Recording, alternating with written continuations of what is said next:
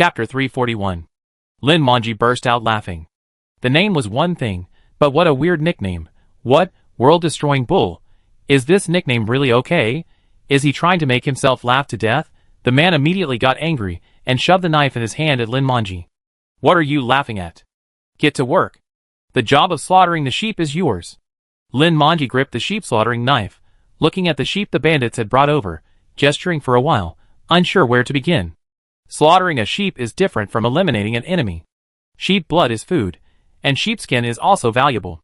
Slaughtering a sheep requires skill, eliminating an enemy is simply a matter of elimination. These are completely different things. Lin Manji looked at Luo Yanqing, and Luo Yanqing looked at Song Tianjiu. So the two of them looked at Song Tianjia at the same time. Song Tianjiu was munching on a peach that Bao Zhu had presented as tribute. Noticing their gazes, and then looking at the bleeding sheep, he jumped off the millstone and went over. Bao Zhu, come here and put the sheep on the millstone. We need to bleed it.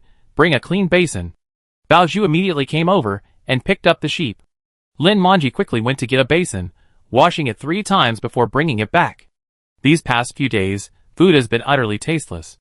I want lamb skewers, Lin Manji said, his mouth watering. At the mention of food, all the bandits in the stronghold gathered around, their faces full of hope. Bao Zhu placed the sheep on the millstone, its head suspended in the air as Song Tianjiu had requested. Seeing Song Tianjiu jump onto the millstone, he immediately pressed down firmly on the sheep's 4 hooves. Lin Manji immediately placed the basin directly under the sheep's neck. Song Tianjiu swiftly slashed the sheep's neck, and a thin line of blood flowed from the wound, dripping sparsely into the basin. The sheep struggled at first, but then completely lost its strength. After bleeding it, skinning, butchering, and deboning were done. While the cow wasn't even slaughtered yet, Song Tianjiu had already processed the mutton. The sheepskin was left for Xie Qishan to process. The rest would be eaten today. Those who want mutton skewers, go sharpen the bamboo skewers. Bring me all the seasonings from the kitchen. Start the fire. Song Tianjiu wasn't good at cooking, but she was an expert at grilling meat. The mountain stronghold kitchen didn't have many seasonings, only salt. Bao Zhu felt embarrassed and offered to arrange for someone to go shopping. Song Tianjiu kicked the little black dog that was stretching its neck, trying to steal some meat. Black bear spirit, get to work. Here's a big bone as a reward.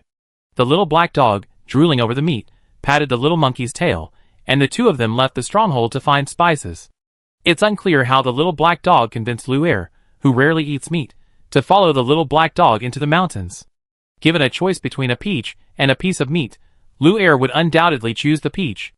After sending out a gathering team, Song Tianjiu went to process the cow. The bandits, knowing there was meat to eat, were incredibly eager. Since there was no bamboo in the mountain stronghold, they secretly went to the Great Buddha Temple and cut down a considerable amount of bamboo. Following Song Tianjiu's instructions, they split the bamboo into thin strips and sharpened them. While skewering the meat, they were all drooling.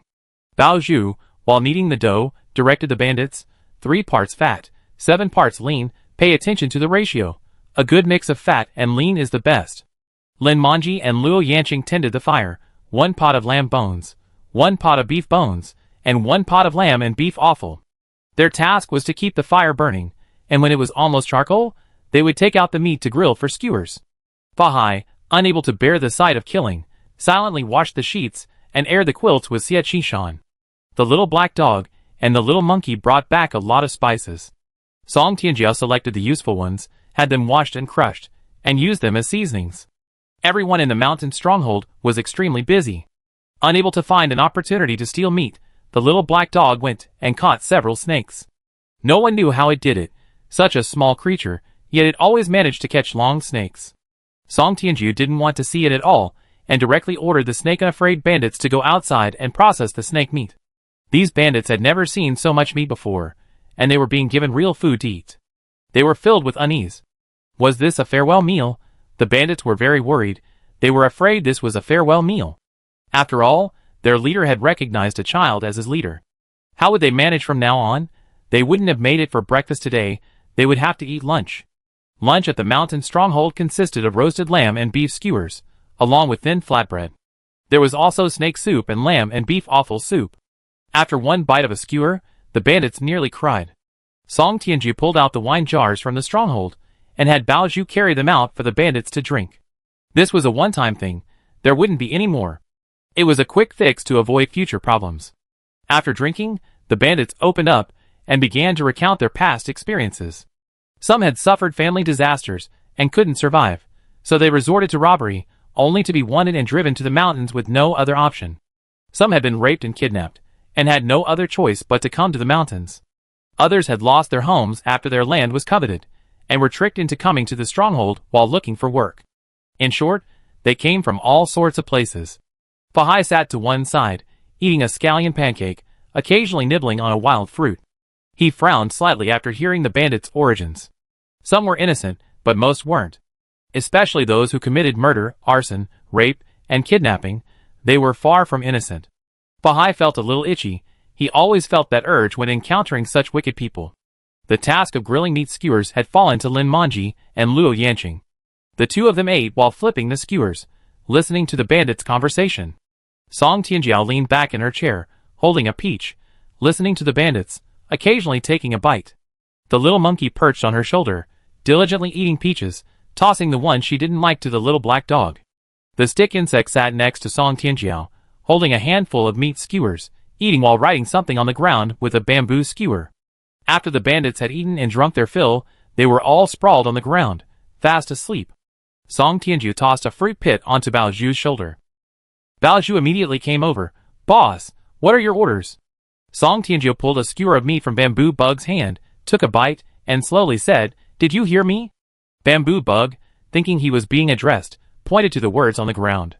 Just as he was about to speak, he heard the sound of a blade being drawn. He looked up and saw Bao Zhu walk over to one of the bandits, grab his chin, pull him up, and slit his throat with a single stroke. Song Tianjiao looked at the splattered blood and sighed, "Stand back. When you attack, distinguish between arteries and veins. Arteries spurt more blood, it's filthy." Bao Zhu nodded repeatedly, looking enlightened, and quickly tossed the two targets onto his shoulder. He was already quite strong, and now this body was even more gifted. He could carry two people on his shoulders and lift two more with both hands, walking with incredible speed. Bao Zhu led 4 men to a corner and returned shortly. When he returned, his face and body were stained with blood.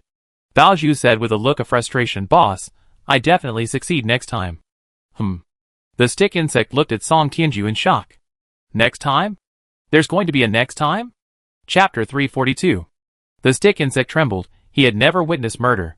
Killing fish, snakes, sheep, and cows was for sustenance. Murder? What right did they have to kill? Punishing the wicked was the government's job.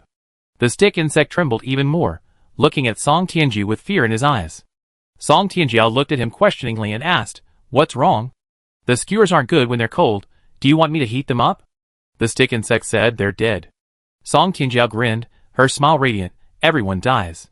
You will die, and I will die. All things in the world will perish."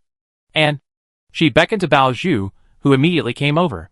Song Tianjiao dipped her finger in Bao Zhu's blood and smeared it on the stick insect's face. Then, holding the stick insect's fingers, bent down and pressed them to the ground. "The death list, didn't you write it too?" The words written on the bamboo stick were small and densely packed. 2 characters were erased by Song Tianjiao with his stick insect-like fingers, blood from Song Tianjiao's fingertips flowing onto the stick insect's fingers. Song Tianjiao said, "You write, and people do. Isn't that better?" The stick insect asked, "Aren't you afraid?" "Afraid of what?" "The pangs of conscience, whether they become vengeful ghosts after they die, and the government's questioning." Bao Zhu frowned, his blood-stained hand resting on the knife hanging at his waist. He didn't like what this man was saying. This man's mouth was designed to infuriate. Song Tianjiao pointed to the bandits lying haphazardly on the ground and said, "Those who steal a hook are punished. Those who steal a country become princes. Father, you should understand this principle better than I do. After all, you are a scholar." Song Tianjiao held the stick insect's fingers, rubbing the calluses on them. Different people have different calluses. The hands of someone playing the zither are different from those of someone wielding a longbow. The hands of someone wielding a penknife are different from those of someone wielding a woodcutter. The condition of a person's hands reveals more about their past than their face. Past experiences leave calluses, deformities in the fingers. The stick insect's hands were those of a scholar. Song Tianjiao had seen hands like that before. The stick insect trembled, silent, looking at Song Tianjiao's profile, feeling a chill again. Song Tianjiao waved her hand. "Continue. The wine here isn't very strong. Clean it up quickly." What's that saying again? Maintain the purity of the ranks. Song Tianju was uncertain. Her education was completely different from that of these lucky ones. She was from the old era. Everything about the new era was relayed from others. She was almost a century removed from this era. She was a ghost of the old era, never having witnessed the true new age.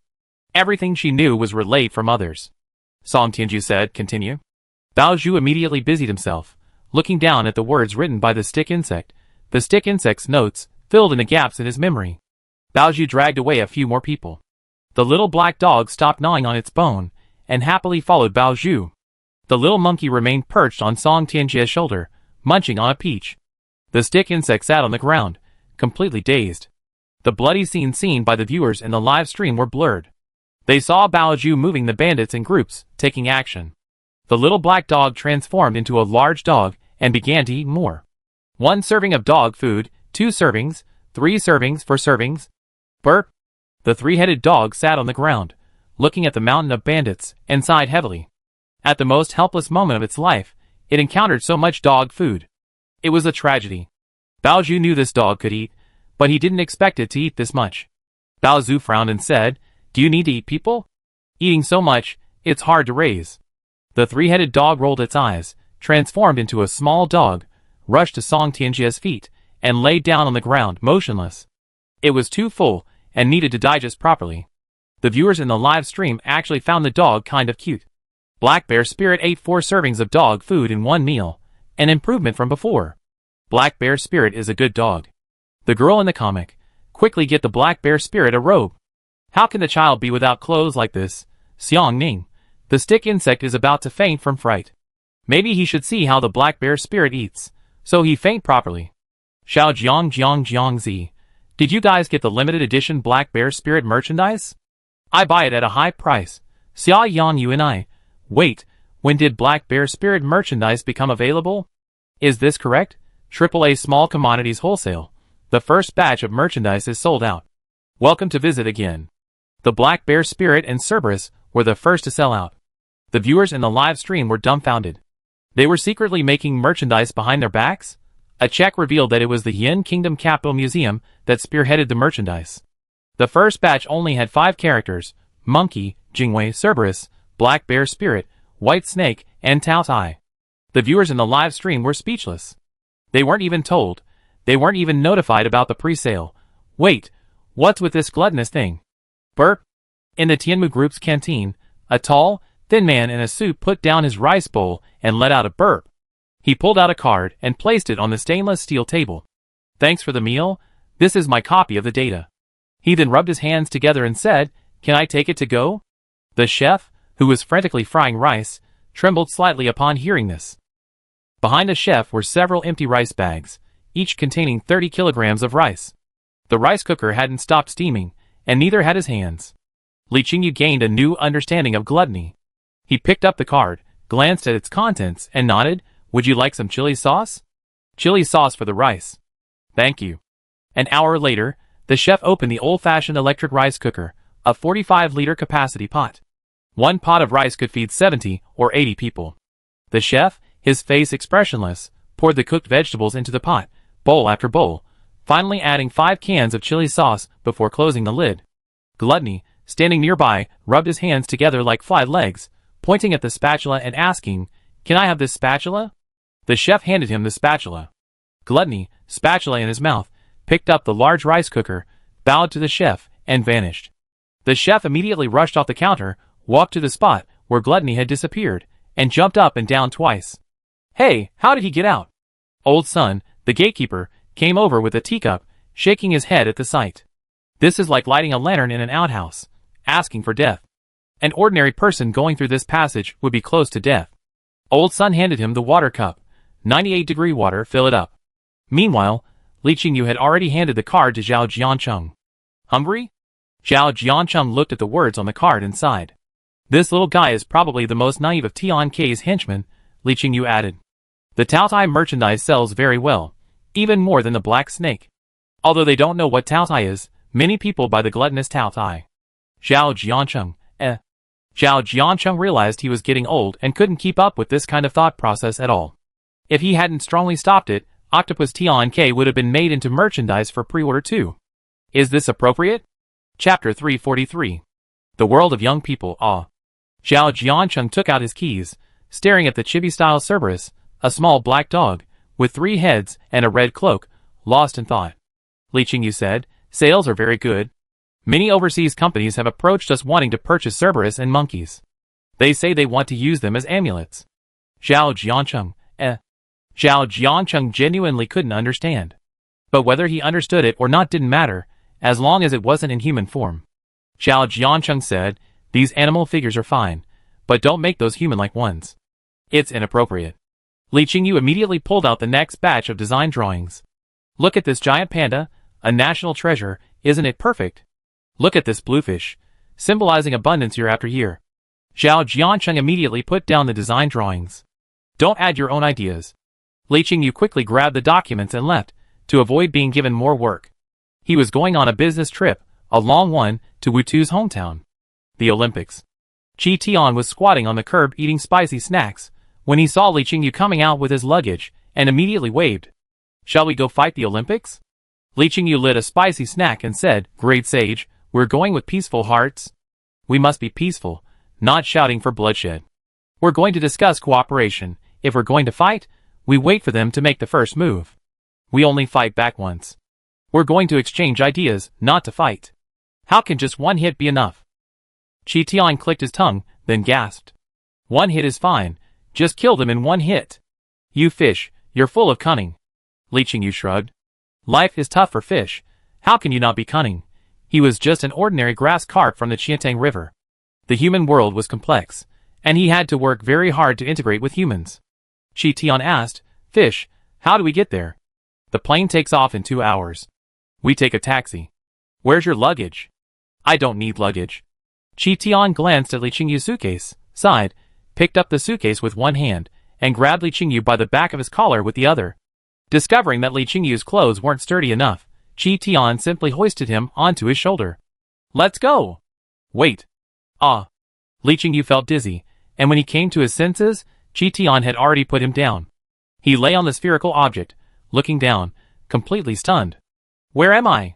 Qi Tian pulled out a world map, trying to determine his location. A somersault is 108,000 li, that was 1.5 somersaults.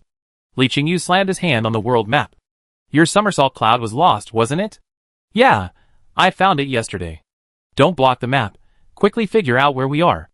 Li Qingyu squinted at the scenery as far as the eye could see, looking at the cluster of buildings, and said, "No need to calculate, walk to the side and look up. Isn't there a torch?" Qi Tian looked up and said, "There is a big torch." "Is this the Olympics?" Li Qingyu said expressionlessly, "No, this is the Statue of Liberty. I won't ask how the somersault cloud got back. The most important thing now is, let's get out of here quickly." Another dizzying spin ensued, and Li Qingyu landed with a shiver. He stood on tiptoe to look at the surrounding scenery and shouted, "Wrong, wrong. This is a snow mountain. We're going to the Olympics. I can't breathe, hurry, hurry." A biting wind howled, and Li Qingyu felt like he was about to freeze into a fish. After several attempts, the monkey and the fish finally reached the correct spot and landed on Mount Olympus. Li Qingyu saw a half-human, half-fish siren in the fountain pool and went over to greet it. "Mermaid fishman? Hello fish, I'm a fish too. I come from the Qiantang River in Yin Kingdom, and I belong to the Cypriniformes order, Cyprinidae family, and the genus Hemiberlesia. This is a monkey, from Flower Fruit Mountain. We come to bring warmth." The siren shrieked. Li Qingyu took out some earplugs and handed a pair to Qi Tian, then put on a pair for himself. "All right, shut up. I'm talking to you. Are you getting too cocky?" Qi Tian, who had just opened the earplug box and hadn't even put on the earplugs yet, stared at Li Qingyu in shock. "Wasn't it supposed to be peaceful? Is this what peace is?" The gods of Olympus rushed over and saw a humanoid creature sitting on a suitcase eating grapes, while another humanoid creature was lecturing the siren. "Can we talk? Can we talk properly?" They attacked right off the bat. "Do they think I'm easygoing?" The Olympic gods felt a long-lost pressure. They felt the same way during the meeting in Yin country. Even though this was their home turf, the pressure was even greater. Meanwhile, Wutu woke up from his afternoon nap and was munching on bread. "The captain and vice-captain should be boarding the plane soon. I get up early tomorrow to pick them up. Why did we have to go to the Olympics for a meeting?" Those unfilial descendants are hard to deal with, Wu Tu said, spreading chili sauce on his bread. After finishing his meal, Wu Tu had to get to work. His current job was as a courier, responsible for delivering orders to all the pilgrimage teams in Great Britain and the surrounding areas. Wu Tu was very satisfied with this job. Each shipment had a safety margin for damage. As long as he was careful enough, these losses would become his kickbacks. Wu Tu was looking forward to picking up passengers at the airport tomorrow. Tomorrow, he could finally showcase his spatial control abilities as the king of the skies. In Yin country, his abilities were weakened, making it difficult to display his full power.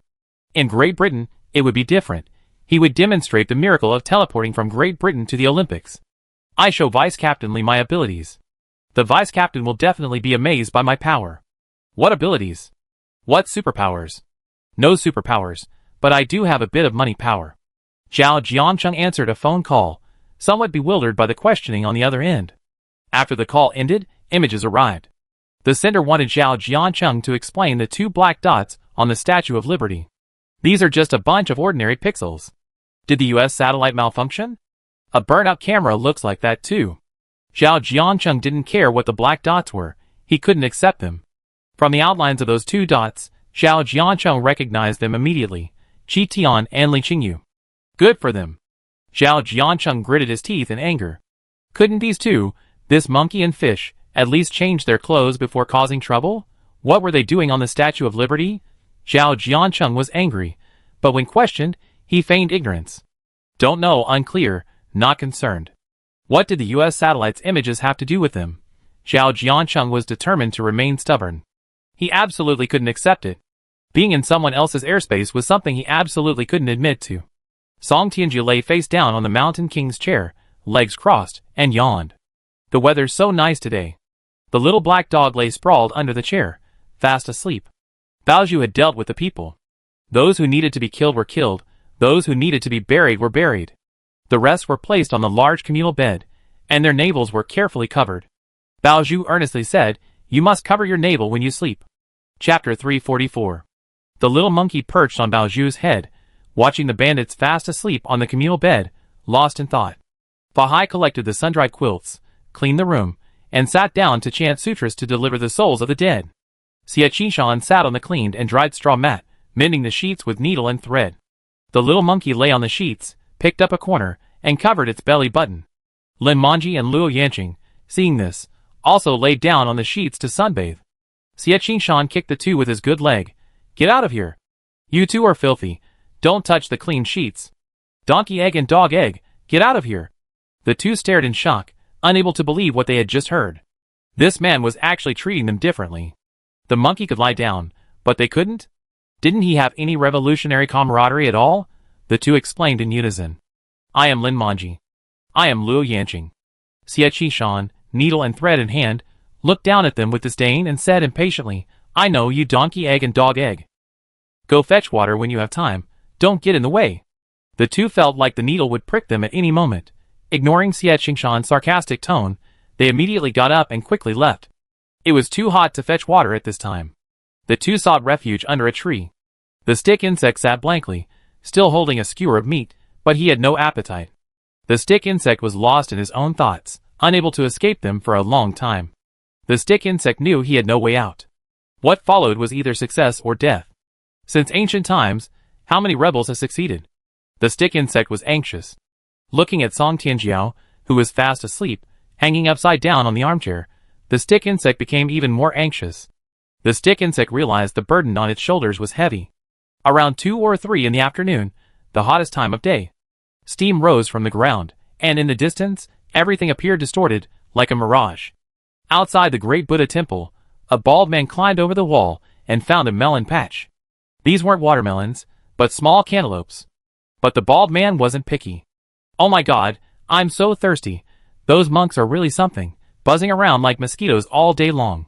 They just bully a little monk like me, working, all working." After eating his fill of melons, the bald man pulled out a handful of copper coins and placed them in the melon patch. He tiptoed, peering around, and chose the direction with the most footprints on the ground. Where there are people, there are people. Wu Shuai, you're a genius. "Hey, you bald monk over there. Stop right there. You stole my melons?" Hearing someone call his name, Wu Shuai immediately turned around, about to explain that he had paid, when a rope was put around his neck. You bunch of bald monks, you come here to steal melons every day, are you the badger in the melon patch?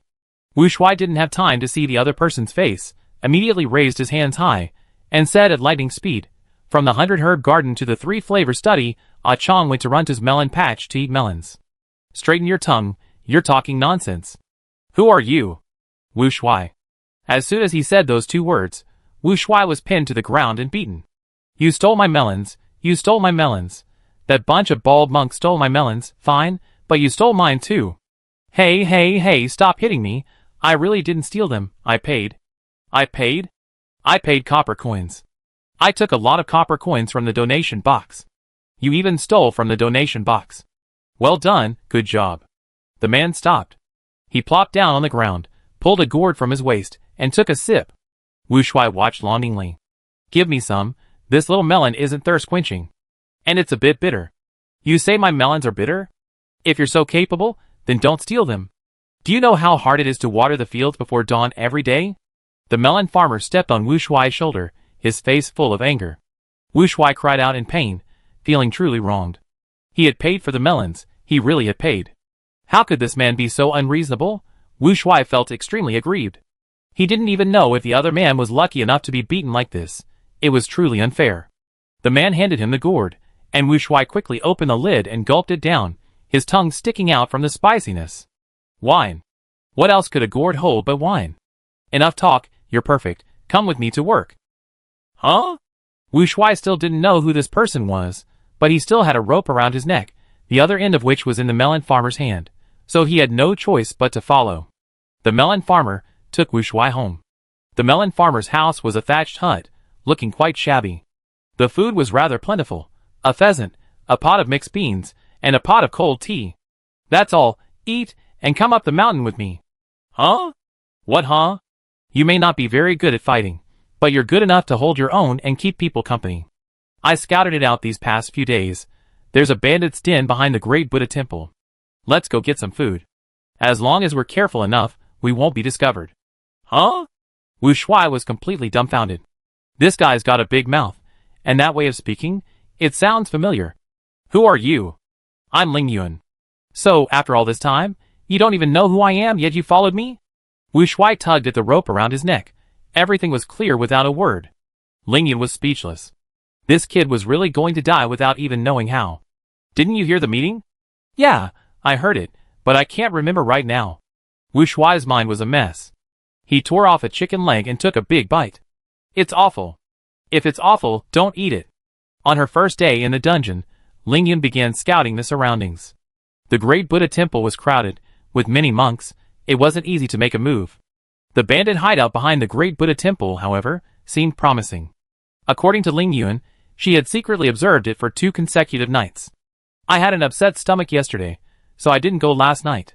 It doesn't matter, we already scouted the area. Let's hurry back and get a bag of grain first. Have you heard?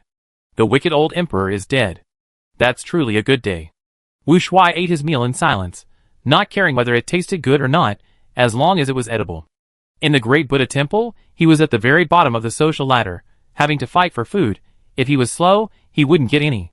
Even if he managed to grab some, the food was always bland and tasteless. After eating, Wu Shuai finally understood why Ling Yuan had an upset stomach yesterday. Where's the outhouse? Ling Yuan casually pointed in a direction. The vast world, anywhere will do. To achieve great things, one must not be bothered by trifles. Wu Shuai, just say there's no outhouse. No need for such euphemisms. In the mountain stronghold, Song Tianjiao looked at the bandits, who were eating in silence, not daring to lift their heads, and asked in confusion, why aren't you eating the vegetables? The vegetables today are all right. The bandits glanced up at Song Tianjiao, then immediately lowered their heads. Waking up to find 2/3 of the bandits gone, even a fool would understand why. The bandits trembled, avoiding Song Tianjiao's gaze. Dinner consisted of stir-fried mutton and beef offal, noodle soup, sliced braised mutton and beef, and cold radish salad. This was quite a feast. The stick insect was diligently picking at the food. He had changed. Chapter 345. Like a caterpillar undergoing metamorphosis, the stick insect was completely different. He stood up, smiling as he served food to the bandits. Eat and drink well. Make yourself at home here. Brothers, you're all men destined for great things. What's the point of not eating or drinking? Health is the most important thing. Eat. Eat. The stick insect smiled kindly, his tone gentle. The bandits felt something was amiss. This was their home. What's the big deal? They just wanted to live. They weren't starving or thirsty, they had eaten and drunk, just dared not take any food. How could this man portray them as not eating or drinking? The bandits looked at the stick insect's smile, inexplicably afraid. Baoju brought over a glass of cooled plum juice and placed it beside Song Tianju. He carefully examined the stick insect, finding him strange. This change was too fast. Could he be a spy? After dinner, and the rooms assigned, Song Tianjia squatted on a chair in his room, looking at the clean, warm bedding on the bed. It was warm. Even the straw mat was still warm. This arrangement was suitable for winter, not summer. The little black dog rolled around on the straw mat, and the little monkey lay on the bed, pulling a corner of the sheet to cover its belly button. The two furry figures were curled up like pancakes. Baoju leaned against the window, peeling peanuts while talking about the unusual stick insects. Boss, he's definitely up to something. He was cowering like a quail at noon, but after dinner he's all talk and no action. He's definitely up to something. Maybe he's a spy. Song Tianju sighed, fanning himself with a palm leaf fan. Zhu, do you think it rained tonight? Baoju looked up at the sky, shook his head, and said, Boss, the weather's nice today, looks like it won't rain. Tomorrow morning we have wild vegetables with minced garlic, peanut porridge, and bean noodles. How about that? Song Tianju nodded. Don't worry, boss, I keep an eye on that bug. If he causes trouble, and you can't do it yourself, I will. Baoju clenched his fist. His physique was completely different from before. He felt full of power. It was like holding a hammer, seeing everyone as a nail. Now, Baoju wanted to fight everyone he saw. Song Tianju waved her hand, saying nothing. The bandit's den was scorching hot, the room exceptionally hot, and she felt a little listless. Baoju put down a pot of cold tea, picked up a winnowing basket full of peanuts, and left. Song Tianju waved her fan, then finally rolled up her straw mat, and went outside to sleep. Tonight, it's Fahai's turn to keep watch. Fahai will be up for the first half of the night, and Baoju for the second half. Fahai sits in a corner of the mountain stronghold chanting scriptures. Song Tianju spreads a straw mat under a tree behind Fahai, and shoves a palm leaf fan into Fahai's hand. Master, do monks always strike a wooden fish when chanting scriptures? Since we don't have a wooden fish, you can use a fan. Fahai, Fahai fans himself with the palm leaf fan. Song Tianju adjusts the straw mat to a breezy spot, places a pillow down, and lies down with his legs crossed. The little black dog rushes over and lies down right next to Song Tianju's head. The little monkey perches on Fahai's shoulder, spreading its front paws to feel the breeze. Fahai is completely speechless. He feels like he's become a tool. Song Tianju drifts off to sleep, waking up to find the moon high in the sky. She yawned and wobbled barefoot towards the kitchen. It was hot. Stewed meat would spoil overnight. Before Baoju went to bed, he put all the meat in the pot, stuffed a few tree roots into the stove, and heated it over a low flame. This would prevent the food from rotting. Song Tianju added some firewood, picked out a few pieces of meat, peeled some garlic and scallions, and grabbed a few leftover flatbreads from the day. She ran back quickly, calling the little black dog and the little monkey for a midnight snack. The little black dog ate everything offered, its tail wagging like a little windmill. The little monkey perched on Fahai's shoulder, eating its flatbread roll with scallions with remarkable elegance. Fahai, who was chanting sutras, sighed. Benefactor Song, please eat less meat. Song Tianju handed him some cool tea. Master Fahai, please have some tea. Fahai drank the tea and swallowed it completely. Song Tianju began his devilish whisper. Master Fahai, microorganisms are living things too. After water boils and cools, many microorganisms will grow. Master Fahai, with just a sip of cold tea, has harmed countless lives. Fahai realized his mistake. He shouldn't have said these things to Song Tianju. Song Tianjia continued his devilish whisper. Buddha said, one leaf contains a world. Master, you ate radish leaves during the day, which means you ate many worlds. From a microscopic perspective, you destroy countless universes. Master, we must reject macroscopic narratives and view the world from a microscopic perspective. Master, do you know that our perception of a drop of water, a leaf, is the same as how a higher plane views this universe? The vast universe contains billions of living beings.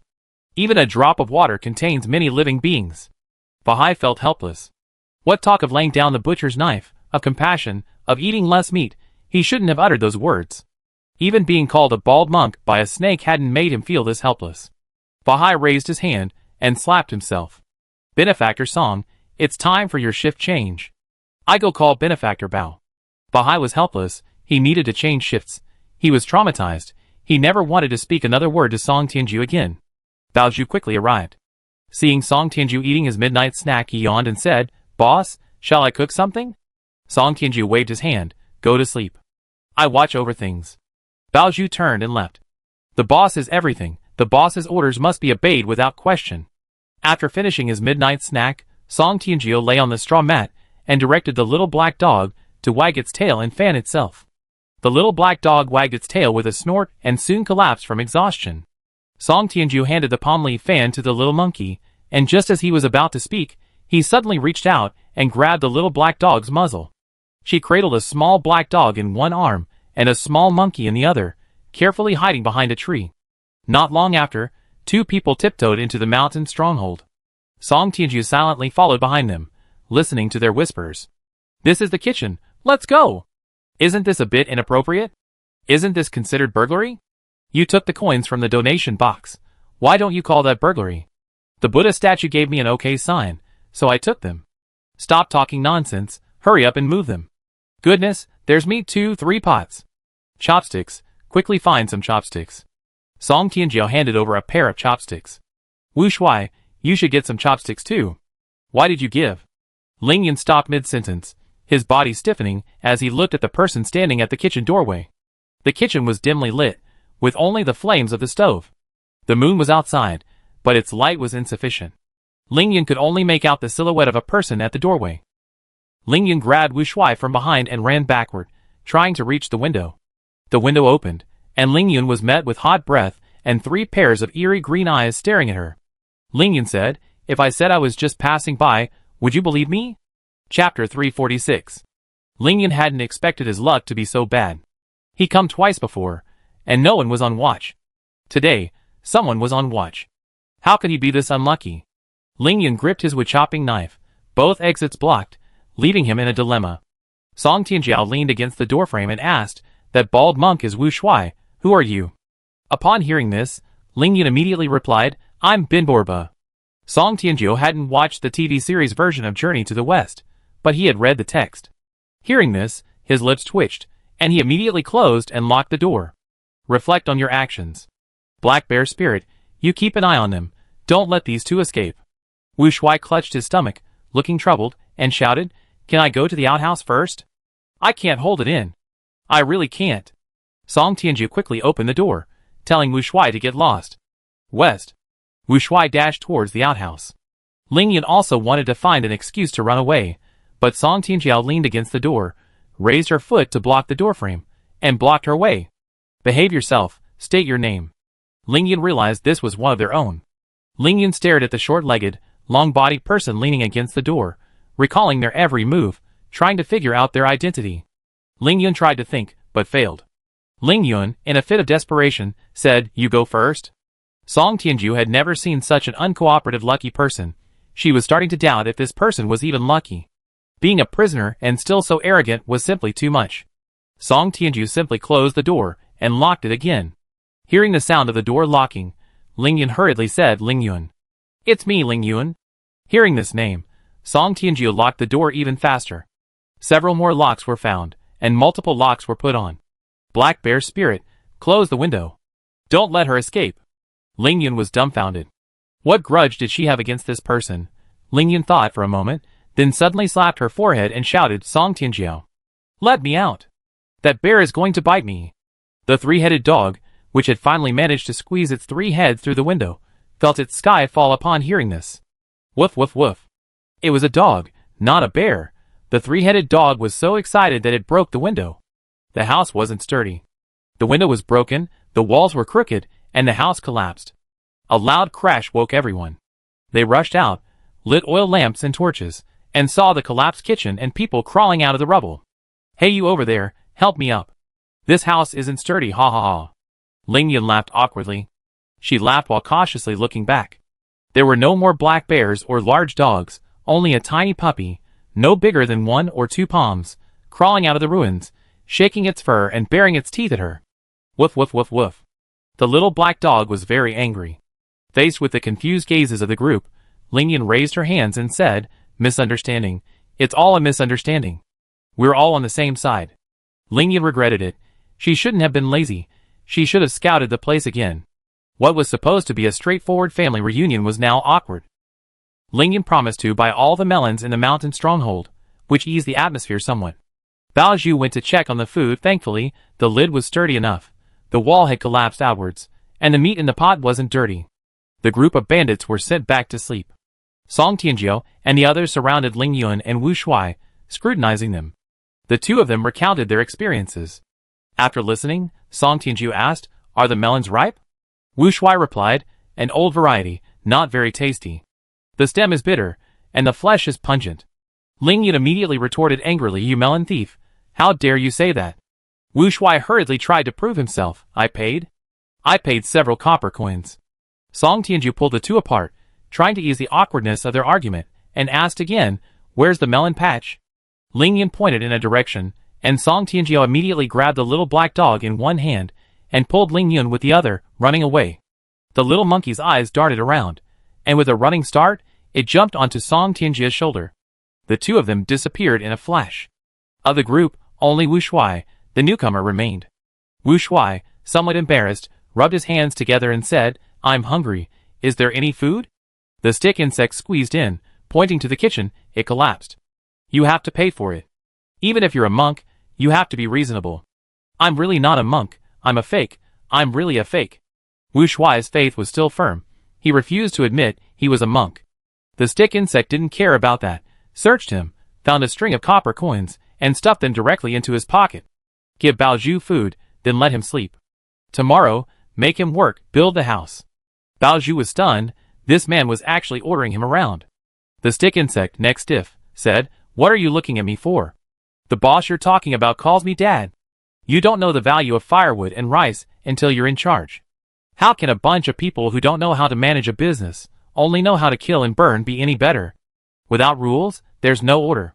From now on, everyone in the mountain stronghold must have rules." Bao Zhu was dumbfounded. He suspected this stick insect was an imposter, and even a spy. How could someone change so quickly? There must be something wrong. The stick insect, standing on tiptoe, tried to overpower Bao Zhu's imposing manner, hands on its hips, and said, "What are you standing there for? If you don't listen to me, I talk to little insect." Bao Zhu gritted his teeth. The stick insect's arrangement wasn't wrong, but coming from its mouth, it just felt off. What, does this insect want to be the Emperor Emeritus? Wu Shuai, without waiting for anyone to give him food, had already dug out bowls and chopsticks from the ruins, washed them, and started fending for himself. Wu Shuai was an inconspicuous person. He was almost full when the stick insect and Bao Zhu were arguing. After finishing his meal, Wu Shuai walked up to Bao Zhu and asked, "Partner, where do I stay?"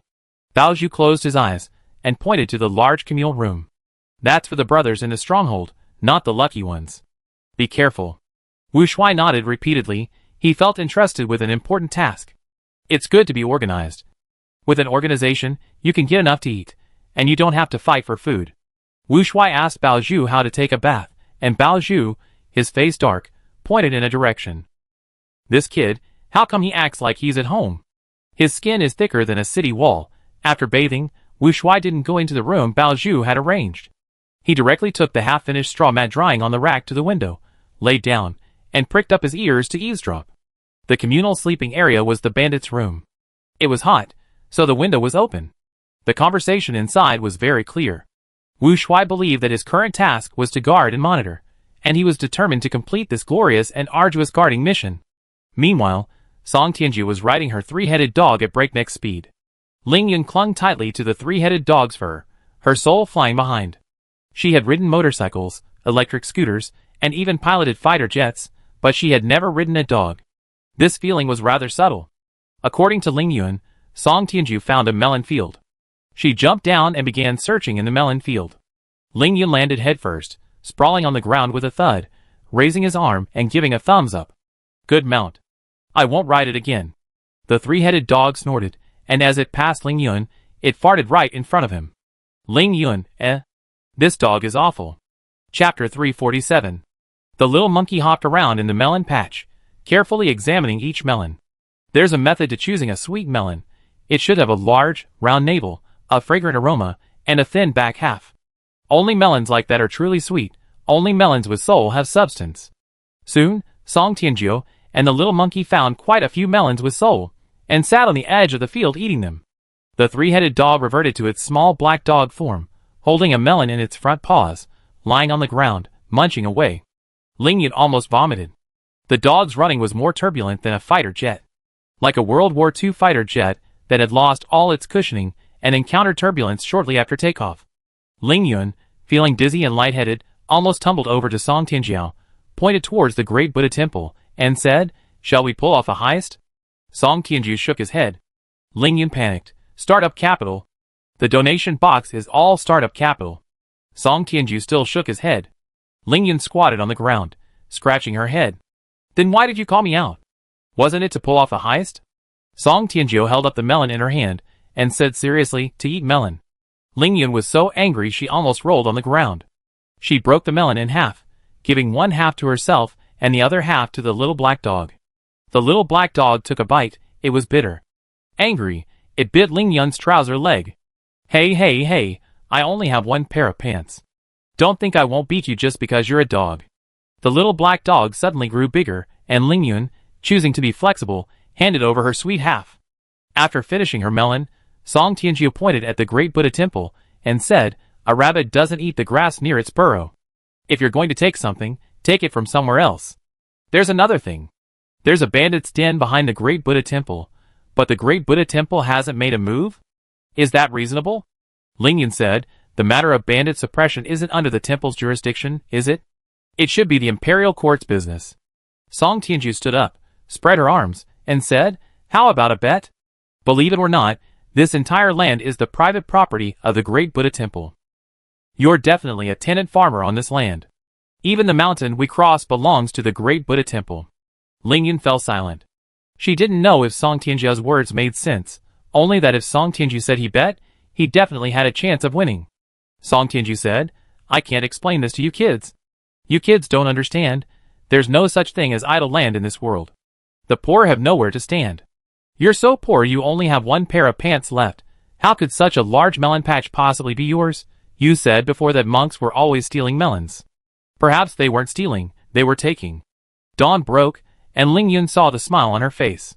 It was a smile Ling Yun couldn't understand. Ling Yun admitted that what Song Tianjiu said was basically true. Song Tianjiu sat down again to eat some melon. She asked, "Do you have a basket? We're going to sell melons at the city gate. We need to go scout ahead." Ling Yun nodded. She didn't have a second pair of pants, but she had a basket. Song Tianjiu stood up, still barefoot, with a pair of straw sandals hanging from her waist. She stepped on the little black dog's head and said, "Make yourself bigger, about the size of a large dog. You carry the load." The little black dog whimpered pitifully. The baskets at Ling Yun's house were quite large. A normal-sized dog couldn't carry them at all.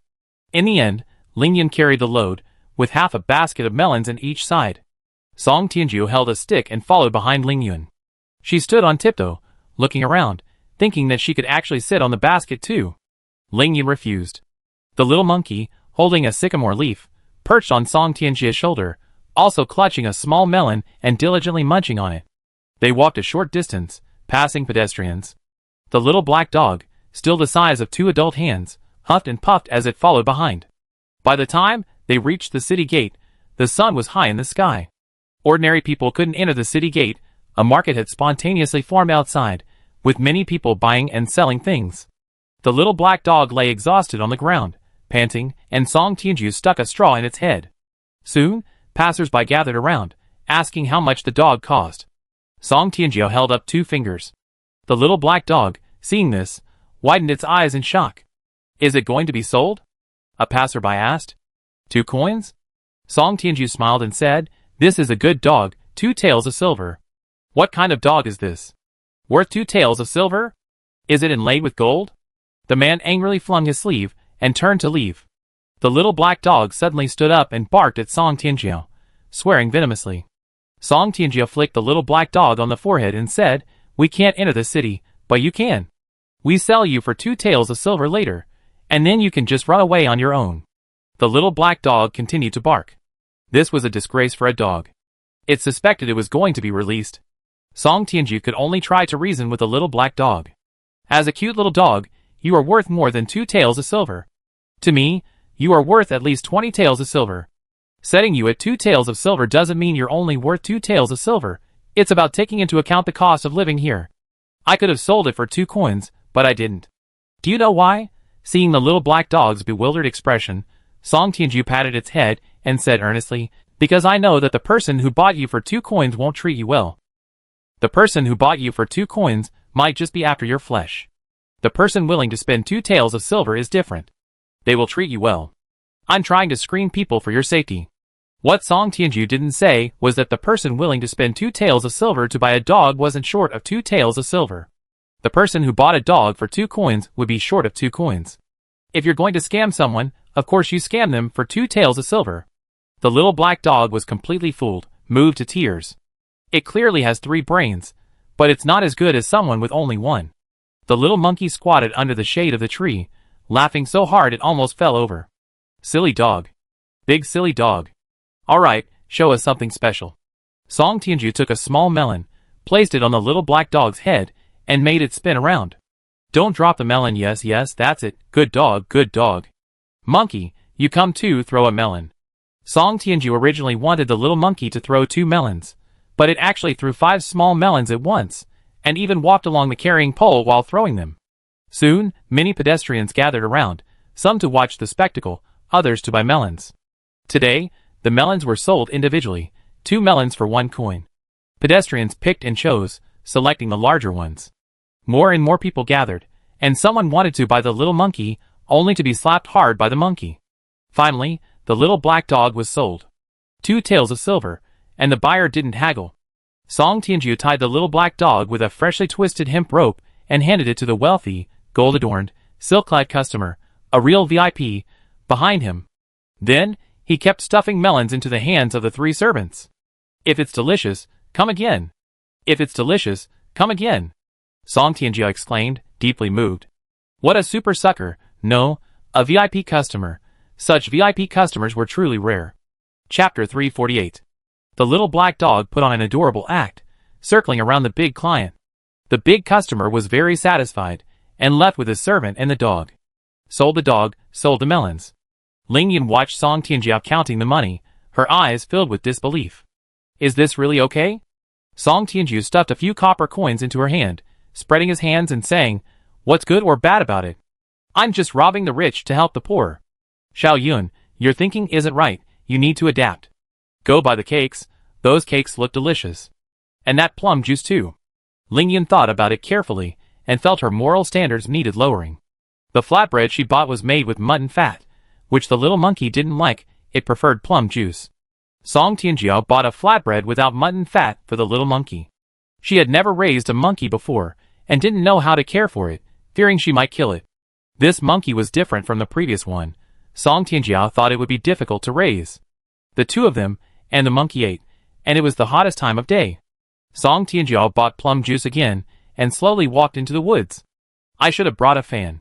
Song Tianjia lay on a tree, fanning herself with a leaf, and sighed deeply. According to the plan, they would wait for the little black dog outside the city. If the little black dog didn't appear by sunset, they would go back to sleep. Song Tianjia stretched and sighed. Waiting is truly the most common punishment in the world. "I must bring a fan tomorrow." Another small black dog, disguised as an obedient puppy, followed the elegantly dressed young nobleman into the city. As they walked, it suddenly stopped and barked wildly at a stall selling pan-fried buns. The young nobleman, bewildered, looked at the stall. At the stall, an old woman was pouring batter into a large, flat-bottomed frying pan. Beside her, in a shallow bamboo basket, lay food, some snow-white, some golden brown. Behind the old woman was an umbrella shop, where a young apprentice was busily arranging goods and setting up tables and chairs. The young nobleman looked down at the little black dog and asked, "What do you want to eat?" "Woof woof woof." The little black dog wagged its tail earnestly. It had eaten these pan-fried buns before. Lu Huaixiang had made them once after the last instance. "Delicious." The little black dog drooled. Heaven knows how hard it had been these past few days. Grilled fish, kebabs, stewed beef and mutton, these were just edible options. If it were before, it would have run away long ago. Lu Huixiang added firewood to the stove, stood on tiptoe, and looked at the small black dog on the ground across the stall. The dog's expression seemed familiar. Lu Huixiang addressed the group of people at her stall. Want to buy pan-fried buns? 1 coin each, mutton. Buy 10, get 1 free. Woof woof woof. The little black dog jumped up excitedly, raising its 2 front paws high in a New Year's greeting gesture. This gesture was taught to it by Zhang Sanwen, who said no buns without a New Year's greeting. The 3-headed dog from hell had thus learned human etiquette. The young nobleman, seeing the little black dog's intelligence, was overjoyed and bought all the pan-fried buns. I take them all. Lu Huixiang looked at the little black dog and smiled. There are still 2 batches left to cook. Young master, would you like them delivered to your residence, or would you like to sit here for a while? We have hawthorn and barley tea available. It's refreshing and appetizing. The young nobleman, smelling the aroma of the pan-fried buns, couldn't help but feel his mouth water. Eat here, and go back afterwards. Bring me a pot of your barley tea. Inside the umbrella shop, the young waiter, who had almost finished tidying up, immediately came out and invited the customer in to sit down. As soon as the young nobleman entered the shop, he felt a cool breeze on his face and was overjoyed. This place is so nice. It's so cool here. It's so refreshing. As soon as I came in, Lu Huixiang placed a plate of pan-fried buns on the table and brought over a pot of hawthorn barley tea that had been cooled in well water. She found 2 small bowls and placed them on the ground. 1 bowl was for water for the little black dog, and the other was for the pan-fried buns. The little black dog wagged its tail so high it almost flew off, burying its head in the bowl and eating heartily. Seeing this, the young nobleman clapped his hands and laughed, picked up a pan-fried bun, took a bite, and praised delicious. Lier, go and take some to my father. He's very busy, he should rest a bit. This young nobleman was quite a filial son.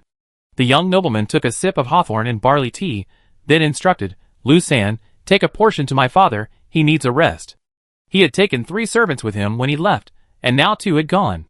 The remaining servant was given pan-fried buns, and squatted in a corner of the shop eating them. Lu Huixiang continued making pan-fried buns. Besides pan-fried buns, she also made guicui, a type of flatbread. Not thick guicui, but thin ones. Lu Huixiang prepared white sugar guicui and mutton guicui. She had observed these thin flatbreads over the past few days, and no one sold them. This was her first batch. She sold food to attract other vendors, and on her first day, she attracted a dog, a good sign. After finishing her pan-fried buns, Lu Huixiang was about to ask the young nobleman if he wanted to pack up the rest, when the servant named Lier stumbled over. Young master. My lord. My lord. My lord. The young nobleman kicked Lier to the ground, roaring, What happened to my father? My lord. He forced the palace with the second prince. He's dead, dead? What? The young nobleman was so frightened, he fell to the ground. Young master, run. Your whole family will be executed. The young nobleman couldn't stand up, trembling as he tried to rise. His 2 servants were also trembling, and all 3 eventually collapsed to the ground. Lu Huixiang said to the shop assistant, Go buy 2 caddies of millet. The assistant, confused, asked, Shopkeeper, don't we still have rice? Lu Huixiang stuffed a white sugar flatbread into the assistant's hand, saying, We don't have enough rice in the shop. I need to make rice cakes. Rice cakes she never had before. Upon hearing this, the assistant immediately took some copper coins and went out to buy rice. Lu Huixiang called out from behind, We want the West Street ones. The West Street ones are delicious. West Street was about a half-hour walk away, which was plenty of time. Lu Huixiang walked to the young nobleman's side, reaching out to help him up, but quickly lost her grip. Oh dear sir, what happened to you? It's frightening. You're a good person. How could your entire family be executed? There must be some misunderstanding. Lu Huixiang then looked at the messenger and asked the servant named Lier, Does anyone outside know about this? Is it still possible to leave through the city gates? Lier stammered, The news is blocked. I barely managed to escape. We have tokens, we have tokens. As long as we run fast enough, we can get out. Lu Huixiang said worriedly, But can you even run like this? The 3 of them were also panicked. Lu Huixiang said, Well then, I think you're a good person, and I have a distant nephew. Let him escort you out. The young nobleman was overjoyed. Lu Huixiang immediately went to the back room, grabbed Zhang Sanwen, who was lying on the bed in a daze, and shoved a small knife into his hand. "Follow my instructions." Zhang Sanwen was dragged into the shop. Before he could ask any questions, Lu Huaixiang said to a richly dressed young nobleman, "This is my distant nephew, named Zhang San. When you left the city, you said he was your servant." Chapter 349. As they spoke, Lu Huaixiang had already packed up some delicious food and stuffed it all into Zhang Sanwen's arms. The freshly cooked pancakes and pan-fried buns were so hot that Zhang Sanwen gasped. Zhang Sanwen was a little confused. His grandmother hadn't said this before. She had told him not to go out. What had happened? Zhang Sanwen silently walked to the jar where he kept his money and grabbed a handful of copper coins. He trusted the intuition of the older generation of revolutionaries. He felt he needed some pocket money. The valuables and gold and silver his mother had prepared were too conspicuous and not suitable for use. Lu Huaixiang said, "There's no time to lose. Your Excellency, please leave the city quickly. My nephew has practiced martial arts since he was a child. You find it useful." The young nobleman was truly grateful. He tried to take out his money, but Lu Huaixiang refused. Lu Huaixiang shoved the man forward. "Young master, you're a good man, and good men don't die young. Hurry up, stop dawdling, even a snail can outrun you." The four of them ran frantically towards the city gates. The little black dog, clutching its leash, took off running. It was small now, for legs couldn't outrun two. The little black dog dashed into an empty alley, and when it emerged, it had grown considerably. Before, it was the size of a 1-month-old puppy. Now it resembled a 1-year-old dog. The little black dog ran towards the city gate. Zhang Sanwen watched the dog running ahead, somewhat puzzled. This dog looked just like the puppy they had seen earlier. The four reached the city gate, showed their tokens, and, under the bewildered gazes of the guards, practically tumbled and crawled out of the gate. The four didn't dare look back, running straight ahead. Zhang Sanwen didn't understand. His grandmother told him to run, so he ran, running for his life. The other three ran with all their might, fearing that a moment's slowness would mean certain death. Finally, they reached a grove of trees. The young nobleman looked back, and, seeing no one was chasing him, his legs gave way, and he collapsed to the ground. Zhang Sanwen, panting against a tree, pointed at the other three and said, "You guys are really good at long-distance running." Just then, a monkey jumped onto Zhang Sanwen's shoulder, pulled out the bulging bundle from his arms, and took a piece of white sugar flatbread. The thin flatbread, sprinkled with white sugar, was baked until crisp and dry. One bite revealed its sweet and savory flavor. The little monkey ate with great delight. Zhang Sanwen stared at the furry little monkey and asked, "Great sage?" The next second, Zhang Sanwen was forcefully smacked by the monkey's tail. "You're the great sage. Your whole family are great sages. Don't I 6 ears deserve a name?" The little monkey jumped into a tree, squealing and tearing branches at Zhang Sanwen. Zhang San shook his head, doubting he had made a mistake. Not far away, Song Tianjiu and Ling Yun lay in a ditch, branches balancing on their heads, exchanging glances. The little black dog had shrunk back to its original size, only the size of 2 adult hands. The dog puffed and puffed as it charged over, wagging its tail wildly, looking quite smug. "Woof woof woof." Song Tianjiu tried to cover the dog's mouth, but his arms weren't long enough. Song Tianjiu thought this dog deserved a beating. The 4 people resting under the trees nearby, some lying down and some sitting, all looked this way. The viewers in the live stream laughed. Learning to think, "Black Bear Spirit, you're easy to beat up like this, really." Chaoshen, when do you think these two groups will recognize each other? This atmosphere is a bit off. Could someone get killed? Mr. Junmo Ruan, it's unlikely anyone will die, is it? Besides, Zhang San's battle-damaged appearance isn't bad either. Let's fight. Let's fight. Guess who will strike first? Lian Ruoyun. Zhang San's current face isn't as good-looking as his original skin. Battle-damaged Zhang San looks better in his original skin. Original skin, battle-damaged Zhang San.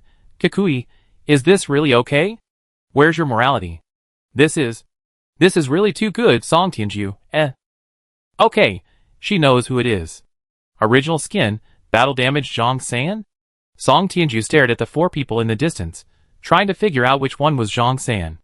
Of the 4, the one with the most good looks was the one wearing gold and jade.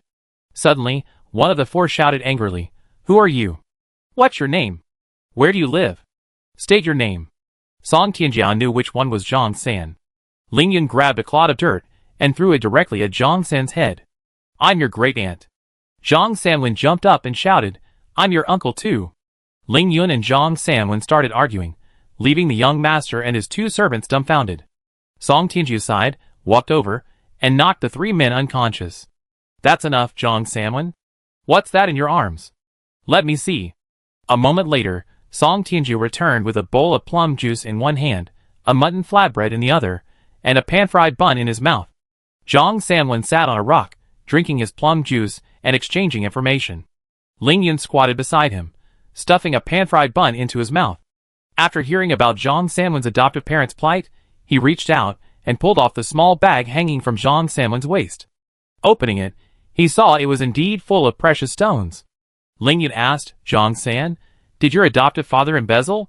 So much gold, so much sparkling stuff, it looks very expensive. Zhang Sanwen snatched the pan-fried bun from Ling Yun's hand and stuffed it into his mouth. Your dad's the one who embezzled. Ling Yun replied sincerely, I don't have a dad. My dad died a long time ago. Zhang Sanwen was speechless. He didn't have a biological father either, and his fake one was gone too. Song Tianju felt she should say something to comfort the two of them. Unable to put down the pan-fried bun in her mouth, she put down the bamboo tube of plum juice and ruffled each of their heads. Song Tianju felt inexplicably guilty. Although they were both orphans, she now had a cheap father. Although this cheap father was a bit strange. It was better than nothing. She could treat him as a decoration, a lucky charm. Song Tianju picked up the plum juice and drank it all in one gulp, then pointed to the three people lying haphazardly beside her. She suggested, how about we each carry one? It'd be dark soon, and there are too many people on the road. Ling Yun and Zhang Sanwen had no objections. Zhang Sanwen explained that he didn't know anything about this young nobleman's background. He had run all the way here solely according to Lu Huixiang's instructions. He knew nothing of the prior events. However, this young nobleman had a token to enter and leave the city, and his clothes were luxurious. He was clearly someone of importance. Taking him back would definitely be very useful. Ling Yun and Zhang Sanwen had many guesses about the young nobleman, but Song Tianju remained silent and continued eating her pan-fried buns. She already knew the situation. There were too many people talking in the live stream chat, and her head was buzzing, as if dozens of loudspeakers were blaring in her brain.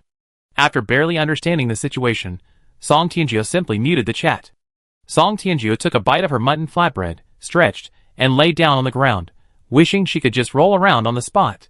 Heaven knows how she had survived the past few days. Food is the core competitive advantage. There's no core competitive advantage in this mountain stronghold. After eating his fill, Song Tianju slept for a while, and when he opened his eyes again, it was already dark. The three prisoners were still asleep. Song Tianjiao made the little black dog grow larger, and put one of the prisoners on its back. Ling Yun and Zhang Sanwen, who had just carried a prisoner, immediately threw him onto the three-headed dog's back as well. Ling Yun stuffed 3 pan-fried buns into the three-headed dog's mouth, saying, this way it go faster. Good dog, I make it up to you. The three-headed dog whimpered 3 times, looking extremely aggrieved. Chapter 350. The group hurried back to Ling Yun's melon patch and immediately placed the 3 men in the shack. The 3 had already discussed their plan on the way. Upon arriving, Song Tianju scooped up a bowl of water and splashed it directly on the young master's face. Ah! The young master exclaimed and sat up, about to speak, when Song Tianju shoved a melon into his mouth. Song Tianjiao, holding an oil lamp, leaned closer, feigning innocence, and said, young master, you're finally awake. You fainted in the woods earlier, muttering things like escape, run away, I'm going to die, I die if I'm caught, things like that. It was all unintelligible. Ling Yun leaned in with concern. What happened to you, young master? Weren't you out shopping for melons during the day? Look, the dog's still here. Why did you suddenly faint in the woods? Were you framed? Zhang San, sitting to the side munching on a melon, felt he should also put on an act. If he didn't, he felt like a superfluous, useless snack. Zhang San rushed over, earnestly asking young master, what happened? Why did you faint after entering the woods? Why were you running towards the city gates? The young master, clutching his throbbing head, looked at the adorable little black dog at his feet, carefully recalling the events of the day. Yes, something happened. Luckily, that old woman helped me, and I managed to escape. What am I going to do now? Tears welled in his eyes as he spoke. Song Tianju kept stuffing melons into his hands. Young master, are you hungry? Have something to eat. We have no money, we're poor, we can only afford melons. The young master ate a bite of melon, tears streaming down his face, sighing repeatedly, I truly met some good people. The young nobleman, while eating melon seeds, tearfully recounted his origins. He was the youngest direct descendant of the Xia family, named Xia Yao. Xia Yao's elder sister was married to the third prince. This third prince was originally ineligible for the throne. This time, the old emperor died suddenly, and the crown prince, overwhelmed with shock, fell into a coma. The third prince, harboring ambitions, conspired with the Xia family to force the emperor to abdicate. He had received news of the failed coup during the day, hence his panic. Xia Yao was the youngest son in the family, and extremely favored. The family had no expectations of Xia Yao's future. He spent his days wandering around with his servants. Although he knew about the family's affairs, he never paid them any attention. To Xia Yao, those matters were none of his concern. This Xia Yao, raised in a pampered environment, was completely unaware of the wickedness of human nature. And so, with tears streaming down his face, he revealed his entire past. Song Tianju and his two companions had sharpened their knives, prepared the ropes, and were ready to interrogate the man. But the man confessed everything without hesitation. Xia Yao, terrified, clutched his little melon and black dog, munching on the melon and petting the dog while trembling as he recounted his fear. The other two servants also woke up, trembling in the same way. Song Tianju and Ling Yun exchanged a glance, both seeing surprise in each other's eyes. Neither of them had expected this man to be so easy to interrogate. This was truly a pampered, carefree young nobleman raised in luxury. Song Tianju blatantly lied, saying, young Master Xia has indeed been framed by villains. Don't worry, young Master Xia, you're at home here. We are deeply grateful for the Xia family's past kindness, and we will certainly repay it. Xia Yao hiccuped, looking blankly at Song Tianju. When did this favor come about? Song Tianju tugged at Xia Yao's sleeve, earnestly saying, young Master Xia, you are a benefactor you don't know. We are where we are today thanks to the Xia family's help. Although you know nothing, we have received kindness from the Xia family. How could we not help you when you are in trouble? If we don't help you, who else in this world will? Young Master Xia, from now on we are all in this together. We will stand together through thick and thin. Song Tianju's words left Xia Yao stunned, and the two servants were also bewildered. But seeing Song Tianju's sincere appearance, they believed him. Xia Yao, tears streaming down her face, exclaimed, you're such a kind person. By the way, what's your name? Song Tianju replied, my name is Xiao Chong. Xiao Chong, you're such a kind person. Song Tianju pressed her advantage, saying, young Master Xia, this is the home of this Zhang San brother. The Zhang San brother makes a living by growing melons, and my sister and I help sell them. It's fate that we met you today, young Master Xia. You should rest well, we go home now. We bring you food tomorrow. Xia Yao, already thoroughly fooled, thanked her profusely. Song Tianjiao then asked Xia Yao, with feigned seriousness, what she wouldn't eat, saying she needed to prepare a proper meal for a distinguished guest. Xia Yao replied, I don't eat shrimp, I don't eat mushrooms, and I don't eat venison. Zhang Sanwen almost burst out laughing upon hearing this. This young Master Xia Yao, does he think he's dining at a restaurant? Song Tianju and Ling Yun took their leave, while Zhang Sanwen stayed behind. The three of them had already discussed their plan before waking Xia Yao. Zhang Sanwen would be responsible for guarding the three men that night, while Song Tianju and Ling Yun would go back and arrange for two more lucky men to come over, just in case. The mountain stronghold, after all, couldn't operate in the open, and this melon field served as excellent camouflage and a buffer zone. They could also use the pretext of selling melons to scout out information at the city gate. This instance was taking too long and prone to unforeseen changes. They needed to gather the lucky ones as quickly as possible. Only by being together could they minimize casualties. Back at the stronghold, Song Tianju tossed the remaining pan-fried buns to the stick insect, telling him to divide them. Lin Manji and Luo Yanqing followed the little monkey down the mountain to the melon field. It wasn't appropriate for Zhang Sanwen to guard three people alone.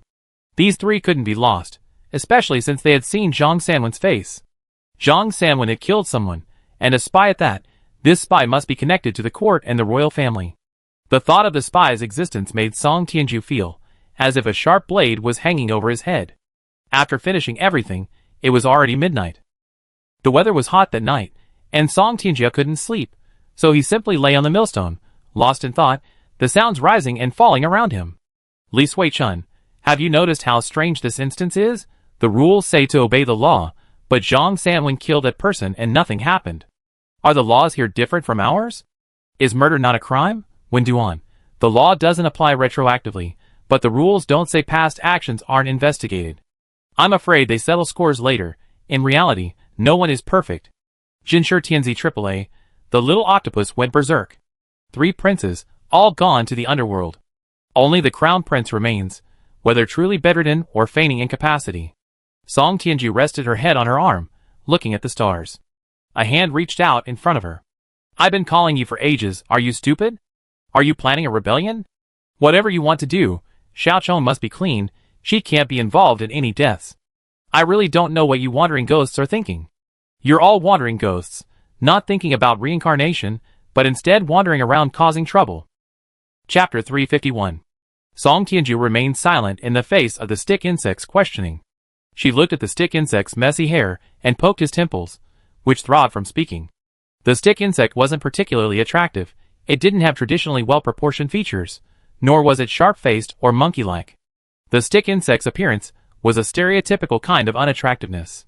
Thin, with protruding bones, this was a very common type of unattractiveness.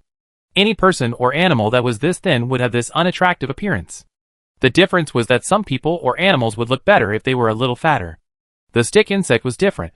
Its bone structure was just like that. The stick insect was born unattractive, regardless of its weight. Correspondingly, Song Tianju's body also had this flaw. Anyone could tell at a glance that they were from the same family. The moonlight was beautiful tonight, bright and clear. By the moonlight, Song Tianju saw the stick insect's stiff neck, with protruding veins on it. Song Tianju knew that all she had to do was press down on the stick insect's nape, twist its head forcefully with her other hand, and with a snap, it would be dead. Life was so fragile. All life with vibrant vitality, no matter how strong its will to survive. As long as you find its weakness, you can kill it instantly. In Song Tianju's eyes, the stick insect was such a life. A life that couldn't withstand turmoil, a life with no room for error. Song Tianju roughly understood what the stick insect was clinging to. Even though she felt this clinging was meaningless. She had seen people with the same clinging before. That person, like the stick insect, wasn't good looking. Like the stick insect, they possessed an almost naive kind of stubbornness. Song Tianju said, the little insect's hands won't get stained with human blood. The stick insect, having received its answer, turned and left. The next day, Song Tianju brought Xie Yao his meal, and Bao Zhu insisted on coming along. Boss, I don't get along with that insect. If I leave him in the stronghold, I'm afraid I might accidentally kill him. Bao Zhu genuinely disliked the stick insect, and wanted to beat him up. Song Tianju had no choice but to let Bao Zhu come along. Breakfast at the stronghold was prepared by Bao Zhu, peanut porridge, pickled vegetables, and a cold wild vegetable salad. The taste wasn't very good, the wild vegetables were bitter. Xie Yao took one bite, and didn't want to eat any more. What the hell is this? It's awful. Bao Zhu's fist hardened. Song Tianju said, Young Master Xie, these aren't ordinary wild vegetables. They're herbs for clearing heat and reducing internal fire. It's hot, so eating them is perfect. If you get heat stroke because of the heat, it can be fatal. Hearing this, Xie Yao frowned and continued eating. While Xie Yao was eating breakfast, the lucky ones were picking out melons. Today, he still went to the city gate to sell melons. This was a very good source of information. The viewers in the live stream only saw the perspective of the lucky ones, unable to see the big picture. The information obtained at the city gate could replenish Song Tianju and his group's intelligence database. Xie Yao took out a silver ingot and handed it to Song Tianju. Buy me a roast chicken when you get back. Song Tianju weighed the silver ingot in his hand and found it was 5 taels. A dog costs 2 taels of silver, a chicken costs 5 taels of silver. Song Tianju realized that he had asked for too low a price for the dog yesterday. Don't worry, young Master Xia, I buy you whatever good food I can find. The roads are a bit dangerous, could I borrow the dog? Xie Yao looked down at the small dog. What use could such a small dog be? Before Xie Yao could think further, the little black dog had already rushed to Song Tianju's feet, and was circling around him. Today, Bao Zhu was in charge of carrying the loads. There were 2 large baskets, one contained melons, and the other held Song Tianju, the little black dog, and the little monkey. The melon end was heavier. Bao Zhu looked around, and then told Ling Yun, who was munching on wild berries, to get into the basket too. Bao Zhu said seriously, to balance the weight. It'd be easier if both ends are equally heavy. Ling Yun pointed to himself, then to the large basket, his face full of disbelief. You want me to get into the basket? Song Tianjiao, the little monkey, and the little black dog were already huddled in the basket, all three eyes fixed on Ling Yun. Ling Yun walked over and slung the basket over his shoulder. Ling Yun waved his hand. Zhang San, Lightning, Donkey Egg, I'm leaving. You guys watch the house. You guys watch the house well. Song Tianjiao took a bite of a wild berry he picked by the roadside and shoved a palm leaf fan into the little monkey's hand. Fan yourself. The little monkey bared his teeth. White sugar pot stickers, sesame seed cakes, and sour plum juice. Want some? The little monkey started fanning himself. Bao Zhu left, carrying his shoulder pole. Zhang Sanwen stood on tiptoe, watching them go. He pondered Ling Yun's words carefully, then jumped up and said, Did Ling Yun just treat me like a dog? Luo Yanqing didn't want to talk and turned to tend to the melons. Lin Manji said with a frown, I told you not to call me Donkey Egg, not to call me Donkey Egg. I'm not called Donkey Egg. Zhang Sanwen hooked his arm around Lin Manji's neck and chuckled. Brother, there's a Buddhist temple nearby, isn't there? Lin Manji nodded. There was such a thing. We don't know the way, but Wu Shuai, this fake monk, knows the way, right? Lin Manji nodded again. Zhang Sanwen's smile widened. Why don't you go up the mountain and call Wu Shuai? You can take his place. With Wu Shuai's mediocre skills, he definitely couldn't control those bandits. That monk Fahai, always so compassionate. Maintaining stability, we still need you, brother. The Lucky One's information was completely shared, although Zhang Sanwen hadn't gone up the mountain yet. He knew the situation there perfectly. Currently, there were only 3 Lucky Ones on the mountain, plus a big worm. Zhang Sanwen's reasoning was very convincing. Lin Manji felt something was off, but the other side was also a comrade. He couldn't be fooled, could he? Lin Manji thought about it, and finally understood what Zhang Sanwen wanted to do. You're going to get the money from the donation box? Zhang Sanwen smiled without saying a word. Great Buddha Temple, Great Buddha Temple. On his first day in this instance, his mother had just. He returned from the Great Buddha Temple, saying he brought back a string of blessed Buddhist beads. Zhang Sanwen touched the sandalwood beads on his wrist, gazing in the direction of the Great Buddha Temple, his smile fading. His mother said the Great Buddha Temple was the most efficacious temple in the capital. His mother said the first incense offered at the Great Buddha Temple on the first day of each lunar month was so sought after that it was impossible to get one. His mother said the vegetarian food at the Great Buddha Temple was delicious. Zhang Sanwen touched his face. Many people had seen his face. After all, he was a guard by the emperor's side, and his face was too conspicuous. Donkey Egg, let's have a fight. Lin Manji, confused, replied, Fight? Why fight? Don't fight for no reason. Zhang Sanwen's tone shifted abruptly, becoming aggressive. Donkey Egg, you don't dare hit me? Or do you think you can't beat me? Coward. How did someone like you even manage to sneak in? Your head's only good for decoration. With a brain like yours, you might as well just surrender and let someone else take your place. Zhang Sanwen. Lin Manji punched Zhang Sanwen squarely in the face. Zhang Sanwen licked his cheek with his tongue and sneered, Haven't you eaten? Xia Yao panicked when he saw the two fighting. Hey, what are you fighting about? You're all brothers, how can you fight? Chapter 352. Luo Yanqing turned her head and saw the two men who had been arm in arm, like buddies, fighting. Xia Yao stood by, jumping up and down, trying to break up the fight. Luo Yanqing was puzzled. She put down her work, picked out a melon that looked delicious, and went over to give it to Xia Yao. Get out of the way. Xia Yao went to the shack, looking back every few steps. Luo Yanqing tried to separate the two men, but ended up getting beaten up twice. Then the three of them started fighting.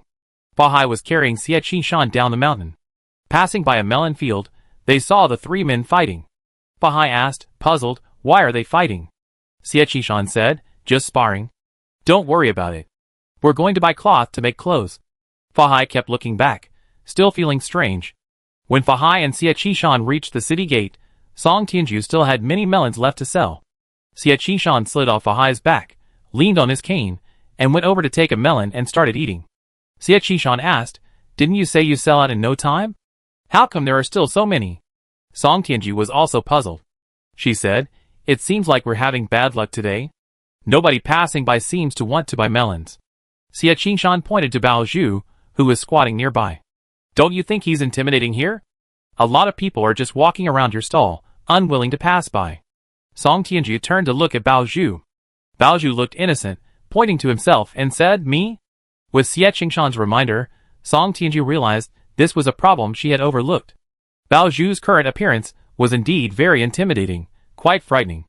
With such a tall, burly man squatting beside the melon stall, watching intently, even with the little black dog and monkey trying to attract customers, very few people dared to buy melons. At this moment, Xie Qishan spoke, and looking at the pedestrians walking around the road, Song Tianju suddenly realized. I thought they didn't like eating melons. Song Tianju found a stick for Bao Zhu, and told him to go into the woods to practice. Song Tianju demonstrated a few moves, and let Bao Zhu practice on his own. Once you master the stick technique, any weapon will be easy to learn. Don't be fooled by how fast and accurate firearms are. In real situations, the best weapon is one you can grab and use immediately. Bao Zhu nodded and stayed in the woods to practice his stick technique. The little monkey came over with a sesame seed cake, watching Bao Zhu practice while munching on it. After eating half, it was full and stuffed the remaining half of the cake into the small satchel Xie Qishan had made for it. Seeing Bao Zhu's moves becoming increasingly distorted, the little monkey picked up a twig and walked towards Bao Zhu. Bao Zhu stopped, looking at the little monkey with a puzzled expression, not understanding what it was doing. The next second, the little monkey jumped up and struck Bao Zhu's hip with its stick. Man! Your lower body must be stable. As stable as if your feet were rooted to the ground. At first, Bao Zhu didn't understand why the monkey was hitting him, but after being hit several times, he finally understood. The little monkey performed a standing stick demonstration, and Bao Zhu's eyes widened. Eiffel Tower Dream. AAA top-tier sparring partner, monkey master, capable of wreaking havoc in heaven and storming the underworld. Bao Zhu made a killing this time. This name is already in use. So the question is, if the monkey and Song Tianju fight, who will win? Going to school is always a bit chaotic. Upstairs, quickly say you're just visiting. So the question is, when will they fight? Ling Shu, who remembers that Song Qiaoan said she wanted to spar with Tian's father. Place your bets. Place your bets. 12. You guys really love making a scene. Where's your morality? Where's your morality? I bet on the little octopus to lose. As usual, the viewers in the live stream went off topic. Regardless of whether the little octopus won or not, they only knew one thing.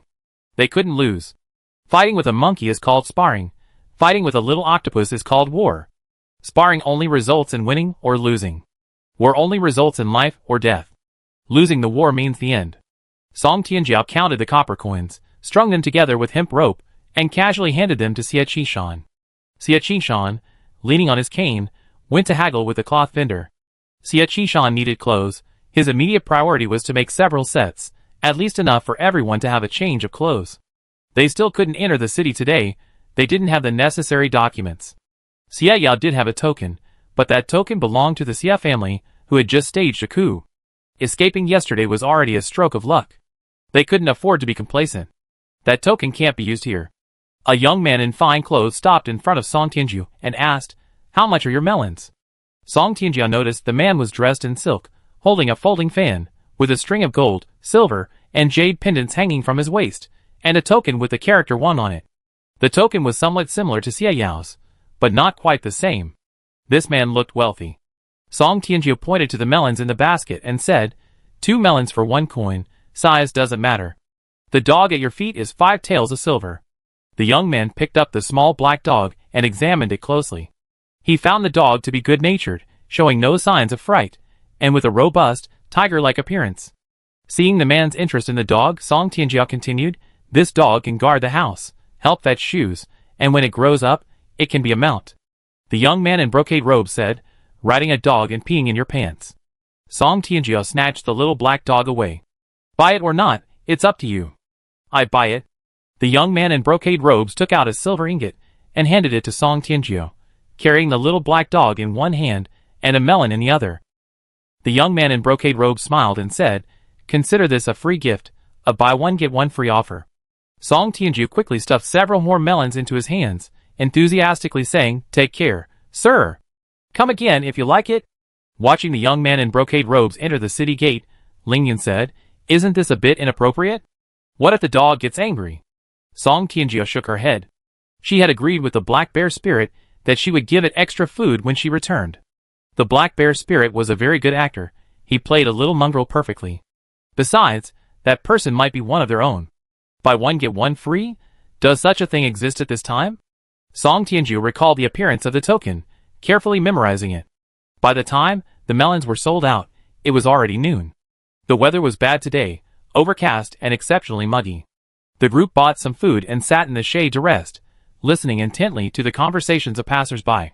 In this heat, traveling at midday would surely lead to heat stroke.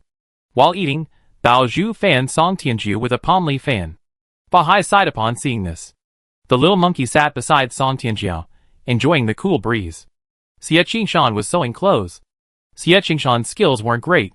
He could barely manage to make clothes. Neither the cutting nor the sewing was refined enough. However, his skill far surpassed everyone else in the mountain stronghold. Xie Qingshan also planned to weave straw sandals to sell. But Song Tianjia's dog-selling business was booming. He had already earned 7 taels of silver in 2 days. Xie Qingshan suddenly looked up and earnestly said to Song Tianjiao, "I want to learn from you." After noon, as evening approached, everyone prepared to return home. Xie Qingshan had already made 2 jackets.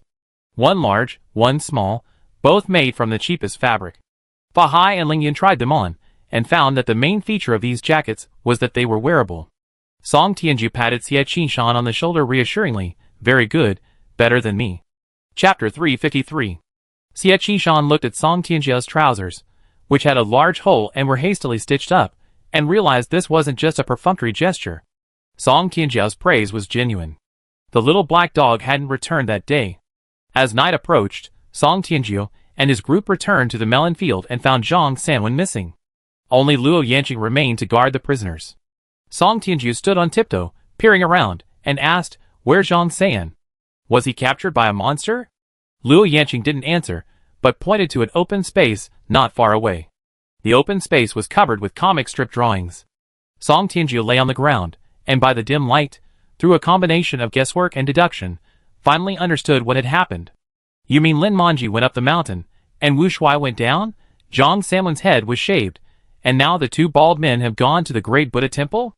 Are they going to cause trouble, or are they going to convert?" Luo Yanqing shook her head. He had no idea what Zhang Sanwen was up to. During the day, Zhang Sanwen and Wu Shuai had been talking about brotherhood, the future, and being good buddies, before they went up the mountain together.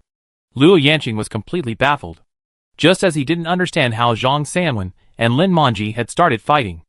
Luo Yanqing couldn't understand how these two had gotten into a fight. At the time, Zhang Sanwen had clearly fought back much, his face bruised and swollen, unrecognizable. Was Zhang Sanwen's skill really that bad now? He wasn't like this during the fireball instance. What exactly did Zhang Sanwen want? Song Tianjiu wiped away the simple drawing on the ground with his straw sandals, and handed Luo Yanqing a jar of plum juice. Then he brought the food Xie Yao, the young master, had asked for into the shack. Xie Yao had heat stroke, and was lying in the shack too weak to get up. Song Tianjiu laid out the food one by one on the small stool, as if offering it to the dead. 1 roast chicken, a pair of pig's trotters, 3 cans of plum juice, 6 sesame seed cakes sprinkled with sesame seeds. 2 servants returned with water and, seeing this, immediately began preparing the food and drink. Song Tianjiu handed over some mint she had picked by the roadside. "Boil it in water and drink it. It's good for your health." Xie Yao was deeply moved. "Thank you so much, Mississippi. You are so virtuous and kind. I, this humble servant also." Song Tianjiu immediately covered Xie Yao's mouth, avoiding looking at the 2 servants, and blurted out, "Young Master Xie, taking good care of your health is the most important thing. I said, this is to repay a debt of gratitude. Great kindness needs no thanks, don't thank me." After saying this, Song Tianjiu turned and left. What the hell? Was this revenge or repaying a debt of gratitude? Xie Yao watched Song Tianjiu's retreating figure, and felt that the short man's back was exceptionally tall. Xie Yao sighed, "This young master is still lucky." Song Tianjiu sat on the edge of the field, munching on a melon, holding the token she had taken from Xie Yao. She pondered for a moment, then slightly adjusted the shape of her token to resemble the one worn by the young man in brocade robes. A vendor at the city gate said that the imperial family's surname was Wang. Wang with 3 horizontal strokes and 1 vertical stroke. The character Xie in Song Tianjiu's hand transformed into the character Wang. Baoju squatted nearby, fanning himself. Even after seeing it many times, he still found Song Tianjiu's move incredibly skillful. "Boss, how did you do that?" Song Tianjiu handed the token to Bao Zhu and said, "Rules, everything has rules. Just like water is made up of 2 hydrogen atoms and 1 oxygen atom, that's an ironclad rule. But water can be changed. As long as an object changes at the microscopic level, its form changes. All that's left is micromanagement. Baozhu was completely confused. Song Tianji finished forging the token and turned to look in the direction of the great Buddha temple.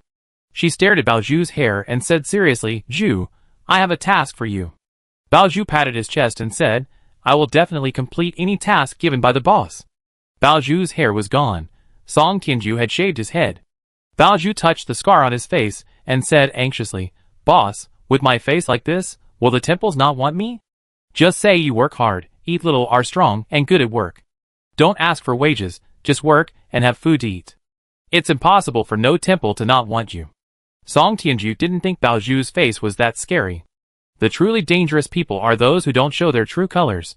Someone like Baozhu isn't dangerous. Those whose true nature can be seen at a glance are easy to guard against. Song Tianji instructed Baozhu, "Putting Zhang Sanwen and Wu Shuai together will definitely cause trouble. They're disorganized and undisciplined. If you see them, beat them up, just don't kill them. Then throw them out." Baozhu nodded repeatedly. "Leave it to me." Song Tianji didn't know what Zhang Sanwen and Wu Shuai were doing at the Great Buddha Temple. Was it for the money in the donation box? No way, really no way. Song Tianji had heard a lot about Zhang Sanwen's bad deeds from Lu Huixiang. Song Tianji instinctively felt that this kid was up to something. But she couldn't figure out what Zhang Sanwen wanted to do. Could he kill the abbot and take over for himself? Lu Huixiang had said that Zhang Sanwen and Wu Shuai were a pair of troublemakers. These two, once they put their minds together, were capable of anything. If they dug up a dud from the ground, they'd both find a place to detonate it. According to Lu Huixiang, the fact that these two people are still alive is thanks to countless people pleading for them underground. Song Tianji felt that putting these two together would likely lead to their sudden death. The next morning, as Song Tianji was selecting small melons, a bird flew overhead. "Caw! Caw!" Song Tianji looked up and saw it was a parrot. But its call was that of a crow. The bird circled once and flew away. Song Tianji stood on tiptoe, watching the direction the bird had gone, lost in thought. Besides Song Tianji and Baozhu, Xie Qingshan and Little Monkey were also selling melons at the city gate today. Xie Qingshan was mainly there to observe clothing styles. He was afraid that his clothes would be too conspicuous if they were different from the others. Xie Qingshan sat next to the fabric stall. The fabric stall was actually just two wooden boxes filled with various rough and inexpensive fabrics.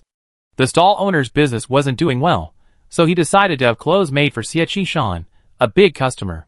Xie Qingshan was a cripple and young, but he sat upright doing needlework, attracting curious glances from passers-by. After a while, the stall owner made a few sales. The little black dog returned. Today, the little black dog was quite different from usual. It wore a red cloak. A square foot of red silk was tied around the little black dog's neck as a cloak. The red silk was embroidered with yellow thread. The edges of the red silk had golden tassels. A bell hung from each corner of the cloak. The black bear spirit had finally stolen the cassock. Rushing into the melon stall, the little black dog immediately hugged Song Tianji's leg, whimpering. Song Tianji picked up the little black dog and saw tears streaming down its face. "What happened? Who bullied you? Did you steal the robe and get beaten up?" The little black dog continued to shed tears. The little monkey came over, tugged at the little black dog's robe, and burst into laughter, clutching its stomach. Chapter 354. The little monkey tore the robe off the little black dog and draped it over himself, mimicking a Buddhist chanting gesture, which drew laughter from those around him. The little monkey suddenly scratched his bottom and pulled out a small bamboo tube. It was a small bamboo tube, about the size of an adult's little finger, sealed with wax and imprinted with a bird pattern. It looked very serious and earnest. Song Tianju stuffed the bamboo tube into her pocket, forgetting about selling melons, and carried the little black dog towards the distant grove. Once inside the grove, she opened the bamboo tube and poured out a thin piece of paper. It had many tiny characters on it. The handwriting was very messy, and Song Tianju struggled to decipher it, only managing to make out half a sentence. With one heart and one mind, the red flags flutter beneath Mount Buzhou. Song Tianju racked her brains, but didn't remember hearing this phrase before. It was probably a poem, but she hadn't learned it. Working together with one heart, does that mean unity and solidarity? She knew about Buzhou Mountain. Gong Gong angrily rammed it. The master had said that the place where she lived as a child was very likely Buzhou Mountain. She also knew about the red flag. But what did all this mean? Song Tianju felt the other side was making things difficult for her. If they wanted to pass a message, couldn't they at least write it in a more legible way, Song Tianju racked her brains, certain she hadn't learned this poem. She died too young, came too late. She didn't live to see this poem become known to the world. Song Tianju had no pen or ink, so she tore off a leaf, broke it, wrote "I don't understand," and then stuffed the note back into the small bamboo tube. She dressed the little black dog neatly, and told it to leave, but it still shed tears. Song Tianju was puzzled. She checked the little black dog's paws, tail, and head, examining every part, but found no wounds. "I wasn't hit. Why are you crying?" the little black dog whimpered. Song Tianju took out the half-eaten pancake from this morning, and the little black dog immediately wolfed it down. "Is it crying from hunger?" Song Tianju touched the little black dog's belly. It was indeed flat. "Eat slowly, eat slowly. There's still water, come and have a sip." Song Tianju poured a little water into her palm for the little black dog, which quickly licked it clean. Song Tianju poured some more, and suddenly a small pebble landed in her palm, splashing out a puddle of water that washed the little black dog's face. "Caw caw caw." Song Tianju looked up. It was the bird from yesterday. She looked at the ugly bird and asked, "Jingwei?" The bird swooped down and landed on Song Tianju's shoulder, craning its neck to look at the small bag hanging on her body. Song Tianju rummaged around for a while, and pulled out 2 crumbs the size of rice grains from the pancake. The little bird ate the crumbs, rubbed against Song Tianju's fingers, flapped its wings, and flew away. The little black dog barked angrily, banging its head against the bamboo tube filled with water. The little black dog drank its fill, and ran off in a huff. The little black dog ran wildly. It was small, but the red silk on its body was clearly valuable. The soldiers guarding the city gate saw it, and knew it was a nobleman's dog, so they dared not touch it. Passers-by on the street eyed the little black dog warily, but none could outrun it. The little black dog thus escaped countless calamities. The little black dog ran wildly, stopping at a stall selling pan-fried buns, drooling and hissing. "You demon who stole the cassock, come here!" Lu Huaixiang called to the little black dog, who immediately rushed into the shop. The little dog, having eaten the pan-fried buns, wagged its tail frantically. Suddenly, its ears perked up, staring in shock at the person walking in from the courtyard. "Woof woof woof. This person bought it yesterday and tormented it for ages, saying dogs are meant to be petted, that dogs should have their paws pinched and ears rubbed their whole lives. Saying this little black dog was meant to steal a monk's robe. This morning, he didn't feed it, and kicked it out to deliver a message. Woof woof woof." The little black dog was truly aggrieved. The person picked up the little black dog, and vigorously rubbed its head. "Little dogs are meant to be tormented, don't you know?" The little black dog's mentality collapsed. It bit the other person's hem, and wouldn't let go. Lu Huaixiang couldn't stand it anymore and said, "Hee, don't bully the little dog." This young man in brocade robes was none other than Xie Fengming. Xie Fengming didn't know whether to call herself lucky or unlucky. She was the son of the old emperor's younger brother, considered a high-ranking noble, male, and her hobbies. She dared not touch any of the wives and concubines in her harem. Upon receiving news of the old emperor's sudden death, Xie Fengming rushed to the funeral. The old emperor was dead, by seniority. Xie Fengming was his uncle. Xie Fengming arrived the night before last. The proximity of his fiefdom was one of its advantages. He could arrive immediately in case of trouble. Whether it was to rescue the emperor, or to plot a rebellion, it was all very convenient. Yesterday, Xie Fengming bought a little black dog, and today, while taking a walk, he encountered Shui Jianbo. After eating a bite of Shui Jianbo, tears welled up in his eyes. Oh family! With one bite of Shui Jianbo, Xie Fengming and Lu Huaixiang became kin. The little black dog was heartbroken. It had been tormented all night, and in the end, it couldn't even bite. It rushed to Lu Huaixiang's feet, whimpering and complaining. Lu Huaixiang couldn't understand what it was saying at all, and gave it a few more Shui Jianbo. The little black dog, having found food, temporarily forgot its grudges. Xie Fengming took out a small bamboo tube from inside the little black dog's cloak, opened it, and pulled out a slip of paper. There were writings on it, the color of which was a mix of green and yellow, containing only 3 characters. Unreadable. Lu Huaixiang leaned closer to look and asked, "What does it say? Why are there so many ink blots?" Xie Fengming touched her nose and said, "Anti-encirclement. In times like these, everyone needs encrypted letters, so I use this. Those who understand will understand." After saying this, Xie Fengming felt a little guilty. She remembered that Song Tianju really couldn't understand it. Although the times overlapped, these poems only became widely known many years later. Lu Huaixiang packed a bag of mutton flatbread and hung it around Xie Fengming's neck. "You have a token, You can go out yourself, why rely on this dog? A bear spirit? What can it do? It only eats. Jia Fengming's brilliant idea, conceived after a night of deep thought, was vetoed by Lu Huixiang. Lu Huixiang believed this only increased the time cost of communication. Things that can be resolved in a few words shouldn't be discussed at length.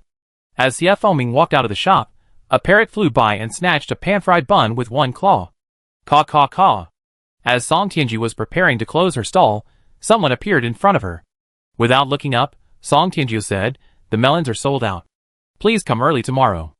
I want these melons today. Take me to your house to pick them up." Hearing this, Song Tianju looked up and saw it was the young man in brocade from yesterday. On the way to the melon field, the group began exchanging information. After exchanging information, Song Tianjiao, munching on a flatbread, said, "So you're now a female spirit with a male body, then what's your gender?" Xie Fengming pondered, "I think my gender is plum juice." Song Tianju was speechless. She thought Xie Fengming was the one who was crazy. Xie Fengming held out his hand to Song Tianju. "Give me a sip of the plum juice. I'm jealous of the emperor having 9 tripods. What are you jealous of?" Chapter 355. Song Tianju handed over the plum juice, saying haphazardly, "I'm jealous that heaven treats all things like straw dogs, yet some people insist on being superior." Xie Fengming fell silent. Their jealousy, put together, seemed a bit off. The two jealousies together had a strong flavor of class conflict. Xie Fengming heard that Zhang Sanwen and Wu Shuai had gone to the Great Buddha Temple, and before even reaching the melon field, she decided to detour to the Great Buddha Temple. Xie Fengming's reasoning was quite sound. "I'm now at least a prince, so going to burn incense and pray for that lying down crown prince to die soon is perfectly normal. If the crown prince also dies, do you think I have any hope of inheriting the throne?" Song Tianju asked, "Do you have military power?" Xie Fengming shook her head truthfully. Song Tianju asked again, "Do you have the support of civil officials?" Xie Fengming shook her head again. Song Tianju asked once more, "Do you have a good reputation among the people?" Xie Fengming shook her head again. Song Tianju asked her, "You're neither good at literature nor martial arts, and you don't even have a good reputation. Are we going to choose you as a puppet?" Xie Fengming immediately changed the subject, saying, "Are you still selling melons tomorrow? Those melons are quite delicious." Of course, they were going to sell the melons. This was the plausible excuse for Song Tianju and his companions to linger at the city gate. Watching Xie Fengming's departing figure, Song Tianju shook his head and sighed, "I really am a genius, a clever genius." Song Tianjiao couldn't understand how Xie Fengming could think she could compete for the throne. The crown prince is dead, but isn't there still a princess? According to Song Tianjiao's understanding, the succession system meant that all the previous emperors' children had to die before someone else could become emperor. Deep within the palace, a parrot perched on a branch, craning its neck to observe the situation inside the room. A moment later, the parrot landed on the table and placed the pan-fried buns on the dessert plate. Quack quack quack. Tian ran from the inner room, picked up a pan-fried bun, and took a bite. Delicious. The parrot pecked at the rice grains in its small bowl without speaking. A small octopus was hanging on Tian's shoulder. The octopus looked different than usual. Its colors weren't as vibrant. "Daddy will give you half." Half a pan-fried bun, skin only, was stuffed into the octopus's tentacles. Someone entered from outside, a palace attendant. "Little princess, His Highness the Crown Prince has awakened and requests your presence." Hearing the noise, Tian immediately tucked the octopus into her sleeve. Tian didn't want to see the Crown Prince, but the attendant wouldn't allow her to refuse. He simply picked her up and carried her outside. The octopus extended its tentacles, but Tian pressed them back down. The vibrant colors of the octopus had faded, like diluted paint. Tian whispered, "I can manage." The old emperor was dead, and the 3 princes were dead too. Now only the crown prince remained alive. The crown prince awoke from his coma. No one knew if his previous unconsciousness was feigned. Only the crown prince himself knew the truth. Tian approached the crown prince, who said, "Ayu, you must go for a political marriage. This is your duty, your destiny. It is also father's last wish." Before Tian could speak, she was sent back. The doors and windows were locked, guarded by many palace servants. There wasn't even a crack for the parrot to escape through. Outside the door, someone called out, "Little princess, don't make things difficult for us. This is all the crown prince's order." The palace servants whispered among themselves. The crown prince said that the fire was arranged by the consort, and now she is in the cold palace. The imperial concubine is spreading rumors that once the new emperor ascends the throne, she will be forced to commit suicide to accompany him. The crown prince is receiving the envoys. He hopes we won't be among those going for the marriage alliance. After His Highness the crown prince ascends the throne. Tian leaned against the door, listening to the discussion outside. She held a small, menacing octopus in her hand, listening quietly. Darkness fell, and someone brought food. Tian clearly felt that the way people looked at her had changed. At first, their gazes were indifferent. Later, they were filled with pity. Now, their gazes were full of malice. Tian didn't eat dinner. She said, Red-Eyed Rabbit said that if someone plots against you, you must be careful not to poison your food and water. Tian pulled out a small cloth bag and stuffed the food inside. Uncle Goodeater said that you can't finish all your food at once, you have to leave some. That way you live longer. Jingwei the parrot scratched its neck with its claws. Dodo's eyes filled with confusion. If it's poisonous, why pack it up? If it's not poisonous, why not eat some before packing it up? Jingwei didn't understand. Jingwei's head throbbed. Late at night, another fire broke out in the palace. The fire dyed half the sky red. While everyone was fighting the fire, Tian, carrying a small bundle and clutching a small octopus in her hand, rushed out of the inferno, running wildly. Jingwei led the way, dodging patrols and burning down the palace gates blocking their path. Finally, Tian rushed into the stables. Inside the stables, Zhang Wenwei, who was in charge of tending the horses, was secretly eating the brown sugar meant for the horses. Seeing the child rushing towards her, she immediately jumped up. Who are you? What are you holding? Just as Jie Fengming fell asleep, a noise came from outside the window, like a woodpecker pecking at wood. She opened the window, and a parrot flew in, the same parrot that had stolen the pan-fried buns earlier that day. This parrot wasn't shy at all. It came in and immediately asked, Who are you?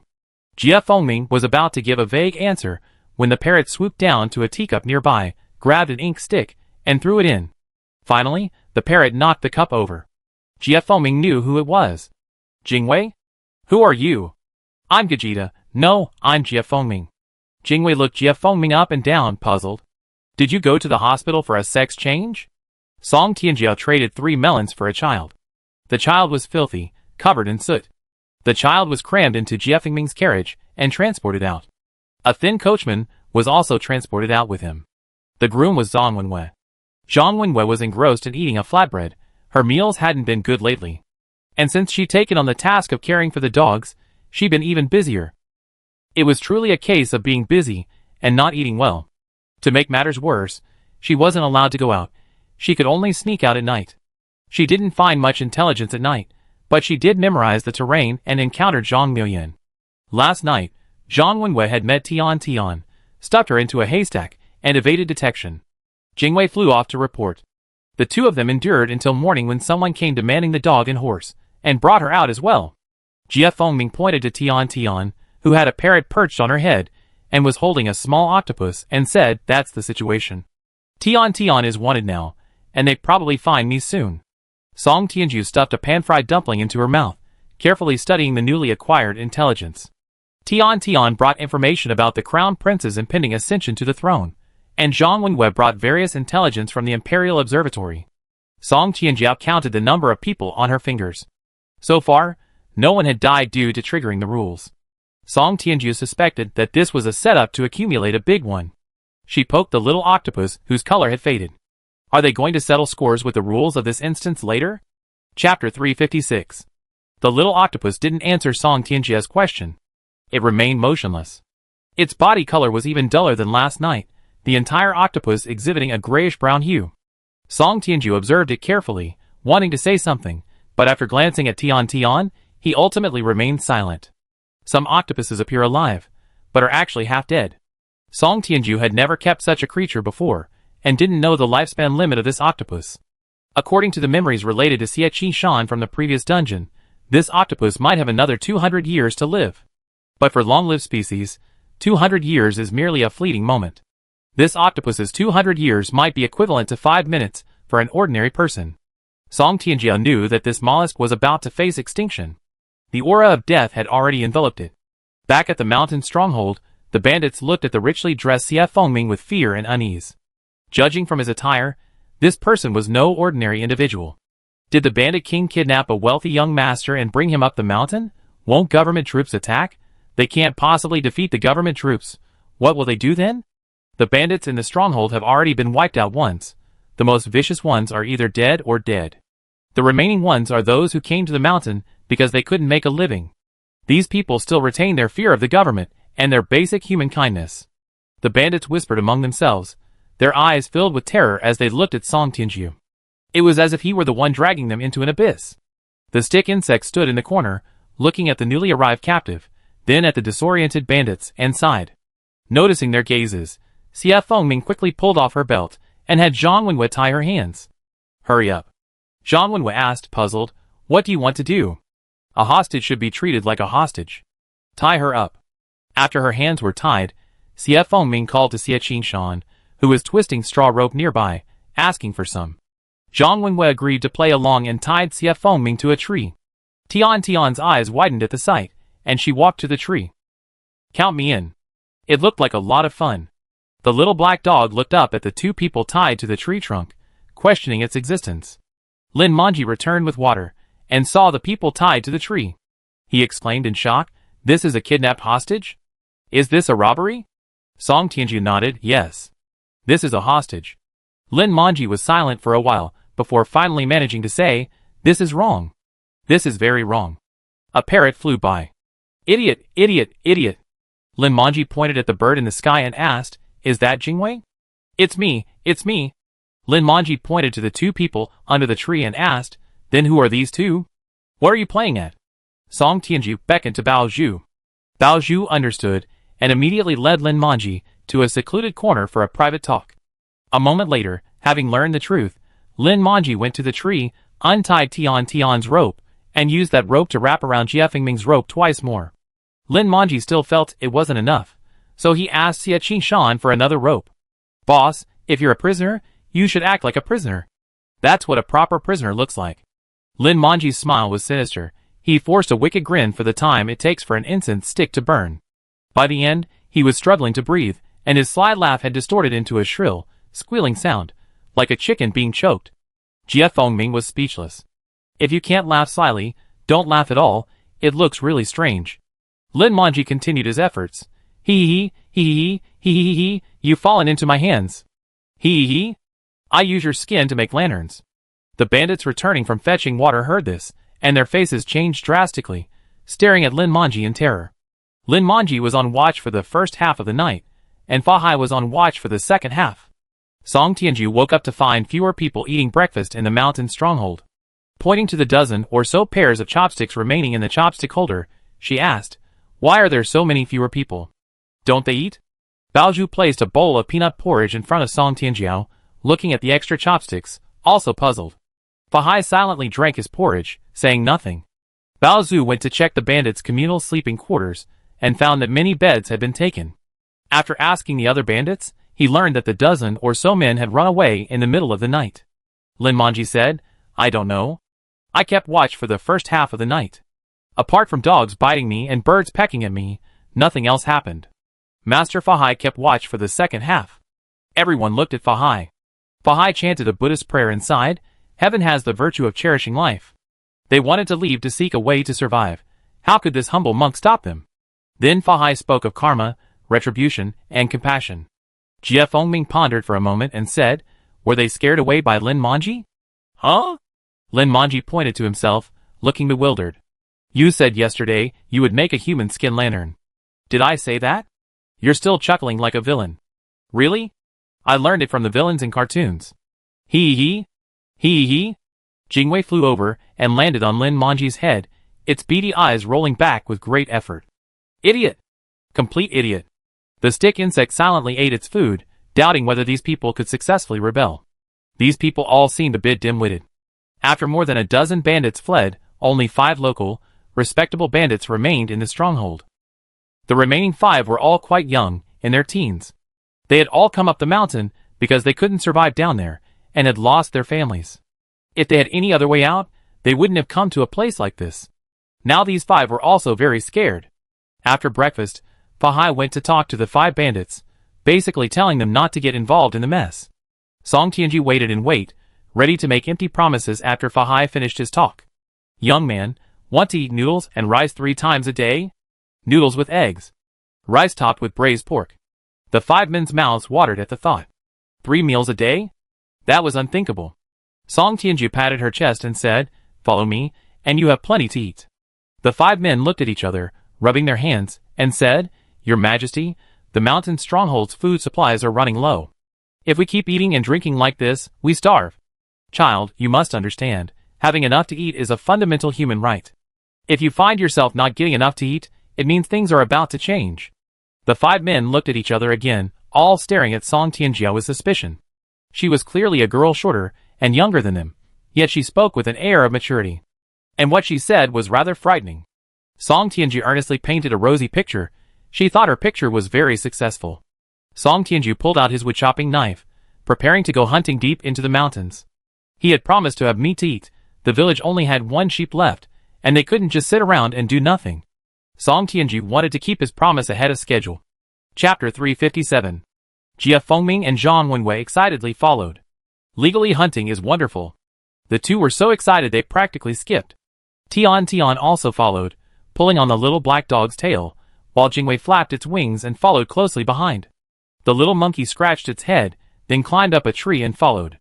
The 5 people stood in the mountain stronghold, watching the group and the birds and beasts disappear into the distance, before packing their belongings and heading down the mountain. Fahai sat at the entrance of the stronghold, watching the 5 people's departing figures, and chanted a Buddhist prayer. Heaven has a benevolent heart, but each has their own destiny.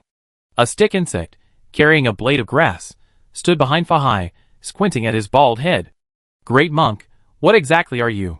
Bao Zhu, carrying a log, passed by and, hearing this, brandished his fist at the stick insect. "You're the one who's a thing. Today, Ling Yun is selling melons." She sat at the city gate, a sesame seed cake dangling from her mouth, fanning herself, and listening intently to the conversations around her. "Have you heard? The palace caught fire yesterday, and a princess died. The same princess who survived the fire before? Who says she isn't? She survived the fire before, but the old emperor kicked the bucket, and she was burned to death. I heard even the stables caught fire, and many horses and dogs died. I heard the officials in the Imperial Astronomical Bureau didn't sleep a wink last night, observing the stars, and said that Mars is moving and the Emperor's star is twinkling. You dare say that? Are you out of your mind? Get out of here, pack your things, and go back home. This is going to be chaotic. Mars is the planet of destiny. Its movement and the twinkling of the Emperor's star probably meant someone was plotting a rebellion, and the world was about to change." Ling Yun pulled out his notebook and jotted down what these people were saying. Ling Yun knew that the princess they were talking about who had died was Tian. Tian was naturally not dead. However, such rumors must have a source. The only unmarried princess was dead, so who would be tasked with the marriage alliance? The stall owner selling groceries nearby left with his companions. Ling Yun turned a page in his notebook, listlessly chewing on a charcoal pencil made from a small twig, listening intently to the conversations around him. Someone approached and asked, "How much are the melons?" Ling Yun, pen in hand, replied, 3 for 1 coin, 5 for 2 coins. 3 for 1 coin, 2 coins should be 6. 5 for 2 coins, 1 coin should be 2.5. Why is it more expensive if you buy more? Ling Yun looked up at the voice, and saw that the person was dressed in gray cloth, and judging from the voice, it was a woman, her face covered with a cloth. In the middle of summer, in broad daylight, this person with a cloth covering her face didn't seem to mind the heat. Could this be some kind of religious belief? Ling Yun stared at the other person's exposed chin and neck, sensing something was off. If it were a religious belief, it should be completely covered. Ling Yun said, "What's 1/3 plus 1/5? Answer correctly, and I give you a melon." Hearing about the melon, the other person immediately answered, 8/15. Ling Yun continued, "A chicken has 2 legs, a rabbit has 4 legs, and there are 56 legs in a cage. There are 20 chickens and rabbits in total. Question, how many chickens are there? Answer correctly, and I treat you to a chicken leg." The other person immediately answered 12 chickens. Ling Yun paused, carefully examining the person before handing them a melon. While the other person was munching on melon, Ling Yun glimpsed a pair of red eyes through the gap in the fabric. "Wang Jiuzhe." "Ah? That's me. You know my name?" "Who are you?" Ling Yun said, "I'm the one you made me change into a hospital gown before I came in." Ling Yun hadn't expected to find Wang Jiuzhe while selling melons today. Wang Jojo looked like she was having a hard time. She was filthy, and her clothes were wrinkled. Wang Jojo munched on a melon while recounting her experiences over the past few days. It turned out that Wang Jojo had entered this instance using her original body. She went to catch fish to eat, but the floodwaters rose, and she was swept to a village. She wanted to work in the village to earn food, but the villagers said Wang Jojo was a monster. In the end, she could only chop wood, catch fish, and dig wild vegetables to barely survive. Later, a great flood occurred, and all the fish died of disease. Wang Jojo had high poison resistance and managed to eat fish for a few meals. Afterward, she encountered a group of refugees and traveled with them. Every day, Wang Jojo dug up wild vegetables to feed the starving refugees, while he himself ate grass roots and tree bark.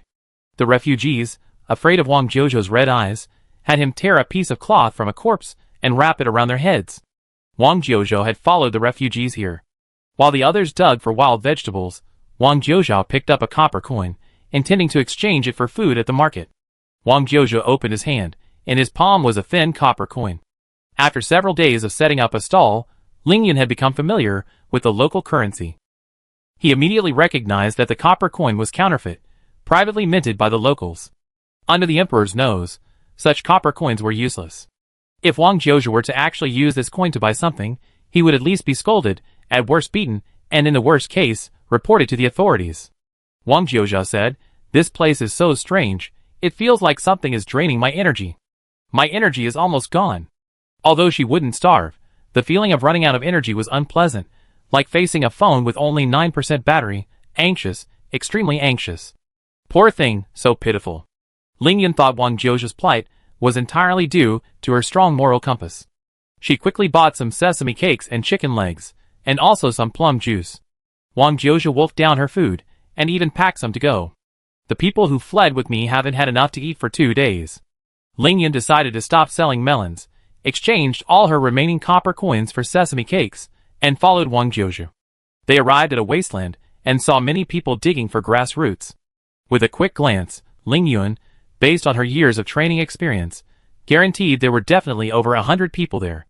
These people included the old and the young, including infants in swaddling clothes, with only a few able-bodied men among them. Ling Yun saw several elderly women with gray hair. The proportions were strange. Ling Yun asked, "Why are they all old, weak, sick, and disabled?" Wang Jojo replied seriously, "There were young ones too. But they always tried to send people out to exchange for food and money. I killed a few of them. And a few stole children at night, saying that children's flesh tasted good. I dismembered them, and threw them to wild animals. Now only these few are left." Over 100 hungry eyes stared at her, and Ling Yun shuddered. She didn't even have 100 pancakes. In the end, the pancakes plus melons barely provided enough food for everyone. Ling Yun looked at her empty bamboo basket and sighed. "How can we feed so many people?" Ling Yun was very anxious. The food supplies on the mountain were dwindling. An extra 100 mouths meant a considerable amount of food. Ling Yun calculated the yield of her melon patch. She knew that patch certainly couldn't support so many people. Finally, Ling Yun slapped her forehead and said, "Let's go up the mountain. To the great Buddha temple. Let's beg the Buddhists for porridge." Wang Jojo asked, "What if they don't give it to us? We encountered temples along the way, but they don't give us food. If they don't give it to us, then we won't go through the gates." Chapter 358. Ling Yun led a group of refugees fleeing famine towards the great Buddha temple. The great Buddha temple had food, but it was uncertain whether they would be willing to give it away.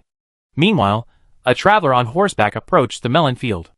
Luo Yanqing noticed this person braving the scorching wind, gripped her stick tightly, and watched him warily. The traveler dismounted, casually picked a melon, broke it open, took a bite, then spat and smashed the sun-warmed melon on the ground. "What the hell? Disgusting."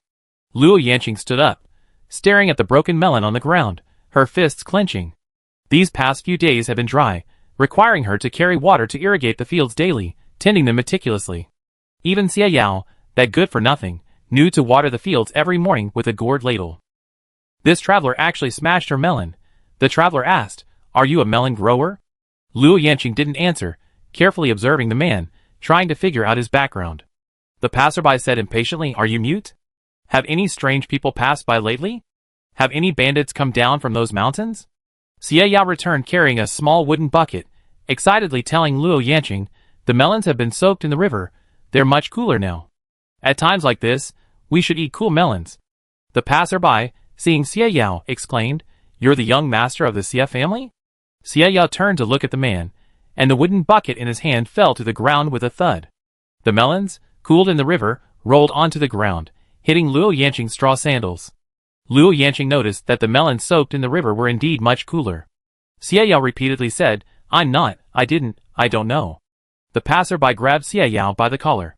"You're the young master of the Xie family. I've seen you before." "Perfect, I take you for a reward." Duang. After a muffled thud, Luo Yanqing put away her stick and helped the passerby who was about to fall. "You know him." Before Luo Yanqing could finish speaking, a knife pierced through the passerby's chest. Xie Yao currently had two servants, Li Er and Zhao De.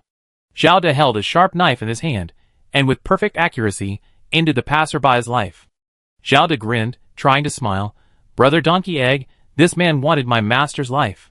My master has been kind to me. I can't watch him die." The knife was pulled out, blood gushing out, splattering Xie Yao's body and face. Xie Yao cried out in shock and fainted. A group of people riding by saw this scene, and immediately turned their horses around and fled. Luo Yanqing tried to get chase. "Wait! There's a misunderstanding here." This was truly an undeserved disaster. Luo Yanqing hadn't expected Zhao De to be so quick, killing the traveler so easily. Zhao De smiled bitterly. "Brother Donkey Egg, don't chase them. They have good horses, you can't catch them. These people aren't ordinary travelers, they're all government officials."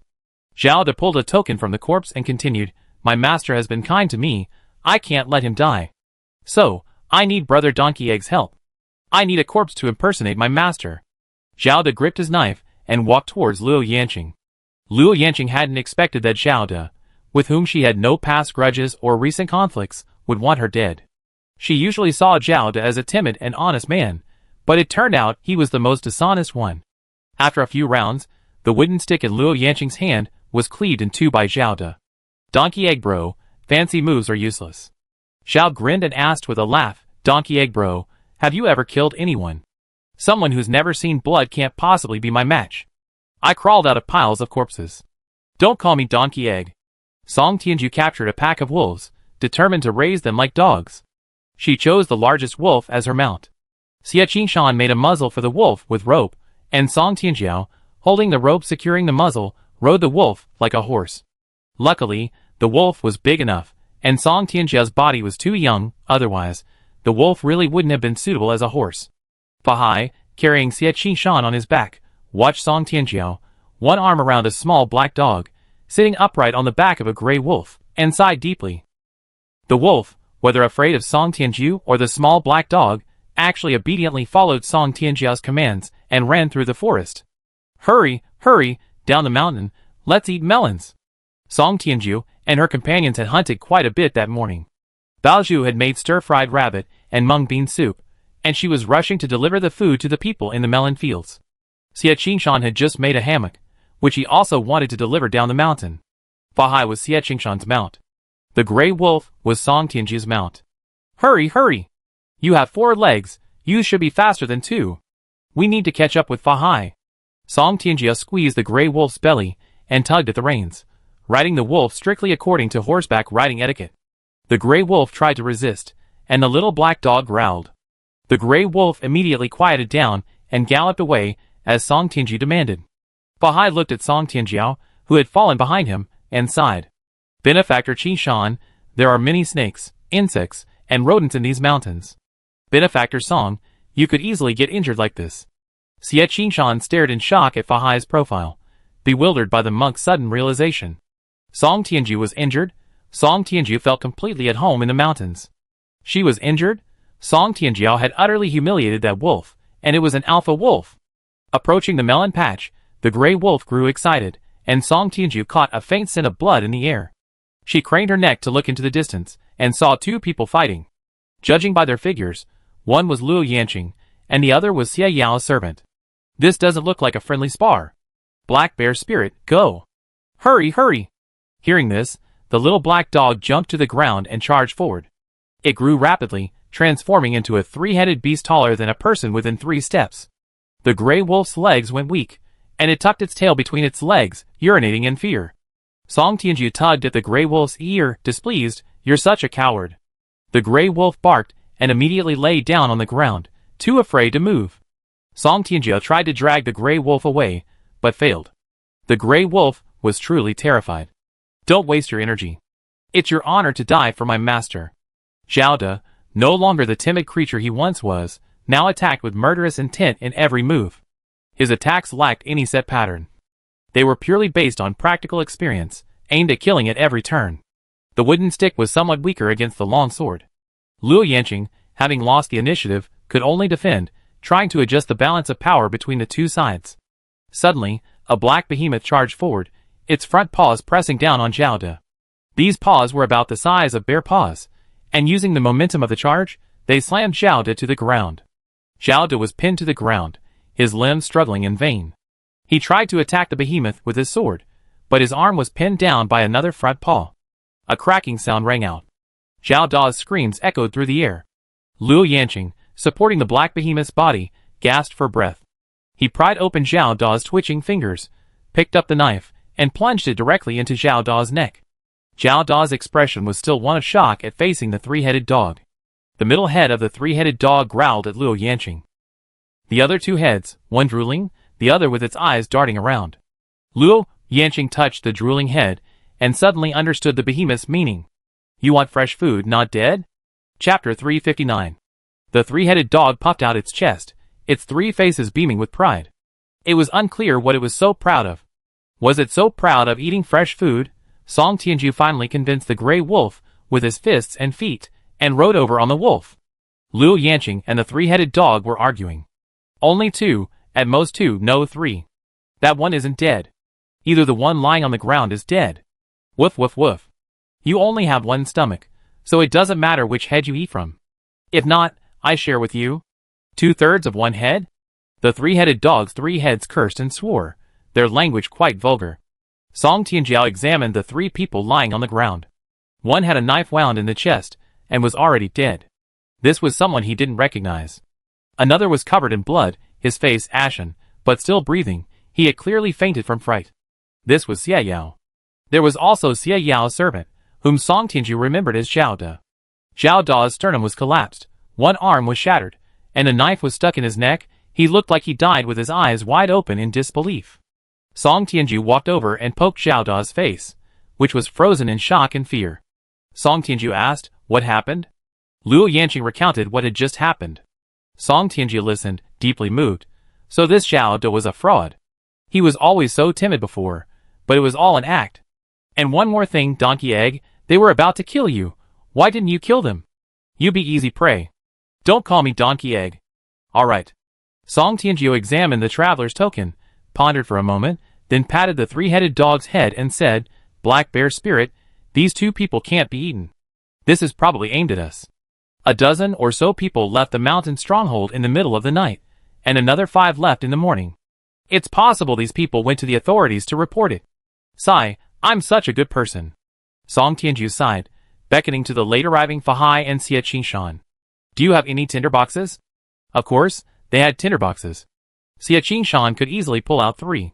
Song Tianju took the tinderboxes and pointed to the people lying on the ground, saying, cremate them. As soon as she finished speaking, Xie Yao's servant, Li Er, crawled out of the hut, kowtowing repeatedly to Song Tianju. Please, young lady, spare my master's life. Please, young lady, spare my master's life. Song Tianju turned to look at Xie Yao lying on the ground. Xie Yao was already awake, his chest not rising and falling. He was deliberately holding his breath, pretending to be unconscious. Song Tianju's wicked sense of humor immediately kicked in. But we need 3 corpses. Those who left on horseback saw 3 people. Li Er, who had been kneeling on the ground trembling, said, adding the young lady, wouldn't that make 3 people? Li Er stood up, a sharp knife hidden in his sleeve thrusting towards Song Tianju. The 3-headed dog pressed a paw down on Li Er's head. Woof! The 3 heads of the 3-headed dog were all question marks. It couldn't understand. This 2-legged beast dared to attack Song Tianju. What was it thinking? Li Er died. Die from a dislocated neck. The 3-headed dog sat obediently, pointing 3 times with its tail, looking at Song Tianju expectantly. 3 people share. 1 head for 1 person's share. Fair and just. Song Tianju patted the 3-headed dog's front paw, promising, next time for sure. This prop will be useful. A fire broke out. The traveler Zhao De and Li Er were dragged into the flames by the three-headed dog. There wasn't enough firewood, so Xie Qingshan poked the three men's faces with burning charcoal until their features were indistinguishable to the naked eye. Bahai sat in the distance, holding a trembling gray wolf and chanting scriptures. These three, in truth, had brought death upon themselves. If one had to be relatively innocent, it would only be the nameless traveler. The traveler was killed by Zhao De for recognizing Xie Yao. Zhao De tried to kill Luo Yanqing to impersonate Xie Yao, but was ultimately killed as well. Li Er tried to kill Song Tianjiao, but was killed by the three-headed dog with a single paw. Bahai sighed. This is karma. The fire would burn for a long time, the air thick with the smell of grease. Luo Yanqing silently ate spicy stir-fried rabbit meat and mung bean soup. The rabbit meat wasn't very nutritious, and Bao Zhu had added quite a few pieces of snake to it. The three-headed dog reverted to its small black form, wagging its tail frantically at Luo Yanqing, begging for snake meat. Song Tianju picked up a stick from the ground and poked Xie Yao, who was lying on the ground pretending to be dead. Stop pretending, I know you saw it. Isn't my dog amazing? I have many more dogs.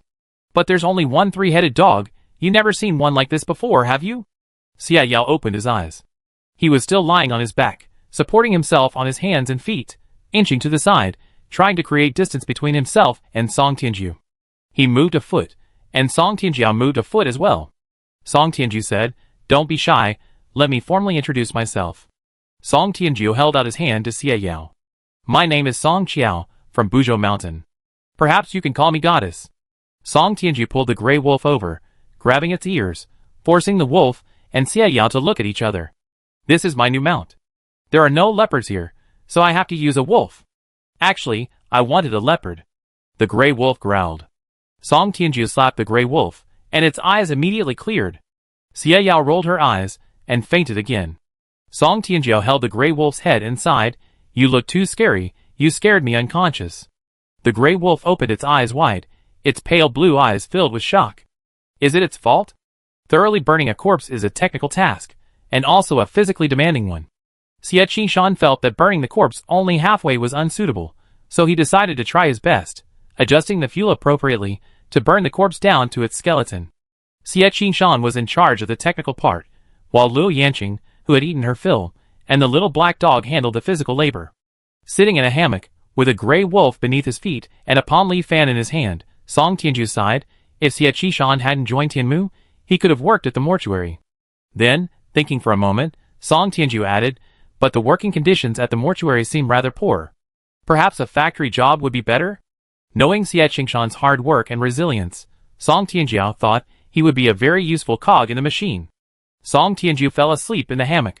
When he woke up, he was already on the back of a gray wolf.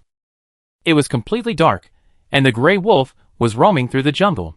Behind him was the sound of Fahai chanting scriptures, trying to appease the spirits of the dead. Song Tianju felt it was unnecessary, truly unnecessary. Since ancient times, on this land beneath his feet, where hadn't there been spirits of the dead, where hadn't there been wronged souls? Besides, Song Tianju felt that Xie Yao's two servants hadn't died unjustly. Why couldn't they talk things out? Why resort to violence? It was utterly impolite. Song Tianju looked up, barely able to make out a few specks of starlight through the gaps in the foliage. Before even reaching the mountain stronghold, she heard a cacophony of noise. Song Tianju ignored the chat messages. To her, there were simply too many. It was like millions of group chat messages popping up simultaneously. Forget checking them, just dealing with the pop-ups was exhausting. Song Tianju was still unaware of what the others had experienced that day. She craned her neck to look at the brightly lit stronghold and noticed there were many more people. What's going on? Just then, a bird flew past her, and soon a figure rushed over. Tianju? Chapter 360. A pair of red eyes flashed in the distance, drawing ever closer. The gray wolf crouched nervously, its paws patted by the little black dog. The people opposite quickly rushed over. Tianjiao. Song Tianju was lifted up by Wang Jiuzhe and spun around several times. Wang Jiuzhe frantically complained, "Someone stole my energy. I finally managed to eat something and accumulate some energy, and it's all been stolen. Those bald guys won't give us food, they chased us away. They said they wouldn't give us a single grain of rice. They said we didn't deserve it." Wang Jiuzhe had been incredibly pitiful lately. She was never full, and her energy was being stolen. She couldn't even beg properly, and there was nowhere to work. She could only eat grass roots and tree bark to fill her stomach. Song Tianju stuffed her own rations, a roasted pheasant leg, into Wang Jiuzhao's mouth. Wang Jiuzhao's eyes lit up. She gnawed on the chicken leg, curiously examining the gray wolf. Tianjiao, is this your reserve rations? The gray wolf trembled.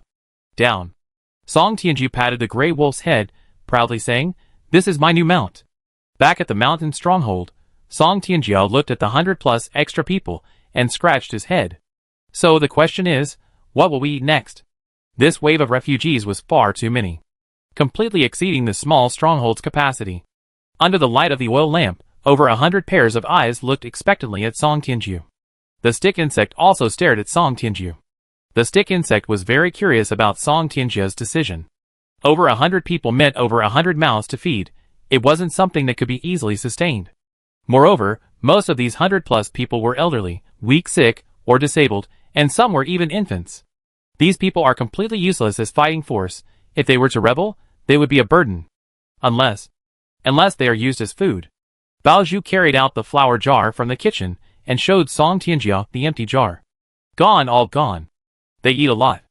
Bao Zhu said with a worried look. Jiu Zhao said they've been hungry for a long time and can't be given too much food at once, so I gave them a bowl of porridge at a time. They already eaten 3 meals this afternoon. Now the supplies are running low. Song Tianjiao went to the kitchen and, sure enough, there was no food left. So the question is? Song Tianjiao asked, are you all full now? Wang Jiuzhao nodded, and the others in the stronghold nodded as well. Song Tianjiao pointed to Fa Hai and the others who were drinking mung bean soup and said, we haven't had dinner yet. Bao Zhu slapped his forehead and quickly ladled out the mung bean soup broth from the pot for Song Tianjiao.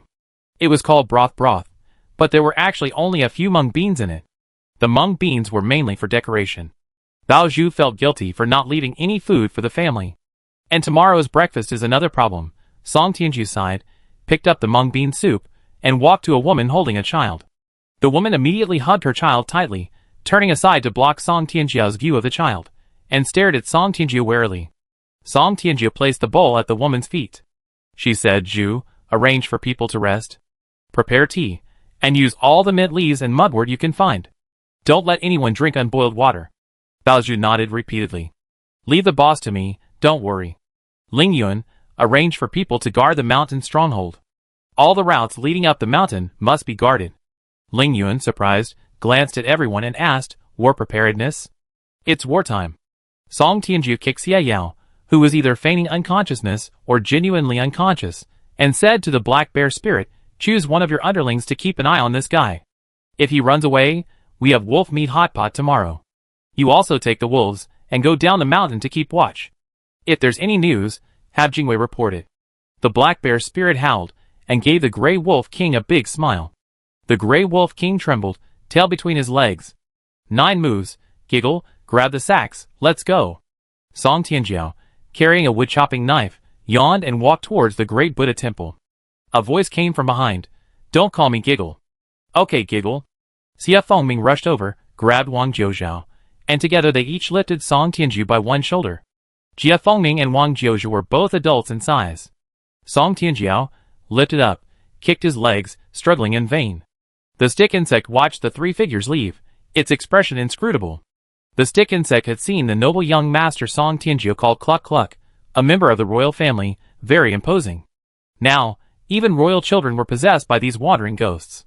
The stick insect laughed, but then stopped. Tian looked up at the stick insect. Brother insect.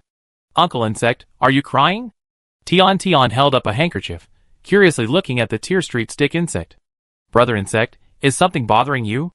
No, I'm happy. The stick insect said. The great Buddha temple had plenty of surplus grain. Song Tianjiao and the other 2 filled the grain sacks.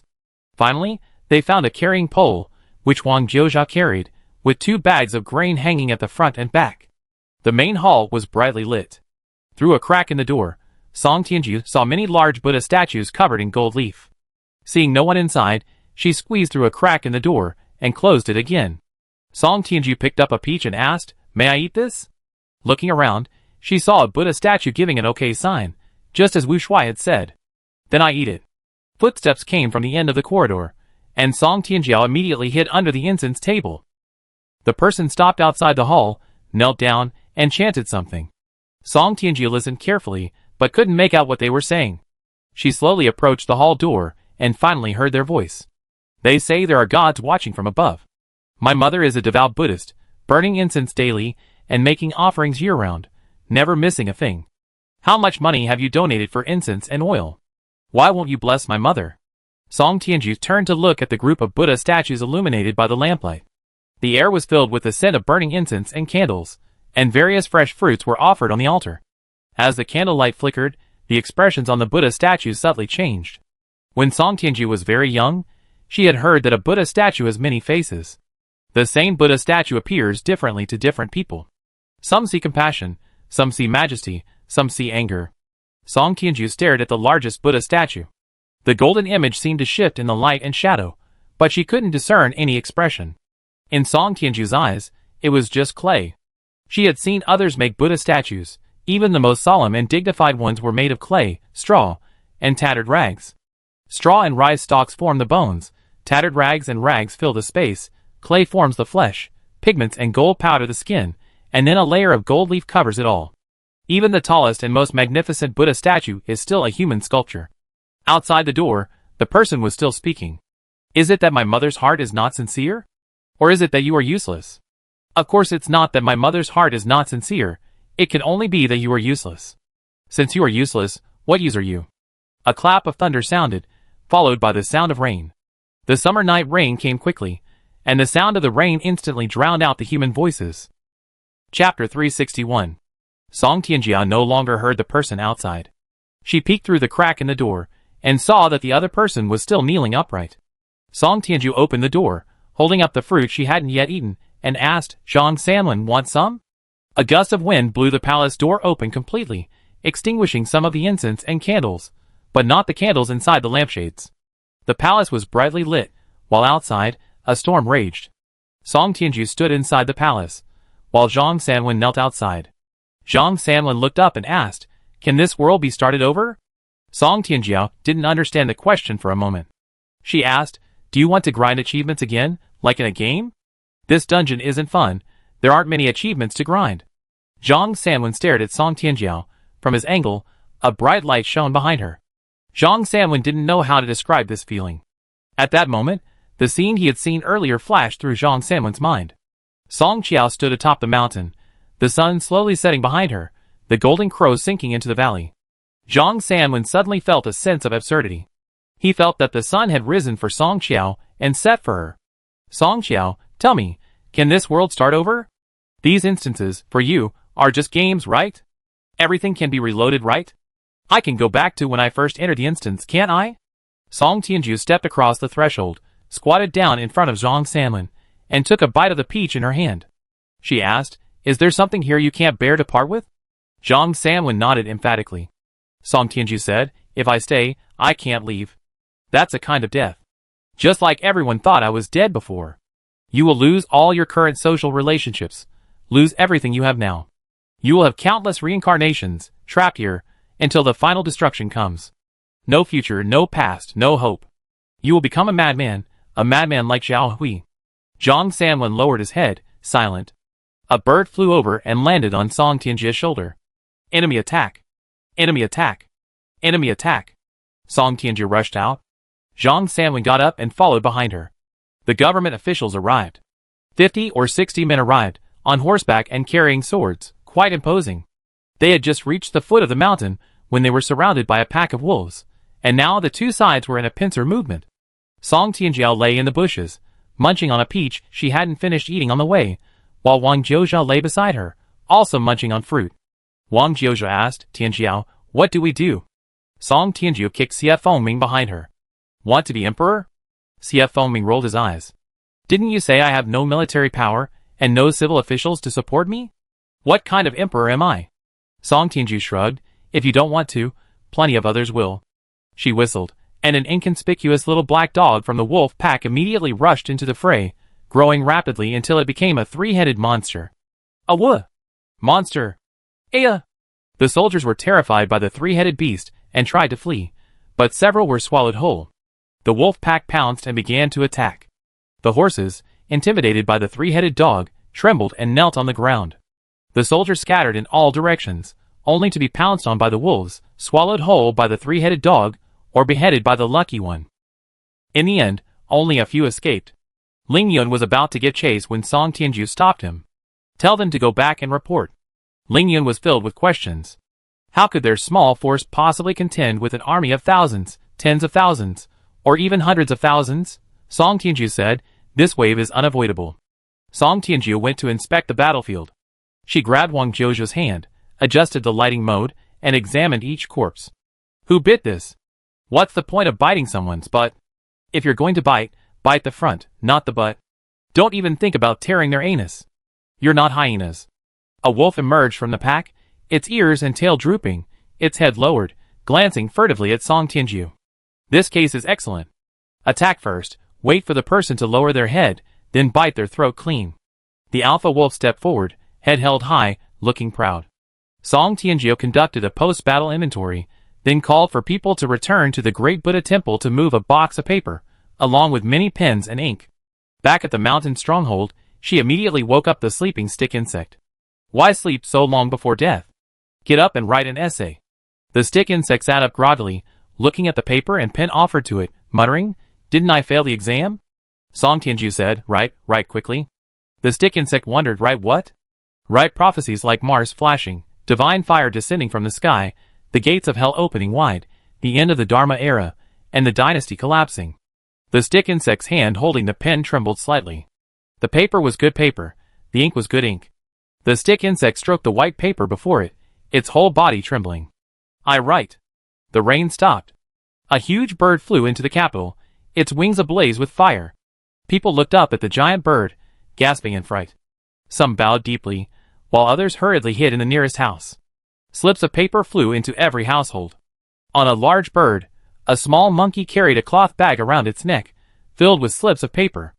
These were prophecies hastily crafted overnight. The large bird cried out, "The imperial star has fallen, the dynasty is doomed. Heavenly fire descends, the nation is in trouble. A three-headed dog, sent from the underworld. This chaotic world, heaven has revealed its will." The slips of paper were cut from fine cotton thread, some characters were handwritten, others were printed using wood blocks. Xie Qishan and Wang Jiuzhu carved the characters into wooden blocks, barely managing to produce the wood blocks in time. To meet the deadline, the master blocks were intaglio printing. The printed characters, like rubbings of a stone tablet, were intaglio. The snowflake-like slips of paper were thrown out by the little monkey, falling in a flurry. The government ordered the strange bird to be shot, but the range was insufficient. They could only futilely shoot arrows into the sky. The troops, gathering to attack the mountain stronghold, heard a cry, followed by a flurry of falling paper scraps. The soldiers exclaimed, "Was that monster sent by the underworld?" The palace erupted in chaos again, ablaze. Fire! Fire! Fire again!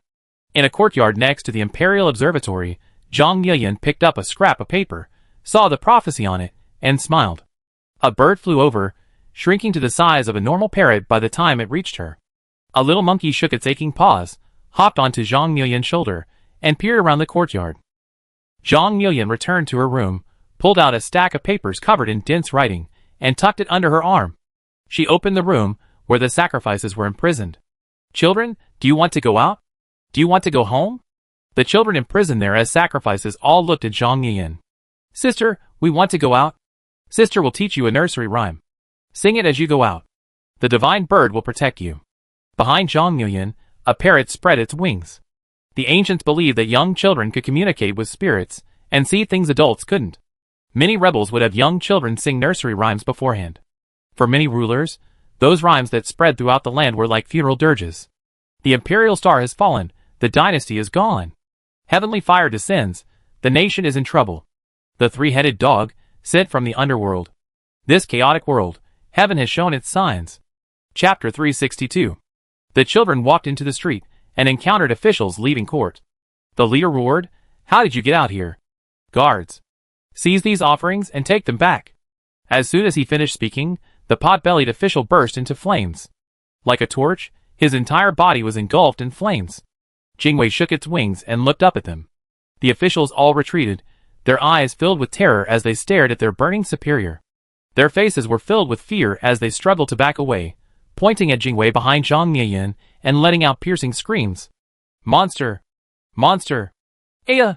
Jingwei snorted coldly, lightly flapping its wings, and the boots of the green-clad official, who shouted the loudest, began to catch fire. The green-clad official fell to the ground, ripped off his burning boots, and scrambled away. Monster! Monster! There's a monster! Aya! The green-clad official, who had rushed into the bustling marketplace, was engulfed in flames. Amidst the blazing flames, he howled, his charred body shrinking until he became a charred corpse that would crumble in the wind. The flames burned too quickly. By the time the pedestrians realized what they were seeing, it was too late. The crowd screamed in terror and scattered in all directions. The sacrifices entered the bustling market, running through the streets. They clutched candy given to them by Zhang Miyan, singing newly learned songs. Unlike the adults, who fled in all directions, they felt no fear. The person who always secretly gave them food said they could finally have a full meal. The imperial star has fallen, the dynasty has perished. Children flocked to the streets, singing the newly learned songs. Many didn't understand the meaning of the songs, but they knew they could finally have a full meal. They were imprisoned as sacrifices. They were meant to be offerings to heaven and earth. They didn't know what was happening, didn't know why they had to die. They only knew that they would have a full meal next time. Passers-by hurried away, looking at the children with terrified and bewildered eyes.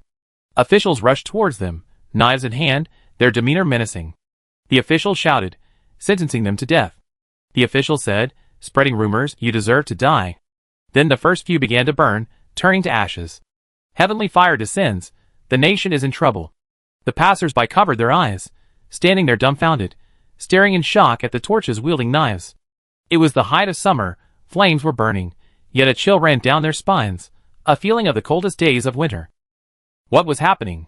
Had the gods sent down calamity to destroy everything?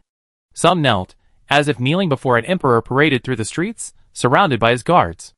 They knelt prostrate, eyes fixed on the ground, trembling. Cerberus, sent from the underworld. Children ran past, and the kneeling people dared not rise for a long time. Just like that day during the street patrol. The emperor's carriage had long since passed, but the obedient subjects still dared not raise their heads.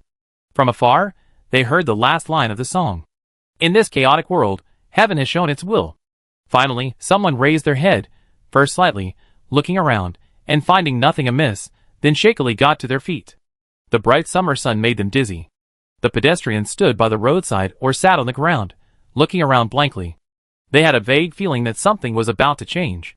But they couldn't quite articulate what changes could possibly occur. The world rises and falls, dynasties rise and fall. Isn't it all the same? What could possibly change? Lu Huixiang scooped out freshly made pan-fried buns, hearing a folk song drifting over. She stuffed pieces of paper, not yet completely burned, used as kindling in the stove into the flames, and added a handful of firewood. She scooped a spoonful of oil into the pan, making a sizzling sound. One by one, plump, white pan-fried buns filled with mutton and scallions were placed into the pan. The aroma of oil and flour mingled, filling the air around the stall. A small black dog, squatting nearby, drooled, craning its neck and staring longingly at the pan-fried buns in the bamboo basket.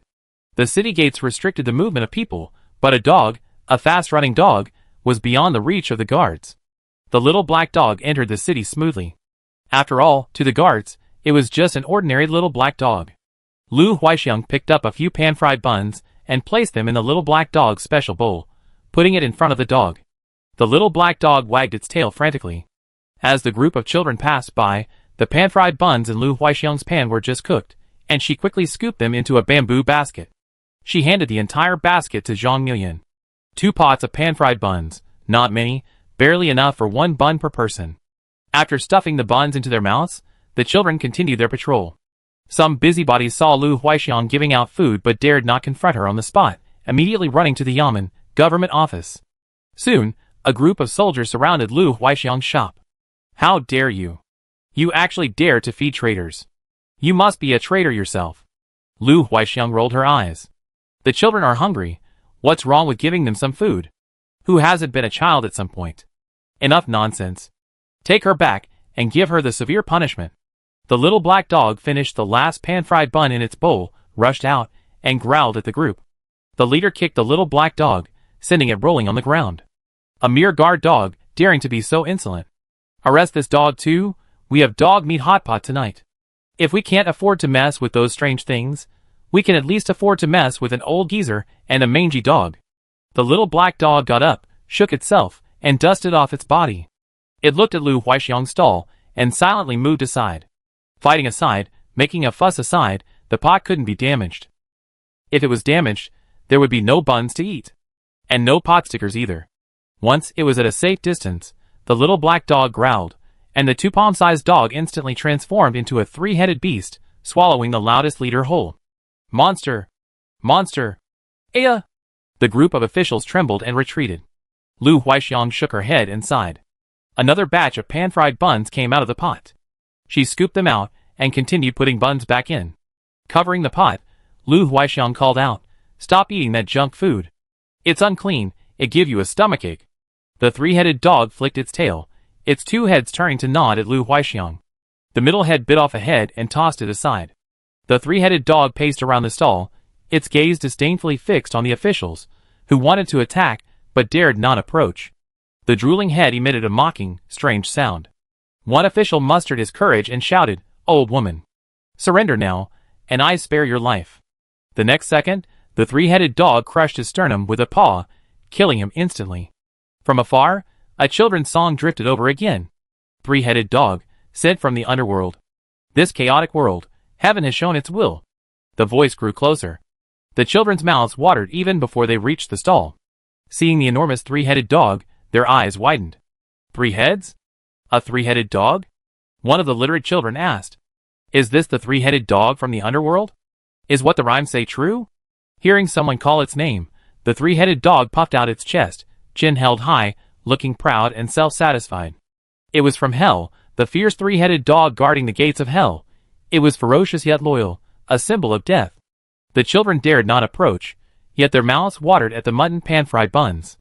The little monkey couldn't bear to watch any longer.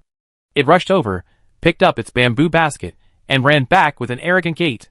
Human cubs, eat! Chapter 363. With so many people offering sacrifices, each person still only received 1 pan-fried dumpling.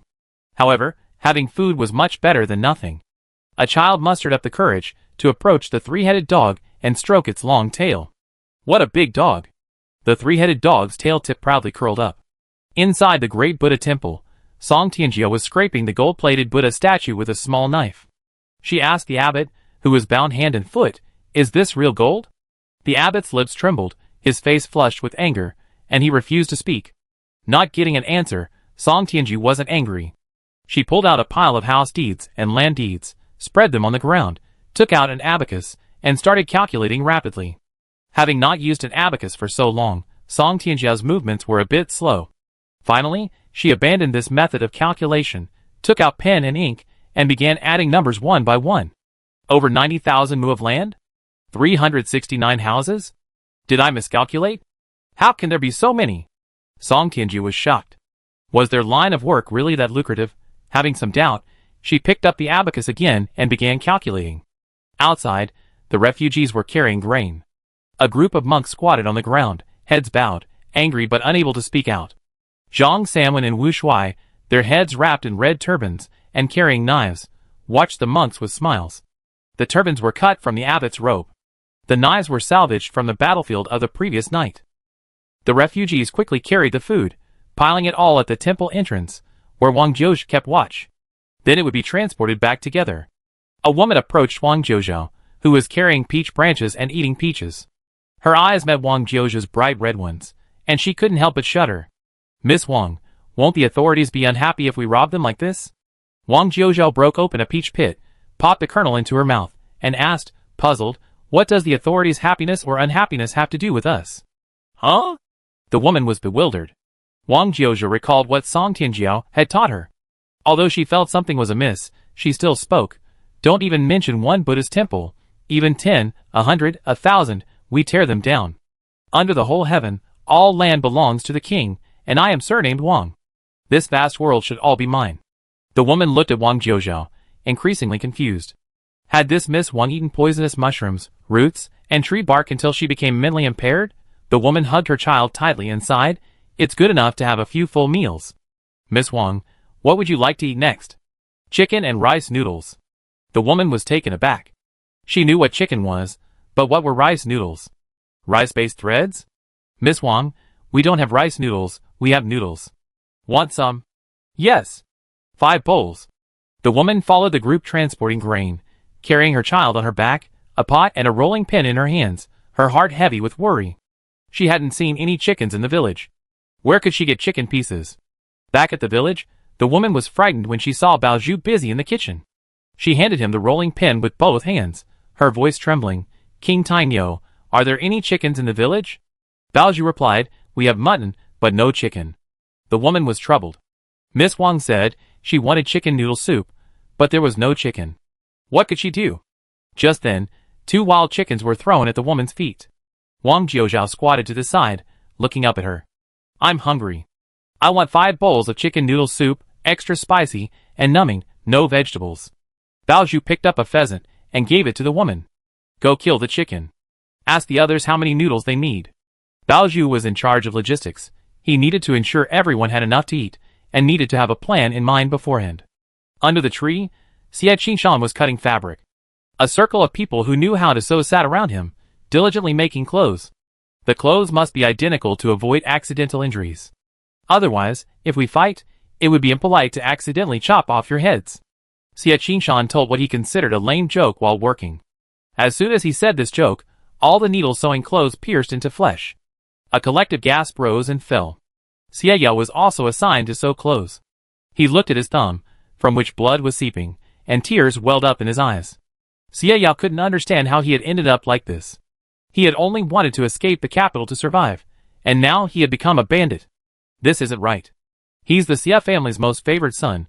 How could he become a bandit? Recalling the deaths of his 2 henchmen, Xie Yao trembled. He dared not voice any objections.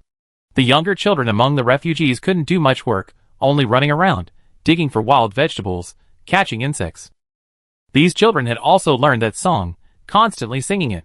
The imperial star has fallen, the dynasty is doomed. Heavenly fire descends, the nation is in trouble. Hearing the children's voices, Xie Yao shuddered. A gust of wind blew, and Xie Yao looked up to find the sky overcast. The weather had changed.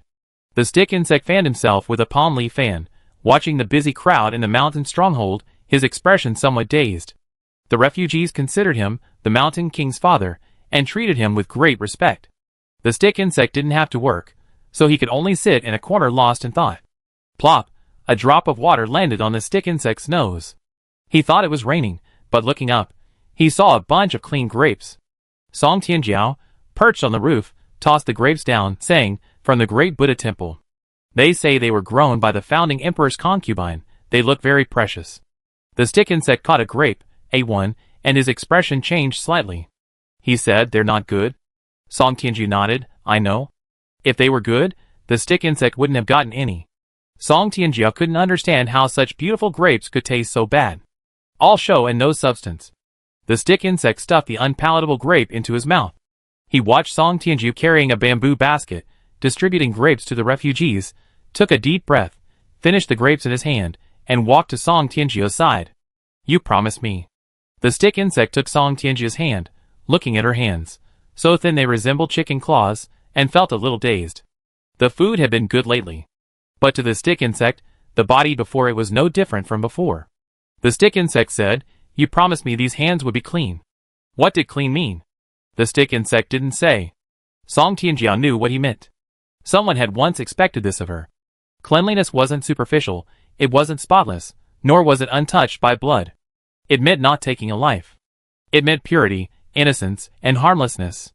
To utter such nonsense in chaotic times was truly foolish. Song Tianjiu agreed again. Okay. Wang Jiuzhao ran over carrying 2 bowls and asked, Tianjiao, do you want chicken noodle soup or mutton soup noodles? Today's lunch was 2 kinds of noodles, with wild vegetables that the children had dug up. Song Tianjiu chose mutton soup noodles. Looking at the unusually large amount of meat in her bowl, the stick insect suddenly said, you can't do it. Song Tianjiu didn't speak, focusing on her meal. After finishing her meal, she still had many things to do. A year is both long and short. As a copycat, a year is very long. A human life is but a cycle of 60 years. Compared to a 60-year lifespan, a year is exceptionally long. As a newly established dynasty, a year is very short. Song Tianju said, someone told me that a dynasty's lifespan is only 200 or 300 years. Father, do you think a year can lay the foundation for 200 or 300 years? The stick insect's expression was extremely strange. He snatched the bowl and chopsticks from Song Tianju's hands, picked up a piece of meat, stuffed it into his mouth, and mumbled, "A fool's dream." Chapter 364. Seeing that Song Tianju had run out of noodles, Wang Jiuzhao brought over another bowl of mutton soup noodles. Song Tianju ate his noodles silently, no longer speaking. The stick insect frequently looked up, watching Song Tianju's cheeks puff out as he ate, and sighed occasionally. A century-old foundation is not built in a day. A fool's dream, the stick insect said worriedly. Zhang Sanwen returned, leading a string of monks with their hands tied. He rushed into the kitchen, brought out a bowl of noodles, ate half of it in a few bites, and then rushed to Song Tianju with the bowl in hand. Zhang Sanwen exclaimed excitedly, "I found a strange thing in the temple." Song Tianju looked in the direction Zhang Sanwen was pointing. A person of average appearance, unremarkable features, was bound hand and foot, leaning against a fat monk. This person had an expression that said he couldn't go on living and might as well be dead. Noticing Song Tianju's gaze, he lifted his eyelids to glance at her, then lowered them again, still looking half dead. Song Tianju shoved the empty bowl into the stick insect's hand, stood up, walked over, and kicked him in the knee. The man's knee buckled, and he fell to the ground. Song Tianju raised her foot, stepped on his shoulder, grabbed the back of his head by the hair, and made him look up at her. She saw a pair of eyes devoid of any will to live. Song Tianju's hand itched, and she slapped him across the face. "Zhao Hui, if you want to die, dig your own grave." What kind of life or death act is this? This man was indeed Zhao Hui, still looking the same as before. His appearance was ordinary, nothing particularly outstanding. If there was any distinctive feature, it would only be his pair of utterly dejected eyes. Like dull pearls. Two counterfeit pearls, outwardly round and smooth, were actually dull and lifeless. The eyes, like the white film in the eyes of a dying old man, held a deathly luster.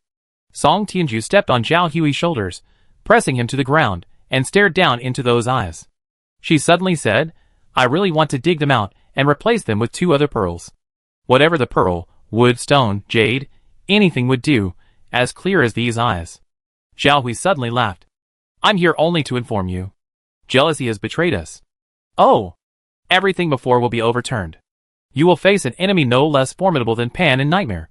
"Oh!" Song Tianju responded flatly. She asked, "Want some noodles?" "We have chicken noodle soup and mutton soup noodles." Zhao Hui fell silent. Zhao Hui lay on the ground, staring blankly at Song Tianju, who was looking down at him.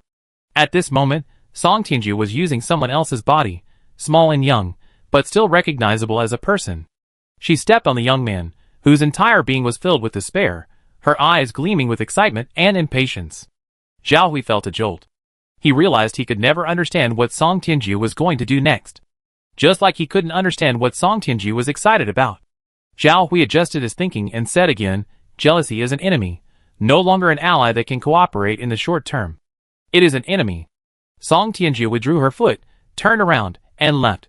What nonsense, what a waste of time. The enemy of my enemy is, of course, also an enemy. What kind of ally can cooperate in the short term? Another half bowl of noodles, please, I'm not full. Bao Zhu, hearing this in the kitchen, immediately made noodles. Zhao Hui staggered to his feet, trying to catch up with Song Tianju, but his steps were too long, and the rope around his ankle pulled him back, causing him to fall heavily to the ground. My master is about to perish. Once it disappears, all the lucky ones in the heavenly I will die, everything will restart, and a new heavenly I will open. Zhao Hui shouted. Song Tianju turned to look at the dog-like Zhao Hui. Suddenly, an idea struck her, and she asked Zhang San, "Look, this is the consequence of starting over again and again." Song Tianju even doubted whether Zhao Hui could distinguish between day and night. Could Zhao Hui distinguish what he was actually experiencing in the present moment? Repeated repetition can drive a person mad. Zhang San didn't speak, falling into an unprecedented silence. Tian sat in the corner, holding a small octopus in her hand, quietly watching Zhao Hui. "Daddy, are you going to die?" The small octopus's tentacles wrapped around Tian's fingers, tightening halfway. The refugees stared in astonishment at the deranged Zhao Hui, whispering amongst themselves. Is he a madman? They couldn't understand him. couldn't understand what this madman was saying. The noodles were cooked, rinsed in cold water, topped with sauce, and handed to Song Tianjiu by Bao Zhu. Song Tianjiao, holding half a bowl of noodles, sat cross-legged beside Zhao Hui, staring into his eyes. Zhao Hui looked utterly dejected. He looked like he couldn't go on living, like the world had repeatedly ravaged him. He had no will to live. The way Zhao Hui ate his noodles was fierce. Another bowl. Zhao Hui ate like a glutton, insatiably devouring the food in his bowl after bowl. Soon, he rushed to a corner and began to vomit. Hiccup! Bao Zhu jumped up and down beside him. You're wasting food. Are you some kind of mukbang streamer? Just throw up. This farce made all the lucky ones and refugees look at Zhao Hui with strange eyes. Zhao Hui was special. He still had his original body. The dejection emanating from Zhao Hui spread like a plague, making everyone uneasy. Song Tianjiao, holding an empty bowl, stared at Zhao Hui's back, when suddenly a thought flashed through her mind. She walked over and smashed the bowl directly on Zhao Hui's head. Sleep, you need to rest. This wasn't spreading fear. This was a struggle, a self-rescue, and also a rescue. Zhao Hui chose to enter this instance to deliver a message, despite his dejected words. But his actions were a struggle. Zhao Hui's body went limp, and he lay back on the ground. Bao Zhu, take him to rest. The refugees, seeing the cracked bowl in Song Tianjiao's hand, huddled together and silently moved away. Song Tianjiao, having eaten her fill, decided to set off. The stick insect followed closely behind. I follow you, you promised me?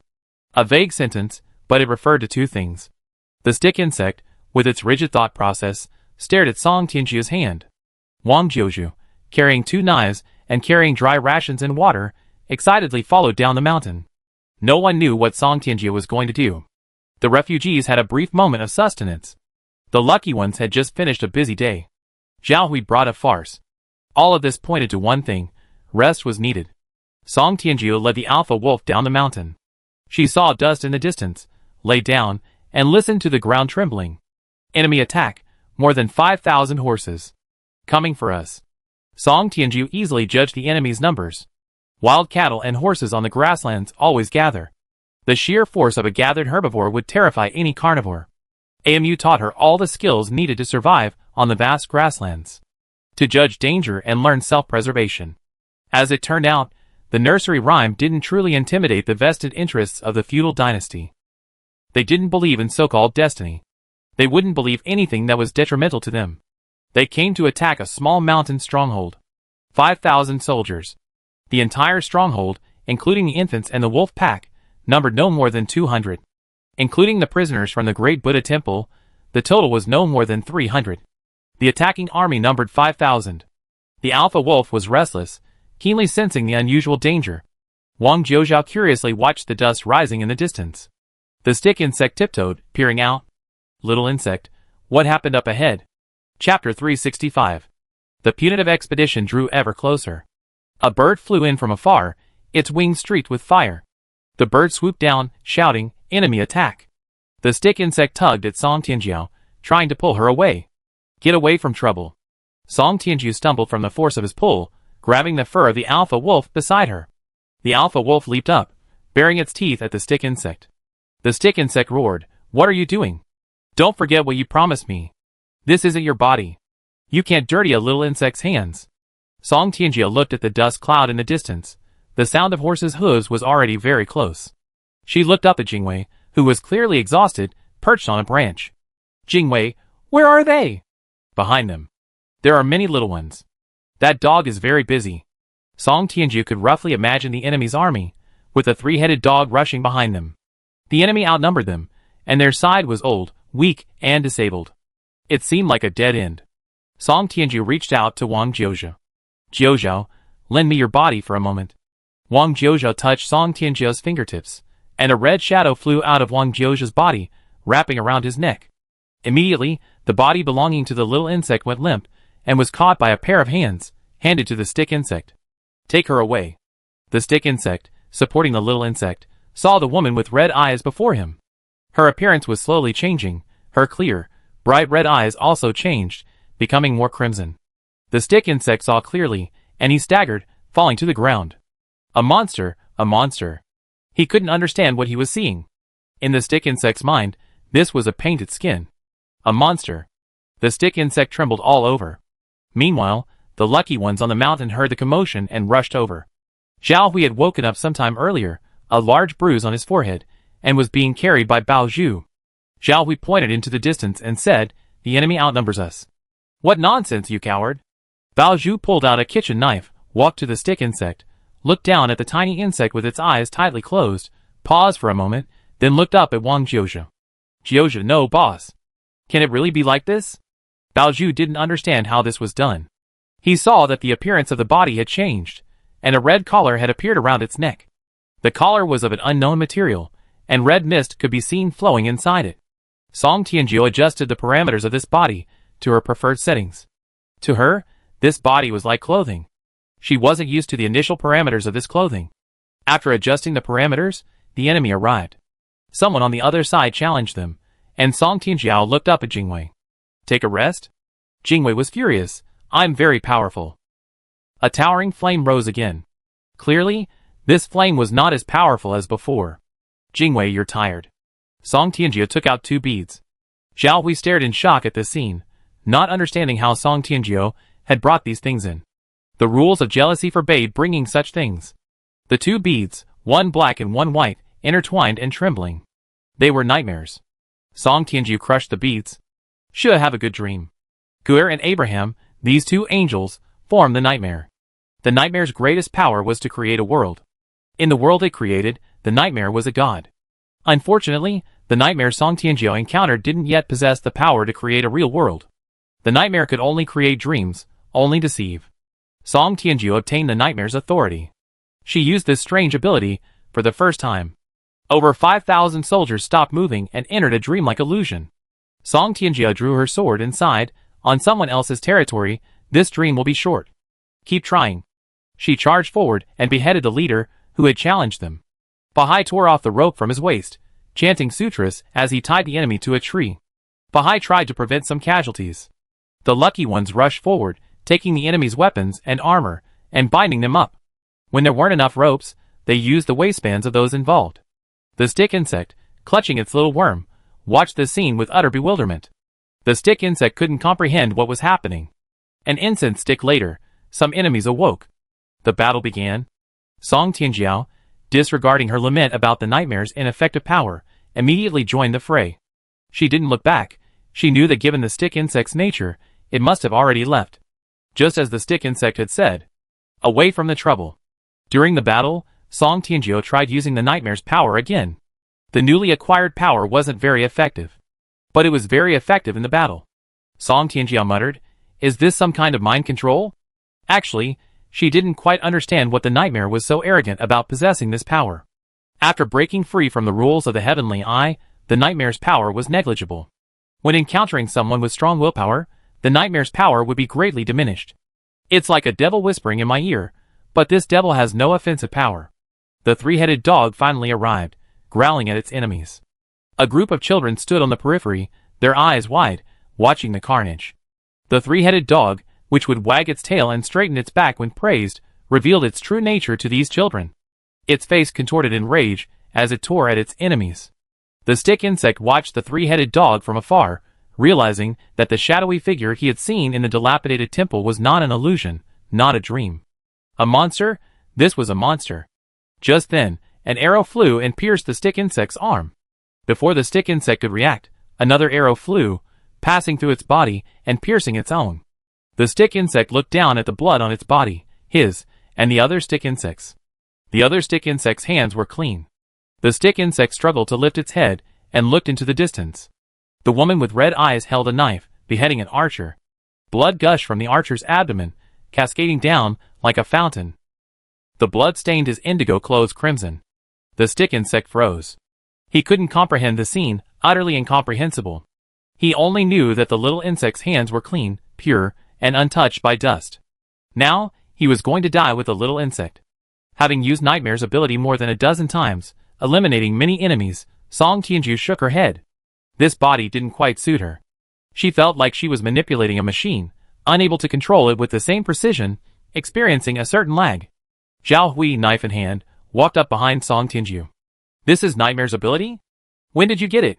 Song Tianjiu turned her head, her eyes still gleaming with lingering ferocity. Zhao Hui's pupils constricted sharply, and he retreated warily.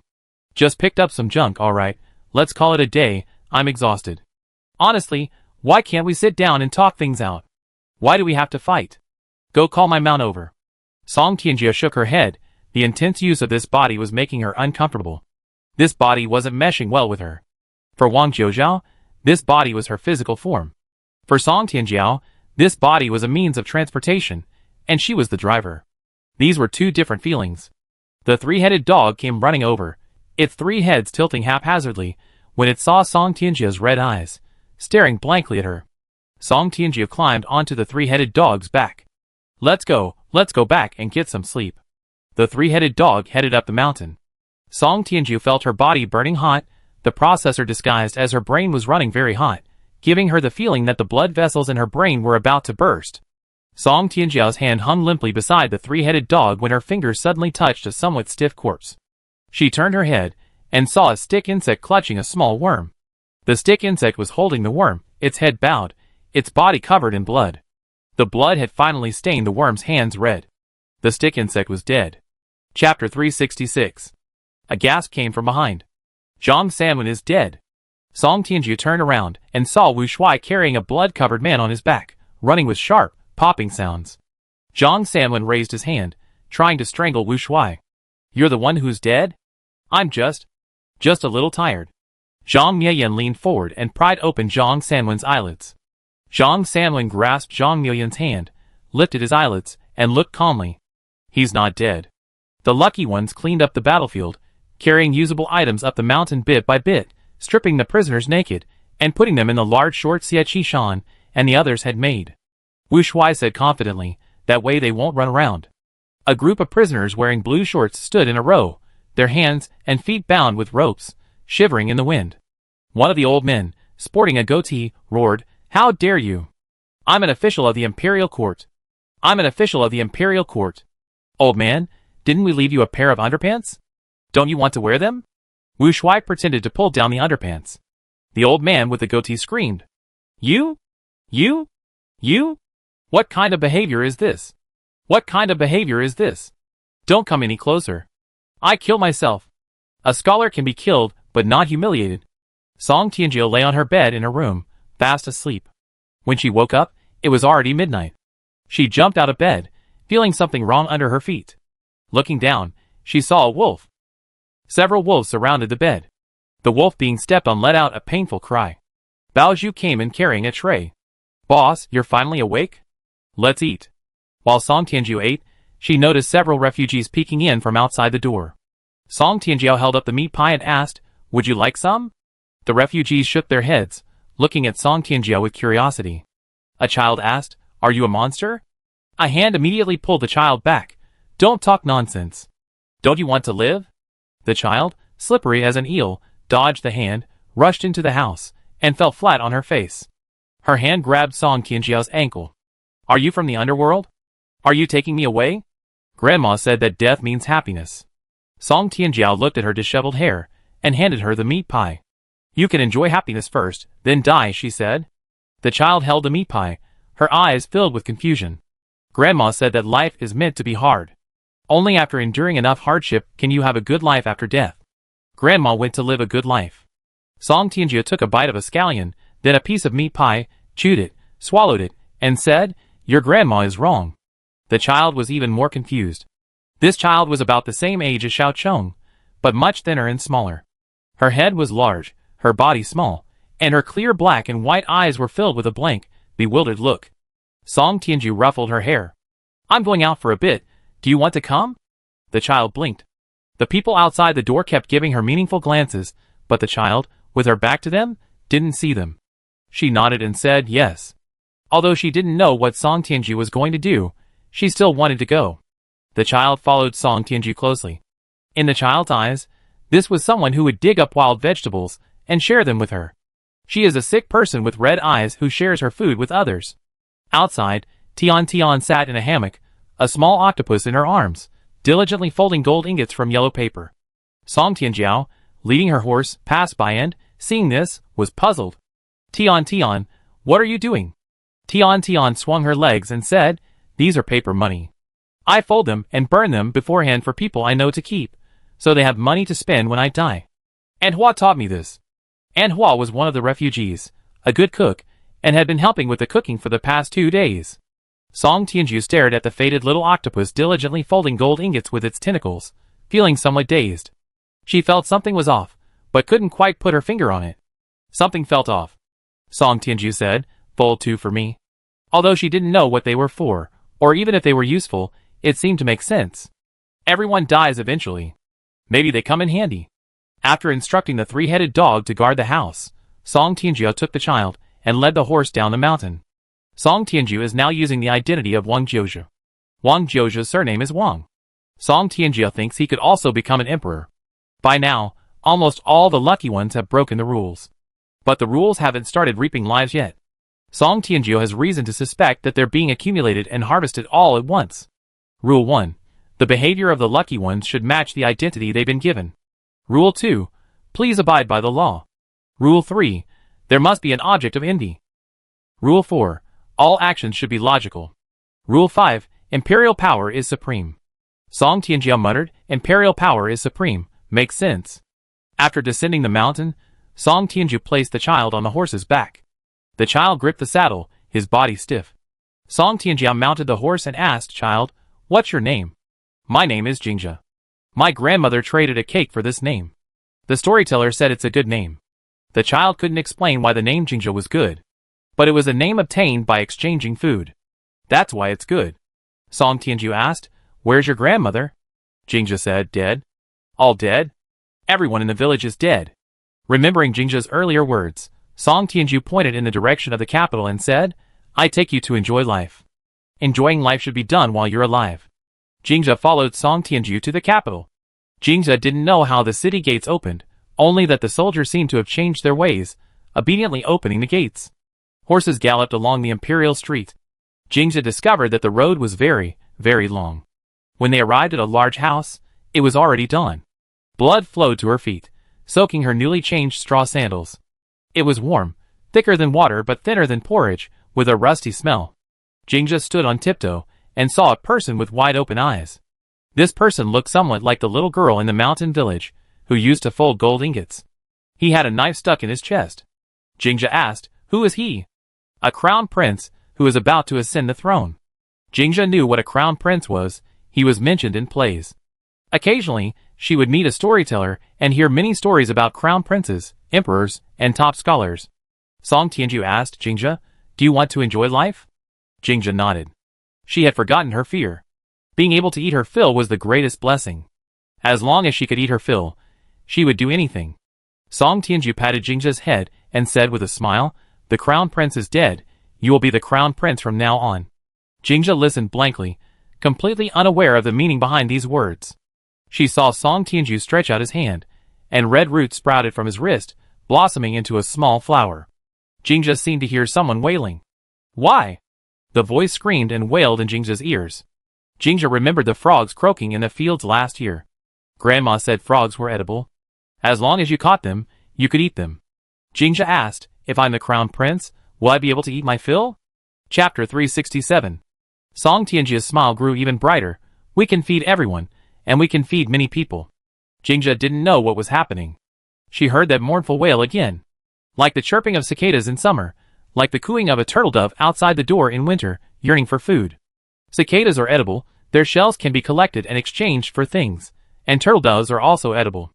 These are all good things. Jingja looked around, trying to find the source of the sound. Cheating. This is cheating. This is cheating. Jingja was somewhat bewildered. What cheating? Will cheating guarantee a full stomach? Don't even mention cheating. Grandma said before she died that as long as she could have a full meal, it would be worth dying for. Hunger raged within her. The eerie fire burning inside her needed food to extinguish it. That fire scorched her internal organs, stirring every meridian and bone. Jingja was hungry. Her stomach rumbled. She pulled out a meat pie from her bosom. This was the dry ration Bao Zhu had given her on her way down the mountain. She took a bite, then a sip of water. Forget about cheating. As long as there's food, that's enough. Jingja saw red roots piercing the prince's wound. The prince, like a deflated sheepskin raft, was quickly reduced to nothing but skin and bones. More roots spread in all directions. Jinja didn't know what they were. It didn't matter. As long as there was food, that was enough. Jinja was a brave child. She had known about death from a young age. She believed that death was going to another world to enjoy bliss. Untouched by the hardships and suffering of the human world, unburdened by the harsh realities of life. Jinja believed that death was a joyous occasion. She wasn't afraid of death. She only feared hunger. The world changed. An old man with a goatee, trembling as he put on his court robes, walked out of his house with heavy steps. The weather wasn't good this morning. Overcast and gloomy. He walked slowly toward the palace gate, hands behind his back. A month ago, he was ordered to join the army in suppressing bandits around the great Buddha temple. The army of over 5,000 should have easily taken the bandit leader's head.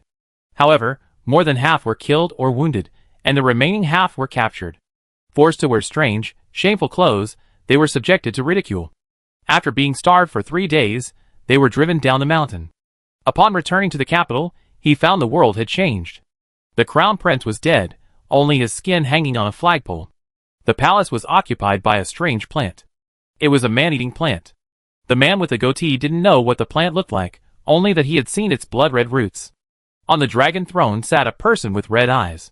The man with the goatee remembered the person. It was this person, holding 2 knives, who had killed many people. He was originally a low-ranking official of the 6th rank, but now, with so many officials dead, and the court in dire need of capable men, he had become a 3rd-rank official. The man with the goatee sighed, his steps growing heavier. The country is doomed. A monster is in power. Chaos, utter chaos. He hadn't had a good night's sleep in a long time. Old goatee, hurry up. How can you be so slow? Is the plan ready? Let me copy it. A passerby lifted him up. Lord Bao, please don't do this.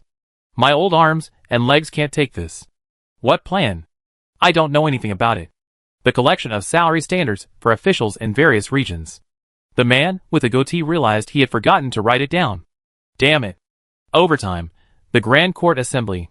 Song Tianjia leaned back in his dragon throne, yawning. A little girl named Jinja sat beside him, pen in hand, diligently taking meeting minutes. Jinja couldn't read before. In a month, she learned quite a few characters. If she didn't know how to write something, she'd draw a circle around it. This was what the little girl who always folded gold ingots told her. If you don't know how to write something, draw a circle, and the character will appear by itself when you wake up the next day. Jinja suspected she was being tricked. The circle was still just a circle the next day. Behind Jinja was Zhao Hui, pen in hand. After each Grand Court Assembly, Jinja had to compare the meeting minutes with Zhao Hui. Jinja could earn a few minutes of playtime by writing a few characters correctly. The Imperial Observatory said that 1 minute was 1/15 of an hour. Jinja didn't quite understand. The people from the Imperial Observatory wrote a large book about time and demanded to be included in the required reading list for the Imperial examinations. The Grand Court Assembly began. The arguing started. The arguing people included former prisoners, people from the mountain stronghold, and people Jinja didn't recognize. Jinja couldn't understand. But these people were arguing very seriously, rolling up their sleeves, ready to fight. Jinja diligently recorded the content of the argument. As she wrote, Jinja couldn't continue. She didn't understand. Jinja turned to Zhao Hui and said, I don't understand. Zhao Hui's dark circles were practically on the floor. He stared at Jinja, a bright smile on his face. Child, you have a lifetime to slowly understand. Jinja still didn't understand. Jinja turned to look at the person sleeping on the dragon throne. She understood even less. The Grand Court Assembly continued until noon. The arguments paused for lunch, and then resumed. At first, Jinja was intimidated by these people's arguments. In the plays, emperors and high-ranking officials were all very powerful figures, and Jinja thought those people were very powerful. Now, after hearing it a few times, Jinja got used to it. It was the same as her grandmother arguing with people. Grandma would argue with people over food, because food was life itself. Grandma Lu Huaixiang, who was about the same age as her grandmother, said that for political beings, power was life. These people in the court argued over power, because power was their life. Jinja didn't quite understand. Jinja could never quite understand the words of the people around her. That official who always had 3 questions in his speech was always getting worked up. He said a year was too short. Jinja didn't know why it was a year, and she didn't understand why he said it was too short. The Imperial Observatory sent thick books every day, with these kinds of diagrams, and words she couldn't understand. These books would be sent to be printed, bound, and distributed. The scope of the next imperial examination was increasing every day. There were frequent unrest in various places, and she had to quell them. Disasters often occurred, and she had to arrange for their handling. There were also some troublesome nobles and landowners who also had to be killed. Everyone was busy. Except, Jingja looked at the person sitting on the throne. One night, Jingja climbed into bed and asked Song Tianjiao, who was reading a storybook. Everyone's busy. Why are you so free? Song Tianji yawned. Leave the professional matters to the professionals. I can't do what they need to do. I'm just a ruler. I'm good to be a useless bum. Jingja didn't understand. In her eyes, the new emperor could do everything, the most powerful person in the world. Old school officials often cursed him privately, calling him a monster, a demon. But in Jingja's heart, he was the most powerful person in the world. Song Tianjiao knew that a year could only shake the foundations of a feudal dynasty. Economically and politically, a year can't change much. Crops can't be bred and increased in yield within a year. Technology can't take off in a year. Time will cover everything. A year is too short. But that doesn't mean giving up. The lucky ones are busy every day, trying to plant seeds. What these seeds will grow into remains to be seen. As time passes, Jingja notices that the rising stars in officialdom are becoming increasingly anxious. They even consider sleep a waste of time. Books are piling up, distributed to various government offices. Jingja understands their language less and less. They always say there's not enough time. Until one day, they die. Jingja becomes the new emperor. On that day, Jingja sits on the throne, surrounded by wolves, with prostrate subjects at her feet. From this day forward, she is the new emperor. Jingja doesn't know if she can do it well. The young new emperor, gripping the sword used by the previous emperor, gazed at his subjects. She thought, the summer harvest is coming. The summer harvest means enough to eat. Jingja vaguely understood why those people were always in such a rush. If the harvest were delayed, someone would starve. The moment the instance ended, Song Tianjiao heard a long-forgotten sentence. Death game, cheating is prohibited. Chapter 368. The stick insect wasn't called a stick insect. He never married and had no daughters. The stick insect only had one younger sister. He never told the person who possessed his sister's body who he was. Not his father, but his elder brother. His surname was Fang, and he was born into a scholarly family. He studied from a young age, and his given name was Du. Du, meaning bookworm. Before taking the imperial examinations, his elders gave him the courtesy name Zhu Qing. Fang Zhu Qing. Fang Zhu Qing studied from a young age, and his family hoped he would pass the examinations and become a high-ranking official. Fang Zhu Qing lived up to their expectations. He topped the list in the preliminary examination. He topped the list in the provincial examination. He failed the metropolitan examination. The year he failed, Fang Zhuqing's family had already moved to the capital. On the day the results were announced, Fang Zhuqing was somewhat dazed. After leaving the examination hall, he memorized his essay and showed it to his teachers and classmates. They all said there was hope. He failed. His father shook his head, and his mother sighed. My child, there's always next time. You're still young. Yes, still young. That year, Fang Zhuqing was not yet 20. Everyone who saw him would say he had a bright future, a young genius. Fang Zhuqing focused on his studies. He took the imperial examination a second time, and failed again. He failed a third time. One winter, Fang Zhuqing's mother died. Not long after, his father redeemed a courtesan, and Fang Zhuqing had a stepmother. His father, who once said, a true man should have a clear conscience before heaven and earth, became addicted to sensual pleasures. Fang Zhuqing left home, and went to live at the academy. His father no longer funded his studies, so Fang Zhuqing painted and wrote poetry, which he sold. For the fourth imperial examination, Fang Zhuqing fell seriously ill, and did not attend. On the day of the examination, someone brought him a question and asked him to write an answer. The other party pulled out 50 taels of silver, saying he was in a hurry. He demanded that Fang Zhuqing write quickly. Fang Zhuqing finished in one go. Just as he was about to copy it, the other party threw down the silver, took the article, and left. That day, his father, carrying a wine jug, staggered to see Fang Zhuqing. Doer, you made a fortune today? His father had recently been indulging in debauchery, losing his former vigor. Fang Zhuqing took out the 50 taels of silver he had earned that day. He intended to give half to his father, but the entire sum was snatched away. Doer, You have a little sister today, named Fong Ying, Ying as in firefly. Consider this your gift to Fong Ying. Fong Zuqing watched his father's departing figure. He realized that, without him noticing, his father had rotted away. Fong Ying? What kind of name is that? Fong Zuqing realized that his father had never cared. Fong Du was an insect, and so was Fong Ying. Perhaps their father had never truly cared. On the day the results were announced, Fong Zuqing went to check them as usual. Although he hadn't taken the exam this time, it was a habit of his. Naturally, Fong Zuqing's name wasn't on the list. Fong Zuqing saw Xia Yao's name. Fong Zuqing remembered Xia Yao. The young Xia Yao had once publicly rebuked him for his ugly face, saying he was unfit for officialdom. From then on, Fong Zuqing kept a close eye on Xia Yao. Xia Yao was young, but arrogant, uneducated, and indulged in pleasure. There was no need to investigate Xia Yao.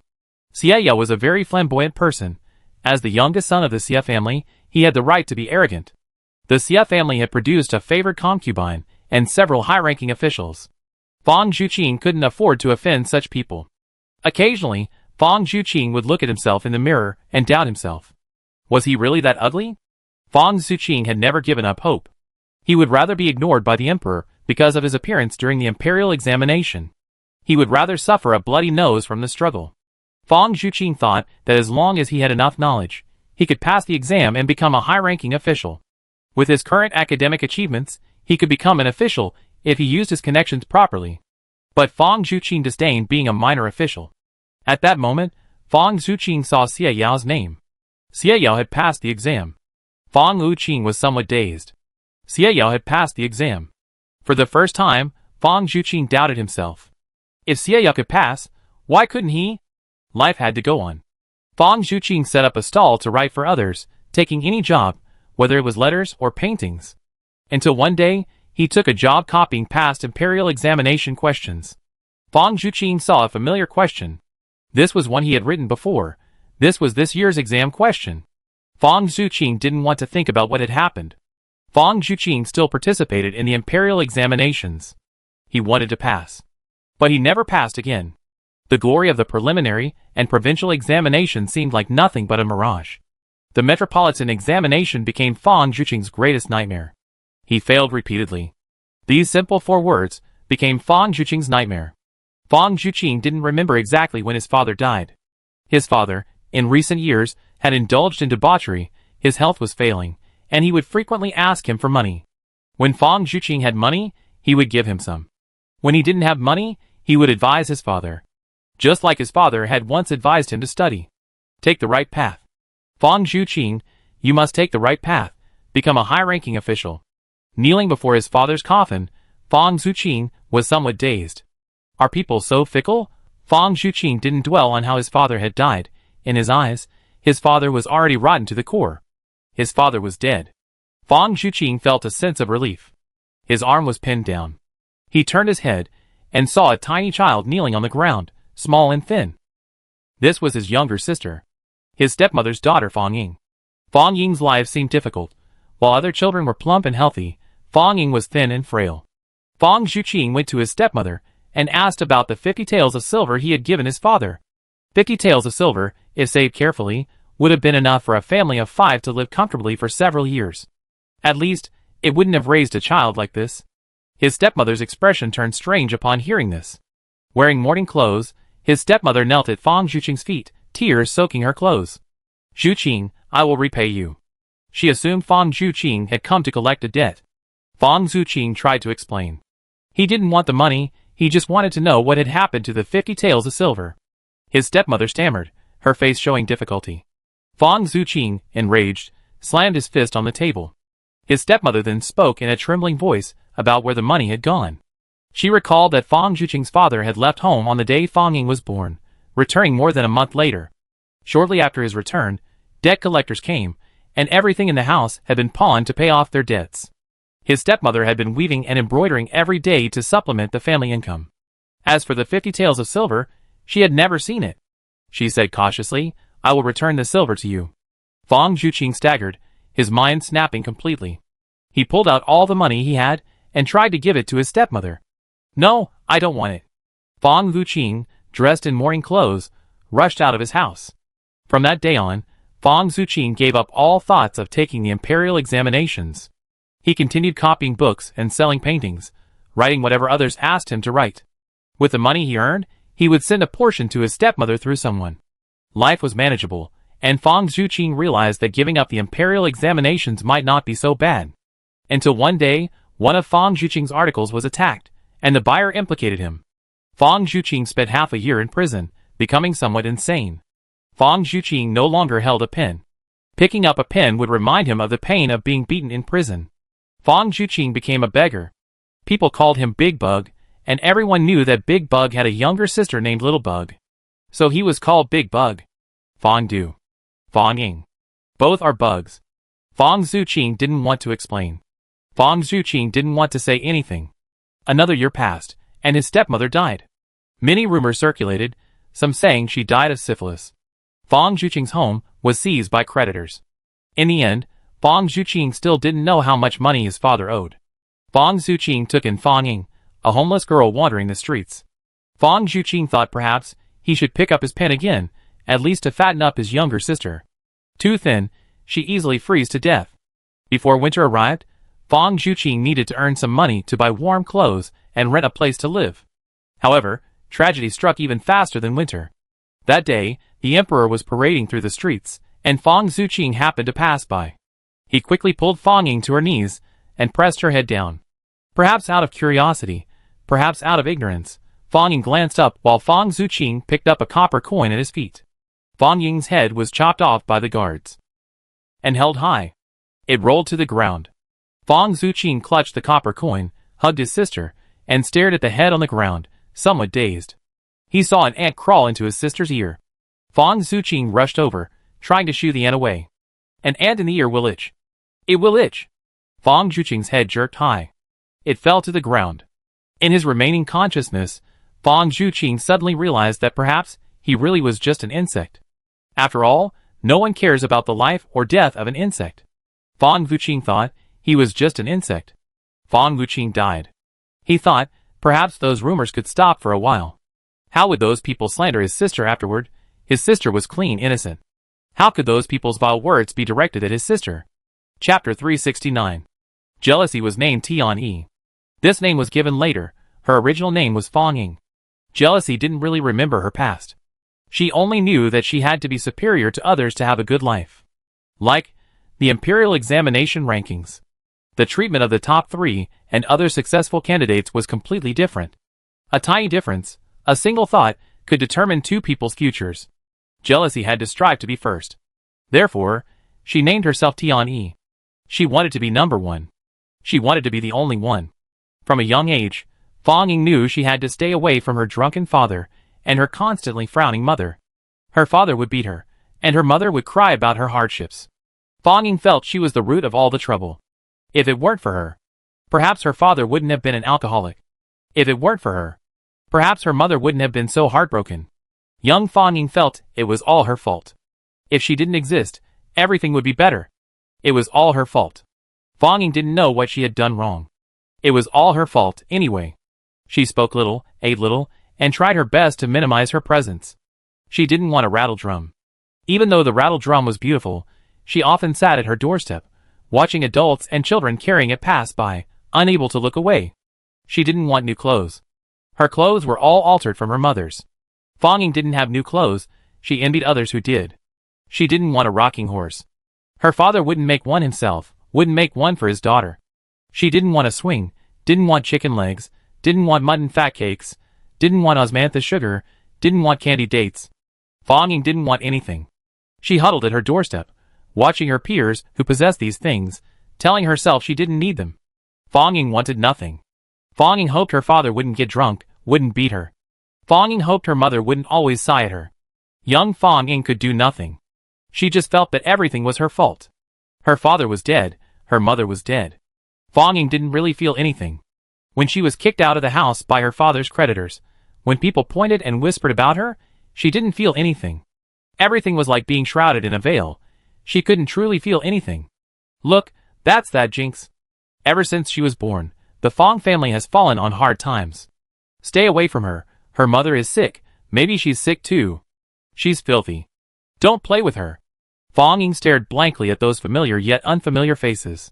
Not long ago, these people comforted her mother, asked her for embroidery patterns, borrowed needles and thread, and even rice. Her mother said to be kind to others, to be strict with oneself, and to be lenient with others. Now her mother is dead.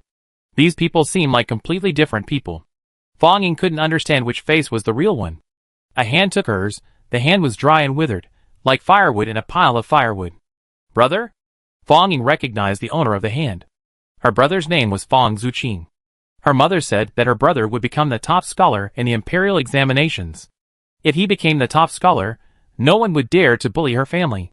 Her mother said that the rice she ate was paid for by her brother. Her mother said she should repay her brother. Fong Ying looked up at Fong Zuqing, her mother's words echoing in her mind. Fong Ying and Fong Zuqing weren't close. Fong Ying remembered often secretly watching Fong Zuqing, but the two had never spoken face to face. Fong Ying didn't know how to communicate with Fong Zuqing. She wanted to say that she ate very little and was easy to feed. Before she could speak, Fong Zuqing started jumping up and down, pointing at the people around him and cursing. Even his cursing was difficult to understand. Fong Ying couldn't understand what her brother was saying. She only remembered the group fleeing in disarray. Come on, let's go find something to eat. There will be lots of good food later. My articles can be exchanged for money.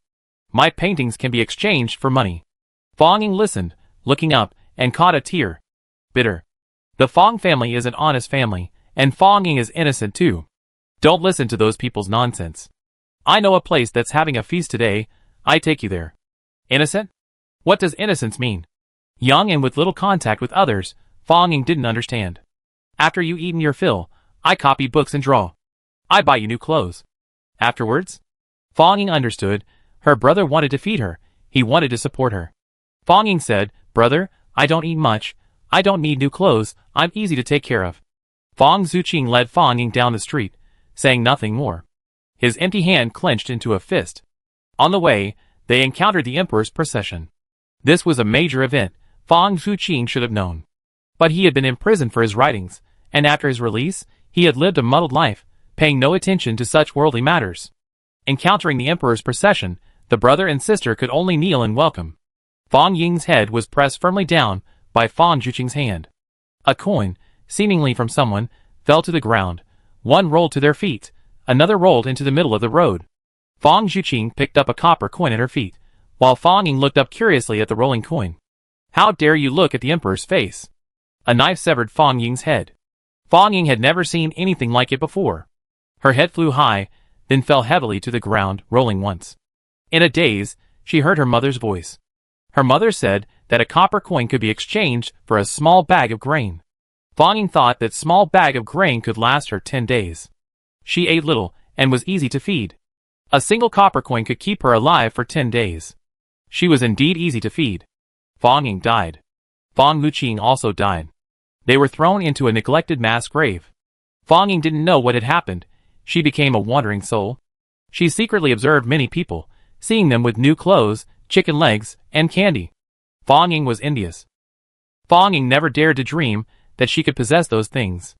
Over time, Fong Ying wandered the human world, watching people die one by one, some from illness, some from accidents, some from old age. Human life is short, and Fong Ying witnessed the lives of many. Fong Ying saw those people make countless choices. She discovered that many people were foolish. Most of the time, people didn't make the right choices. Those people who lived good lives were just lucky. If it were her, she would definitely choose better. Better candy, better chicken legs, better new clothes. Fong Ying thought, those people are so foolish. One day, a strange thing approached her. That strange thing said she was jealousy. The strange thing said she was the darkness of humanity, a collection of negative emotions, a lowly soul. Fong Ying felt this was wrong, that what the thing said was wrong. Fong Ying became jealousy. Even though she didn't think she was. She had no choice. She couldn't defeat that strange thing. Later, when choosing a name, Fong Ying named herself Tian-Yi. Because she knew that in a fierce competition, those who fall behind die. Only the first place survives. The winner is king, the loser dies. Jealousy had looked at the dictionary. Jealousy thought. The dictionary's definition of jealousy was different from hers. Those who were doing better than her were simply luckier. Chapter 370. In a white room, Song Tianjia squatted on the floor, scratching her head. After the dungeon ended, she was supposed to head to the chessboard area, but instead found herself in an empty room. She wasn't in Wang Jiu's body. She was in her own body. She reached into her pocket. It was a jumble of random things. Song Tianjiu was a little sad. She had planned everything. Once she got to the chessboard area, she'd first get a large glass of lemonade, then barbecue. Nandatu would definitely have everything prepared. She also wanted a huge ice cream, solid-filled. Being an emperor was tiring. The dragon throne was hard as a rock. Even with cushions, it wasn't comfortable. The backrest was stiff. If she tried to cover it with animal hide, a group of old ministers would point fingers and berate her. All day long, there were people arguing and impeaching each other.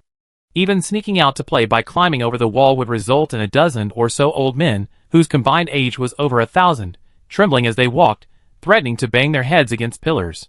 She wasn't free at all. Being an emperor wasn't easy. Even being a hands-off emperor isn't easy. Song Tianjiu felt she needed a good rest to recover from her mental exhaustion. A group of old men, practically on their deathbeds, were constantly nagging and fussing around her. She couldn't hit them, couldn't scold them. It was so annoying.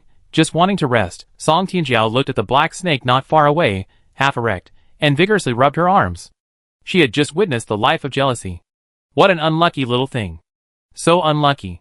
Even in death, she had to wander the human world, and finally get kidnapped. Song Tianjiu felt that the little octopus's actions constituted kidnapping. Who recruits followers like that? It's too much. No wonder jealousy betrayed her. If it were her, she would definitely secretly find an opportunity to stab them in the back. Song Tianjiu sat cross-legged on the ground, her arms behind her back supporting her weight, her body suspended in the air. She moved her hands back and forth, inching backward, trying to create distance between herself and the black snake. Song Tianjiu didn't understand the meaning of jealousy. Was it because she was using Fang Ying's body that she was unhappy? Or was jealousy a form of negotiation? Whatever the purpose, Song Tianjiu was now covered in goosebumps. She pointed at the black snake and said, "Can you change your skin?" Song Tianjiu was afraid of snakes. It was a fear rooted deep in her soul. She couldn't understand the appearance and movement patterns of snakes. Smooth, legless, wriggling with muscles. Strange, really strange. A strange species. Song Tianjiu tried to avoid contact with all snakes. The black snake swam over and poked Song Tianjiu's finger with the tip of its tail. Song Tianjiu shuddered, tied the black snake into a bough, and threw it into a corner. "Change your skin, ah." The black snake transformed into Fang Ying's appearance, and walked up to Song Tianjiu. Fang Ying said, "I thought you could change my brother's fate." Song Tianjiu hadn't expected that the stick insect would sit motionless, frozen in place, when faced with danger. While others sought survival, he sought death. Song Tianjiu carefully chose her words and said, "What the stick insect did should be considered suicide. Seeking good fortune and avoiding misfortune is an instinct, but he didn't want to live. Besides, the stick insect is really unfair. He didn't say he wasn't her father, but her brother." Song Tianjiu finally understood why the stick insect always had a strange expression whenever she called him father. How utterly despicable. Fang Ying squatted down in front of Song Tianjiu, staring at her. "You cheated?" Fang Ying's face scrunched up, like a wrinkled bun. Song Tianjiu shrugged. "I didn't break the rules. The rules say imperial power is supreme. I am the emperor, I am power itself. I pardon all sins." Fang Ying looked indignant. "Cheating is cheating, that's wrong. You only passed because you were lucky. Just lucky. And that pumpkin, it wouldn't let me eat barbecue. That flower, it hit me with its roots. They were all lucky, that's why they could bully me."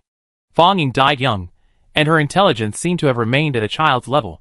Her logic was strange, nothing like an adult's. Fang Ying looked a lot like a stick insect. She inherited absolutely no beauty from her mother. In other words, both of them were as unattractive as their father. Fang Ying's puffed-up face looked adorably ugly, like a puffed-up pufferfish. Song Tianjiu wasn't good at coaxing children. She pulled a mint from her pocket, a candy she'd gotten from the cafeteria before entering the dungeon. A thin whistle candy, a handful was a lot. Song Tianjiu didn't like this candy, and had given away many, so now only one was left. Tearing open the packaging, Song Tianjiu stuffed the candy into Fang Ying's mouth. Fang Ying said, "It's not tasty." Song Tianjiu nodded, "I think so too." Saying this, Song Tianjiu took out a lollipop, tore open the packaging, and popped it into her own mouth. Fang Ying froze. The next second, Song Tianjiu pulled out a handful of candy. There were lollipops, gummy candies, and chocolates. Song Tianju had taken these from the dungeon, and some from the clown's hat.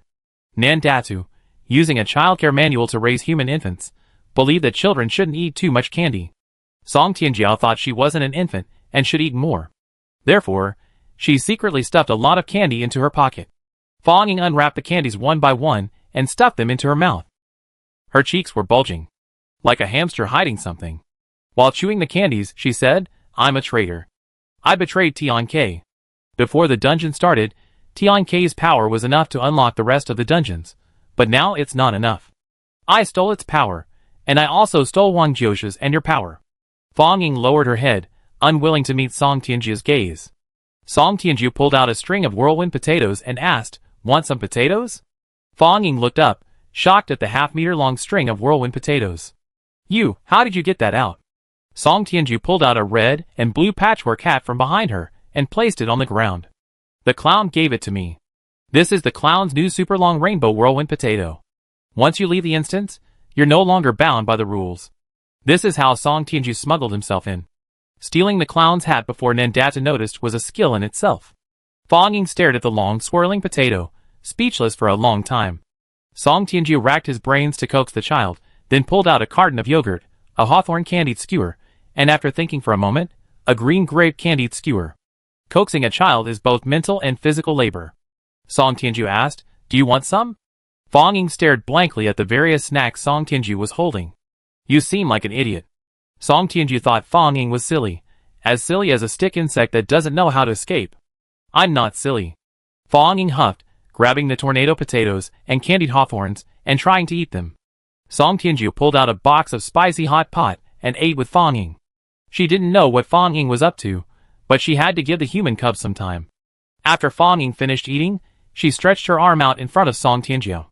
"Hit me, it's all my fault. I used up Tian Ke's power, I stole Wang Jiu's power, I stole your power. You can kill me." Chapter 371. Song Tianju handed her a glass of lemonade and asked, "Was the punishment for triggering the rules in this instance delayed by you?" Fang Ying sipped her lemonade and muttered, "They were just unlucky and chose the wrong path. Accumulating the punishments will allow them to live a little longer. Human lifespan is short, living a few more days is good." Fang Ying schemed against Tian Ke, stealing his power and absorbing Wang Jiu's power to suppress the rules. The lucky ones who triggered the rules didn't die immediately. After Song Tianju became emperor, she pardoned those lucky ones who violated the law and triggered the rules. Therefore, no one was punished. Rule 1. The behavior of the lucky one should match the identity assigned to them. Wang Jiu wasn't assigned an instance identity, he was outside the system. With Wang Jiu's body, the rules regarding the lucky ones were meaningless to Song Tianju. After using Wang Jiu's body, Song Tianju abandoned her previous idea of supporting a puppet emperor and chose to achieve her goal in one step. It would be perfect for her to be the emperor. Zhao Hui's appearance created some cracks in the game. This allowed Song Tianju to take the opportunity to pull Feng Dahua into the game. After becoming emperor, the lucky ones spent the rest of their time busy with various infrastructure projects and conquests. Song Tianju only did two things: act as a ruthless imperial seal-sealing machine and indulge in conspiracy theories. She felt that jealousy was brewing a major attack. Otherwise, it would be difficult to explain why the punishment wasn't immediately apparent after the rules were triggered. In the end, the truth was that jealousy wanted those lucky ones to live a little longer. A very naive idea. The lucky ones, including Song Tianjiao, made countless guesses, but none of them were right. The answer was, in order to let them live a little longer. Song Tianjiao handed her a skewer of grilled meat, saying, "This counts as cheating. How can you say I cheated? Cheating on both sides is the same as not cheating at all. So I didn't cheat." Fang Ying couldn't understand the adult sophistry, holding the grilled meat in her hand, staring blankly at Song Tianjiao. Song Tianjiao squeezed her thin arm, saying, "It's not your fault. From beginning to end, it's never been your fault." The one who was wrong was never a child living cautiously. Fang Ying's rules bore the marks of oppression. Rule 1. The lucky one's behavior should match the assigned status. Rule 2. Please obey the law. Rule 3. There must be an object of envy. Rule 4. All actions should be logical. Rule 5. Imperial power is supreme. It was this oppression that beheaded Fang Ying. Song Tianjiao met a pair of blank and helpless eyes. She said, "Fang Ying, jealousy isn't like this. Real jealousy isn't like this." "What is jealousy?" Jealousy is dissatisfaction with one's own situation, resentment towards the success of others, and all the negative emotions that arise from it. Fang Ying wasn't dissatisfied with her current situation. She didn't even know she had the right to be. Song Tianjia said, "You're not the one who's wrong. Anyone could be wrong, but you're definitely not." Fang Ying shook her head and said, "I'm a disaster. They say if my mother had given birth to a boy, my father wouldn't have been an alcoholic. Because I'm a girl, my father treats me badly, and he treats my mother badly. It's all my fault." Song Tianjiao thought for a moment and comforted her. "A beast is always a beast. No matter what your gender is, your father will beat you. Because your father is a beast." Clearly, these words did not comfort Fang Ying. The little girl continued, "I ate too much, so there wasn't enough food at home. It's all my fault. I wish I hadn't been born." Song Tianjiu pulled a rujiamo, Chinese meat sandwich, from the clown's hat and stuffed it into Fang Ying's mouth. Human cubs need to be well fed, have toys, and wear new clothes, otherwise they're easy to kill. Can't even afford to raise a child, utterly useless. Song Tianjiu recalled raising a human cub for a while, and suddenly shuddered. Human cubs are very difficult to raise. One slip and they die. They're very easy to kill. Fang Ying lowered her head to eat the rujiamo, occasionally stealing glances at Song Tianjiao, her hands holding the rujiamo stiffening slightly. After finishing the rujiamo, Fang Ying said, "I'm a traitor, I'm going to die. Can you kill me? I heard your knife is very fast." Song Tianjiu sighed, rubbing his forehead. How did that octopus raise its minions? They were all so strange. Angry Tukula was dazed and timid. He'd jump if you raised your voice even slightly. Greedy Zhao Hui was rambling on, exuding a kind of half-dead madness. Jealous Fang Ying was practically begging for death. What kind of nonsense is this? They're trying to apply the 7 deadly sins to these people. Is that octopus out of its mind? Can an octopus even raise humans properly? Song Tianjiao thought it was a miracle Tian K hadn't killed Tian. Song Tianjiu pulled a box of takoyaki from the clown's hat and asked, "Want some takoyaki?" Fang Ying was blank, not reacting. Song Tianjiu clutched his head, rolled on the ground, and groaned in pain. Ugh, so annoying. Human babies should be raised by humans. Go find some stick insects. What betrayal. This is legitimate self-defense after being kidnapped. Under Fang Ying's bewildered gaze, she scrambled to her feet, grabbing Fang Ying's shoulders and saying, "I apologize to Wang Jiuzhu for you. Her energy will be replenished with more food. As for my power, I didn't notice you stealing it, so it's not like you stole it." Fang Ying was blank and shocked. Song Tianjiu pulled a bunch of things out of her hat. Various flavored cakes, chocolates, milk candies, dried meat, roasted duck necks, pickled chicken feet, braised eggs, spicy strips.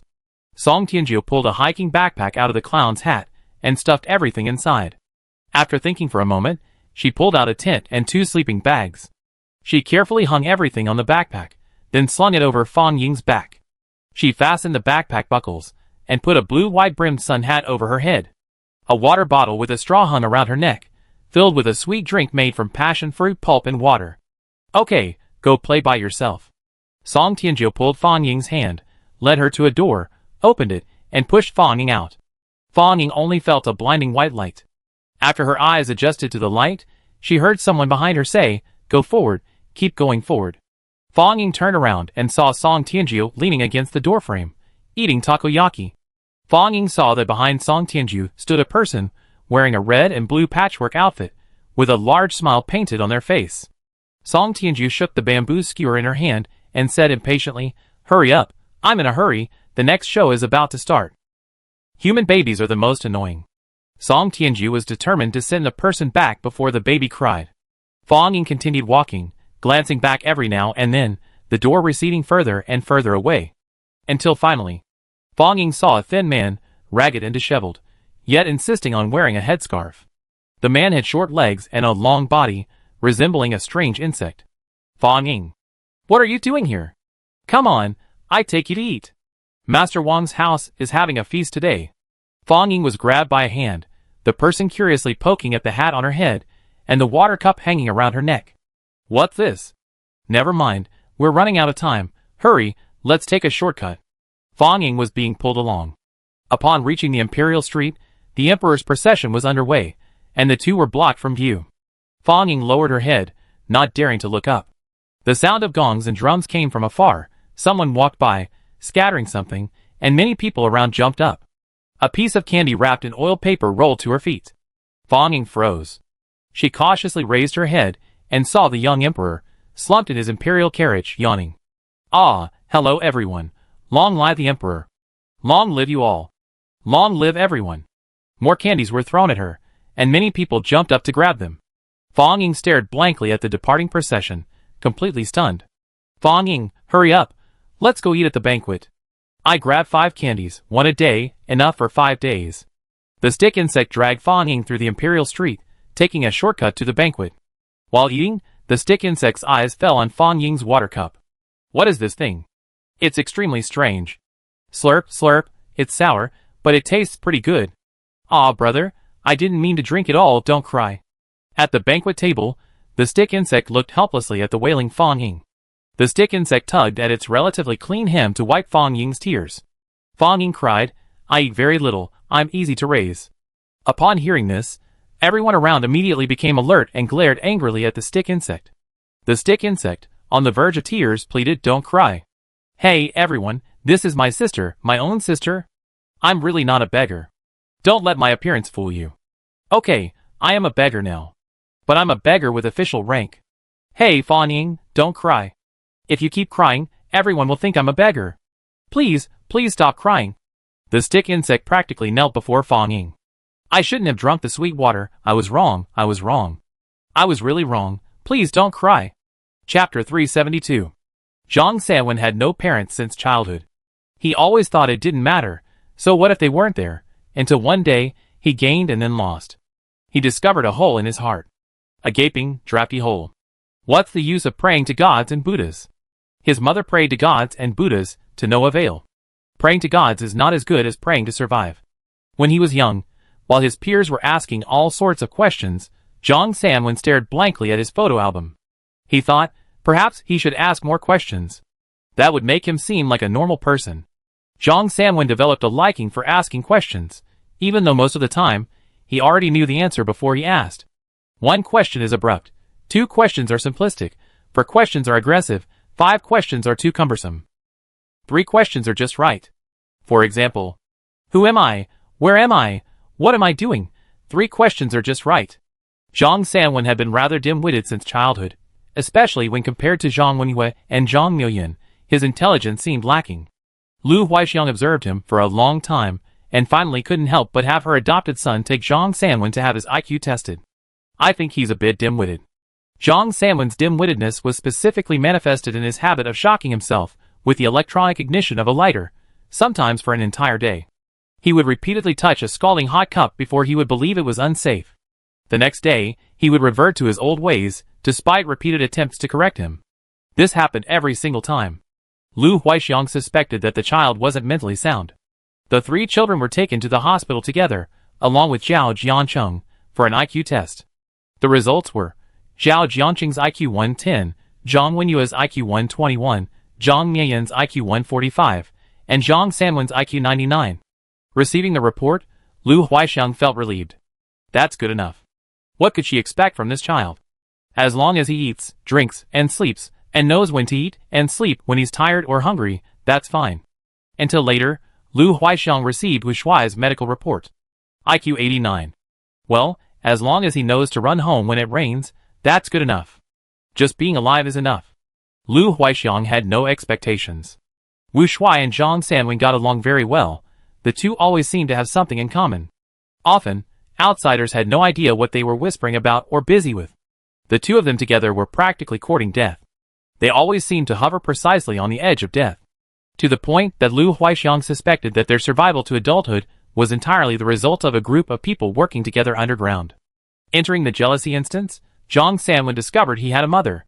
This mother was a devout Buddhist, giving him an expensively obtained amulet for peace, recounting her trip to the great Buddha temple to offer incense, and even showing him a small melon. It was said to be an offering from the monks of the temple, something only a patron like her could receive. A patron was a rank higher than a benefactor. Anyone could be called a benefactor, but only those who consistently donated large sums of money to the temple were called patrons. This woman had a very gentle temperament. Zhang San couldn't quite put his finger on it. It was like a freshly steamed bun, soft and warm. Zhang San thought that such a person must be easily bullied and easily deceived. This woman talked a lot, very much, complaining 1 minute about his sweaty body, the next saying his uniform was nice. Zhang San looked at his clothes, the uniform of a royal bodyguard. What was so nice about it? It was just a suit of leather. His mother said she accidentally put too much meat in the mutton fat pancakes today, making them unappetizing, and wouldn't let his father eat them. So she stuffed them all into his bowl. His father, beside him, squealed and groaned like a jumping gray rabbit. A white steamed bun, a rabbit. How strange, really strange. Zhang Sanwen gnawed on the pancake, and found it indeed not very tasty. His mother's pancakes weren't seasoned very well. Zhang Sanwen lowered his head and ate the pancake, finishing the entire plate under his father's piercing gaze. His mother complained that he didn't change his socks. Zhang Sanwen couldn't tie those old-fashioned socks properly. He figured he could change them every 7 days, and wear them for 7 days at a time. So, his mother scolded his father. Like father, like son. His father was furious, jumping up and down, making sure he changed his socks every morning. Hurry up. Your mother will scold me again. Take these coins, buy food on the way. It turned out his father knew that his mother's pancakes weren't as good as the ones sold outside. Zhang Sanwen used the coins his father gave him to buy lots of pancakes, stuffed them into his pocket, and went to his shift. As he distributed the pancakes, Zhang Sanwen felt a strange sense of pleasure, a lightheaded feeling. He finally understood how he felt when Wu Shuai shared mooncakes with him as a child. Wu Shuai's mother's mooncakes weren't good, but Wu Shuai liked to show them off. Zhang Sanwen thought, perhaps he should take his mother's pancakes with him. Even if they were bad, Zhang De had to eat them. This instance lasted a year. Zhang Sanwen thought, he had a year. Just treat it as a dream. He had a mother now. And a cheap father too. This feeling was subtle, like a teddy bear with a hole, stuffed with cotton and mended. Just thinking about it makes him jump for joy. This is a stolen happiness. One ordinary afternoon, Zhang Sanwen met Lu Huixiang. Zhang Sanwen was even happier. He really wanted to compare the pancakes his grandmother made with those made by his mother, and tell her, less salt. Less salt. Add some Sichuan peppercorn powder. Zhang Sanwen eagerly awaited that day. What would his mother's reaction be? Would she scold him? Beat him? Cry from anger? Anything would do. He had a mother. Zhang Sanwen wanted to bang on the drums, and let the whole world hear his drumming. He had a mother. She didn't look like the mother in the photo. She wasn't the same person. But he had a mother. A stolen mother, but still a mother. It's still early, a year is long. A year has 365 days. Zhang Sanwen went to a fortune teller by the roadside. The old man said this year had a leap month of September. This year has 13 months. These are 13 stolen months. Zhang Sanwen didn't even want to think about whether the instance's timeline would be calculated according to the lunar calendar. It was a full 13 months. Zhang Sanwen wanted to roll on the ground, head tilted back, howling. But when he returned home after a trip outside, he saw a man in black covered in blood. In the setting sun, blood dripped from the man's feet. Zhang Sanwen instantly understood. But he still had to ask. The more you crave something, the more you lose. Is that true? He didn't remember how he beheaded the man in black, how he dug the grave to bury his parents, or even where the unfortunate boy he brought home had gone. Zhang Sanwen sat blankly on the ground, staring at the grave. Did I trigger the rules? No one answered. Zhang Sanwen took out a talisman and suddenly smiled. What a load of rubbish, Great Buddha Temple. What a load of rubbish, Great Buddha Temple. Zhang Sanwen finally went to the Great Buddha Temple. He deliberately swollen his face, shaved his head, and said he was a monk from a small temple. The temple collapsed, and he had nowhere to go. Through his hard work, he managed to stay at the Great Buddha Temple. Every night, he would go and ask the Buddha seated high above. Was it my mother's heart not sincere? Or are you useless? His mother was so devout, how could she die? Of course, it wasn't my mother's heart that was not sincere. It can only be your uselessness. Praying to Buddha is useless. Praying to gods is useless. Since you are useless, what use are you? Zhang Sanwen didn't understand what use such ethereal, high-hanging things could be. Zhang Sanwen felt that praying to gods and Buddhas was a kind of decadence, an anesthetic, a placebo. It numbed the soul, having no effect on reality. One night, as usual, he asked the 3 questions, and then he saw Song Tingio. He asked, can this world start over? The answer is yes. Trapped in a cage, starting over again and again, like Zhao Hui. Zhao Hui was a madman, sometimes lucid, sometimes insane. A lucid madman. Zhang Sanwen thought he needed to think. As Zhang Sanwen lay dying from his injuries, he thought of Song Tianzhuo's answer. If he died here, would he ever see his mother again? But he was a fake. What's stolen must be returned. A desperate cry rang in his ears. Zhang Sanwen is dead. He struggled to open his eyes, gritting his teeth. You're the one who's dead. He wanted to live. He had to live. Live like a blade of grass. Even if the storm rages, he would cling to the ground, grasp the truth. He didn't want to be a fake. He had his own mother, but that mother belonged to someone else, not him. Chapter 373. In a time of great famine, people resorted to cannibalism. Watching Fang Ying leave, Song Tianzhuo closed the door and took out a string of beads. These beads were brilliantly colored, each bead a blend of several colors, like tiny planets. Song Tianzhuo strung a bead that was a mix of light green and earthy yellow onto the string. The bead shimmered, reflecting the light of the other beads. This bead was the world of jealousy. The clown curiously examined the beads, noticing that their colors were constantly shifting subtly. Upon closer inspection, one could see clouds, oceans, and land. Looking even closer, one could see the direction of mountains and rivers. The clown exclaimed, "What is this?" Song Tianzhuo tore off a bead that was entirely black except for a small patch of blue-pink and handed it to the clown. The clown took it with both hands, holding it in his palms, and carefully examined the blue-pink patch. The clown saw familiar terrain and landforms. Is this the clown amusement park? Song Tianzhuo counted the remaining beads and slipped them onto her wrist. The bracelet had 2 loops, with 5 beads still empty. She pointed to the bead in the clown's hand and said, "It's still under reconstruction, it takes some time. When you're bored, you could try recruiting some people, maybe you'd be able to help. An amusement park needs a lot of people to operate, right?" Song Tianzhuo wasn't sure how many people an amusement park normally needed. Dahua has collected a lot of bones. You could ask her if she needs any workers. The clown shuddered. He dared not ask Dahua for workers. Dahua would hang him up and beat him. The clown felt that recruiting was something he had to do himself. He wanted to pick up some pitiful little ones, just like the park director had taken him in. When will the amusement park reopen? Will it have a real Ferris wheel this time? The clown wondered expectantly. Song Tianzhuo reopened the door. This time, behind it was a chessboard pattern. The lucky ones all looked over, staring in surprise at Song Tianzhuo as she emerged from behind the door, hands in her pockets. The clown carefully placed the bead in his inner pocket and followed Song Tianzhuo out the door. The clown bustled about, setting up swings, arranging tables, and placing snacks, displaying remarkable efficiency. "My master, would you like a glass of raspberry juice?" Wang Jiuzhou was dumbfounded. He never seen the clown so attentive before. Has he lost his mind? Lu Huaixiang walked over and whispered to Song Tianzhuo, "Did the clown hit his head?" The clown had always been a quiet, unassuming person. This sudden enthusiasm must be suspicious. Song Tianzhuo sipped the raspberry juice. It was so sour. She shoved the juice into Lu Huaixiang's hand. "This is delicious." Caught off guard, Lu Huaixiang pulled out a straw and downed it in one gulp. A moment later, a furious roar echoed from the chessboard. "Song Tianzhuo!" Song Tianzhuo fled in terror, using Tian, who was eating a small cake, as a shield as he ran. Tian's eyes widened. "Want to play piggyback ride?" 12 hours had passed since the dungeon ended. No one among the lucky winners, or the viewers in the live stream knew what Song Tianzhuo had been doing. The live stream was closed, waiting to reopen before the next dungeon began. The lucky winners had rested enough and were chatting. They watched as Song Tianzhuo carried Tian away, with Lu Huaixiang chasing after him, and were very curious about the taste of the juice. "Is it really that bad?" The lucky ones asked the clown for raspberry juice, using only water glass lids as a precaution. Just a little, just a sip." After one sip, the lucky ones' faces changed drastically. "It's awful! It's awful! It tastes terrible."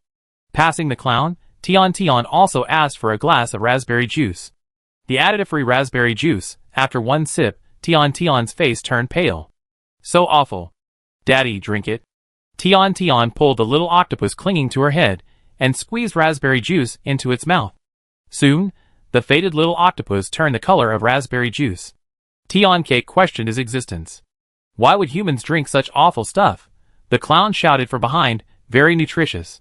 Freshly squeezed raspberries, no additives, purely wild, very nutritious. Extremely nutritious. Blue Star. Recently, things have been peaceful on Blue Star. Qi Tian and Li Qingyu have been traveling on business, and wherever they go, All the non-human species are singing and dancing, and warmly welcoming. Zhao Jiancheng attended the topping out ceremony of the venue for the Puqian Grand Ritual, attracting much attention.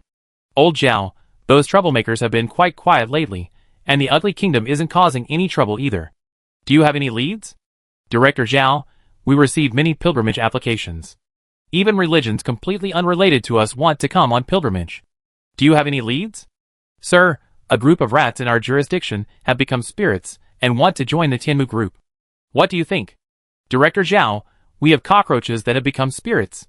Zhao Jiangqing's eye twitched, but he tried to maintain a professional smile. These? We haven't received any notification yet. Let's wait for instructions from above. The rat spirits can be handled by our local partners. We send more people later. Cockroach spirits? Don't you have enough insecticide? We have some in our warehouse. We send you a truckload later. These days, cockroaches can become spirits? Zhao Jiancheng imagined the scene and got goosebumps. Qin Liang pushed up his glasses and whispered in Zhao Jiancheng's ear, just got word that a batch of sea cockroaches have become spirits and crawled ashore. And golden apple snails and other invasive species have also become spirits. Zhao Jiancheng, what kind of nonsense is this? Zhao Jiancheng whispered, get leeching you back to work. Treat all invasive species as smuggled goods. Cockroaches, golden apple snails, and some strange giant snails, kill them all, kill them all. Zhao Jiancheng had served in coastal areas. Giant cockroaches and giant snails after rain were his nightmares. Dirty things, all filthy things.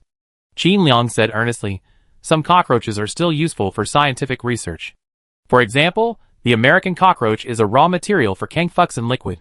5 years ago, you cut your hand while chopping vegetables and took Kangfuxin liquid. It was very effective. He continued, recently, several laboratories have developed new biological agents, which are still in the experimental stage. Many plants and animals have shown evolutionary trends recently, and we receive tens of thousands of abnormal reports every day. Zhao Jiancheng remained silent. Qin Liang continued, okay, I have leeching you handle it accordingly. Zhao Jiancheng's hair was standing on end. Qin Liang poked it a few times with his pen, looking at Zhao Jiancheng's newly grown white hair, and silently scheduled hair dyeing for the future. Zhao Jiancheng wiped his face. He didn't want to think too much about the American cockroach. The meeting was lengthy and tedious. Zhao Jiancheng drank 3 bottles of water and went to the restroom twice, and the meeting was still going on. He turned to peek at Qin Liang's tablet. Qin Liang had switched between 2 screens, one half with office software for taking meeting notes. The other half was Tianmu Live. Suddenly, the live stream lit up. The live stream started. Hello everyone, I'm Gluttonous Tian Bui. Tian Yi is gone, so I'm here to give a summary report of the last dungeon. First sorry, wrong file. Chapter 374.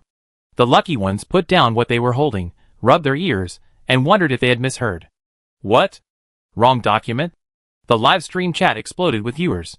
Hearing Gluttony's words, the chat started spamming. Kangsu, Gluttony, here's a starch sausage, skip the dungeon now. 2 for 5 yuan, 1 for me, 1 for you, homework over 100 pages over, 1 starch sausage for each person in Yin Kingdom, that's enough. Tian isn't hungry, there's plenty of good food outside. Lemon Chi, I'm different, I give you both starch sausages, come back. Such an extreme case, not hungry. Here's a granary, go in and eat. Good girl, eat and then sleep.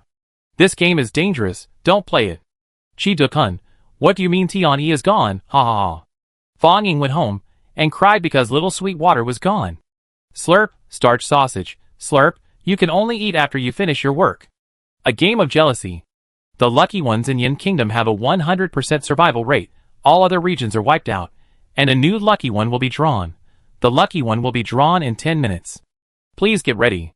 Splash, splash, splash, please prepare your final resting place. The game is about to begin. While Gluttony was speaking, there were also sounds of slurping saliva and flipping through documents.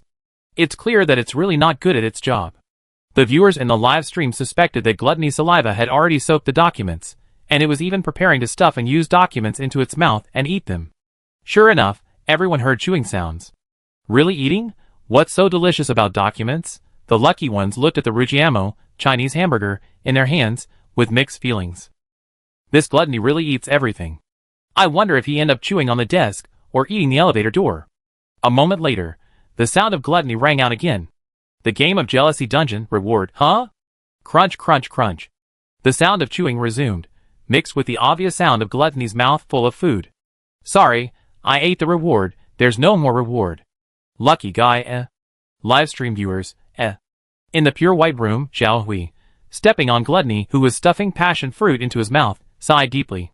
Eat, all you know is eat. You even eat the peel.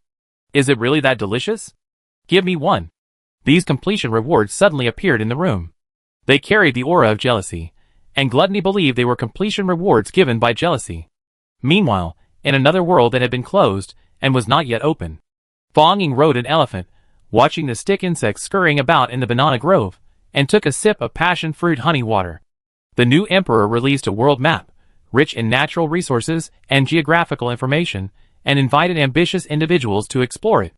The stick insect carefully studied the scientifically precise biological illustrations on the map and determined that the passion fruit depicted on the map, cut open, was the ingredient in the sweet drink he had once consumed. The stick insect decided to go. Together with Fong Ying and the exploration team, the stick insect overcame numerous hardships and, after a long and arduous journey, finally found the passion fruit.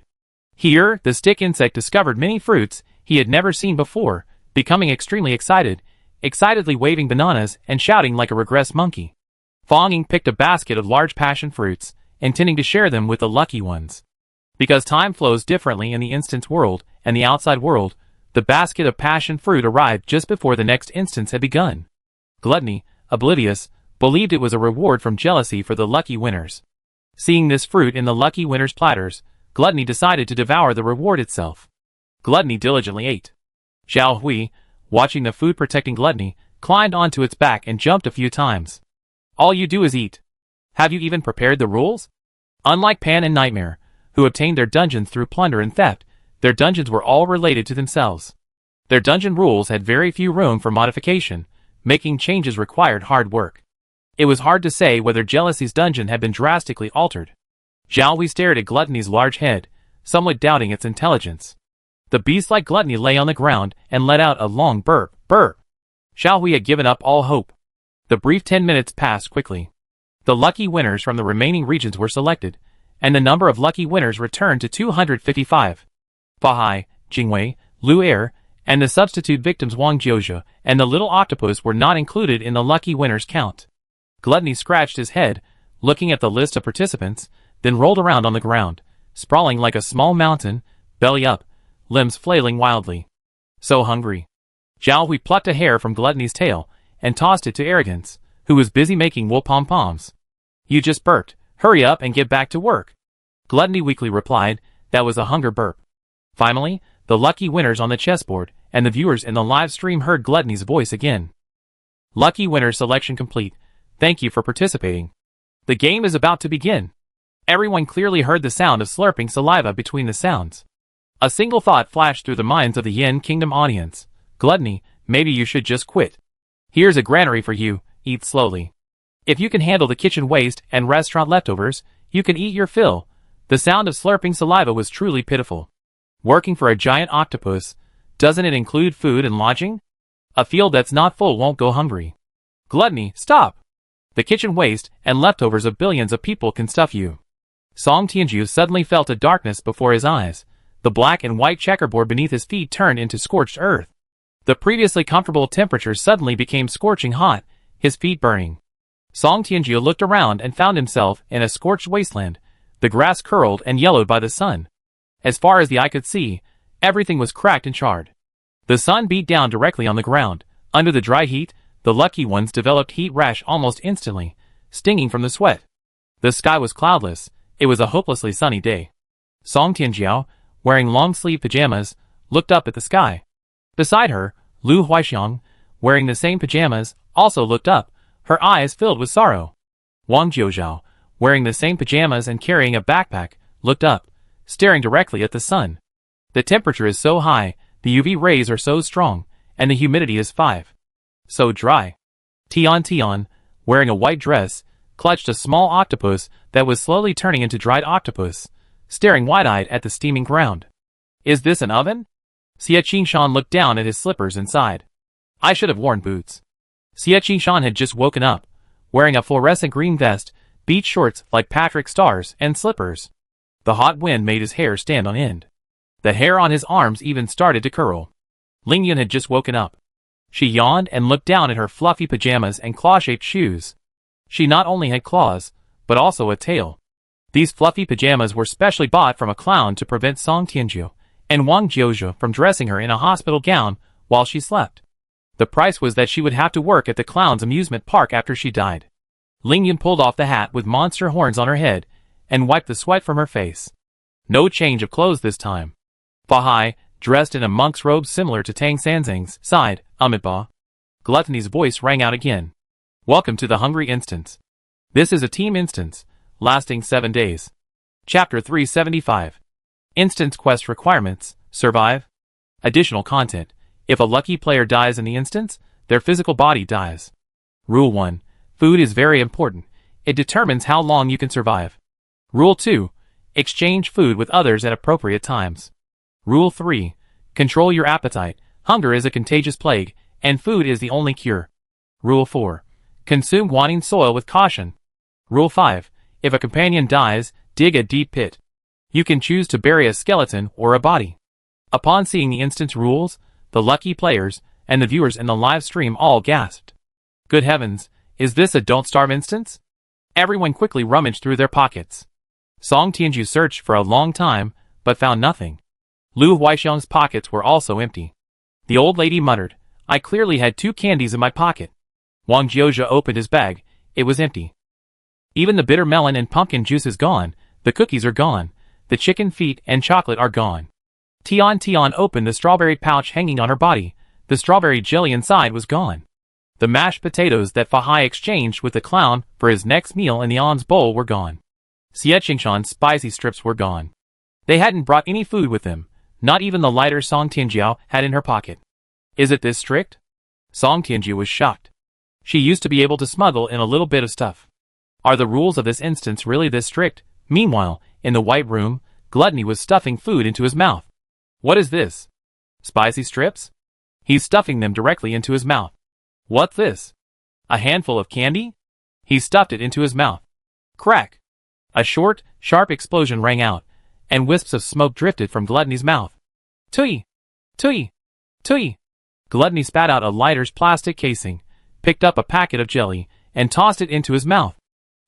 I'm so hungry. Not enough, not enough, not enough. Zhao Hui questioned his existence. Gluttony had stolen all the food Lucky Guy had with him, all of it. Theoretically, no one should starve for 7 days. Provided there's drinking water. Zhao Hui lay on the ground, closing his eyes. Gluttony was still rolling around, crying out that he was hungry. Zhao Hui couldn't take it anymore and shouted, "Tian isn't hungry." Gluttony stopped rolling around, tears streaming down his face. I'm so hungry. In a year of severe drought, scorching winds relentlessly robbed moisture from plants and animals. The ground was parched and cracked, and even breathing made one's nasal passages dry. Song Tianjiu didn't even dare to breathe deeply. She peered out on tiptoe. The crops in the fields were withered and dead. The trees along the roadside had sparse, curled leaves. The grass blades were also rolled into long, thin shapes. Upon closer inspection, she could even see ants scalded to death on the ground. Lu Huaixiang called everyone to the shade. Conserve your energy, conserve your water, don't talk. Lie down and sleep. Judging by the shadows, it was noon. The shadows were small, the sparse, curled leaves swaying and rustling in the hot wind. Everyone turned their attention to Fa Hai. Fa Hai was wearing a monk's robe, with a kasaya wrapped around it. This was the Buddha's outfit he had exchanged with the clown. According to the little monkey, it was the same one worn by Tang Xuanzong. Fa Hai found it interesting, and put it on immediately. The bright red robe, when unfolded, covered a large area, roughly 2 meters by 3 meters, creating a shady spot. The group improvised, tearing down tree branches to prop up the robe, using it as a parasol. The 7 people lay in the shade, closed their eyes, and quietly awaited evening. As they lay there, Ling Yun silently removed her furry pajamas, revealing a hospital gown underneath. It was too hot. She couldn't bear it anymore. To prevent being put on the hospital gown while asleep, Ling Yun decided to take preemptive action, putting it on beforehand. She hadn't even wanted to reveal that she was wearing a hospital gown. But it was just too hot. The furry pajamas had a black lining, making them excellent heat absorbers, much like a polar bear. Polar bears have transparent fur and black skin. These furry pajamas had a colorful outer layer, with the black lining visible through the seams. This set of pajamas was practically a winter essential. Song Tianju opened her eyes, saw Ling Yun in his hospital gown, and grinned. She loved seeing Ling Yun in a hospital gown. Xie Qingshan picked up the fluffy pajamas, creating a small shade under his robe, and placed his feet and legs in it. After thinking for a moment, he told Tian Tian to lie down in the shade. Tian Tian was young and in poor health, prone to heat stroke. In this weather, heat stroke could easily kill her. The little octopus had turned into dried octopus, lying dormant at the boundary between the two shades. Time passed slowly, the high temperature distorting the scenery in everyone's vision. Finally, evening arrived. Song Tianju sat up, watching the sun gradually set, and breathed a sigh of relief. Her throat was dry, and her body felt warm to the touch. This feeling wasn't pleasant. She picked up a warm stone and dug into the ground. The soil was crumbly, like the texture of a dry biscuit. After digging several centimeters, it was still dry. This situation was downright terrifying. It was highly likely that the river tributaries had dried up, and even shallow wells might not yield water. Song Tianju got up and climbed a tree to look around. It was a locust tree, its rough, dry bark feeling like that of a thin, bony old man. The locust tree's branches were fragile, so Song Tianju could only cling to the trunk, craning her neck to peer. Finally, she saw a wisp of smoke. Over there. Song Tianju pointed into the distance and called out, her voice hoarse and unpleasant. She stopped talking, climbed down the tree, and used gestures to convey to the others that there was smoke in the distance. Where there is smoke, there are people. The members of Team 51 packed up their robes and fluffy pajamas and headed in that direction. They walked until the sun had completely set and the moon was high in the sky, until they came upon a small village. Beside the village was a dried-up river with flagstones lining its banks. A small bridge spanned the dry riverbed. The village had a dozen or so houses, but only 3 had lights on. The group approached the nearest house, and Fahai stepped forward and knocked. The door opened, revealing a thin, dark-skinned man with extremely dark eyes that stared intently at Fahai. Fahai held a begging bowl in one hand and placed the other on his chest, respectfully saying, Amitabha, greetings, benefactor. This humble monk is passing through your esteemed place and wishes to request a bowl of water.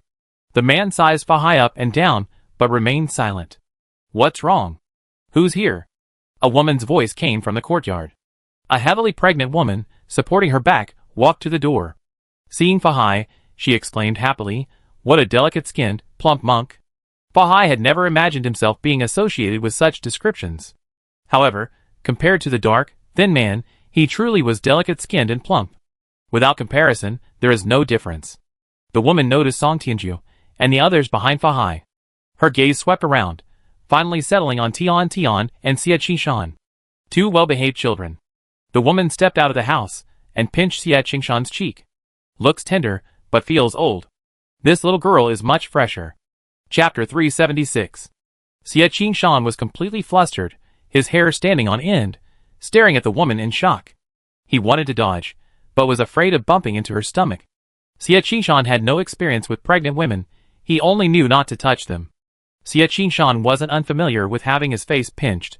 Lu Huaixiang had pinched his face, Fahai had pinched his face, even the 3-headed dog had nibbled at his face. But this feeling was completely different. Xie Qingshan felt a chill run down his spine.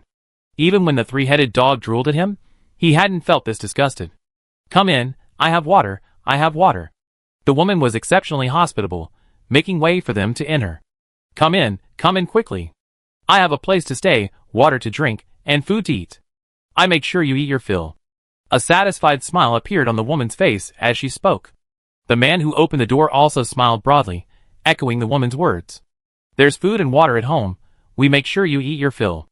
At first glance, the two seemed like genuinely hospitable people. Xie Qingshan was walking with his arms and legs moving in unison.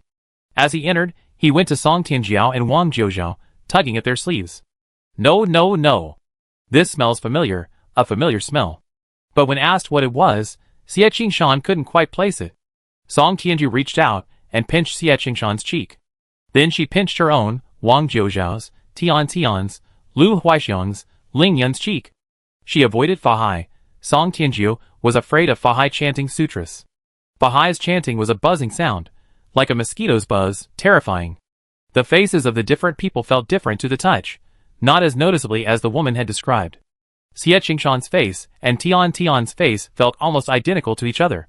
Tian Tian, clutching the dried-out little octopus, snuggled closer to Song Tianjiao, pressing her face against his arm, unwilling to let the two men see her face. She felt very uncomfortable. Lu Huaixiang remained silent, neither dodging Song Tianjiao's hand that was pinching her face. As they crossed the threshold, Xie Qingshan suddenly shuddered. He remembered what those two people smelled like, a strong, pickled smell. He had seen it, and smelled it. Upon entering the house, the man drew a bucket of water from the well. My well has good feng shui. Even in the surrounding villages where water is scarce, my family doesn't lack water. The well water was cool and sweet. Regardless of feng shui, the water was certainly good. The group drank the water, washed their faces and hands, and after all that, they finally felt alive again. The woman went to the kitchen to work, and Song Tianjiu offered to help but was stopped. The woman smiled and said, "Guests are guests, how can we let them do chores? The food is ready, it be done soon. You all rest." Her words were gentle, but her actions were sharp. She shoved Song Tianjiu aside, and slammed the kitchen door shut. In the courtyard, Lu Huaixiang and the burly man were talking. From the burly man, everyone learned that this was Longyin village in Longlin County. It hadn't rained much here for the past 2 years. At first, people thought it was just a temporary drought, but this year there hadn't been a drop of rain. The crops withered, the rivers dried up, and many people had fled to other places to escape famine. It's all unavoidable. Every morning when I wake up, I see people moving away. After a while, only 3 families are left in the village. My well has good feng shui.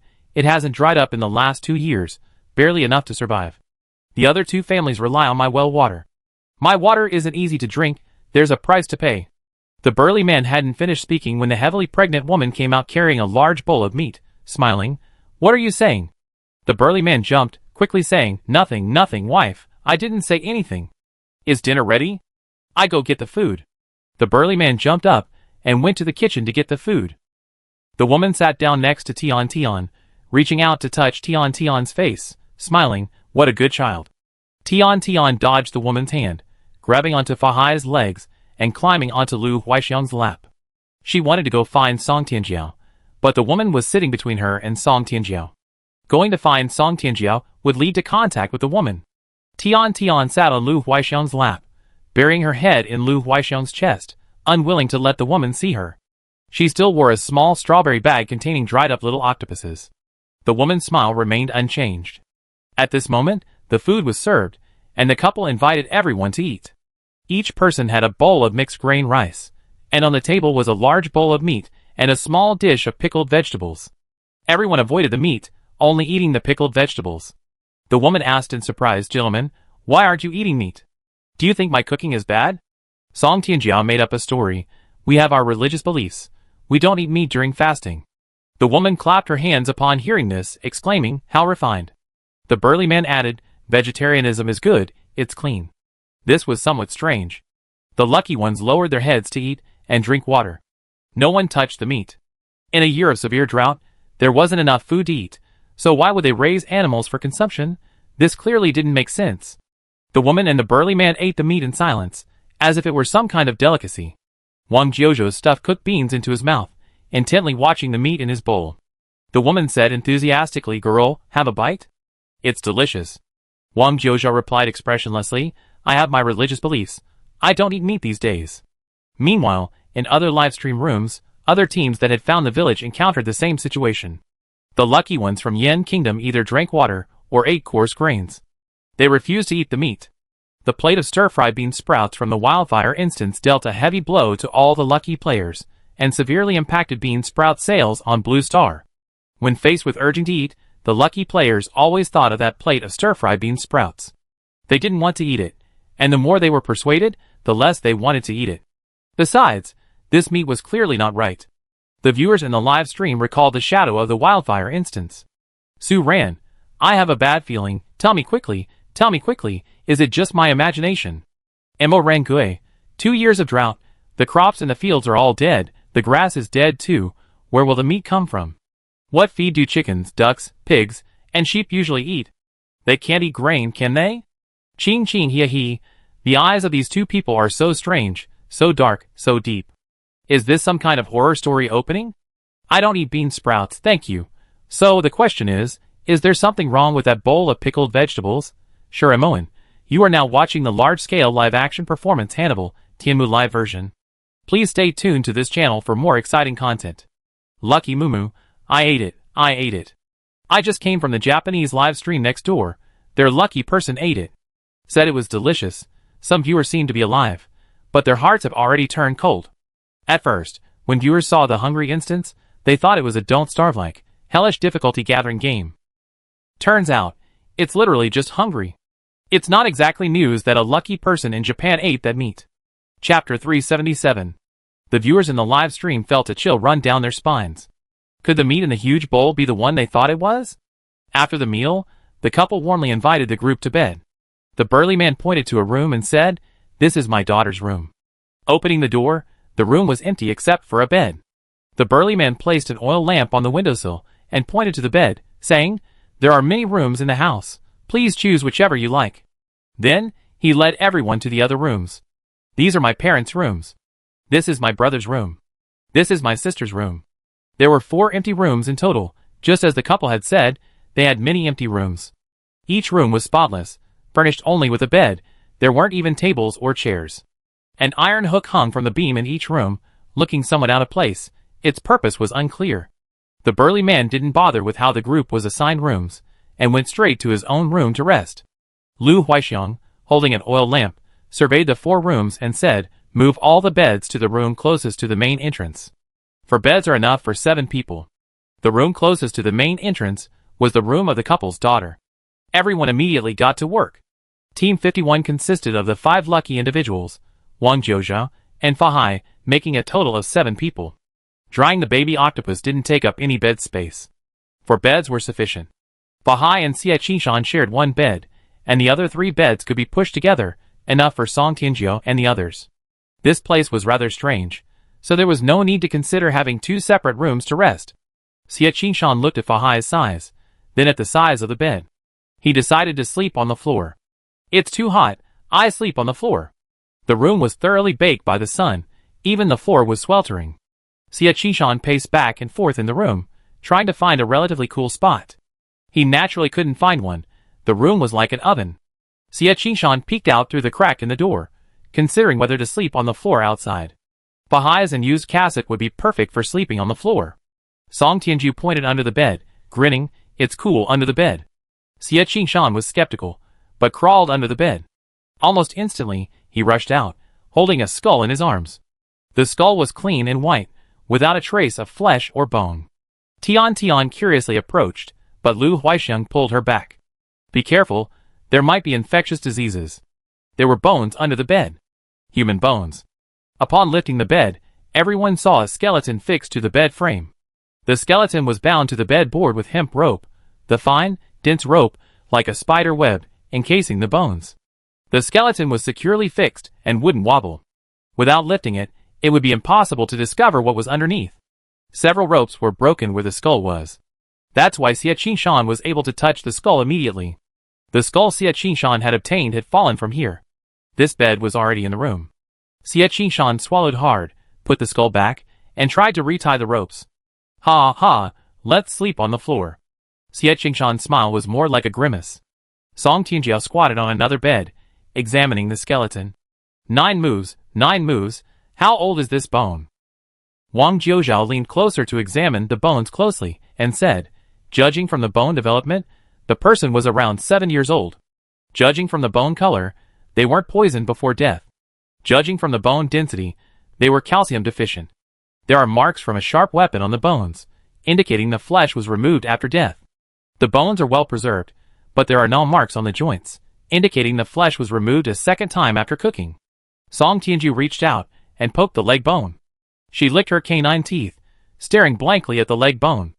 Lu Huixiang covered Tian's eyes, preventing her from seeing the skeletons. Ling Yin lifted the covers of the other beds and found skeletons with the same treatment underneath. Bahai sat cross-legged on the floor and began chanting sutras for salvation. Xie Qishan pulled his hair and said, "Shall we sleep on the floor in the yard? Putting bones under the beds, how could they even think of that?" Xie Qishan isn't afraid of the dead, but the way he uses this method to store skeletons is truly chilling. No one wants to sleep back-to-back with skeletons. Ling Yun pulled Song Tianju off the bed, lifted the last bed, and revealed the skeletons underneath. There were 4 beds in total, containing 5 skeletons. They were the skeletons of a female child around 7 years old, a woman around 18, a man around 21, and an elderly woman and man. Judging from the bone marks, all 5 skeletons were treated in the same way. The bones of the elderly woman and man were bound together. In Song Tianju's words, it was a huge lump. These skeletons had taken a long time to fix under the bed boards. The workmanship was exquisite. The weather was dry, so the bones were cleaned thoroughly and fixed securely. If they hadn't turned the beds over, they wouldn't have discovered this underneath. Song Tianju poked at the skeletons, her eyes filled with genuine scrutiny. Ling Yun was terrified by her gaze. Song Tianjiao, what are you doing? There are a few thigh bones here. They look quite useful. Ling Yun's scalp tingled. She felt that this hospital gown she was wearing was more suitable for Song Tianju. Lu Huixiang stared at the bones and sighed. It's come to this. Let's move the beds back. Sleeping in a bed was out of the question. She was traumatized. Sleeping among corpses didn't mean she could sleep back-to-back with a pile of bones. Lu Huixiang slapped her thigh and exclaimed, "These despicable bastards." Ling Yun and Wang Jiuzhou carefully moved the beds back one by one, while Fahai held up an oil lamp for light, chanting sutras as he opened the doors. Song Tianjiao, taking advantage of the moment when no one was looking, took a thigh bone. Xie Qingshan spread out his robe and slept on the floor. In the end, only the skeleton of a 7-year-old girl remained in the room. Song Tianju untied the hemp rope, removed the skeleton, and rearranged the bed.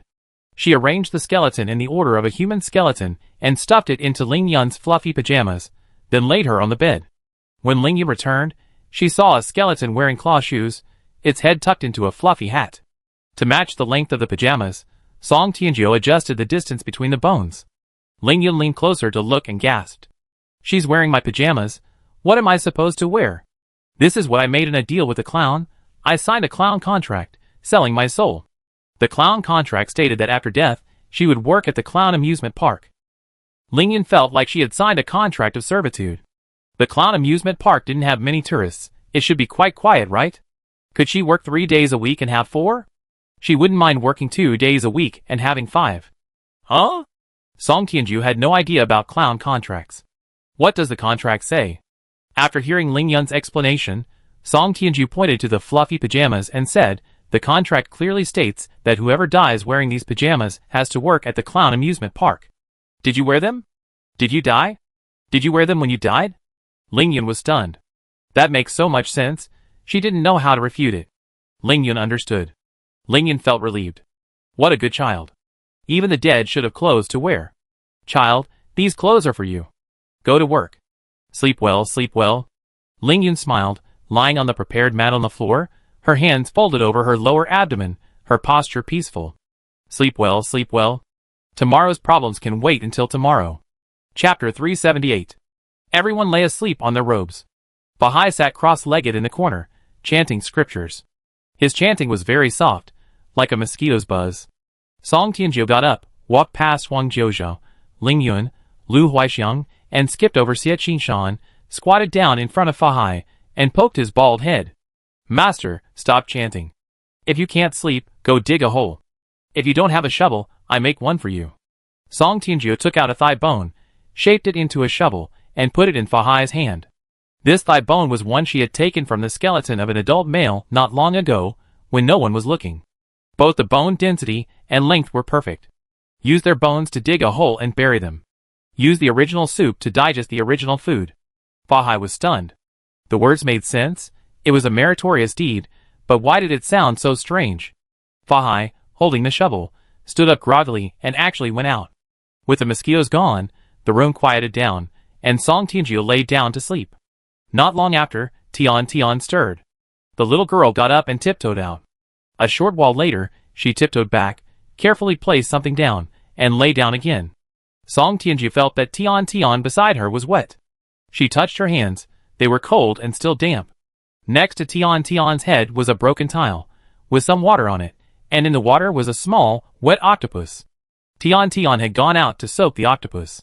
Song Tianju poked the octopus and found that it wasn't fully soaked, feeling like a wilted little pickled vegetable, all stiff and brittle. It would taste great in spicy hot pot. But this was a poisonous octopus. Song Tianjiu decided that this dungeon was over. She was going to eat seafood, spicy hot pot, octopus, squid, various crabs, various shellfish, various seaweed. Song Tianjiu rubbed her stomach. She was hungry. The next day, before dawn, Song Tianjiu got up and walked to the kitchen with her hands behind her back. She looked at the various cured meats hanging in the kitchen and shook her head. The water in the water vat was running low, the food was running low, and the firewood was running low. Song Tianjiu found an axe and went out. It was the coldest time of day. She wandered around the village, climbing over walls into empty houses. They were clean inside, but there was no food. Song Tianjiu searched everywhere, even the cellar, but found nothing. Finally, she simply carried a door back.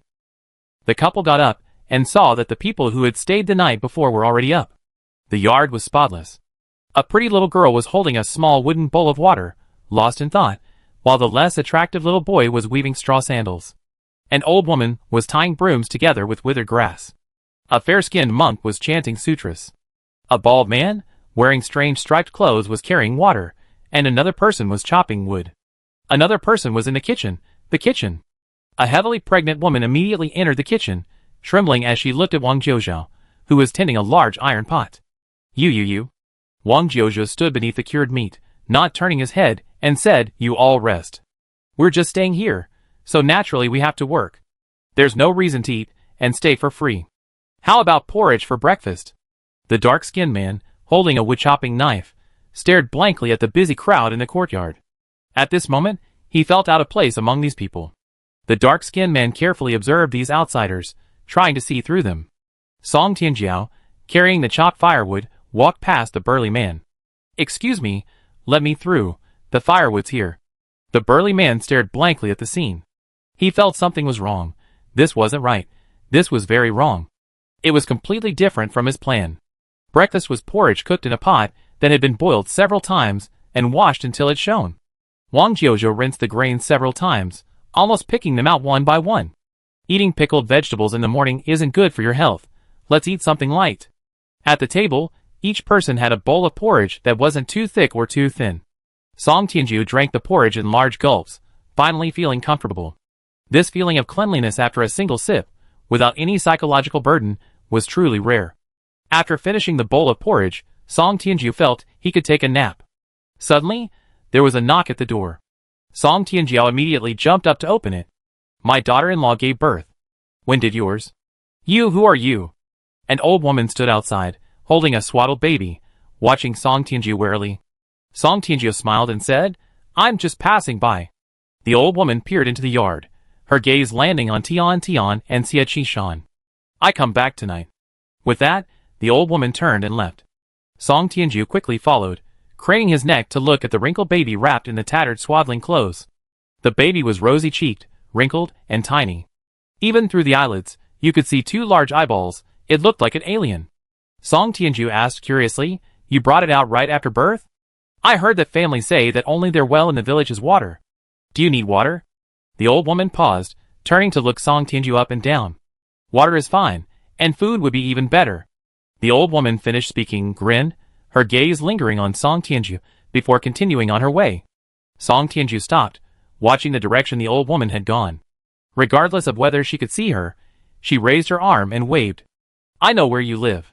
I'd bring you water." The old woman glanced back at Song Tianjiu, her dark eyes filled with a strange light. Song Tianjiu turned and walked back with an air of indifference. Dragon's Roar Village. What a good place, such a good place. That person, was she here to exchange for food? Rule 2. Exchange food with others at the appropriate time. Is this what they mean? It sounds like a hellish joke. Song Tianjiu recalled the cured meat in the kitchen and shook her head. She went to see the pit Fahai had dug in the middle of the night.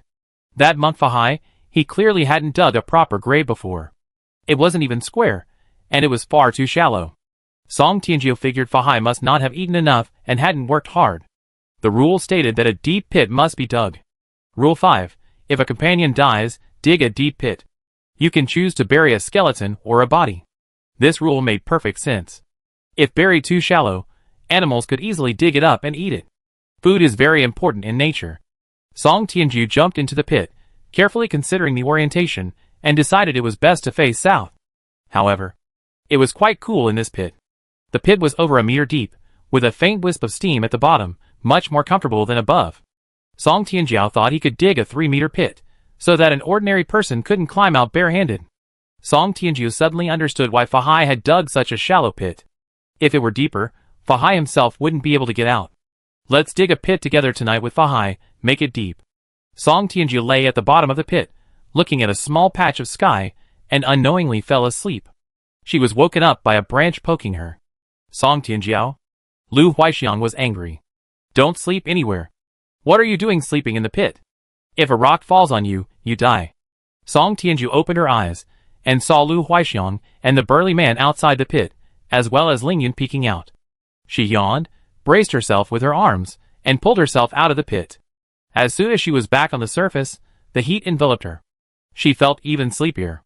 The burly man said regretfully, "It's good that you're alright. It's good that you're alright. You're still alive." Chapter 379. Ling Yun jumped into the pit, felt around, and thought it felt good. No wonder cave dwellers like digging pits. Living in a pit feels really good, really good. If conditions allowed, living in a pit would be quite nice. On the way back, Ling Yun kept thinking about this big pit. It was noon, and the weather was hot. After returning, the group washed their faces and slumped in the shade, completely unwilling to move. Wang Jiuzhou brought over some boiled and cooled water, which Song Tianjiao gulped down. "Tianjiao, where have you been?" "Ah, I found a good place to sleep, but it's not very safe. Someone needs to guard it." "A good place to sleep that needs to be guarded?" Wang Jiuzhou was completely confused. Xie Qishan had already made one straw sandal. Due to the drought, suitable dry grass was scarce, so he stuffed cloth and hair into the sandal. Xie Qishan braided Tian's hair, collecting the fallen hair. He braided Lu Huaixiang's hair, secretly cutting some of it. Wang Jiuzhou's hair was too short to use. Ling Yun had shaved his head, making his hair even shorter than Xie Qishan's, so it was also unusable. Fahai was a given, he had no hair. Weaving straw sandals with dry grass and hair presented a technical hurdle, and Xie Qishan only managed to make one after half a day. When Song Tianjiao returned, Xie Qishan's gaze fell on her head. "Sister Tianjiao, let me braid your hair." Song Tianjiao felt a chill. She had never heard Xie Qishan call her that before. Song Tianjiao looked at the braids on Tian's head, then at the braids on Lu Huaixiang's head. She wasn't sure if it was her imagination, but she felt the amount of hair was off. Very off. Song Tianjiao asked warily, "What do you need hair for?" Xie Qishan pulled out the half-straw sandal he'd been sitting on. Song Tianjiao examined it closely, and noticed that the hair and dry grass were mixed together, looking rather odd. Song Tianjia's lips twitched, and she grabbed Xie Qishan. "Ling Yun, get the knife." "Wang Jiuzhou, get the plank I didn't finish chopping." Xie Qishan was pinned to the ground. His ordinary fluorescent green vest transformed into a fluorescent green crop tank top. The vest was made of nylon, very tough and sturdy. Song Tianjiao had Ling Yun and Wang Jiuzhou cut the fabric into strips, and twist them into rope. She herself took an axe and chopped the plank into the shape of a shoe sole. She used the tip of a bone knife to make 3 holes, stuffed the rope in, and tied a knot. The flip-flops were done. Alright, why bother with straw sandals?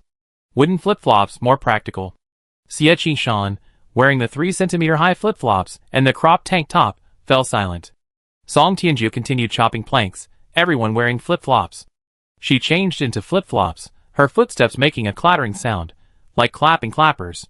Song Tianjiao paced back and forth in the shadows, making a clattering sound. With those bamboo clappers, we won't praise anything else.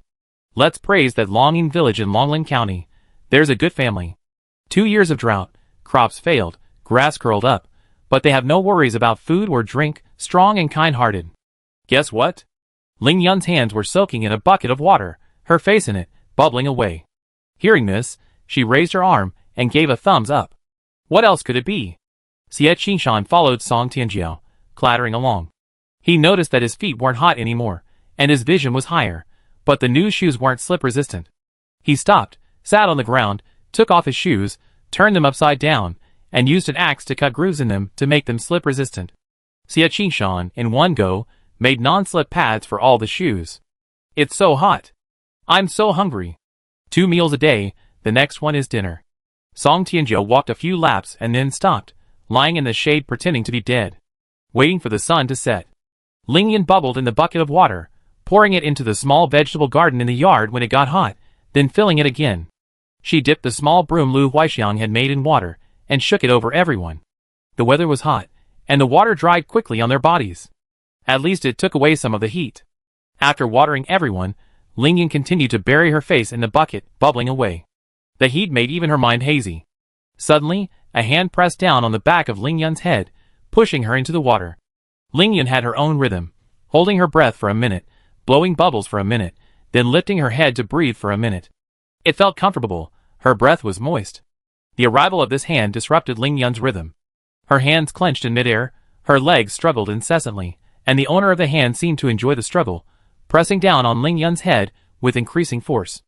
Ling Yan's entire head was pushed into the bucket, the top of her head against the bottom. Ling Yan stopped struggling. The bucket was shallow, only about 10 centimeters deep, filled with only 7 or 8 centimeters of water. At first, the person's downward pressure was somewhat methodical. Now, Ling Yan's mouth and nose were exposed to the air, and she didn't know what the person was pressing on.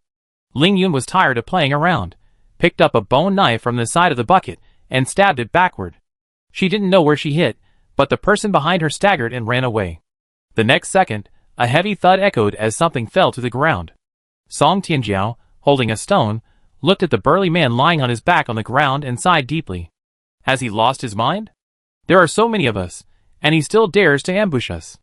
Ling Yan wiped her face, washed the blood off her bone knife with a shallow bucket of water, and also sighed. Did he think she was stupid? Being so easily ambushed, of course she had to be on guard. The burly man lay on the ground, his toes twitching a few times, then fell still. In the main house, the woman watched this scene through the crack in the door, biting her finger. Finally, evening arrived. Wang Jiuzhou went to the kitchen to cook. She took on all the cooking duties. Dinner was still porridge. A small patch of vegetables in the yard wasn't growing well. Thanks to Ling Yan's efforts all day, the yellowed and withered vegetables finally had a tiny bit of freshness. Dinner was porridge, plus blanched vegetables without oil, sprinkled with a little salt. The lucky one had no objections. Carbohydrates and vegetables are better than fat, better than meat. After all, that meat wasn't ordinary meat. Just looking at it made your scalp tingle, let alone eating it. I'm so hungry. Song Tianjiu rubbed her stomach, burning with hunger. Even the door latch looked delicious to her. That door latch really did look appetizing. The woman didn't come out for dinner. Wang Jiuzhou took the bowl of food to bring her some, calling her several times, but the woman didn't respond. Is she asleep? Wang Jiuzhou walked around the hard, dark-skinned man on the ground and ate with everyone at the table. After dinner, Song Tianjiu suggested going for a walk and visiting the elderly woman in the village. She had promised the old woman she would fetch water for her. A person should keep their word. Song Tianjiu puffed out her chest and said earnestly, I'm really a good person. Ling Yan turned to look at the eye peeking through the crack in the door. Song Tianjiu washed the wooden bucket clean and began to draw water. She grabbed a handful of wilted greens, picked up the bucket, and excitedly stepped over the threshold. Let's go exchange food. Chapter 380. There were only 2 wooden buckets in the house, not very large. Song Tianjiu carried the bucket, half filled with water, outside. Tian held a bowl with bubbling octopus inside. Wang Jiuzhou carried a bowl of porridge. She felt it was polite to bring food when visiting someone's home. Ling Yan carried the other bucket. Bahai clasped his hands together and chanted scriptures. He had been chanting scriptures ever since arriving in this village. Xie Qishan, hands behind his back, patted and tapped, getting used to his new shoes. These flip-flops had thicker soles than his old ones, so they wouldn't burn his feet, but the feel was a bit strange. Xie Qishan, like someone who had just learned to wear high heels, walked stiffly alongside the others, occasionally needing to pull Fahai to maintain his balance. Lu Huixiang walked at the back, looking around with a gloomy expression. There were only 3 households in the village, quite far apart, so finding the old woman from that morning was easy. Song Tianjiu rushed to the old woman's door with her bucket and started banging on it. Is anyone home? I know you're home. I come to bring you water and food. Song Tianjiu was very excited, tiptoeing to try and peek into the yard through a hole in the door. Before she could see clearly, the door opened. The old woman held the swaddled baby from that morning, beaming, given birth? What? Given birth? I brought you water and food. Song Tianjiu handed her some wilted vegetables. The old woman froze, then angrily snatched the bucket from Song Tianjiu's hand and slammed the door shut. The baby in the swaddled arms began to cry, like a cat's meow. It whimpered weakly. Cry. All you do is cry. What's the use of crying? Why bother coming into this world? You chose this yourself. Don't blame others. The old woman's voice was shrill. Song Tianju rubbed her ears and turned to look at her teammates. She asked, What do you think? Fahai stopped chanting and hardened his fists. Song Tianjiao squatted on the ground, scratching her head and staring at her toes. She counted from 1 to 10, then from 10 to 1. She repeated this over and over. Lu Huaixiang looked up at the sky and sighed, Let's wait until it gets dark. Summer days are exceptionally long, and although it was already evening, night was still far away. The group sat on the ground, which was scorching hot from the sun. They drank water when thirsty and endured hunger. Finally, Fahai couldn't bear it any longer and took out the shovel that Song Tianjiu had made. I'm going to dig a pit. Song Tianjiu hurriedly said, Jiu Zhao Tian, come quickly. Master Fahai is digging a deep pit. He might not be able to climb out. You guys help him out. Master Fahai, the pit needs to be deep.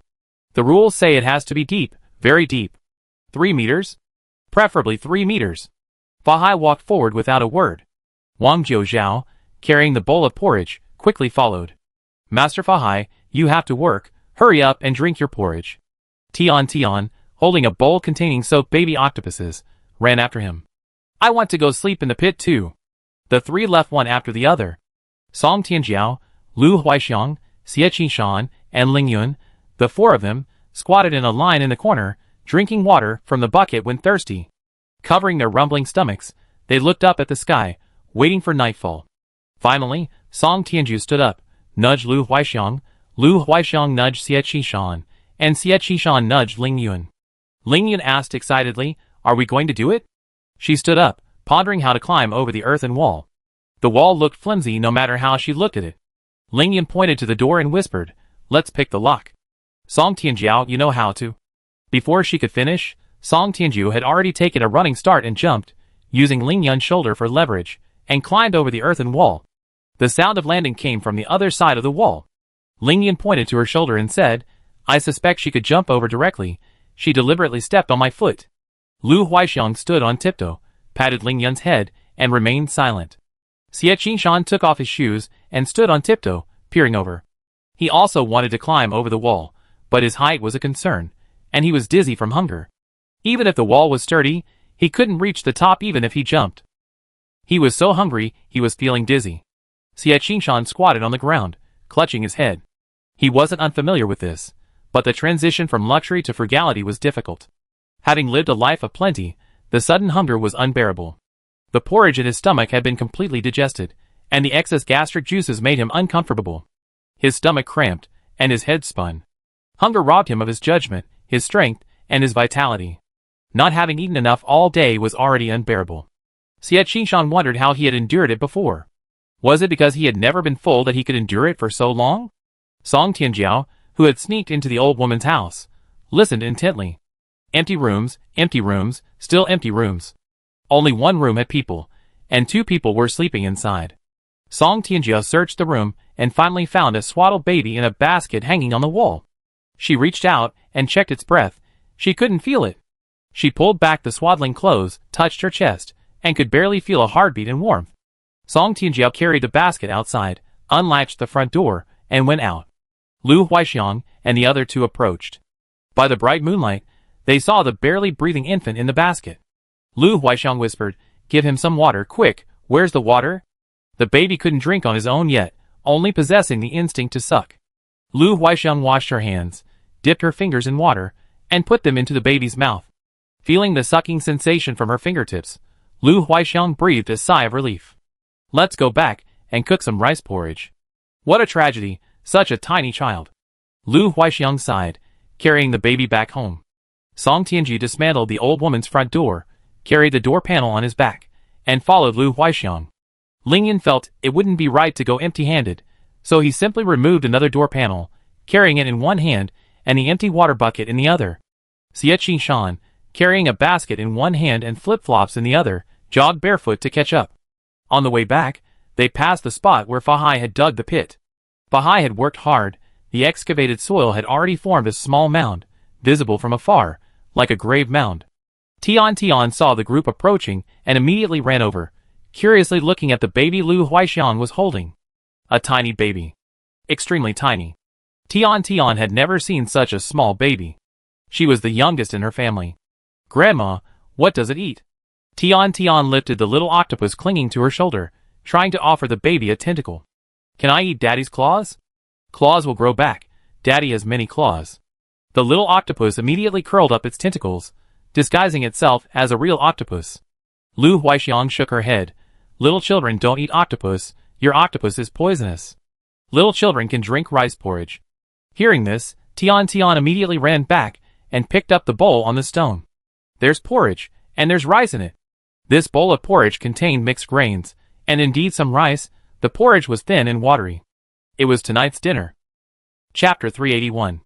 This bowl of porridge was left over from the woman who refused to come out for dinner. Wang Jiuzhou originally intended to give it to the old woman as a greeting gift, but she refused with her own strength. It was meant for Fahai, who was digging a pit. Fahai didn't eat it. Several hours passed like this, night had fallen, and the porridge had gone cold. This bowl of porridge finally found someone to eat it. Lu Huixiang held the bowl inside. Today's size totaled more than the size of her past 80+ years. Lu Huixiang had never felt so helpless.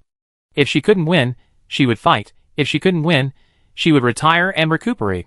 Lu Huixiang's philosophy of life was completely useless at this moment. Lu Huixiang sat down, wiped the porridge with a clean wooden sliver, and fed it to the baby little by little. Lu Huixiang had raised many babies throughout her life, including many newborns. Never had the child in her arms received such pitiful treatment.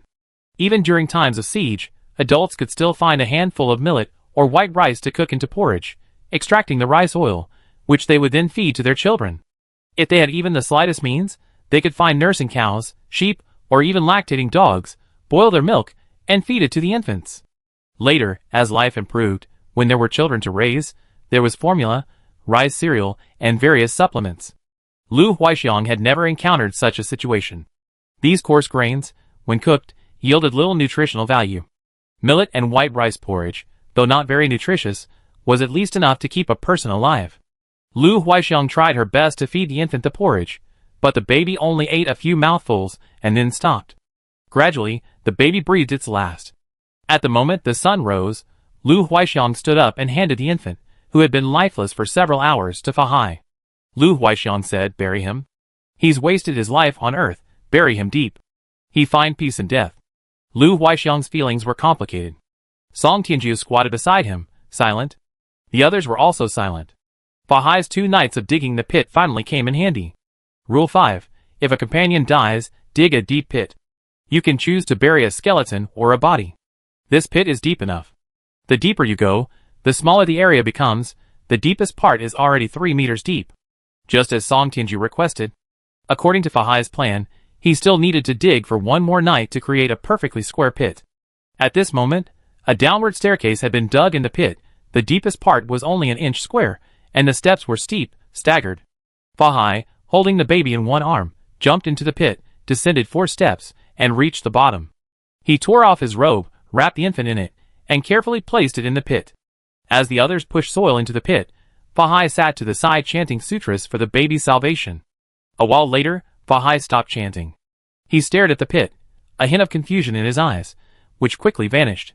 In the distance, 3 people lay prostrate on the ground. They stared at the mound of earth, frequently drooling. After burying the infant, the group headed back. Not long after Song Tianjiu and his companions left, the 3 men who had been hiding in the distance rushed over and began digging with shovels. "See that? Just died. Just buried." The 3 men were extremely excited, their bodies as thin as sticks, gripping their shovels, digging away the soil shovel by shovel. Dig and dig. Dig and dig. No end in sight. Why haven't we reached it yet? Why is it so deep? The 3 men dug with all their might, as if there were some priceless treasure at the bottom of the pit. The sun rose higher and higher, and the 3 were drenched in sweat. Finally, one of them stopped and collapsed to the ground.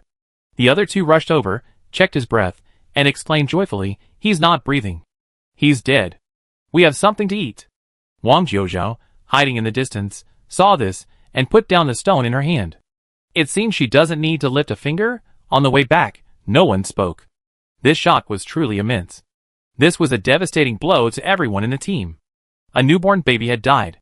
Cause of death, starvation. The viewers in the live stream also had mixed feelings. Schrodinger's handsome. Rule 5 is simply a hellish joke. If a companion dies, dig a deep pit. You can choose to bury a skeleton or a body. Incredible Suzuhara Misaki.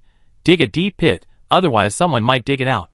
Burying a skeleton is the worst of the worst jokes. Gardener. Gnawing on clean bones, like under the bed? Hunger is a plague. It's a natural disaster, and a man-made one. Before I realized night was falling, hold on tight to my sprouted potato, I won't abandon you. Potato. Picking up jade and getting flowers. Upstairs, you should still throw away the sprouted potato. Or put it in the soil as a potted plant. At first, most viewers in the live stream didn't feel much about the hunger. When they saw the skeletons under the bed, they only felt horrified. Until they saw a newborn dead in Lu Huixiang's arms. The newborn was too weak to eat. No one knew whether it died of hunger, disease, or malnutrition in the womb. In short, it died. When it died, the umbilical cord hadn't been cut yet. So it was this. Can a birth be considered real if the umbilical cord hasn't been cut? Li Qingyu had just returned from a business trip and opened her phone to find it flooded with messages. Netizens were asking about food. How much food is left? How long will it last? This was a question Li Qingyu hadn't thought about for many years. Qi Tian squatted on a chair eating ice cream, looking at the various questions on the screen that needed to be answered, and scratched his head. Can I eat my fill now? Qi Tian knew how unpleasant it was to be hungry. Qi Tian knew. He would always remember the peach the little boy at the foot of Five Finger Mountain gave him. When did this happen? Should I check in the underworld? Qi Tian remembered his professional skills. Li Qingyu shook her head. What underworld? The grand ceremony hasn't even concluded yet. Talking about the underworld is premature. And even if there were an underworld, so what? Li Qingyu even suspected that the generation of these instances had nothing to do with Earth. Is it a parallel universe? Li Qingyu didn't know. Song Tianju returned home clutching the withered vegetables. These vegetables only survived because the dark-skinned man's house had water, otherwise, they wouldn't have survived. It was strange, the fields were all steaming, yet that family had water. Song Tianju even considered going to the bottom of the well to see if there were any fish. But upon entering, Song Tianju abandoned the idea of going down the well. The overwhelming smell of blood made her frown. Two people lay in the courtyard. A dark-skinned man, a woman. Song Tianju went to get an oil lamp. After lighting it, she saw in the light that the dark-skinned man's chest was wide open, his heart gone. The heavily pregnant woman's belly had shrunk considerably, and beneath her lay bloodstains. A fully formed fetus lay on the ground, still attached to its umbilical cord. It was dead. Lu Huixiang examined the woman's condition. She shook her head. Another one dead. Or rather, a few more had died. The woman still clutched the heart in her hand. Bury it, Lu Huixiang sighed. Song Tianju took the basket from Xie Qishan, cut the newborn's umbilical cord, and placed it in the basket. Why bother? Chapter 382. Fahai was digging another pit. This time, he had an iron shovel. Fahai didn't know where the shovel came from. He only knew that after the baby was buried, the small mound had been dug up, and they dug down half a foot. The shovel was left in the pit. Fahai dug 10 feet, while the unknown person dug half a foot. They found nothing and left. The iron shovel was better than the bone shovel, larger, sharper, and most importantly, less prone to wear and tear, so using it didn't feel like a burden. When using the bone shovel, Fahai dared not use too much force, afraid of breaking the bones. Fahai stopped chanting scriptures.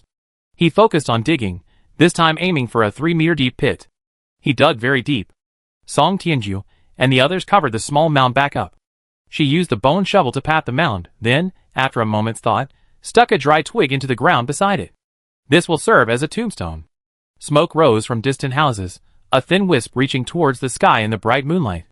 Tonight, the moon was bright, the stars were few, thin clouds hung in the air, and there was no wind. Fahai dug the pit, while Lu Huixiang led the others to dig up grass roots and cut tree bark. Song Tianjiao, holding a bone shovel, dug a pit beside Fahai. Master, why aren't you chanting scriptures? I'm quite unaccustomed to it. Master, your so-called Buddha talks about past lives and reincarnation, about cause and effect and merit. Master, tell me, what's the explanation for this? A newborn child died suddenly because of all the bad deeds committed in their past life? Song Tianju kept talking, glancing at Fahai every now and then. Fahai's lips were pressed into a thin line, remaining silent. Normally, Fahai would have been chanting sutras long ago. But now, he was silent. Master, say something. Your silence makes it seem like you've been possessed. This isn't like you. Song Tianju stopped digging and jumped directly into the pit Fahai had dug, squatting at the bottom, and looking up at Fahai. Fahai almost stabbed her with his shovel. Fahai roared, "Come out! It's only because of merit that you left. Who can distinguish between hell and the human world? The human world can be hell, and hell can be the human world." Song Tianju climbed out of the pit. She wasn't satisfied with Fahai's answer. What kind of answer was this? What kind of answer was it anyway? By dawn, Fahai had dug a 3-meter deep pit, similar in shape and size to the previous one. He placed the dead infant in the pit. He buried it. He chanted sutras. Song Tianju stuck a branch into the ground beside him. "It's dawn, go back to sleep. You won't be hungry when you're asleep." Song Tianju reached into his pocket, but found nothing. This time the rules are too strict. They really don't allow cheating at all. Meanwhile, in the empty room, Gluttony was stuffing his mouth with skewers, hamburgers, fried dough sticks, egg tarts, cream puffs, red bean buns, crispy sausages. "Wah, Xiaohui, can you please not take my yogurt?" "Wah!" Xiaohui tore open a yogurt, gulped it down, and shoved the box into Gluttony's mouth. "Shut up. Is this yours? You clearly stole it. How did you even find this passage?" Meanwhile, on the chessboard, Nandata was making cupcakes. "This one's strawberry, this one's lemon, this one's blueberry, this one's cherry. 2 for each person, 14 in total." A plate full of cupcakes was placed inside by Nandatu, who opened a door. In the white room, Gluttony, as if sensing something, pulled a plate of cupcakes from under his bottom. 14 small cupcakes, no more, no less, just right. Zhao Hui, what kind of ability is this? He had never known Gluttony possess such a power. Stealing food from Lucky Guy was one thing, but stealing this? Zhao Hui exclaimed, "How did you do that?" Zhao Hui had never seen Gluttony possess such an ability before, nor in the past or future. "When you're hungry, you eat," Gluttony said, bewildered. "They said they give me lots of food, enough to eat my fill. I'm hungry, so I have food." "What kind of nonsense is this?" Gluttony continued, "Don't steal the cupcakes, they're not for you." Zhao Hui roared, "These aren't for you either." Gluttony looked aggrieved. "All I can get is food, right?" A pathetic display of gluttony, frantically eating. Song Tianju lay on the ground, rubbing his rumbling stomach, stuffing a blade of grass into his mouth. So awful. Bitter, astringent. Lu Huaixiang said this was edible, wouldn't kill him, better than eating clay, because eating too much clay would prevent him from defecating. It's good enough to have something to eat. Eating too much clay will make your stomach bulge, and you won't be able to poop. If you can't poop, you have to dig it out, and if you don't, you die of constipation. Do you know how to dig it out? It's a skill. Ling Yun had just taken a sip of water when he sprayed it all over Xie Qishan. Xie Qishan wiped the water off his stomach and said languidly, "Thanks, but I don't want to take a bath right now." Lu Huaixiang wanted to recount past events, but everyone refused to listen. Nobody wanted to hear about how eating too much clay would cause constipation and require manual defecation. This was beyond the curriculum. Completely beyond the curriculum. Even Fahai didn't want to hear it. "Benefactor Lu, you haven't slept all night, are you tired? So go to sleep. Don't talk about it anymore." Fahai didn't want to know this at all. Xie Qishan, with a blade of grass in his mouth, rushed into the kitchen, found all the limited food supplies, and stuffed them into his basket.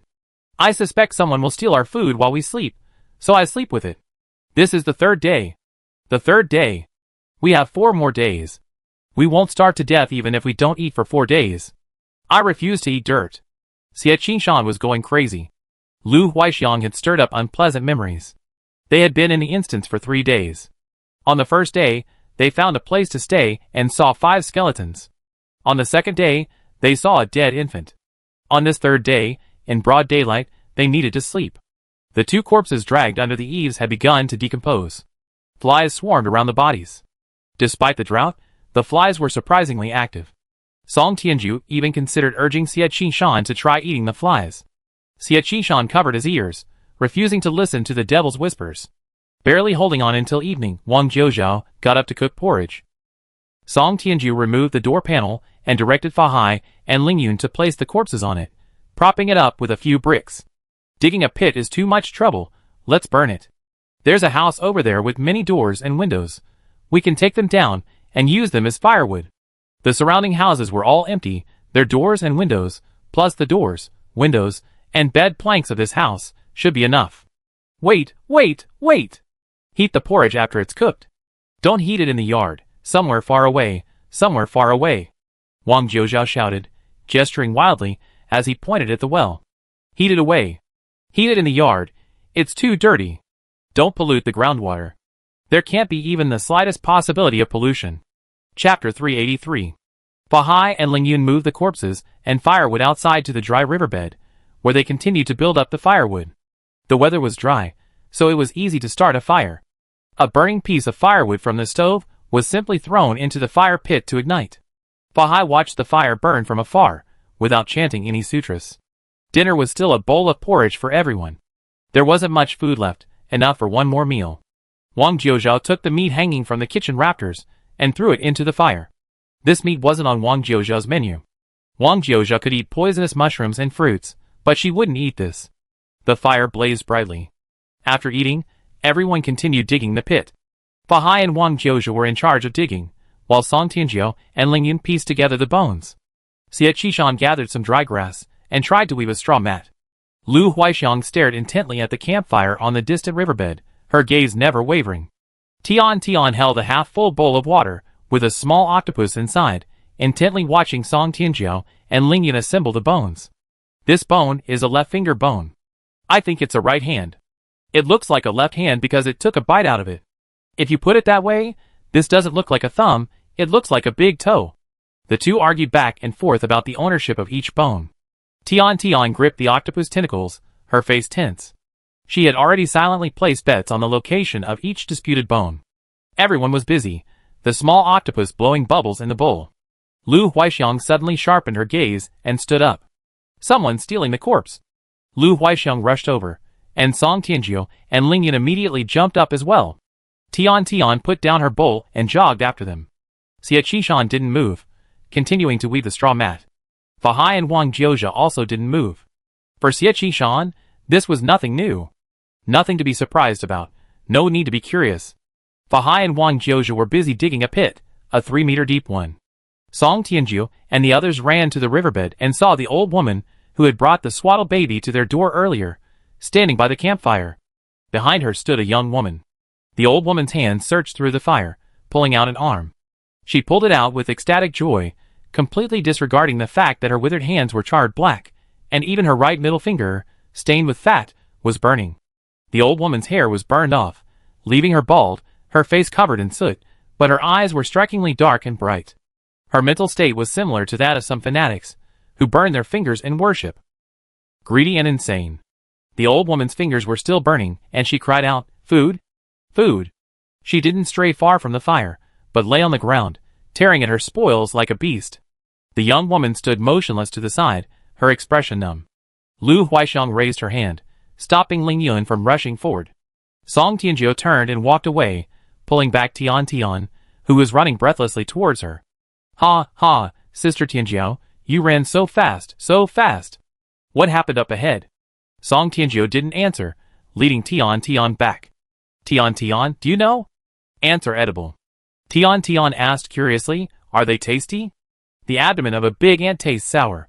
Sour, you can use it as a condiment, a bit like unsweetened plum jam. Tian imagined the taste and stuck out her tongue. It must not taste good. Yes, it must not taste good. Song Tianjiao took Tian back and asked Fa Hai to chant sutras. "Master, chant sutras, please. I don't mind your buzzing." Fa Hai glanced at Song Tianjiao, said nothing, and continued digging the pit. "Master, do you think burning your fingers hurts?" Fa Hai frowned, stopped his work, and said, "Buddha doesn't accept that kind of person, offering up their flesh for selfish desires. That's not the true Dharma." Fa Hai didn't check the situation, but he already knew the general idea from Song Tianjiao's question. Fa Hai continued working, sweating profusely. Late at night, the pit was dug. This pit was much larger than the previous two. Laying down a half-made straw mat and a fluffy nightgown, the group carried the pieced-together bones down, arranged them, covered them with soil, and finished. Song Tianjiao regretted his actions as he stuck branches into the pit. "Wait a minute, since we're going to pile them all together, a complete family, what was the point of me piling people together before?" What was the use? It was completely pointless. Ling Yun wondered, hugging the 4 corpses with the sleeves of her fluffy pajamas. Would the clown contract work then? The fire in the distance was still burning. Everyone went back to sleep. Staying up all night every day would kill them. Wang Jiuzhe was in charge of keeping watch. Song Tianjiu woke up, sat up, and yawned. It's the 4th day. Half the time has passed. Her stomach growled as soon as she finished speaking. So hungry. At that moment, Nan Datu, who had been diligently cooking, was crying on the barbecue grill, his head sizzling. Nan Datu didn't understand why his baby was still hungry despite all his efforts. After eating their last meal, everyone returned to the dried-up riverbed. The fire had gone out, and a foul odor lingered in the air. The young woman from yesterday sat squatting, her expression blank. The old woman was gone. There were drag marks on the ground. Lu Huixiang went over to check on the young woman. She called Xie Qingshan back to fetch a bowl of water, and gave the young woman a handful of grass roots she had dug up yesterday. Song Tianji followed the drag marks on the ground. At the end of the marks was the 3rd remaining house in the village. The gate was tightly shut, and smoke curled from the chimney. Song Tianji kicked open the gate, and saw 2 men roasting meat. 2 legs were drying in the yard. Excuse me, sorry to bother you. Have you seen an arm and an old woman?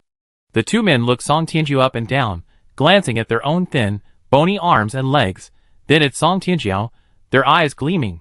The 2 men stood up, picked up knives, and walked towards Song Tianjiu. Since you're here, you don't have to leave. Song Tianjiu nodded. Yes, you're right, we won't leave. Since we're here, let's make the best of it. So rest in peace. 3 minutes later, Song Tianjiu dragged one leg with each hand as he walked out. He encountered Fa Hai rushing over, and Song Tianjiu smiled and said, Master, prepare firewood, and dismantle the doors and windows. Fa Hai looked at the 2 men on the ground, their necks half broken, closed his eyes, and pretended not to see them. He no longer tried to persuade them to lay down their weapons, and become Buddhas on the spot. Fa Hai felt that saying such things at this time was hypocritical, and extremely self-serving. A campfire was lit again on the dried-up riverbed. The lucky ones packed their meager belongings and prepared to set off. The couple said that this was Longyin Village in Longlin County. Longlin County was 20 li away from Longyin Village. The group found all the containers that could hold water, filled them, and carried or lifted them. Tian carried a small basket on her back. The small patch of green vegetables, still covered in dirt, had been dug up and carefully placed inside. This patch of green was probably the only green for miles around. The group hurried on their way before dawn. They hadn't gone far when Song Tianjiu turned back and saw a young woman following them, her steps unsteady. Song Tianjiu asked, Why are you following us? Do you want to be eaten, or do you want to eat us? The woman shook her head repeatedly. This is the direction to Longlin County. Are you going to Longlin County? I know the way. That's my hometown. Chapter 384. A new person joined the group, staggering as she tried to keep up. The young woman introduced herself as Long Xiaoyu. As the sun reached its zenith, and the group sought shade under a withered tree, Tian gave the young woman a bowl of water. The young woman shivered, nearly bursting into tears. After drinking the water, the young woman recounted her story. Her name was Long Xiaoyu, and her family was from Longlin County. She was the 2nd daughter in her family. Her family was poor. Long Xiaoyu had woven cloth and embroidered since childhood, and her parents had refused many marriage proposals. Until 2 years ago, Long Xiaoyu had been forced to marry into Longyin Village, threatening to kill herself.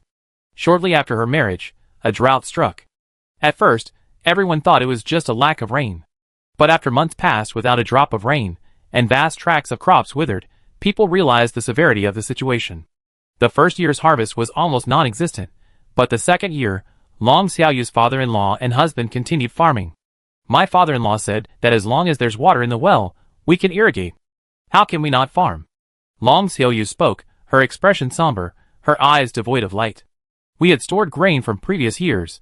Even if we tightened our belts, it would last us for a while. This year, when taxes were collected, the officials took the grain away. My father-in-law clashed with the officials, was kicked in the chest, and died a few days later. Long Xiaoyu looked at the scorched yellow earth in the distance, her voice slightly trembling. Long Xiaoyu recalled. Her father-in-law, before he died, said to farm, to irrigate. As long as the crops have water, they can live. Her mother-in-law said that our fields used to produce the best crops, and they would continue to produce good ones. But that one ladle of water was poured in, and it was all gone in an instant. It was as if heaven was desperately thirsty. It was a sight to behold, a scene of utter despair, a living hell with no end in sight. The parched land resembled cracked skin. Bucket after bucket of water poured into the fields had no effect. The rope used to draw water, however, grew longer and longer. The water in the well dwindled. Long Xiaoyu's face was filled with bewilderment. She rubbed her face, a wooden bracelet on her right wrist swaying precariously. She continued her story. Long Xiaoyu's husband, following his father's instructions, worked tirelessly from dawn till dusk, watering and cultivating the land until he died of illness. Father said, "As long as we water, we live." Before his last breath, he clung to a hopeless dream. Could 10 acres of land be cultivated by manpower alone, with a well that was about to dry up? Many in the village died, and many others chose to move away. Those who left said they wanted to go far away, hoping that perhaps by going far away, they could survive. The successive deaths, like a persistent gloom, shrouded the entire village. Long Xiaoyu didn't know how far she had to go to survive. Could she survive in Longlin County? Long Xiaoyu didn't know. But she couldn't go back. She had already fallen out with her family after her wedding. Soon after, the well in the courtyard dried up, and she could no longer draw water. Only one family in the village still had water in their well, but that family was difficult to deal with. Every time she drew water, she had to give them something. Over time, the food she had hidden at home was gradually given away. Long Xiaoyu felt she was going to die, to starve to death. Just then, she discovered she was pregnant. This child came at the wrong time. It wouldn't be born. Long Xiaoyu was unhappy, but her mother-in-law was overjoyed. Long Xiaoyu noticed a change in her mother-in-law. Her mother-in-law was sneaking out and sneaking back, and Long Xiaoyu often heard chewing sounds coming from under the covers. Soon after, Long Xiaoyu discovered her mother-in-law eating meat. Meat? Where did the meat come from? As Long Xiaoyu said this, her expression turned strange, and she became animated. She covered her mouth and shook her head repeatedly. A moment later, Long Xiaoyu rushed into the sun and vomited. Song Tianjiu scooped a bowl of water and placed it beside Long Xiaoyu.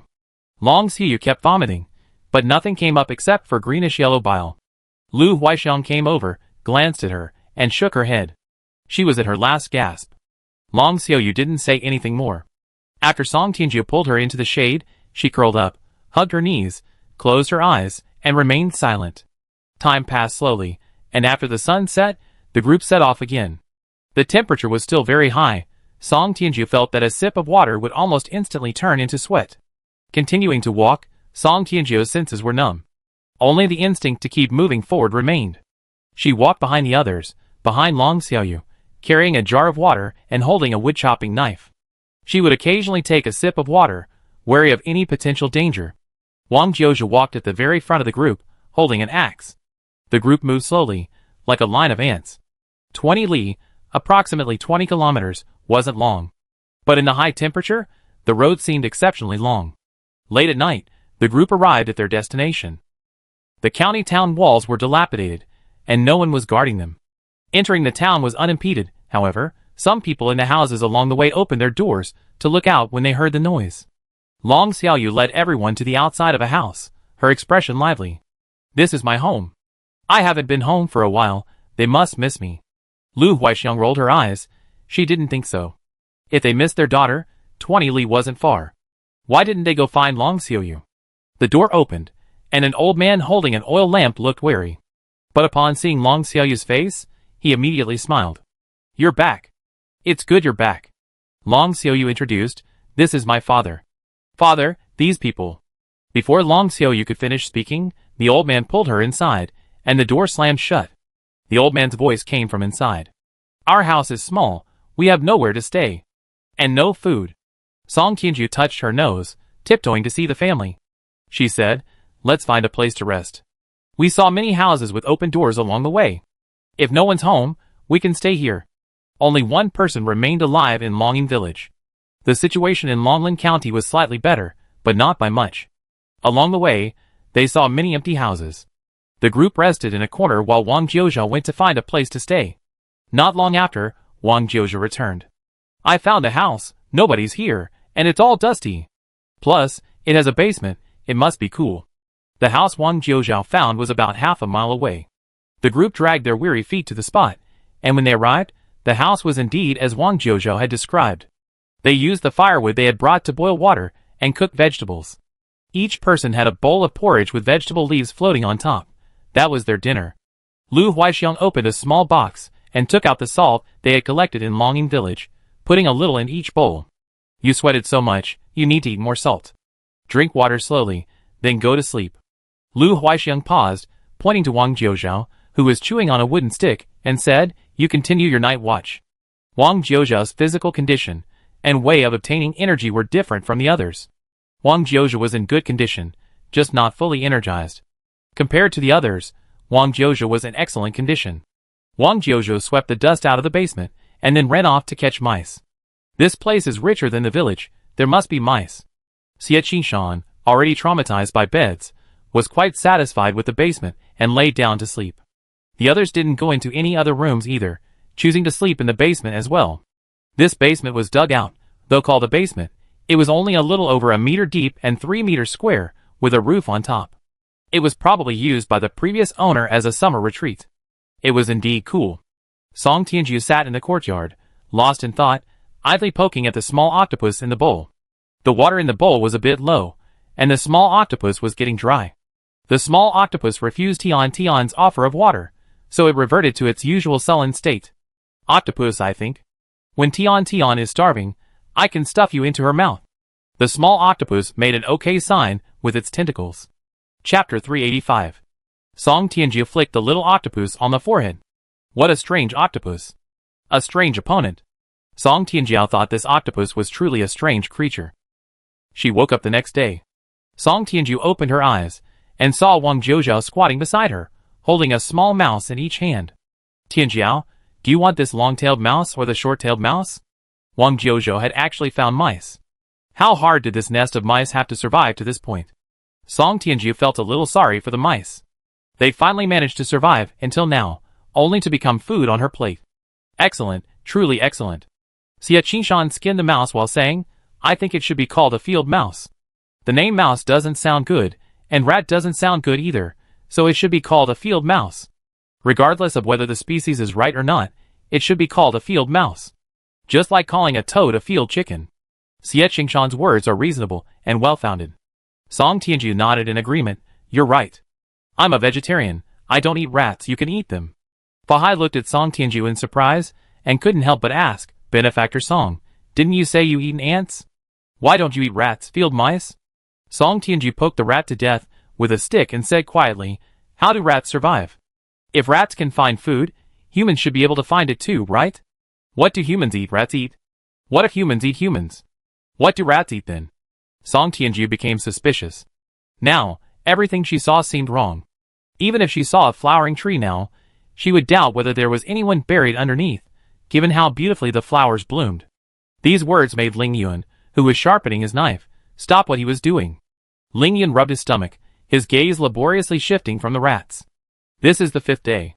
It's almost over. I think I can endure it a little longer. Xie Qingshan suddenly found the 7 or 8 little rats in front of him unappetizing. He hadn't originally considered this possibility. Now that he had this thought, he felt uneasy. Leaving aside the possibility of infectious diseases like plague, Song Tianjia's guess, upon closer inspection, actually made sense. Xie Qingshan grabbed the rat by the tail and tossed it into a corner of the yard. Lu Huixiang, seemingly thoughtful, asked, Wang Jiuzhao, where did you find the rat? Did you see the rat hole? Is there anything inside? Wang Jiuzhao slapped his forehead and immediately ran to dig a rat hole. Xie Qingshan quickly followed. Lu Huixiang removed the gold earrings from her ears. She had used them in the ribs dungeon before, but Song Tianju had shaped them into long, teardrop-shaped pieces and put them back on. At least they have some weight.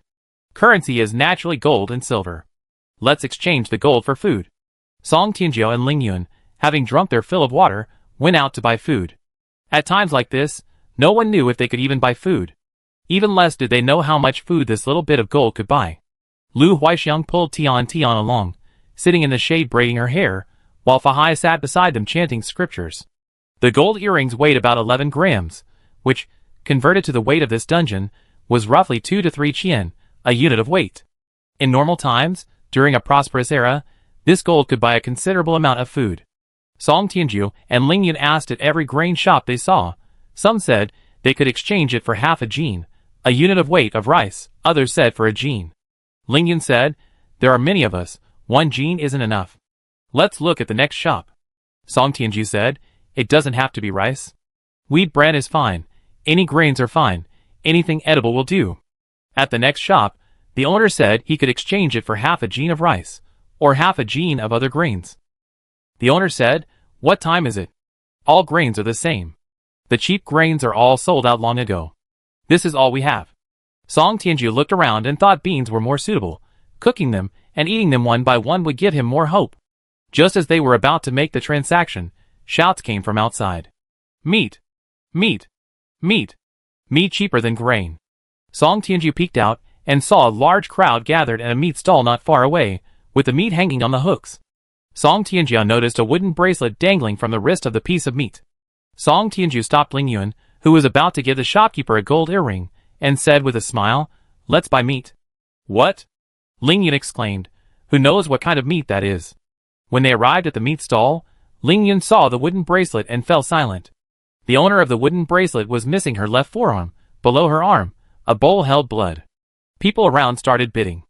Ling Yun pushed through the crowd and handed the gold earring to Song Tianjiao. Song Tianjiao shouted at the top of her lungs, make way! Make way! We have money. We buy meat. We take it all. The hand with the wooden bracelet grabbed Song Tianjia's sleeve, but the owner shook her head. Song Tianji decisively said, we take it all. We have gold. Song Tianju and Ling Yun traded gold, enough to buy a pound of rice, for a lump of meat. 2 men carried the person out of the crowd.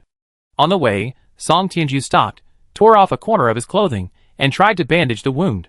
The cloth wasn't elastic enough to effectively stop the bleeding. Blood dripped onto the ground. Someone carrying a bowl caught up with the 2 men, trying to stuff a few coins into Song Tianjia's hand. Let me collect some blood, just a little bit, just a little. I still have children to raise at home. Please, please. Song Tianjiao ignored the man.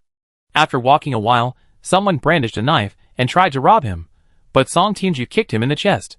The burly man, clutching his chest, angrily shouted, don't be so greedy. You won't be able to keep all this flesh. Song Tianjiao put the person down, walked over, and sighed, yes, don't be so greedy. The burly man's face lit up. Song Tianjiao stepped on the burly man's shoulder, grabbed his head, and twisted it. Click. The sound was crisp and clear. You make a good point. When it's time to die, die. Don't be too greedy. Song Tianjiao lifted the man and continued walking. Now, no one blocked their way. Those who had been watching them all turned their attention to the lifeless man. On her way back, Song Tianjiao entered the room to find Lu Huaixiang and Tian picking through something. You're back? How much did you buy? Lu Huaixiang's words trailed off. She rushed over, looked at Long Xiaoyu covered in blood, and sighed. I should have guessed long ago. Last night, the old man's smile wasn't fake, but it wasn't the smile of seeing his daughter, it was the smile of seeing food. Lu Huaixiang thought, she should have known. She should have foreseen it. Long Xiaoyu was missing a forearm. Lu Huaixiang tore off pieces of everyone's clothing, trying to bandage Long Xiaoyu. Long Xiaoyu lay on the door panel murmuring, should I have died in the village? I should have died in the village. I ate the meat, and they come for revenge. Long Xiaoyu closed her eyes. Xie Qishan asked, is he dead? Bahai picked up the shovel. Song Tianjiao, hearing the heartbeat, said, he's still alive. Xie Qishan continued boiling water, while Bahai put down the shovel and continued chanting. After chanting a few lines, Bahai picked up the shovel again. Bahai decided to dig a pit first. It would come in handy eventually. Lu Huaixiang continued sorting through the food, which was grain dug out from a rat hole. Some of it was moldy and rotten, while some was still edible. Lu Huaixiang was going to pick out these, wash them, and cook them. The gold earrings hadn't brought in rice, but at least there was a handful of grain dug out of the rat hole. Ling Yun stared at the grains of rice, swallowing hard. For the first time, I found a single grain of rice so tempting. Song Tianju sat next to Long Xiaoyu, observing her closely. With a determined heart, he ripped off the bandage covering her wound. Wang Jiuzhou. Come on, find a vein. This method of bandaging was useless. They had to try something else. They found a major vein and tightened it. Chapter 386. Wang Jiuzhou rushed over, trying to find a major blood vessel as instructed by Song Tianju. At this moment, the blood vessel was like a rubber band on a belt. Once broken, it would retract. Finding the blood vessel was somewhat difficult. Fortunately, the injury was in the forearm, so finding the major blood vessel wasn't too difficult. If the upper arm had been severed, the blood vessel would have retracted directly into the body, which would have been troublesome. Wang Jiuzhao found the blood vessel and pulled it out. Song Tianjiao immediately handed him the prepared rope. Wang Jiuzhao quickly tied the blood vessel tightly to prevent excessive blood loss. Throughout this process, everyone remained silent, simply watching. Long Xiaoyu struggled to open her eyes, trying to lift her head. Looking at the blood vessel that had been pulled out, her lips twitched. Wang Jiuzhao loosened his grip, and the tightly bound blood vessel retracted again. Lu Huaixiang threw a wood-chopping knife into the fire and shouted, "Water! Give her water!" Water with salt. Fa Hai brought over the water that had been boiled that morning and added a pinch of salt. Ling Yun tried to lift Long Xiaoyu's shoulder, but the slightest movement aggravated the wound, causing blood to flow immediately. Ling Yun dared not move. Fa Hai fed Long Xiaoyu a spoonful of water. Long Xiaoyu tried to swallow, but Song Tianju pressed her down. "Lie down, breathe normally, let the water flow down your throat little by little, tilt your head slightly. Just a little." After saying this, Song Tianjiao looked at Fa Hai. "Slowly, give the water little by little, otherwise she might choke." The pressure was on Fa Hai, and those words immediately made his bald head covered in sweat. Fa Hai fed Long Xiaoyu the salt water little by little. Slowly, little by little, little by little. Fa Hai didn't know how much time had passed. He carefully fed Long Xiaoyu drop by drop, his eyes only focused on the falling water. Fa Hai habitually began chanting scriptures, but stopped after only a few words. He noticed his hands trembled whenever he chanted. Lu Huaixiang pulled off Xie Qingshan's vest, wrapped the handle of her red-hot wood-chopping knife around it, and walked over. "Hold him down. Whether he lives or dies is up to fate." As soon as she finished speaking, Lu Huaixiang pressed the red-hot wood-chopping knife against him. Sizzle. "Ah!" Long Xiaoyu cried out in pain, instinctively struggling, but was held down by the others. Lu Huaixiang picked up the wood-chopping knife, carefully examining the cut surface of the wound. Finding no fresh blood flowing out, she breathed a sigh of relief. "Let's make porridge." Lu Huaixiang walked back to her original spot and sat down, closing her eyes to rest. Tian leaned over and wiped the sweat from Lu Huaixiang's forehead. "Grandma Lu, your body is trembling." Lu Huaixiang shook her head without speaking. She hadn't encountered anything like this in a long time, and she recalled the past. This made Lu Huaixiang very uncomfortable. Lu Huaixiang grasped Tian's icy hand, trying to calm herself. She forced a smile and said, "Go add water to your little octopus, it's almost dried out." In Lu Huaixiang's eyes, Tian Ke had three identities. First, a strange enemy. Second, Tian Ke was Tian's pet. And finally, Tian Ke was Tian's father. In Lu Huaixiang's mind, it wasn't certain who had adopted whom between Tian Ke and Tian. Tian checked the little octopus's bowl and, sure enough, found the water almost gone. Tian picked up the bowl to add water, then thought for a moment and said, "Daddy, you're a sea animal, do you need some salt?" The little girl looked at the small salt jar, her eyes full of curiosity. The little octopus stretched out its tentacles, refusing to answer the question. Tian thought for a moment, then added just a tiny bit of salt to the water. Lu Huaixiang said that people lose strength without salt. Tian felt they should use it sparingly. Long Xiaoyu was placed in a shady spot. During the breaks while the porridge was cooking, everyone watched the seriously injured person with bated breath. No one knew if Long Xiaoyu could withstand such severe injuries. No medicine, no effective disinfection, excessive blood loss. At this moment, she could only rely on her life. Even if she survived, what would happen afterward? This question had no answer. When the porridge was almost cooked, Lu Huaixiang chopped some greens with a wood-chopping knife, threw them into the pot, and added a little salt. After stirring well, a pot of moderately thick vegetable porridge was ready. 8 people, each receiving half a bowl. Fa Hai carried 2 bowls to feed Long Xiaoyu. After eating the porridge, everyone stood or lay down, trying to endure the scorching midday heat. Time passed slowly, and Song Tianju occasionally checked Long Xiaoyu's breathing. Fa Hai sat cross-legged beside Long Xiaoyu. This time, he didn't chant scriptures, he simply gazed calmly at the sunlight streaming into the courtyard. Finally, evening arrived. The air was still hot, but at least there was some hope. Everyone longed for the cooler night air. Without his vest, Xie Qingshan, shirtless, got up, grabbed Wang Jiuzhao, and patted his chest, saying, "Let's keep looking for rat holes and food." Song Tianjiao leaned against the wall, drawing a map on the ground with a stick. Ling Yun leaned over to take a look and asked, "Is this the location of the grain shop?" Have you ever wondered why no one steals the grain from it? Song Tianju reached out and shoved Ling Yun aside. Move aside, you're blocking my light. This was the 5th day of the hunger instance, and their first evening in Longlin County. It was late at night when they arrived yesterday. Even in the dead of night, many people on the street opened their doors and windows, looking out. What were they looking at? Song Tianju carefully recalled their behavior. Suddenly, a scream rang out from outside. Murder! Murder! Song Tianju immediately stood up, grabbed her axe, and rushed outside. Ling Yun quickly followed. The two walked out of the alley, and saw that the nearest grain shop was surrounded by a huge crowd. The shopkeeper who had told them that 2 gold earrings could be exchanged for a pound of grain was now hanging from the rafters, swaying from side to side, his eyes rolling back in his head. The crowd rushed out carrying grain, scattering in all directions. A grain of rice rolled to Song Tianju's feet. She stepped on it, rushed over, and used her axe to cut the rope hanging from the person's head. Song Tianju kicked the shopkeeper, who was lying on the ground, and asked in confusion, "Shopkeeper, you have grain to eat. Why are you so upset?" Cough, cough, cough. The shopkeeper coughed violently, collapsing to the ground, his spine protruding, like a thin wolf. The crowd dispersed, and the grain shop was empty. The shopkeeper caught his breath, and gave Song Tianju a bitter smile. "You came to buy grain? Too late. There's still a small handful left, I give it to you." The shopkeeper held out his hand, revealing half a handful of golden millet in his palm. "Please, hang me up again." Song Tianju refused. Cutting the rope didn't take much effort, but hanging a person up required considerable strength. "Alright, give me the rice. If you want to hang me up, figure it out yourself." Song Tianju tugged at her clothes, realizing they were already too short. She pulled Ling Yun over, and opened the small pocket on Ling Yun's hospital gown. "Leave the rice here. If you want to die, try your best, good luck," the shopkeeper said with a worried look, "but I don't dare to die myself." Song Tianju didn't care whether he dared or not, and turned to leave.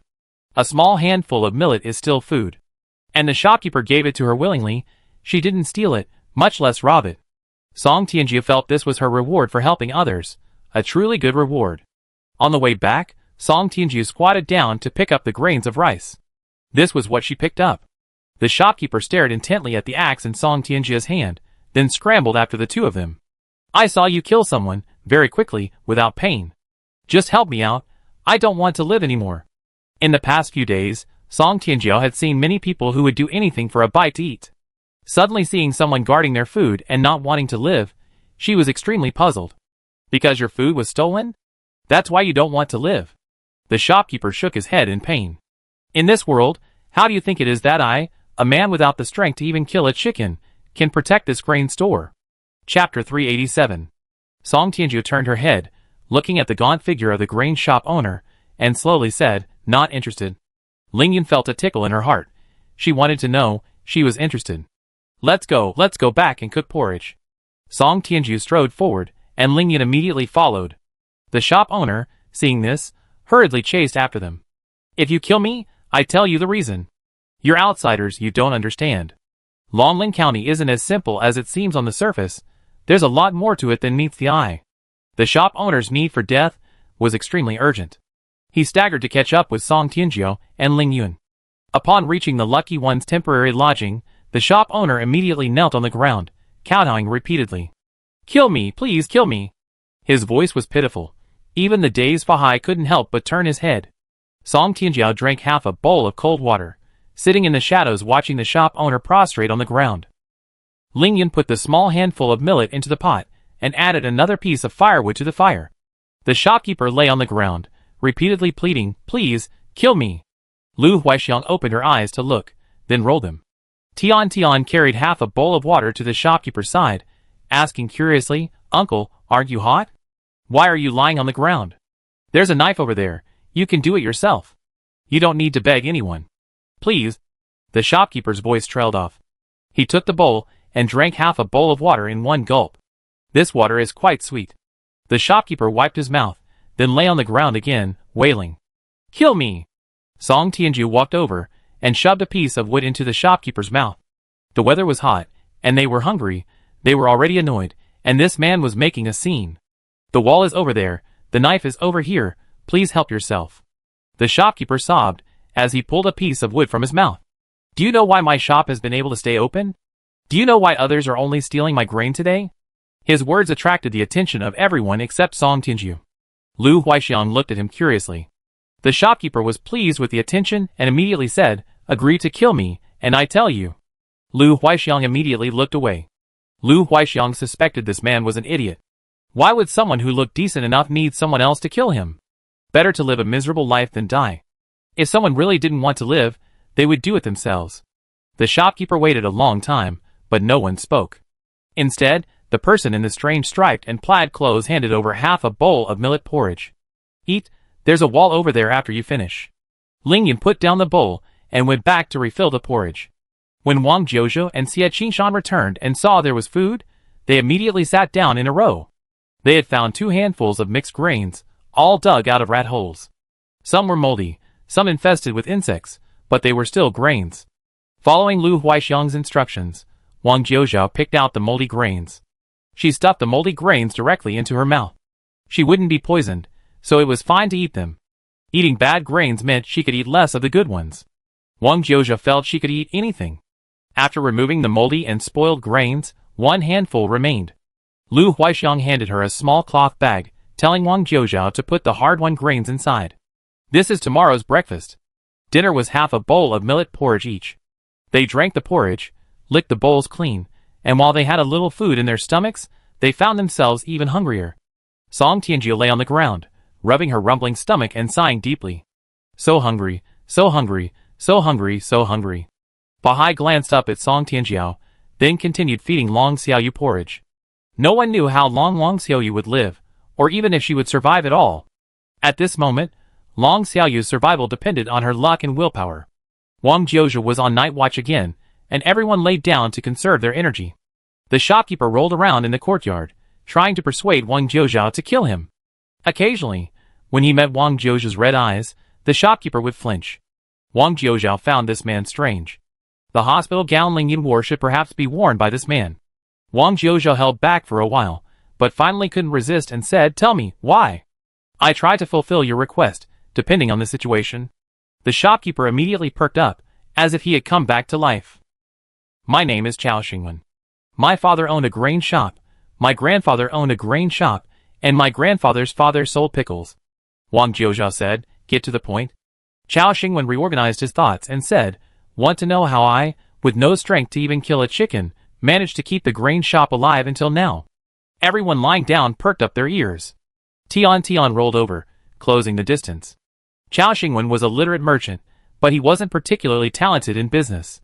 When his parents passed away, they entrusted Chao Xingwen with the responsibility of protecting the family property. His parents had no expectations of Chao Xingwen, and Chao Xingwen himself had no expectations of himself either. As long as he lived to die, he was content, whatever. Chao Xingwen once thought he would have no worries about food and clothing. 2 years ago, a drought struck. As soon as the drought began to show signs of resurgence, grain prices in the city skyrocketed. Following his business acumen, Chao Xingwen gritted his teeth and adjusted the price of grain to double his purchase price. This was the highest price Chao Xingwen could imagine. Suddenly, all the townspeople flocked to his shop to buy. Chao Xingwen's shop sold out of grain. That night, when he and his employees went to move the remaining stock from the warehouse, a group of people held knives to his neck. They demanded that Chao Xingwen sell grain at their set price, threatening to kill him if he disobeyed. Chao Xingwen complied. Grain prices soared to levels Chao Xingwen had never even dared to dream of. Chao Xingwen had to hand over his daily earnings. In return, the group of people would guard the grain shop and the granary, preventing anyone from stealing grain. The townspeople cursed the grain shop owners as unscrupulous merchants, accusing them of exploiting them. Chao Xingwen occasionally sold grain at low prices when no one was looking. Not long ago, his actions were discovered, and his shop assistant was murdered and the grain was displayed outside for sale. Chao Xingwen trembled at the memory of his assistant's death. Today, Chao Xingwen mustered his courage and hanged himself, telling people to steal the grain before he did. Which led to the scene Song Tianjiu and Ling Yan witnessed. "So you owe me. I should have been dead, but she saved me. So kill me now. I don't want to live anymore." Chao Xingwen pointed at Song Tianjiu, who had already sat up, and screamed hoarsely, "Kill me! Now!" "He seems to have gone mad," Song Tianjiu muttered, standing up, picking up an axe and a machete, and beginning to sharpen them. Chao Xingwen touched his neck, staring expectantly at Song Tianjiu. After sharpening the machete, Song Tianjiu looked around. Who's going? We have 2 handy weapons. Fa Hai stood up, but Song Tianjiu pressed him back down. You take care of the wounded. Ling Yun reached for the wood-chopping knife in Song Tianjiu's hand. Let's go take a look. By the way, that Chao Xingwen, how many people are on the other side? Chao Xingwen, who was already craning his neck to await his death, froze upon hearing this. How many people? Chapter 388. How many enemies are there? They have a lot of people. Chao Xingwen recalled carefully. According to him, all the grain stores in Longlin County were under control. 8 grain stores, large and small, were controlled by more than 50 people. They said that if it weren't for them, the city's grain would have run out long ago. They are heroes, the greatest heroes. Lu Huaixiang cursed. What a load of bull. It would be better if there was no grain at all, just a quick death. Chao Xingwen flinched and stopped talking. Song Tianjiu poked Chao Xingwen with the wooden handle of his axe. Stop shaking, lead the way. Wang Jiuzhe followed. 3 against 50, the advantage is on my side. Chao Xingwen looked at Song Tianjiu in disbelief.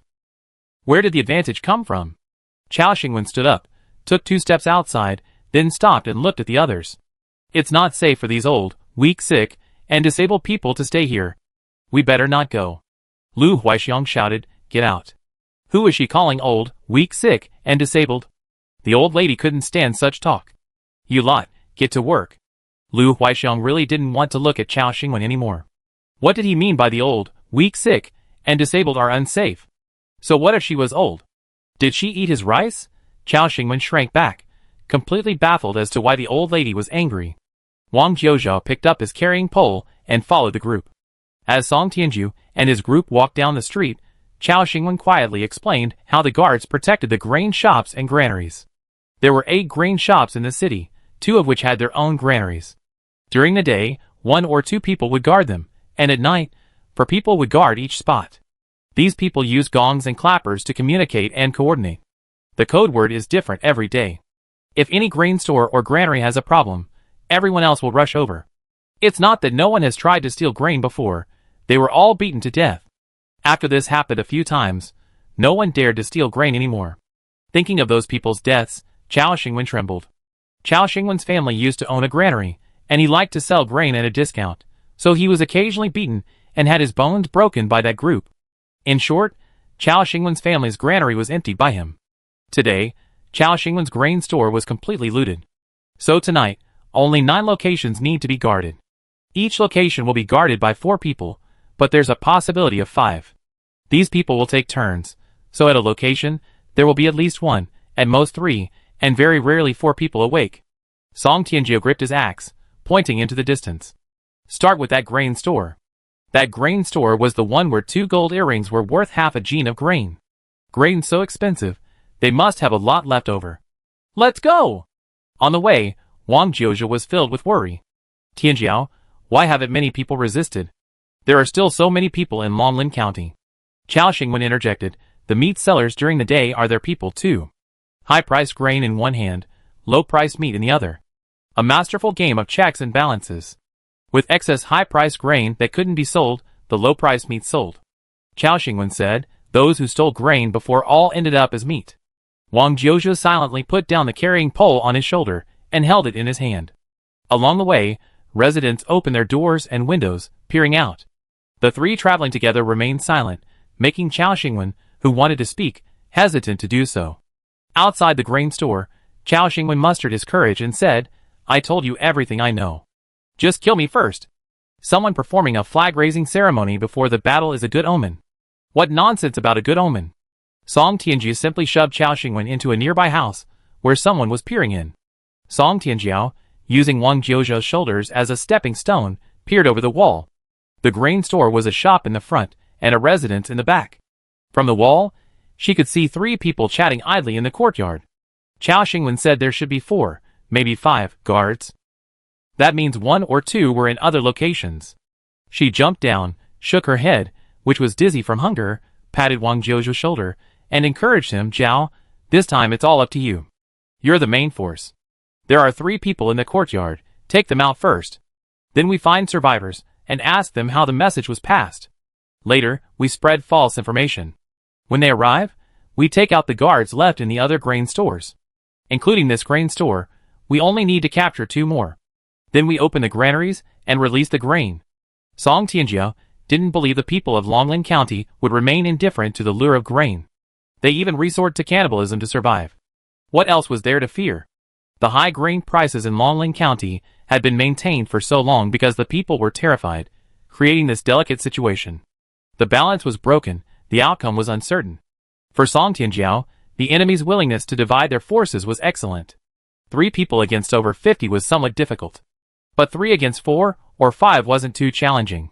After luring the people over, they could then deal with the guards left in the other grain stores and warehouses. Minimize the number of enemies directly confronted, then distribute the supplies. Song Tianjiao believed herself to be a genius. Wang Jiozha was overjoyed.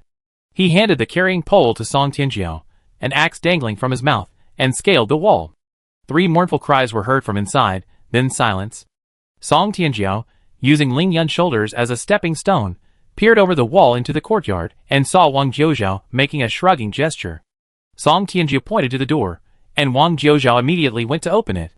A moment later, Song Tianjiao and Ling Yun entered the courtyard and saw 3 people lying neatly on the ground. They searched the entire courtyard but couldn't find a 4th person. No 4th, no 5th, could they have been slacking off? Song Tianjiao slapped her forehead, suddenly realizing, shift changes don't necessarily mean staying on duty all the time, they could come back when it's time. A miscalculation. Song Tianjiao realized she was truly starving, her brain was about to fail. She held a gong in one hand and a mallet in the other. Ling Yun held a wooden clapper. Wang Jiozhao held an axe. None of the 3 knew the code. Never mind, next door. Song Tianjiao wasn't disappointed. She carried half a sack of rice to find Chao Xingwen, considering it a thank you gift for depositing it with him. Without Chao Xingwen, they couldn't effectively pinpoint the location of the granary late at night. Chao Xingwen's location was currently just a navigation tool. Song Tianjiao knocked on the door. It opened, and she saw Chao Xingwen with a knife held to his neck. Besides Chao Xingwen, there were 2 other people in the room, one tall and one short. The 2 men, looking fierce, demanded, "You're here to steal grain?" Song Tianjiao sighed, Chao Xingwen, your luck seems to be running out." The shorter man shouted, "Enough nonsense. What are you doing here?"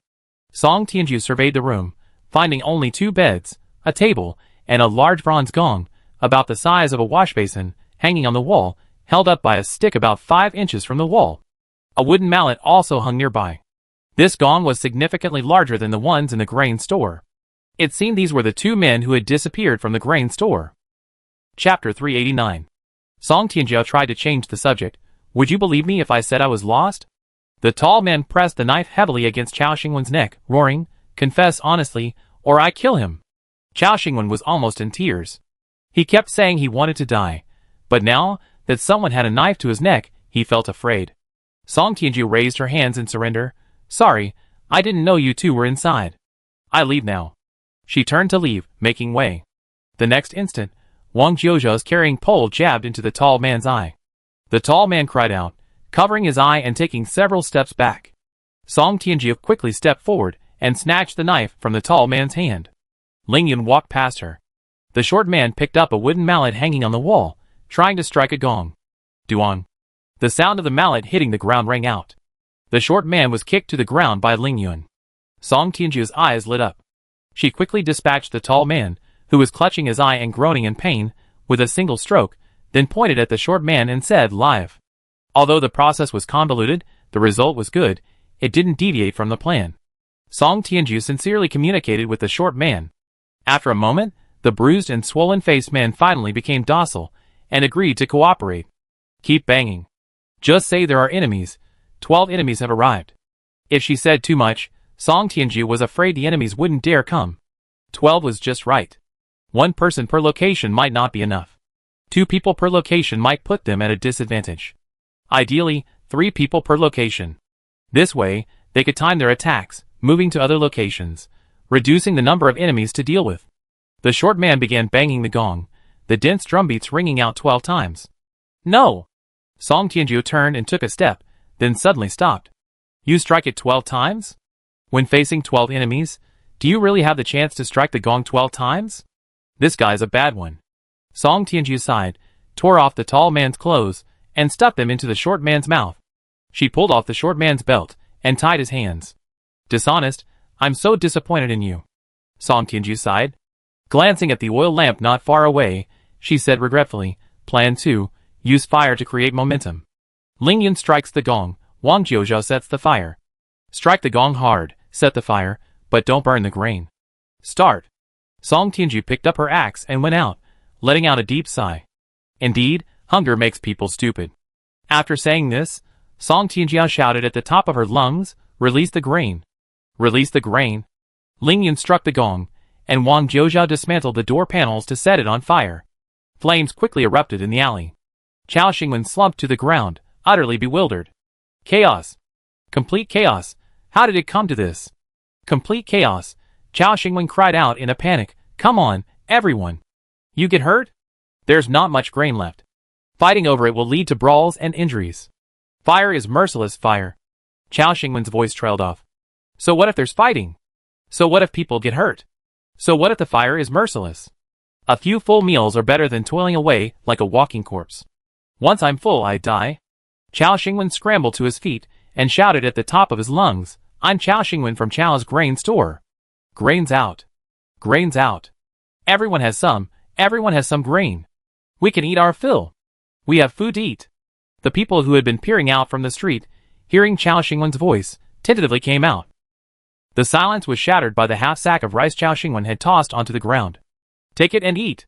Eat your fill.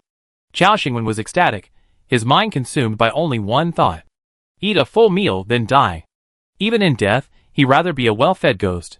Chao Xingwen raised his arms high, his expression one of pure elation. The grain's been distributed. There's food.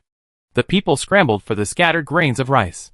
Those who managed to grab some lay prostrate on the ground, staring at Chao Xingwen with bewildered disbelief, not understanding what was happening. Song Tianjiao dragged the short man over and chopped off his head with an axe. The crowd fell silent for a moment, watching Song Tianju in terror. Song Tianju raised the head and shouted, Even tigers don't eat their cubs. Why resort to cannibalism like cornered beasts? Chao Xingwen, drenched in blood, stared at Song Tianju in shock. Song Tianju kicked him and whispered, Lie down.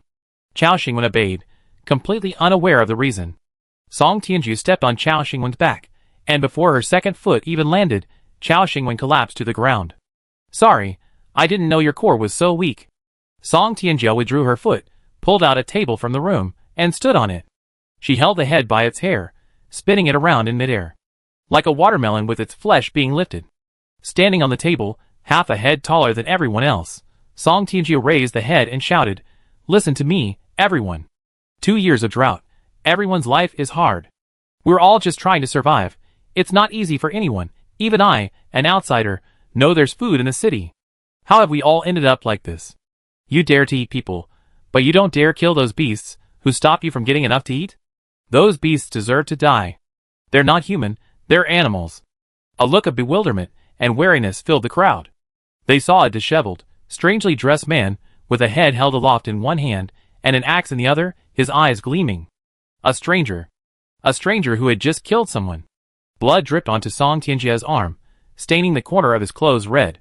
The firelight in the alley dispelled much of the darkness, and Song Tianjia's shadow flickered, falling on the onlookers. Those people stood in the shadows, their faces and expressions unreadable. They remained silent. Ling Yun, with the rope of the gong in her mouth, dragged and carried 3 sacks of grain out of the grain shop. She freed her hand, pulled out the wooden mallet from her waist, bent over, and slammed it down on the gong in front of her. Duang! Duang! Duang! The gong sound exploded in Ling Yun's ears, so loud that she could hear nothing else. She banged the gong several times, ripped it from her mouth, and shouted, The grain is here. Take it. Take it all. Ling Yun didn't know how loud she was, or even if she had shouted at all. It was all like a long, drawn-out nightmare. She shouted loudly, yet couldn't hear her own voice. The gong sound briefly deafened Ling Yun. She screamed at the top of her lungs, completely unaware of her own volume. The grain is here. Take it. To hell with balance. To hell with plans. These things are all useless. If you can't live, then die. Before you die, you must have a full meal. You must make a grand spectacle. The crowd stirred when they saw the grain scattered at Ling Yun's feet. Song Tianjiao threw down his severed head, jumped off the table, rushed along the wall to Ling Yun, and grabbed her, running away. Wang Jiuzhu, brandishing a burning wooden stick, followed closely behind. The sound of a gong echoed in the distance. A burly man carrying a knife rushed over, brushing past Song Tianjiu. You? The burly man stopped, turned around, and pointed his knife at Song Tianjiu. Are you the ones causing trouble? Chapter 390. Thud. Wang Jiuzhu, still holding a stick with a flickering flame, smashed it directly onto the back of the burly man's head. The flame ignited the man's unkempt hair. Ah! The burly man slapped his head, screaming, I kill you all. The burly man clutched his head, brandishing his long knife and charging wildly. Ling Yun drew the long knife from Song Tianjiu's side, tucked into his trousers' elastic band. The next second, the burly man charged forward. Ling Yun looked at the knife tip embedded in the burly man's stomach, then at the wood-chopping knife in his other hand, and remarked, This knife is pretty sharp. Indeed, an inch longer, an inch stronger. Let's make it clear, he charged at me himself. I didn't strike first. Wang Jiuzhu's stick slammed repeatedly onto the burly man's head. After several repetitions, the flames on the burly man's head were gone, and his hair was gone too. Let's go next. Song Tianjiu snatched the knife from the burly man's hand, still hanging at his waist. She gripped her axe, striding with an air of ruthlessness. Our goal is food. A full stomach was the objective. Ling Yun continued banging the gong. The grain is being distributed. Time to eat. Wang Jiuzhu's fire poker, now wrapped around enemy clothing, served as a torch. 6 people had already been eliminated. They hurried to the next location. The advantage is with us. Song Tianjiu stuffed a handful of rice she had grabbed in the chaos into her mouth, a bright smile on her face. This was the 5th night. Midnight was approaching, and the next dawn was about to break. Lu Huaixiang sat on the wall, watching the distant firelight with a wary expression. She held a small stone in her hand, and a kitchen knife hung at her waist. She suspected an attack. As someone who had experienced many battles, Lu Huaixiang never hesitated to speculate about the enemy using the darkest of thoughts. Lu Huaixiang's rope twitched. She looked down and saw Tian carrying a small bucket. Grandma, have some water. Master Fahai said breakfast is served now. Tian tied the end of the rope to the small bucket. Lu Huaixiang lifted the bucket and found a bowl of porridge inside. The porridge was thin and watery, made by adding a bowl of cooled boiled water after cooking. The temperature was just right. Lu Huaixiang finished the porridge in one gulp and put the small bucket back. Tian, untie the rope and go to sleep. After retrieving the rope, Lu Huaixiang tied it to a kitchen knife, adjusted its length, and continued crouching on the wall. The longer the arm span, the greater the attack range. The longer the rope, the greater the inertia. Lu Huaixiang was ready to smash the enemy's skull. In another corner, Xie Qingshan lay prone on the wall, a bitter blade of grass dangling from his mouth, an iron rod in his hand. In the courtyard, a small octopus leaped out of the water, dragging a half-full bowl of water to the center of the yard, then wriggled back into the bowl. The small octopus was preparing to poison the fish. Fahai sat in the shade, sharpening his knife. Long Xiaoyu lay on the door panel, her breathing weak. Tian lay beside Long Xiaoyu, pretending to be asleep. Lu Huaixiang believed tonight would be a fierce battle. Based on her experience, she judged that the enemy would inevitably counterattack. Fearless enemies are the most difficult to deal with. Extra precautions were needed to prevent them from resorting to desperate measures. Xie Qingshan believed that someone would definitely launch a sneak attack tonight. Xie Qingshan felt that since they had come to Longlin County without concealment or infiltration, many people knew they were staying there. From the moment they entered Longlin County, they had been watched. A dense network of relationships, like a fishing net, enveloped them, waiting for the hunters to strike. Tonight, the commotion has caused a ruckus. Someone's bound to make a move. Xie Qingshan remained skeptical of Fahai's fighting prowess, fearing the master might again utter some cryptic pronouncement about laying down the butcher's knife. Tian was young, and the little octopus looked half dead. Excluding these, only he and Lu Huaixiang remained. Xie Qingshan believed the enemy was strong and they were weak. They hadn't eaten properly for days, and he was young while Lu Huaixiang was old. Their advantages were few and far between. Amidst the resounding clang of gongs, Xie Qingshan bent down, sharpening an iron rod with a stone. One strike to kill. It had to be one strike to kill. The enemy feared a madman. He would tear at the enemy, attack the enemy, and kill the enemy like a madman. Xie Qingshan lowered his body, listening intently to the sounds coming from afar. The clang of gongs, the voices of people, a chaotic cacophony. This was their stronghold. The two, considering themselves the main fighting force, were determined to take them down one by one. Fa Hai was still sharpening his knife, occasionally sneaking a peek at the blade's sharpness with Long Xiaoyu's hair. For Lu Huaixiang and Xie Qishan, the wait was long. Waiting for the enemy was especially long. Time passed slowly, and finally, dawn broke. The 6th day arrived. Song Tianjiao dragged his heavy steps back, saw Lu Huaixiang on the wall, picked up a small stone, and threw it. Who's there? Lu Huaixiang's knife was poised to strike, but upon seeing who it was, she immediately breathed a sigh of relief. Want to eat? The filthy, blood-covered Song Tianjiao grinned, turning to show off the cloth bag on his back. Plenty! Wang Jiuzhou also held up a bag. Ling Yun dragged over with a cloth bag and immediately laid down on the ground. I have noodles. Wang Jiuzhou has rice, and Song Tianjiao has beans. Who's going to cook? I'm so hungry. Ling Yun crawled in. As soon as she entered, she collapsed to the ground, rolling around several times, almost knocking over the little octopus's bowl. Lu Huaixiang climbed down the wall, opened the bag, and sure enough, saw grain. Not much, about 3 to 5 pounds in a bag, but that was still a lot. Enough for several full meals. Cook, cook! Having stayed up all night, Lu Huaixiang was full of energy, starting a fire, cooking porridge, and boiling beans. She wanted to ask what had happened, but turning her head, she saw 3 people asleep in the shed. Chao Xingwen returned when the food was ready. Chao Xingwen was covered in blood, his expression blank, his body in front, but his soul behind. He tripped over the little octopus's bowl, falling directly to the ground, making the little octopus flailing its claws in anger. Tian rushed over, poked Chao Xingwen, and seeing he wasn't dead, grabbed the little octopus that was half covered by the bowl. Dad, it's wrong of you to try and scam people. The little octopus turned black with anger. When did it start faking an accident? Tian put the little octopus back in the bowl, placed the bowl in a shady corner, and added half a bowl of water. Dad, don't run around. Water evaporates quickly in the sun. We need to conserve water, we don't have much left. Tian, holding the little octopus, laid down 3 rules. The little octopus cannot sunbathe. The little octopus cannot stage accidents. The little octopus cannot spill water. The little octopus remained silent, covering its head with its tentacles, pretending to be dead. Lu Huaixiang took out the boiled beans from the salt water, rinsed them in cold water, and called everyone to eat. Normally, this kind of food held no appeal, but now it was a delicacy to everyone. Even Long Xiaoyu perked up, chewing and eating the beans bit by bit. Song Tianjiao crawled over with her eyes closed, lying on her back with her mouth wide open. Lu Huaixiang picked up a few beans and put them in her mouth. Ling Yun, seeing this, also came over and imitated her. Lu Huaixiang rolled her eyes, and put a few beans in Ling Yun's mouth. Turning her head, she saw Song Tianjiao opening her mouth again.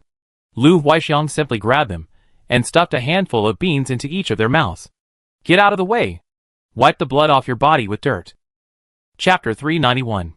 Song Tianjiao grabbed some dried soil, pressed it onto his clothes, and rubbed it repeatedly. Fine, reddish-black clumps fell off with the dust. Ling Yun followed suit, rubbing his clothes. The two chewed on beans, their hands busy, and soon they were covered in sweat. After cleaning the fabric in front of them, they helped each other rub the fabric on their backs, looking exactly like 2 monkeys scratching each other's lice. After cleaning themselves, they went to pull Wang Jiuzhou over. Wang Jiuzhou didn't try to escape, he was covered in blood, even his hair was soaked. Wang Jiuzhou was pressed to the ground, becoming a mud-covered figure. There were 4 jin of beans in total, which expanded in volume after cooking, filling the pot. Lu Huaixiang urged everyone to stop eating when they were half full, and then drink porridge. People who have been hungry for a long time are prone to problems if they suddenly eat too much. The leftover cooked beans were dried in the sun for easy preservation, and could also be eaten directly when hungry again. Before going to sleep, Song Tianjiao picked up a half-dried bean and popped it into his mouth. He found it perfectly good, except for being a bit hard on his teeth. It was salty and fragrant with a sweet aftertaste. Even a single bean tasted like a delicacy. That's the power of hunger. After eating, Chao Xingwen, observing everyone else, laid down in the shadows. He stared at the kitchen knife hanging beside him, hesitating to speak, then stopping himself, then speaking again, before finally falling asleep. Chao Xingwen didn't know how long he slept, but was groggily woken up. Xie Qingshan kicked Chao Xingwen's knee and said, "It's your turn to guard with Fa Hai. Squeak out if there's any danger." Chao Xingwen sat up groggily, looked at Fa Hai, and was about to speak when he let out a long fart. Xie Qingshan immediately moved away from him. After taking only a few steps, Xie Qingshan also farted. Instantly, as if a switch had been flipped, farts began to erupt one after another. Bahai clutched his stomach, looking embarrassed, and said, "Eating too many beans will make you fart." By evening, Song Tianjiao had finally had a good sleep. She stretched, rolled over, and lay on the floor, wanting to take a nap. Lu Huaixiang said, "Want some pancakes?" One sentence made Song Tianjiao immediately perk up. The thin pancakes made of flour were soft, sweet, and delicious. Without oil or salt, you could eat several on their own. Lu Huaixiang counted the pancakes, each about the size of a palm. After counting to the 8th, she wouldn't let Song Tianjiao eat any more. "Enough, go eat your beans and play." Xie Qingshan returned from outside, downed a bowl of water in one gulp, and said, "Several people outside died from overeating, they're being sold as meat." Bahai sighed, remaining silent. Wang Jiuzhou scratched his head. "They have food to eat, why are they eating meat? They have enough food for several days." Lu Huaixiang didn't speak, but tossed a peanut mixed in with a bean into Wang Jiuzhou's mouth. Lu Huaixiang understood those people's thinking. People who have been hungry for a long time will be afraid and will think about storing food. Just like the rules say. Rule 3. Please control your appetite. Hunger is a contagious plague, and food is the only cure. The instance lasts 7 days. The lucky one's hunger has a time limit, an end. Even if they truly starve for 7 days, they might not necessarily die. But those people can't see the end. For the people of Longling County, this is a dead end caused by a mixture of natural disaster and human error. They saw no hope. Chao Xingwen put down the pancake he was holding and staggered to Song Tianjiao. "Kill me." Seeing Song Tianjiao didn't move, Chao Xingwen reached for the knife. "Here's the knife, kill me." Song Tianjiao had never seen anyone so suicidal. If he wanted to die, why not just do it himself? So cowardly yet so eager to die, it was hard to tell if he truly wanted to die or was just faking it. Song Tianjiao suspected this man was acting. This man was trying to stage an accident. Song Tianjiao gave him a suggestion. "That's enough. Why don't you just run into a wall, or stick the knife in a crack, and run towards the blade? If you run fast enough, you can kill him with one blow." Chao Xingwen gripped the knife, looked at the crack in the wall, then at Song Tianjiao, his smile more like a grimace. He said, "People say that those who commit suicide won't have a good life in their next life. Suicide is a sin worse than murder." Song Tianjiao popped a soybean into his mouth and muttered, "You want me to kill you? Aren't you just dragging me down with you? You don't want to be guilty, but you want me to be? You're so wicked." Chao Xingwen froze, then, after thinking it over, realized Song Tianjiao had a point. He paced back and forth, clutching the knife, pondering deeply. Finally, Chao Xingwen made up his mind, took the knife, and went to find Long Xiaoyu. Long Xiaoyu was in pain, covered in sweat, her wound was infected, she had a fever, and she couldn't even muster the energy to eat. Chao Xingwen shoved the knife into Long Xiaoyu's right hand. "You kill me, I kill you, that way we can both be free." Long Xiaoyu struggled to open her eyes, looking at Chao Xingwen, her brow furrowed, her eyes filled with confusion. Long Xiaoyu asked, "Are you sick?" Chao Xingwen shook his head and said seriously, "I don't want to eat people. If this continues, I definitely starve to death. Rather than starve to death, I rather die directly." Long Xiaoyu closed her eyes, not wanting to communicate with Chao Xingwen. Long Xiaoyu understood Chao Xingwen's words, and it was precisely because she understood that she didn't want to pay him any attention. Because she didn't want to eat people, did she have to die? But she, who had eaten people, wanted to live. Long Xiaoyu didn't want to die. She wanted to live. "Wake up, are you going to die? With such severe injuries, you definitely won't survive. Kill me before you die." Ling Yin got up, kicked Chao Xingwen over, and threw him a rope. "If you want to die, go hang yourself. Don't disturb the wounded's rest here. No one will stop you this time." Chao Xingwen held the rope, said nothing, and walked to a shady spot to sit down. Ling Yin ate the flatbread and continued to lie on the ground to sleep. Chao Xingwen said to Fahai beside him, "Master, can you dig a pit for me? A deep one. I don't want to die and be eaten." "A deep one, a deep one." History records that during a great famine, people ate each other. When I was a child, I thought this was just historians spouting nonsense. No matter what, people could always get enough to eat. Now I know I was wrong. I never truly gone hungry. My family ran a grain store. I never experienced hunger. When you're extremely hungry, you're no longer human. I want to die. I really want to die. Master, can you kill me? Bahai's brow twitched. Benefactor, this humble monk is a monk. Chao Xingwen smiled bitterly. I want to die. No one will dare to lay a hand on Chao Xingwen, even if he's determined to die. If Chao Xingwen decides to commit suicide, no one will stop him this time. This is Chao Xingwen's own choice, and no one can say his choice is wrong. Chao Xingwen simply wants to end his life before facing true hunger. Chao Xingwen doesn't want to eat people. This is the 6th day. This nightmarish experience is about to end. Meanwhile, viewers in the live stream are engaged in heated discussion. Tian Yuxia Ling He Chi. In a famine, is cannibalism considered emergency avoidance? Is killing and eating people considered emergency avoidance? Bu Xing Mian Shui. Post. Cannibalism involving corpses counts, but intentional killing and cannibalism doesn't. Similar cases exist worldwide. Ultimately, by synthesizing various cases, a hypothetical experimental case called the Speluncean Explorers was created. The Speluncean Explorers case has attracted much discussion among legal scholars on Earth. There is no standard answer to this question. David, in this situation, hunger makes people revert to their animalistic nature. Humans are no longer human. Humans are merely animals in nature, abandoning sociality and all the rules of human society. Glutinous rice dumpling invasion. So the question is, will Chao Xingwen commit suicide? He's really conflicted. Haze Green. Will Long Xiuyu survive? Many people have already died.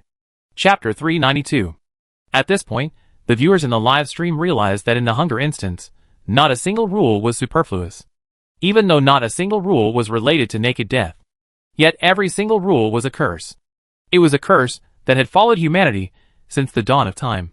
Hunger. What to eat next? What to eat next? These are two questions. So what to eat next? The next day, the sun rose as usual. The door was open, a rope hung from the rafters, and Chao Xingwen lay on the dusty ground. Lu Huixiang went over to check on him, and said calmly, not dead. The rope was broken. Chao Xingwen had chosen to hang himself, but the rope he used had broken. He wasn't dead, but half dead. Lu Huixiang was truly impressed by this man. Bahai, come, give him artificial respiration?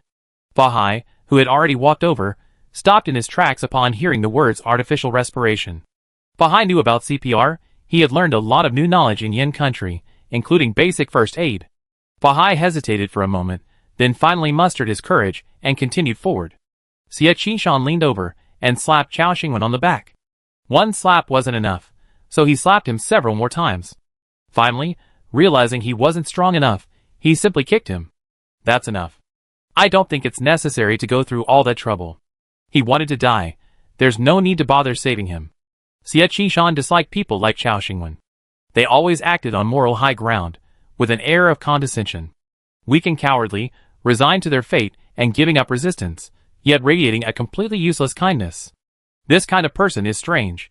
Not despicable enough, not kind enough, always talking to himself, always cowardly, always backing down. Not bad, not good enough.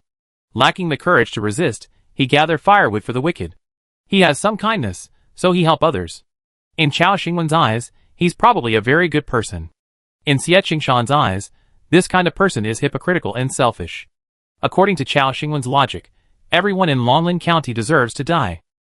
According to Chao Xingwen's thinking, he's the perfect victim of this drought. Look, even when Chao Xingwen is held hostage by the wicked, he sells grain to them at a lower price than his competitors. What a good person. Look, Chao Xingwen wants to commit suicide to avoid cannibalism. Look, what a good person Chao Xingwen is. A good person?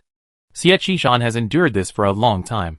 Chao Xingwen's self-constructed image of a perfect victim disgusts Xie Qishan. It's better that he's dead, anyway, he didn't want to live. Xie Qishan kicked him one last time with all his might, then turned and left. Chao Xingwen coughed violently, spitting out a clump of blood. He clutched his neck, which was bruised, his eyes filled with fear as he watched Xie Qingshan's retreating figure. Is this kid crazy? Hearing this, Xie Qingshan turned and took a few quick steps, kicking Chao Xingwen in the face. The arrogant face of those who have benefited. Disgusting. The lucky ones didn't move. Chao Xingwen had wanted to die for a long time. Except for Tian Tian and Little Octopus, he had begged everyone else. Kill me! Chao Xingwen asked for death. He chose it himself. Tian Tian, clutching Little Octopus, leaned against the door, watching the scene in shock. Brother Qishan is so angry. It's a bit complicated, I don't understand. Dad, what does it mean to have the arrogant, condescending attitude of someone who benefits from the status quo? The little octopus waved its tentacles, trying to explain. Then, the little octopus realized it didn't understand either. The little octopus didn't even quite understand why Xie Qishan suddenly attacked and beat Qiao Xingwen. Xie Qishan got tired and went to get a drink of water. He sat in the corner, staring blankly at the only remaining green vegetable. This green vegetable was watered every day and carefully tended to. During the day, the green vegetable was wilted. At night, the green vegetable would perk up a little. Xie Qishan looked at this green vegetable silent. It was noon. This was the 7th day. According to the time in the instance, they had been in the instance for 144 hours, a full 6 days. They just didn't know how the instance would calculate time this time. Would it be by days or by hours? If calculated by days, midnight is the time to leave the instance. If calculated as a 24-hour day, then the instance will end tomorrow at noon. Fahai carried the bruised and battered Qiao Xingwen out and placed him in the shadows. Qiao Xingwen was still alive, so Fahai only needed to dig a pit. No one knew how much longer Long Xiaoyu could live. Long Xiaoyu needed a pit, a deep pit. Long Xiaoyu didn't want to die, she wanted to live. She staggered from Longying village to Longlin County, clinging to life after losing an arm. She tried to drink water and eat. She wanted to live. She didn't want to die. But no one knew how much longer Long Xiaoyu could live. This pit was prepared for Long Xiaoyu. A deep pit would prevent Long Xiaoyu from being dug out after she died. As long as the pit was deep enough, no one would be willing to dig Long Xiaoyu out. This is a simple cost problem. If the cost outweighs the benefit, no one will be willing to do it.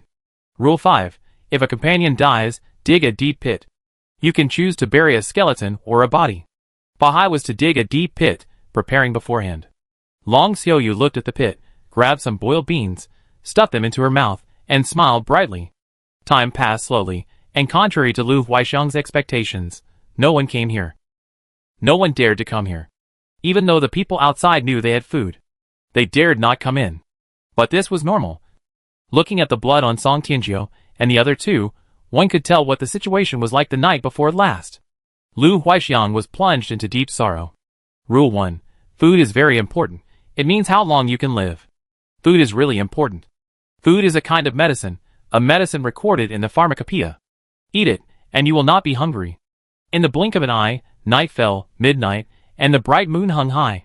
Long Xiaoyu looked at the moon and forced a smile. Song Tianjiu placed a small knife in her hand, put some cooked and dried beans beside her, a bucket of water next to her, and some flatbread beside her. Song Tianjiu said, "Your life is in your own hands. Humans are animals, just packaged as humans.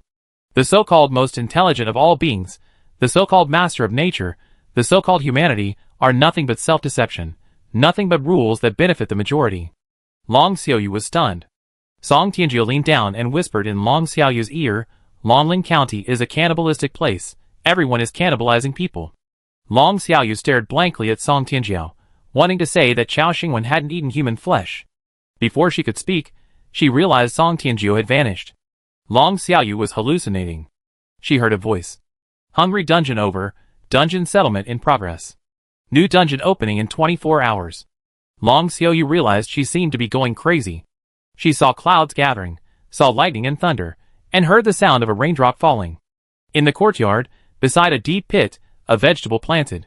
This vegetable swayed wildly in the lightning and thunder, in the torrential rain. Qiao Xingwen awoke with a start, saw the rain, slapped his thigh, and shouted, "Oh no! After a great drought comes a great flood, and after a great flood comes a plague." Long Xiaoyu struggled to raise her knife, and threw it at Qiao Xingwen's feet. "Shut up. If you want to die, go kill yourself." It rained, it really rained. Long Xiaoyu saw the rain. Chapter 393. Long Xiaoyu wanted to live. Long Xiaoyu's older sister was beautiful. Matchmakers started coming to their door when she was 14. Her parents always said, wait a little longer, they can't bear to. Long Xiaoyu didn't understand at first, thinking her parents were good to her sister. After all, she had always been treated like dirt, the second oldest child, always neglected, eating the least and doing the most work. Her sister's situation was better than hers. Her sister had new clothes, and her father would take her to the market to buy candy. Her sister would save half the candy, and secretly share it with Long Xiaoyu. Long Xiaoyu thought her situation was the worst in the family. Because she wasn't pretty. One day, While she was embroidering and weaving at home, she overheard her neighbors talking loudly. They said that the eldest daughter of the Long family was being sold. Sold for a high price? Long Xiaoyu didn't understand what that meant. Long Xiaoyu asked her older sister, "Sister, they say you're waiting for the right price to go. What does waiting for the right price to go mean?" Her sister shook her head, saying she didn't know. Her sister's eyes were filled with deep sorrow. Later, when Long Xiaoyu was 18, her older sister got married. She married a wealthy man as his second wife. The wealthy man was older than her father, and his gaze was like he wanted to strip people naked. Long Xiaoyu hated his look. Her father smiled broadly, addressing the bald old man as father-in-law and son-in-law, a harmonious scene. Long Xiaoyu hid behind the door, staring blankly at the two men, her father, over 40, and her brother-in-law, just over 50. It was strange, really strange. Long Xiaoyu remembered the matchmakers. From the age of 14, many matchmakers had come to her door. Occasionally, they would take pity on her and give her some snacks. The matchmaker who gave Long Xiaoyu a piece of red bean cake said that the young man from East Street was literate. Though he hadn't achieved any official rank, and his family was well off, her sister would have no worries about food and clothing after marrying into the family. The mother's face darkened. She said her sister was beautiful, and was destined to marry into an official's family. The matchmaker who gave Long Xiaoyu a piece of osmanthus candy said that the young man from West Street had just come of age and passed the imperial examination. His family already knew of her sister's beauty, and was willing to offer 20 taels of silver as a dowry. The mother said her sister was too young, and the scholar was too old. The most important thing for a couple was harmony, and their ages were not suitable. The woman who gave Long Xiaoyu a small candy melon was a neatly dressed woman. The woman didn't go to Long Xiaoyu's house, she spoke to her at a silk thread stall. "My family owns a grain store, so we don't have to worry about food or clothing.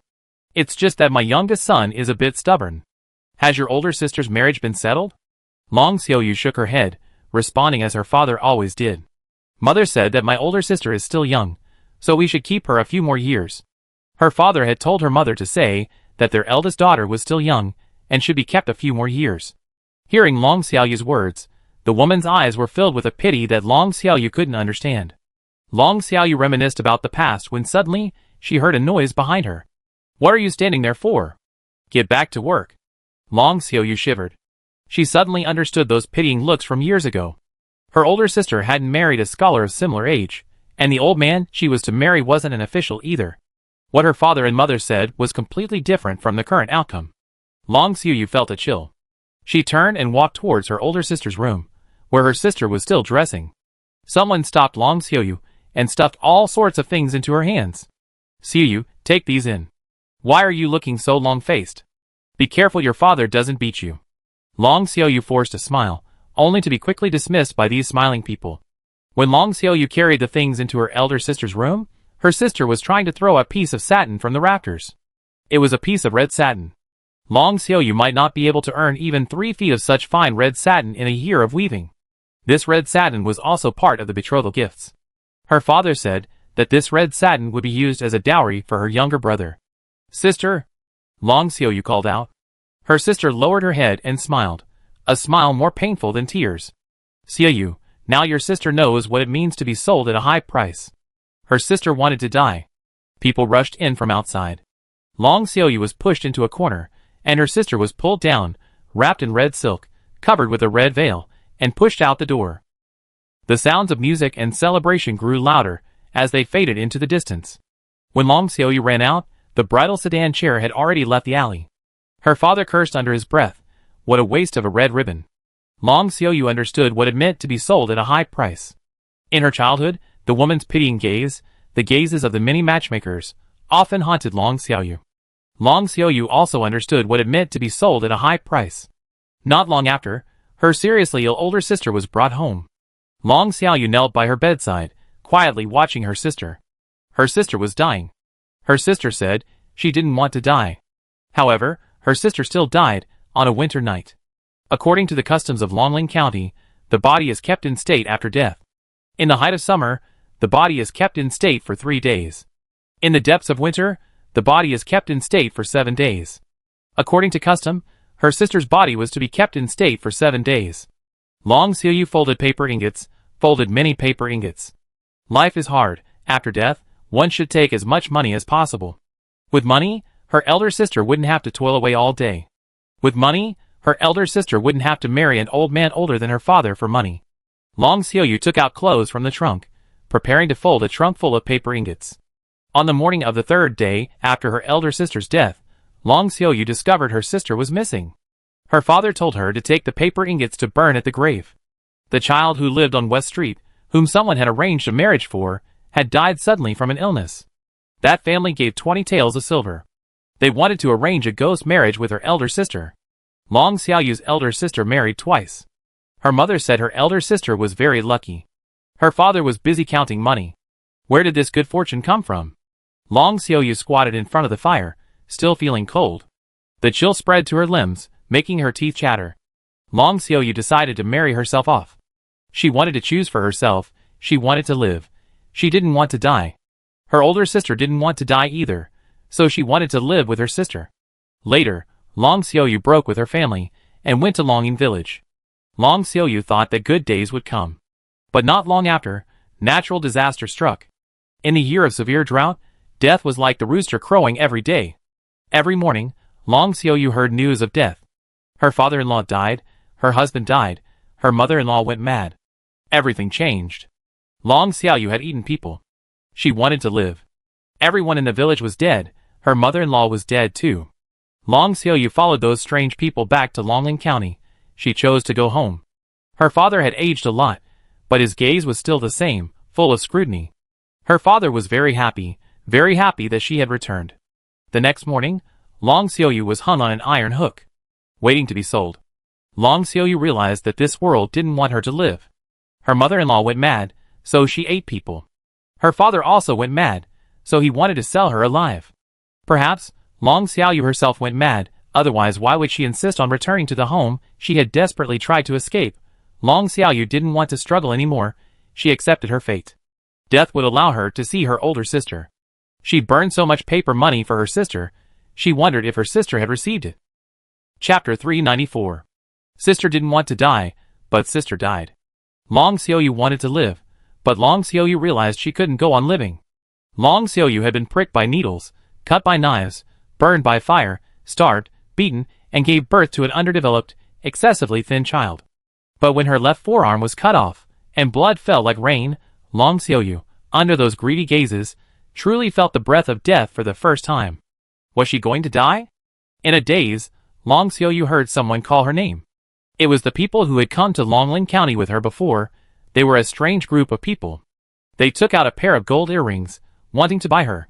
Long Xiaoyu realized for the first time that her life was worth a pair of gold earrings. Was she worthy? Long Xiaoyu wanted to say no. Long Xiaoyu tried to shake her head. But no one listened to her. She was a piece of meat on the chopping block, the butcher holding a knife, asking how she wanted to be cut. The butcher refused to cut her. So Long Xiaoyu was placed on a board and carried out of the crowd. Long Xiaoyu saw many covetous eyes. Some pleaded, some blocked her path. They all wanted to eat her. Long Xiaoyu understood this emotion. She was starving and wanted to eat anything. Long Xiaoyu knew she was going to die. Even the person who didn't want to die would die at this moment. Long Xiaoyu could already smell death. Long Xiaoyu heard the two people carrying her discussing how to treat her wounds. But there were no pharmacies left in Longling County. There was no medicine available. The two mentioned several medicinal herbs, and many strange names. None of these existed. Longling County had none of these things. Long Xiaoyu knew she was going to die. She didn't want to die, but it was unavoidable, wasn't it? Long Xiaoyu was carried into a house. She saw the other people, the same number as before, neither more nor less. The man named Song Tianju summoned Wang Jiuzhe. Wang Jiuzhe had red eyes. Long Xiaoyu had suspected he was a monster. In chaotic times, many monsters abound. This was quite normal, wasn't it? Long Xiaoyu didn't know. She saw her veins being pulled out, tied in a knot, and bound tightly with rope. The flesh was a mix of red and yellow, the veins a bluish-purple-green. Long Xiaoyu was dazed with pain, wishing she could faint. The old woman said, "Things have come to this. Extraordinary times call for extraordinary measures." Then, a red-hot iron was pressed against the wound. Long Xiaoyu was held down by several hands, screaming in agony. She smelled that her flesh was cooked.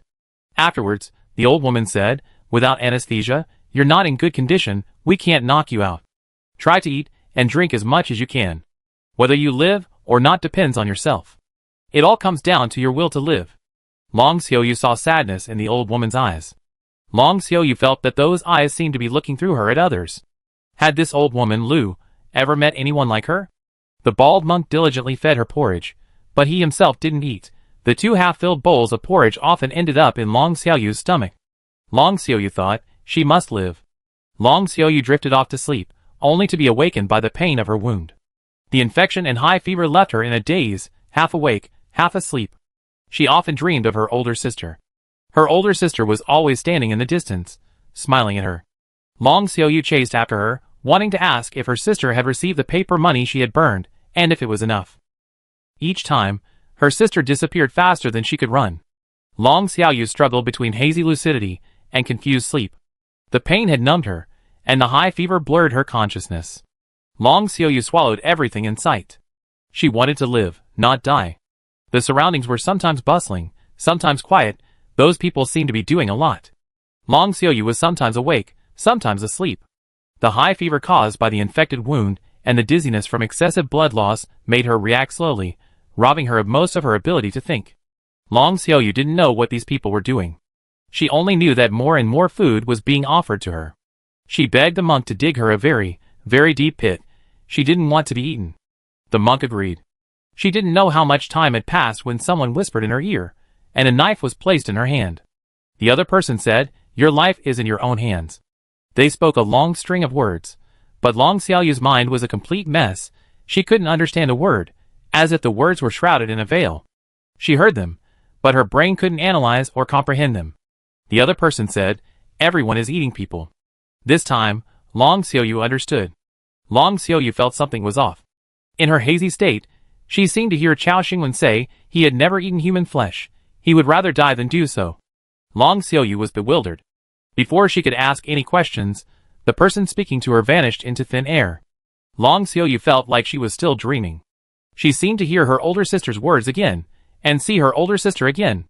Then she heard a strange voice. What instance? What end? Then, a storm broke out. It rained. In her ears, Chao Xingwen shouted something about a plague. With all her might, Long Xiaoyu threw the knife in her hand at him. Shut up. It started raining. Finally it rained. Chao Xingwen saw death. Long Xiaoyu saw hope. The courtyard gate opened, and amidst the flashing lightning and thunder, a person holding a dark green umbrella walked in. This person had a large head, a long body, and was as thin as a stick. Only when he got closer did Long Xiaoyu realize that this person's head was a giant pumpkin. Hello, I'm Nandatu. Welcome to the new world. The next moment, Nandatu saw Long Xiaoyu's injuries and screamed, "Where's the medical team?" Before she finished speaking, two large frogs carrying boxes entered. Croak. Where's the wounded? Croak. He looks like he's dying. Long Xiaoyu realized she had truly gone mad. She saw a pumpkin-headed man dressed in strange black clothes and two bizarre giant frogs. Are these messengers from the underworld? Ribbit, where's the anesthetic? We need to clean the wound again. Ribbit. A sterile environment, a sterile environment. The two frogs pulled out books and carefully studied them. Looks like they're forcing frogs into the profession, not proper doctors. The pumpkinhead handed over a long cup and asked, "Would you like a glass of pumpkin juice first?" Long Xiaoyu was completely dumbfounded. Meanwhile, the clown in the white raincoat was digging in the dirt. So deep, too deep. The clown sighed as he dug. Recruiting is so difficult. Long Xiaoyu's most hated food was pumpkin, yet it was also her favorite. For months, while waiting for the crops to ripen, everyone's staple food was pumpkin. Boiled pumpkin, roasted pumpkin, all kinds of pumpkin. They were about to throw up. Pumpkin, a lifesaver, a staple food. Chao Xingwen said, after a great drought comes a great flood, and after a great flood comes a plague. Pumpkins, two toads, and a strange scarecrow. Teacher Nandatu, teacher Sun Daqiang, teacher Wang Darren, and the performing artist clown, a title the clown requested, used rations as leverage to force people to work. Dig river channels, cultivate the land, eat strange, bitter medicines, and everyone has to undergo strange acupuncture. The strange pumpkin says this is called preventative medicine and vaccination. Days of heavy rain fell, but there was no flooding. And no plague. Long Xiaoyu knew that on that day of great wind and rain, she truly saw hope. Chapter 395. Those people say she is desire itself. The dungeon ends, the live stream ends, and the screen goes black. The Grand Universal Ritual has reached its final rehearsal preparation stage, and Zhao Jiancheng has been invited to watch the rehearsal. After the dungeon ends, the flow of time inside and outside the Heavenly Eye is the same. 24 hours later, the next dungeon will begin. 24 hours later, it will also be the time for the Grand Universal Ritual to begin. This is the first Grand Universal Ritual to be held in 1,000 years, and everyone is very nervous, practicing their movements, rehearsing their lines, and reviewing the position of each deity statue again and again. However, all of this is irrelevant to the clueless Zhao Jiancheng. Zhao Jiancheng and his secretary Qin Liang hide in a corner, eating boxed lunches while handling work. The moment the live stream ends, Zhao Jiancheng sighs with relief. After eating the last grain of rice in his lunchbox, Zhao Jiancheng takes a sip of water and continues working. While approving the procedures, Zhao Jiancheng wondered, why are these outside deities so easy to talk to lately? Qin Liang rubbed his nose and said, probably because their thinking has improved. In the back row, Li Qingyu, who had come over for a free meal, lowered his head, stuffing fried fish into his mouth, pretending he didn't exist. The food at the Putian Grand Ceremony construction site was truly excellent. They had all sorts of cuisines from all over the country, and you could eat as much as you wanted with your work ID. Whenever Li Qingyu had free time, he would call Qi Tian to come over, using the non-human team's work card to swipe through the access gate and freeload. Qi Tian held an ice cream tub, spooting ice cream into his mouth. As a mature monkey, he wouldn't get diarrhea from eating too much ice cream. Absolutely not. The deities from outside are coming to us, insisting on sending all sorts of strange things. Returning gifts is also expensive, and our budget is limited. We can't keep exchanging a bunch of useless, inedible junk, can we? Zhao Jiancheng was worried. Even with a larger budget, they couldn't afford to spend it like this. Those foreign deities were sending bizarre things. Siren's eyes, Medusa's hair, the entrails of unknown creatures, the testicles of unknown creatures. What kind of nonsense was this? No matter how Zhao Jiancheng thought about it, he felt these deities were just trying to fool people. After all, when countries exchange state gifts, the standards are completely different. There are no such strange items. The return gift list that Zhao Jiancheng arranged was provided by a partner company. Peachwood swords, Vajras, 5 Emperor coin bracelets, raw cinnabar bracelets, amulets. All of these have costs. After returning the gifts, some of the deities seemed very unhappy, even refusing to accept them, looking quite troubled. What, afraid of being drugged? Afraid of poison? So what if it's a peachwood sword? So what if it's a Vajra? So what if it's cinnabar? So what if it's a talisman? These make great fridge magnets, they sell like hotcakes. Zhao Jiancheng thought those gods had no taste. Zhao Jiancheng said, where's Li Qingyu? Tell him to go find Chen Jianglu and arrange some agricultural product gift boxes. Whatever, let's keep the stuff for fridge magnets. Selling fridge magnets will at least get some good reviews. Those gods outside won't even give us a kind look. What's the trouble? He didn't even complain about the strange eggs he collected. Li Qingyu, hearing his name, immediately replied, received. Zhao Jiancheng turned around and said quietly, what are you doing here? And you, Qi Tian, stop eating, you get diarrhea if you eat too much. Qi Tian was unconvinced. He only eaten a whole tub of ice cream, about 8 pounds. How could he possibly have diarrhea? Gurgle. A sound rang out among them, and Qi Tian clutched his stomach and ran away. After a brief dizziness, the lucky ones returned to the chessboard. A table was set up on the chessboard, with various foods on it. The lucky ones unanimously chose vegetarian food. Bao Zhu, with bread in his mouth and a fruit knife in his hand, carefully sliced an orange. After finishing a plate of oranges, he searched everywhere for Song Tianjiao. However, even after repeatedly searching on tiptoe, he couldn't find Song Tianjiao. Bao Zhu rushed to Wang Jiozha's side and asked, where's the boss? Wang Jiozha was munching on a cucumber. Hearing this, he pointed behind him, isn't he? Oh, where's Tianjiao? Wang Jiozha jumped up to search, peering over the edge of the chessboard, looking down at the bottom, but found nothing. Why is he gone again? Tian sat not far away, looking at the small cake with a worried expression. Can anyone tell me if this is vegetable cream or animal cream? I don't want animal cream. I don't want beef sausage either, I want grilled gluten. Lu Huaixiang handed over a grilled gluten and asked, your pet, where's your dad? Dad said it has to work. It's very busy. Tian took a small bite of the almost melted mousse cake, confirming the texture, it was animal cream. Tian immediately bumped her head against the three-headed dog's head. The three-headed dog turned its head blankly, its mouth stuffed with a small cake. The little girl took a bite of the grilled gluten and sighed, "Grilled gluten is still the best. I don't want to eat meat. I don't want to eat anything related to meat." Lu Huixiang handed over a glass of water, her brow slightly furrowed. "That evil octopus is busy? Working? What kind of work can it do? Who knows what might happen when the evil octopus is busy?" Baozu rushed over and asked, "Have you seen my boss?" Lu Huixiang shook her head, while Tian Tian raised her hand. Sister Tianjiu and Dad disappeared together. "I saw them." Song Tianjiu looked at the giant beast at her feet, somewhat puzzled. "You can eat that much? Open your mouth so I can see." Gluttony opened its mouth, revealing a gaping maw. Song Tianjiu grabbed its ear and hung on Gluttony's head. Such a big mouth, such a big eater. The little octopus was to Gluttony's right, Xiao Hui to its left, and Song Tianjiu hanging on Gluttony's head. In a nearby corner, two people were huddled together printing documents, and next to the printer lay a humanoid creature fast asleep. These were all Tian Kei's subordinates. Song Tianjiu glanced at the enormous little octopus, then at Xiao Hui. A sudden idea struck her. She asked Gluttony, "Why don't you eat Tian Kei? If you eat half, it grow back, and you can keep eating. That way you won't go hungry." Gluttony's eyes darted to the octopus, and it flinched. Song Tianjiu understood. "You don't have the guts to eat the octopus, but you have the guts to skimp on my food? Give me back my cake, lemonade, roast meat, starch sausage, roast chicken, roast duck, wolf-tooth potatoes, egg tarts, fried chicken." Song Tianjiu rattled off a long list of names, making Gluttony's mouth water. I'm hungry." Song Tianjiu raised her knee and slammed it into Gluttony's nose. "You be punished for stealing food. You be punished for stealing food." Gluttony howled. An hour later, Gluttony, after being repeatedly beaten, shrank into a strange animal the size of a palm, clinging to Xiao Hui's leg and whimpering. "Wha? Help me! Help me! Help me!" Xiao Hui immediately jumped up. "Shut up. Don't touch me. Stay away from me. I don't want to get hit." Chapter 396. Xiao Hui turned and ran, determined not to let Gluttony touch him.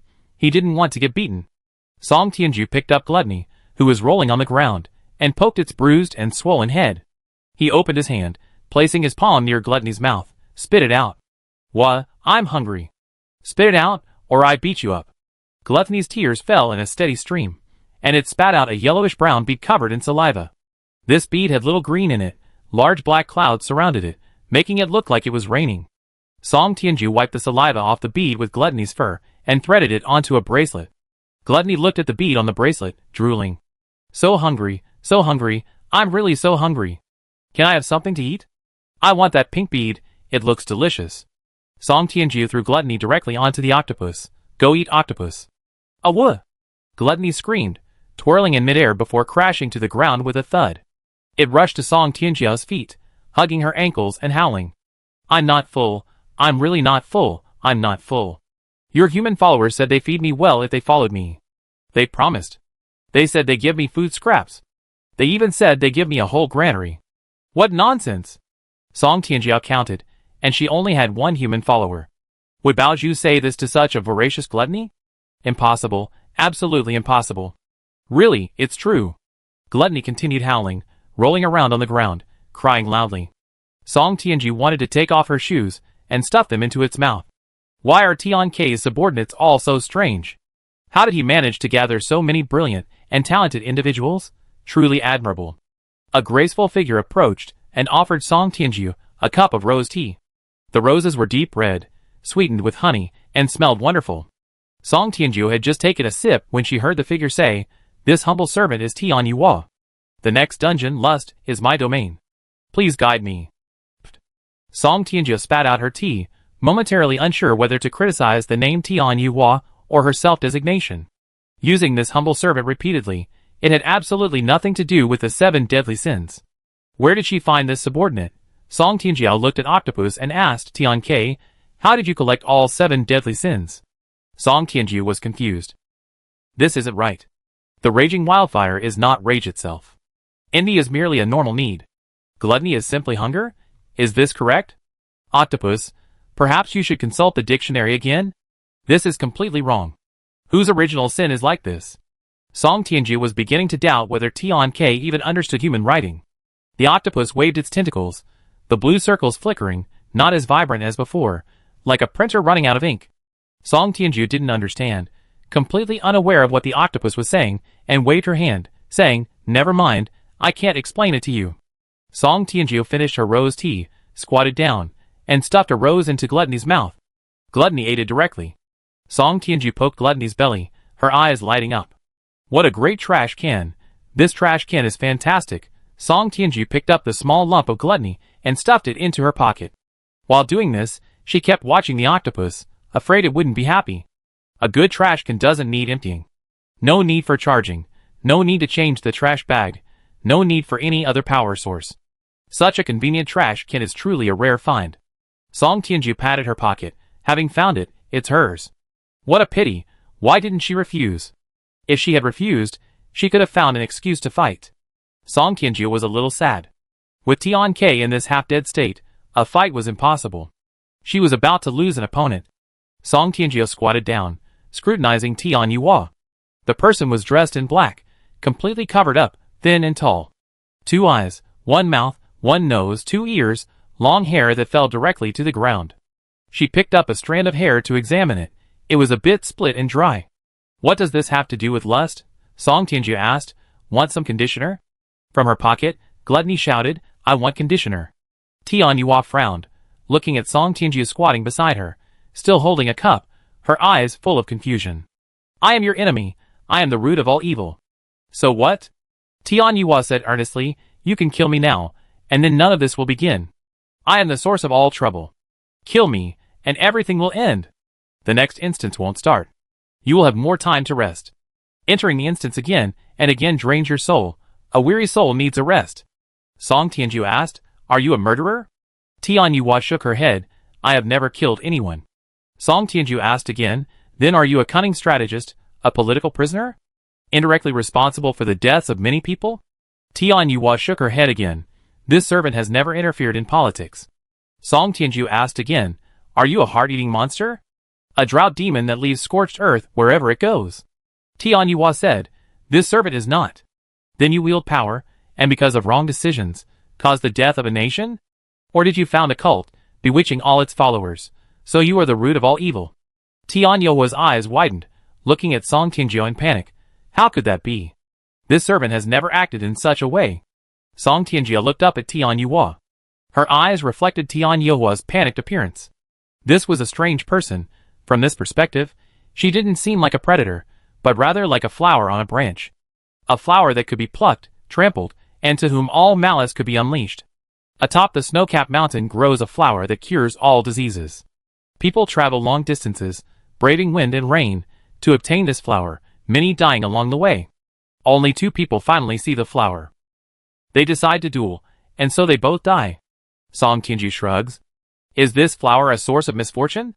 Tian Yuhua blinks, seemingly pondering, yet also melancholy. Suddenly, a door appears beside her. The door opens, and a red root extends. Song Tianju grasps the root and shakes it. A small red flower blooms from it. Song Tianju places the flower in a cup and hands it to Tian Yuhua. "Thank you for the tea. I must go." Song Tianju clutches her pocket, stands up, and slips away. What bad luck. She's accidentally wandered into the enemy's headquarters. Luckily, her acting is superb, and luckily, De Hua is fast enough. Otherwise, she really wouldn't know how to handle this situation. "I'm out of here." Song Tianju walked through a void corridor, saying to the roots beside him, "This octopus isn't doing so well, it's almost dead. It clearly has no control over the dungeon. If this keeps up, I have to find and open the door myself every time the dungeon ends. If I open the wrong door again, that'd be too embarrassing. Next time the dungeon ends, you come pick me up." A small flower bloomed from the red roots, swaying gently. Chapter 397. A red root handed over a box of chocolate bars. Song Tianju immediately pulled one out and stuffed it into her mouth, stuffing the remaining packaging and crumbs into her pocket. In an instant, the bulging pocket returned to its original size. The packaging had been eaten by gluttony. The red root curiously poked at the pocket. Song Tianju said, "This is a gluttonous thing. Kitchen waste can be given to it." The red root formed the shape of a human face and exclaimed in surprise, "Will it poop after eating it?" Song Tianju had never thought about this question. She took out gluttony, holding it by the tail to examine it. It has a mouth and an anus. It should be able to poop. Gluttony's eyes widened, unable to believe she was hearing such a thing. Big Flower said firmly, biocompost, it's useful. Let me use it. There's food, I have plenty of food. Gluttony, who had been curled up trying to cover its anus, immediately stopped struggling upon hearing there was food. Hungry. Hungry. Hungry. Give me food and I work. I poop really well. I poop incredibly well. I can poop a ton at a time. Song Tianjiao, take it. Suddenly, he felt his hand holding Gluttony's tail was a little dirty. Dahua directly curled up Gluttony, and wouldn't let go, the posture like he was holding a toad. Is this what plants' pursuit of farmyard manure is like? Song Tianji was a little doubtful about life.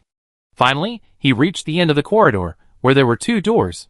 Song Tianji opened one of the doors, and saw a person sitting on the toilet, having diarrhea. A monkey? Qitian, who was using his tail to curl up toilet paper and trying to have diarrhea, stared in shock at the person in front of him. Sorry. Wrong door. Enjoy your toilet time. Song Tianjiao immediately closed the door and decisively opened the other door. This time, it finally worked. On the chessboard, everyone was resting. Seeing Song Tianji return, Bao Zhu immediately rushed over. Boss, I found a really sweet red dragon fruit. Some dragon fruits look like normal dragon fruits, but taste sour.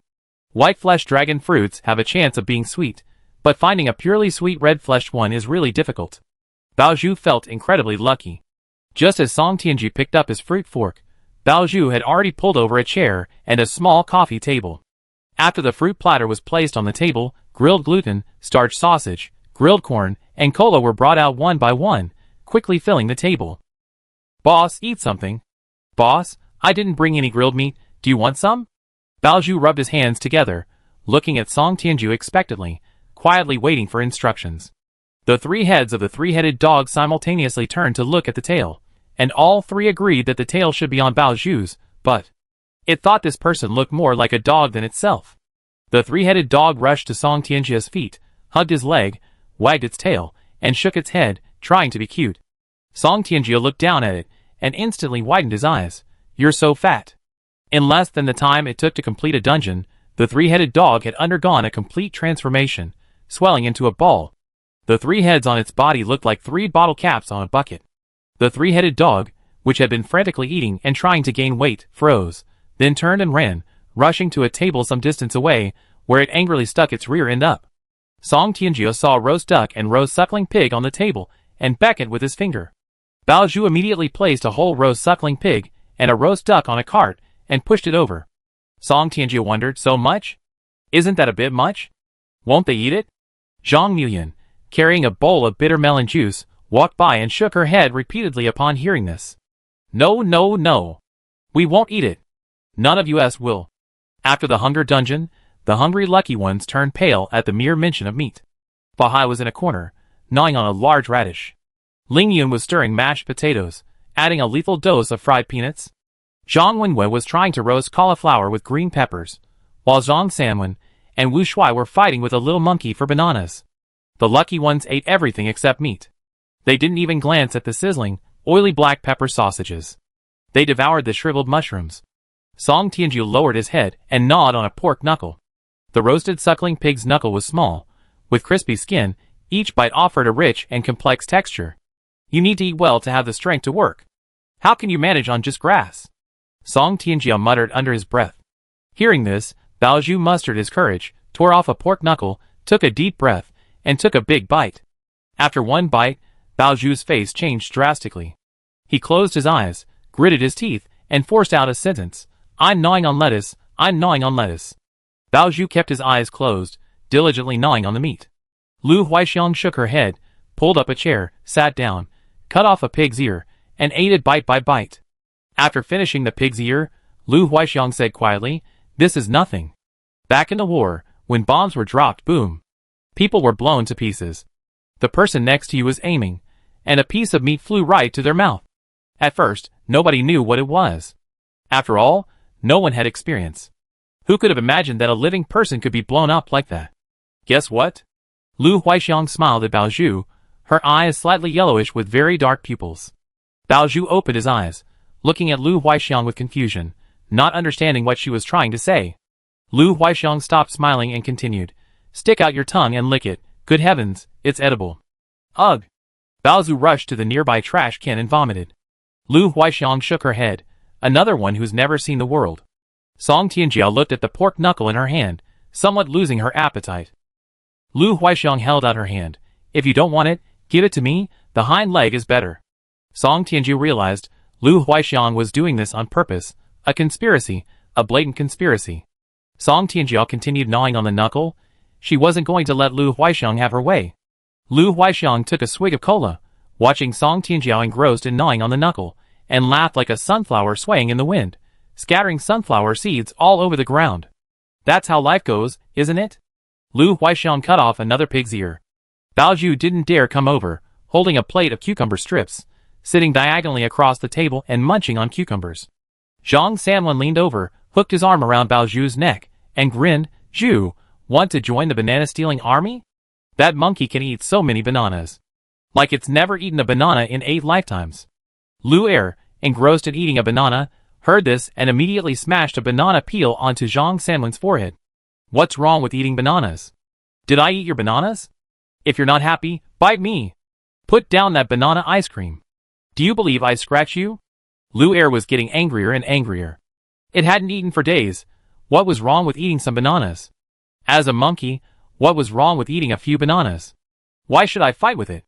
Lu Er, clutching a large bunch of bananas, stood on a half-meter-high pile of banana peels, bared its teeth at Zhang Sanwen, and flicked its tail, sending Wu Shuai, who was trying to steal bananas, flying aside. Wu Shuai was almost in tears. Monkey, you really eat yourself to death like this. Shut up. Don't bother me while I'm eating. Lu Er was completely absorbed in munching on a banana, ignoring everything else. Time passed slowly, and finally a voice rang out. Hungry Dungeon Settlement complete. Each player who cleared the dungeon received 1 card draw opportunity. Chapter 398. 3 cards appeared before the lucky winners simultaneously. The cards were predominantly black, with a round eye outlined in white. The moment they saw this eye, a chill ran down their spines, as if they were back in that hopeless hunger dungeon. The lucky winners could choose one of the 3 cards. This was their reward for completing the dungeon. Song Tianjiao touched the middle card. The blackness faded, the eye outline became a background pattern, and on the card was a shriveled red date. The next second, the red date landed on the table with a resounding thud, clearly having been stored for a long time. Song Tianjiao? ? This is the reward for completing the dungeon? Such a stingy reward? Lu Huaixiang drew 3 grains of millet, which rolled off the table and disappeared completely. Tian drew a bitter almond. The other lucky winners also drew a variety of foods, none of which were the same. The only thing they had in common was that they were all spoiled. Greenish rice grains, shriveled and blackened red dates, bitter almonds with red mold, 2 moldy stalks, half a melon seed, a small, hard piece of noodle, a sesame seed that had turned yellow. Is this the reward for clearing the level? A rather stingy reward for Gluttony's level completion? In the white room, Tian Yuhua struggled to shake off Gluttony's backpack, finally managing to pour out only the last grain of rice. Lazy laughed. Don't underestimate these things. Tian Bui saved these from the last drop of his teeth. It's truly not easy to save them. This can be considered Tian Bui's keepsake. Tian Yuhua frowned. You can't say that. Bui isn't dead yet. How can it be his keepsake? Please be careful what you say. Oh dear, watch your words. Lazy waved its hand, yawned, and went back to sleep. Tian Yuhua bowed to the octopus in the distance and whispered, this servant believes that the next dungeon doesn't need too many lucky winners, so there's no need to continue the selection process. This way, it can save some energy for my lord. What do you think? The octopus waved its tentacles but remained silent. Zhao Hui lay on the ground, legs crossed, howling strangely. Flower, flower, flower, do you want to know how you die? There are many ways you can die. Tian Yuhua stepped over Zhao Hui's stomach, and incidentally stepped on Lazy's foot. This servant believes that the next dungeon is this servant's domain, and no one else needs to comment. Zhao Hui clutched its stomach, rolled over, propped its head up on its side, and stared at Tian Yuhua's retreating figure. Flowers, flowers, I remember the past you can't remember, I remember everything you don't remember. The next instant, a thorn pierced Zhao Hui's chest. I believe what I've forgotten isn't important. The thorn vanished into thin air. Tian Yuhua turned around, her body stained with Zhao Hui's blood. She pointed at Zhao Hui with her sharp fingernails and said lightly, you, shut up. Zhao Hui injected himself with a painkiller. He lay on his back, hands clasped together, his posture peaceful, a hole in his chest from which blood was gushing. Zhao Hui said, "What doesn't kill me will always make me suffer more." Tian Yuhua thought Zhao Hui was insane. Actually, she wasn't familiar with Zhao Hui. Every time he saw her, he would ask if she wanted to know about her past. At first, Tian Yuhua politely refused, but now she was striking hard. He couldn't kill her anyway. 24 hours passed, the live stream started, and a massive influx of viewers flooded in. Tian Yuhua's voice rang out. "Welcome to the A-Flower instance. This is a single-player instance. You will lose your memory, and play a random role within the instance. This instance is a life experience. Death within the instance means completion. A person's life is influenced by their circumstances, so how much influence will their original character have on their life? The curtain rises, and you will experience a new life in your original state." The viewers in the live stream were extremely surprised to hear this. Qi Lin, who loves black rice and barley porridge. Single-player instance? Losing memory? What's the difference between this and being reincarnated? Q Chief Officer, let's begin, my rebirth simulator. Can I add points? Max out combat power. Max out wealth. Max out luck. No Tuesday. A completely new experience like never before. Is someone who has lost their memory still the same person they were at the beginning? Get out of the way, I'm here to save you. I have a bad feeling. Is this how Zhao Yuan went mad? People go insane after the dungeon ends, right? Shi Lingyu, wait, this dungeon won't eliminate the lucky ones? If a lucky one dies in the dungeon, does that mean they cleared it? Everyone dies, so clearing it is inevitable. The viewers in the live stream were eager to try their luck. They experienced solo dungeons before, but a solo dungeon where you lose your memory was a first. No lucky one will sacrifice themselves this time. But could it really be a conspiracy? At this moment, no one knew the answer. Song Tianjiao, with a lollipop in her mouth, diligently stuffed chocolates, milk sticks, and gummies into her pockets. Her pockets were full, so she started stuffing more into the pockets of the person next to her. Everyone, take a lollipop. Soon, all the lucky ones had one in their mouths. They didn't know why they were eating candy, but seeing others eat it, they couldn't resist popping one in their mouths too. Lu Huixiang popped 2 lollipops into her mouth, 1 blueberry and 1 lemon. Why does it taste so strange? It's astringent and sour. In the end, even the 3 heads of the Cerberus had candy. The voice still echoed. I am Tian Yuhua, or you can call me Lust. They gave me the name Lust, and you can call me that too. A flower is a single-player instance. Instance content, birth and death. Additional content. This instance has no time limit. The instance ends when a lucky player dies, and you return to the rest area. Rule 1. You will lose your memory and forget the past. Rule 2. Dreams may be a projection of your subconscious. Please do not become addicted to dreams. Rule 3. Admitting that others don't love you might be a simple thing. Rule 4. Is what you see truly real? Rule 5. Life is precious. Please do not commit suicide. The rules of this instance are very simple, lacking any real substance. It seems like a complete freebie. The lucky winners disappeared from the chessboard. This time, the chessboard perspective didn't disappear. Instead, a live stream option appeared for each lucky winner. Viewers in the live stream could choose the lucky winner they were interested in and enter their live stream. Soon, Wu Shuai's figure appeared on the chessboard. Wu Shuai looked around blankly, then looked down at his hands, completely bewildered. Soon, his memories returned, and a voice rang out. Lucky winner Wu Shuai, you were born a girl. Lucky winner Wu Shuai, you were thrown into a chamber pot. You are dead. Ah! Wu Shuai covered his mouth and nose, finally understanding where the suffocating feeling and the sensation of liquid rushing into his nasal cavity came from. Wu Shuai hugged the chamber pot and vomited. A moment later, a monkey landed on the ground. The moment the monkey landed, it began to curse. Lucky one. Little monkey, you were born a hairy monkey. Your family are human, and they obviously thought you were a freak. You were thrown into the woodshed, where you cried loudly from hunger. 3 days after your birth, you were offered to the local officials and became a dish. You died. Sixer squeaked and squeaked, jumping up and down in anger. Chapter 399. 6 ears, enraged, rolled on the ground, jumped onto Wu Shuai, raised his hairy arms, and roared to the sky. Why did you eat monkey brains? Why did you eat monkey brains? Let me go back! Let me go back! I kill him! Wu Shuai, clutching a trash can, was still vomiting.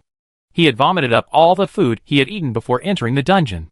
Wu Shuai's eyes were unfocused as he stared at the black and white checkerboard at his feet, shaking his head violently.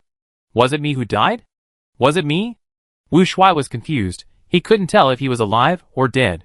More lucky ones appeared on the checkerboard, one after another. Ling Yun clutched his head, his face filled with shock. Why did that evil parrot hit my head? Doesn't it know that a child's fontanelle is very fragile? It opened a hole in it. Yishan looked at her hands, somewhat bewildered. 1, 2, 3, 4, 5. 5 fingers. They said I have 3 fingers? The A-flower instance is a single-player amnesia instance. Upon entering, the lucky player is a blank slate, unaware of who they were and unable to remember their past. Everything they once possessed was an illusion. Starting from zero, starting from birth. Born naked and dying naked. In a short time, several lucky players have already died. Drowned, eaten as wild game, attacked and had their brains pecked out by parrots, suffocated because of the abnormal number of fingers. Zhang Wenwei appeared on the chessboard. She looked around, took a small bread roll, and stuffed it into her mouth. Dying before achieving anything, whether early or late, you're going to die anyway. I starved to death. How did you all die? Tell us so we can all be happy. Everyone looked at Zhang Wenwei. Wu Shuai stood up, washed his hands, grabbed a grilled chicken wing, and shoved it into Zhang Wenyue's mouth. Eat yours. This time, it was Zhang Wenwei who vomited. The after effects of the hunger instance were still there. The two quickly started fighting. They always had brawls during summer and winter vacations since childhood. This time, Wu Shuai was defeated again, trampled under Zhang Wenyue's feet. Zhang Wenwei looked around, stepping on Wu Shuai, but didn't see the live stream screen. Don't we have a live stream to watch? This is so boring. Since things have come to this, let's eat something and go to sleep. There was no issue of the lucky one dying in this instance, so Zhang Wenwei was relaxed. For Zhang Wenwei, the situation in the hunger instance and the A-flower instance was similar. Both involved starvation. The two instances were right next to each other, both involving no food. Currently, besides not being able to bear the sight of meat, Zhang Wenwei didn't have any obvious aftereffects. It's all about starvation. It doesn't matter where you starve.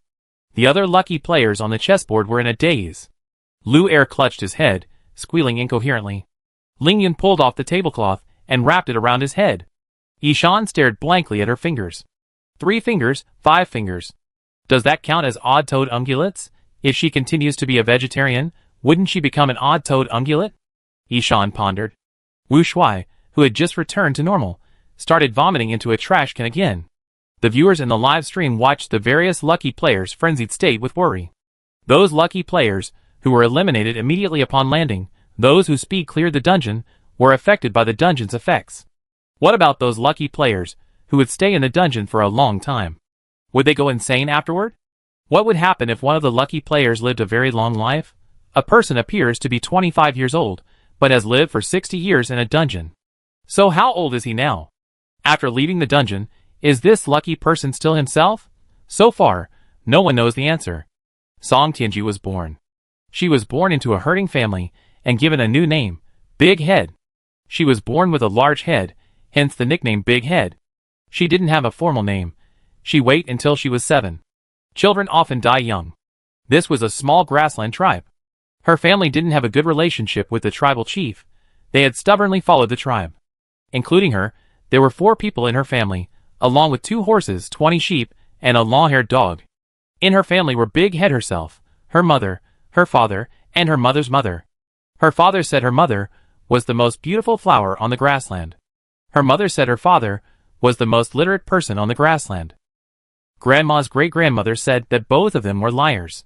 Grandma wasn't the most beautiful flower on the grassland, and Grandpa wasn't the most literate person on the grassland. Grandma and Grandpa were very busy, and Grandma's great-grandmother was looking after the house. Grandma's great-grandmother hugged Big Head and said, "Being a liar is bad. Big Head, when you grow up, don't be a liar, and don't be liar yourself." Big Head couldn't speak yet, and he was hungry, staring intently at the nursing you beside him. Grandma's great-grandmother was old and her eyesight wasn't good. She wrapped Big Head tighter and muttered, "It's a little cold, are you cold too?" Big Head wasn't cold, but he was hungry. Grandma and Grandpa went to war. It was called war, but it was really just a conflict between small tribes. The 2 tribes combined didn't exceed 250 people. They fought over a lush pasture. Grandma's great-grandmother recounted the importance of the pasture. Song Datu, who had lost his memories, was just a month old and starving. He stared intently at the ewe in the distance, drooling. Grandma's great-grandmother hugged Song Data tightly, wrapping him in another layer of sheepskin. It's gloomy, it's going to rain. The weather's bad, there be thunder. The gods are watching, you can't do bad things, or you be struck dead. Grandma's great-grandmother finally remembered it was feeding time. She carried Song Data on her back, milked the sheep, and cooked the milk. Song Data clung to Grandma's great-grandmother's back, his drool practically dripping into the pot. Grandma's great-grandmother wiped the water from the back of her hands and sighed, it's raining. Time to collect the sheepskins. The weather's been bad lately. The sheep will get sick from the rain. The rain will help the pasture grow faster. Grandma's great-grandmother spoke slowly, did things slowly, always slowly. After collecting the sheepskins and calling the sheep back, the fire had already gone out. The boiling sheep milk had cooled to lukewarm. Grandma's great-grandmother touched the small pot and smiled, saying, everything's just right. Yay! Song Datu, nearly fainting from hunger, opened her mouth wide. Even in this environment, she showed no signs of anorexia. Drink milk, drink milk, drink milk like crazy. Otherwise, she starved. Drink quickly. Song Data wished she could hug the pot and gulp it down herself, but Grandma's great-grandmother slowly fed her spoonful by spoonful. Yay! Song Data opened her mouth wide, her uvula exposed to the air. Mother returned on horseback, puzzled by the gathered sheep, puzzled by the absence of sheepskins in the bright sunshine, and puzzled by Song Data's mouth, wide open like a fledgling bird. Mother remarked, what a glutton. Hearing this, Song Data burst into tears. All she wanted was a sip of milk. Why was that so difficult? Mother herded the sheep out again, hung the sheepskins to dry, and pulled out a piece of cloth. A piece of mouse-colored cloth. In a big city, a merchant would say it was fine cotton cloth of silver gray. Mother didn't know that, she only knew that the cloth was cheap, and its color was similar to that of a gray rabbit or gray mouse that had burrowed. They say children should wear fine cotton, because children's skin is delicate. This is for making clothes for Datu. Grandma peeled back the layers of sheepskin from Song Data's body, sighing, Grandma, children will die of heat if they wear too much, it's very hot now. Grandma's grandma protested, it's raining. It just rained. Grandma looked up, the sky was clear and blue. Where was the rain? Song Data continued drooling. He was hungry. Chapter 400. Grandma gave her grandma a bag. Grandma, go collect cow dung, take the horse with you. Grandma's grandma was senile, and couldn't find the way home, but the horse knew the way. Grandma's grandma led the horse away. Song Data lay on the ground, babbling, trying to get goat's milk. The 1-month-old baby couldn't crawl, and even rolling over required external help. The more he thought about it, the more aggrieved he felt. Why are you crying? Did you get bitten by a bug? Grandma lifted Song Data by one leg, raising him up to examine him carefully. There was nothing wrong. Could it be that he encountered something bad? Grandma pondered, holding up a piece of cloth the color of rat skin and gesturing over Song Data's body. Dad returned, carrying a gray rabbit, saying the dog had caught it. Oh, you caught a rabbit too? The father, whose eyesight wasn't very good, was delighted. Perfect, I can make 2 boots. The rest can be used to make hats. The mother held up a mouse-colored cloth. The father held up a gray rabbit. The colors were similar, but the items were different. The father made needlework. The mother killed the rabbit. Song Data hugged his long-haired dog and wailed. Dadu, why are you crying? You sound really pitiful. You're probably scared. Maybe you encountered something evil. The chief's child has been born, and when they bring the wolves, Song Dadu had no idea what he was about to face, and cried loudly from hunger. In the evening, the mother's great-grandmother returned from collecting animal droppings.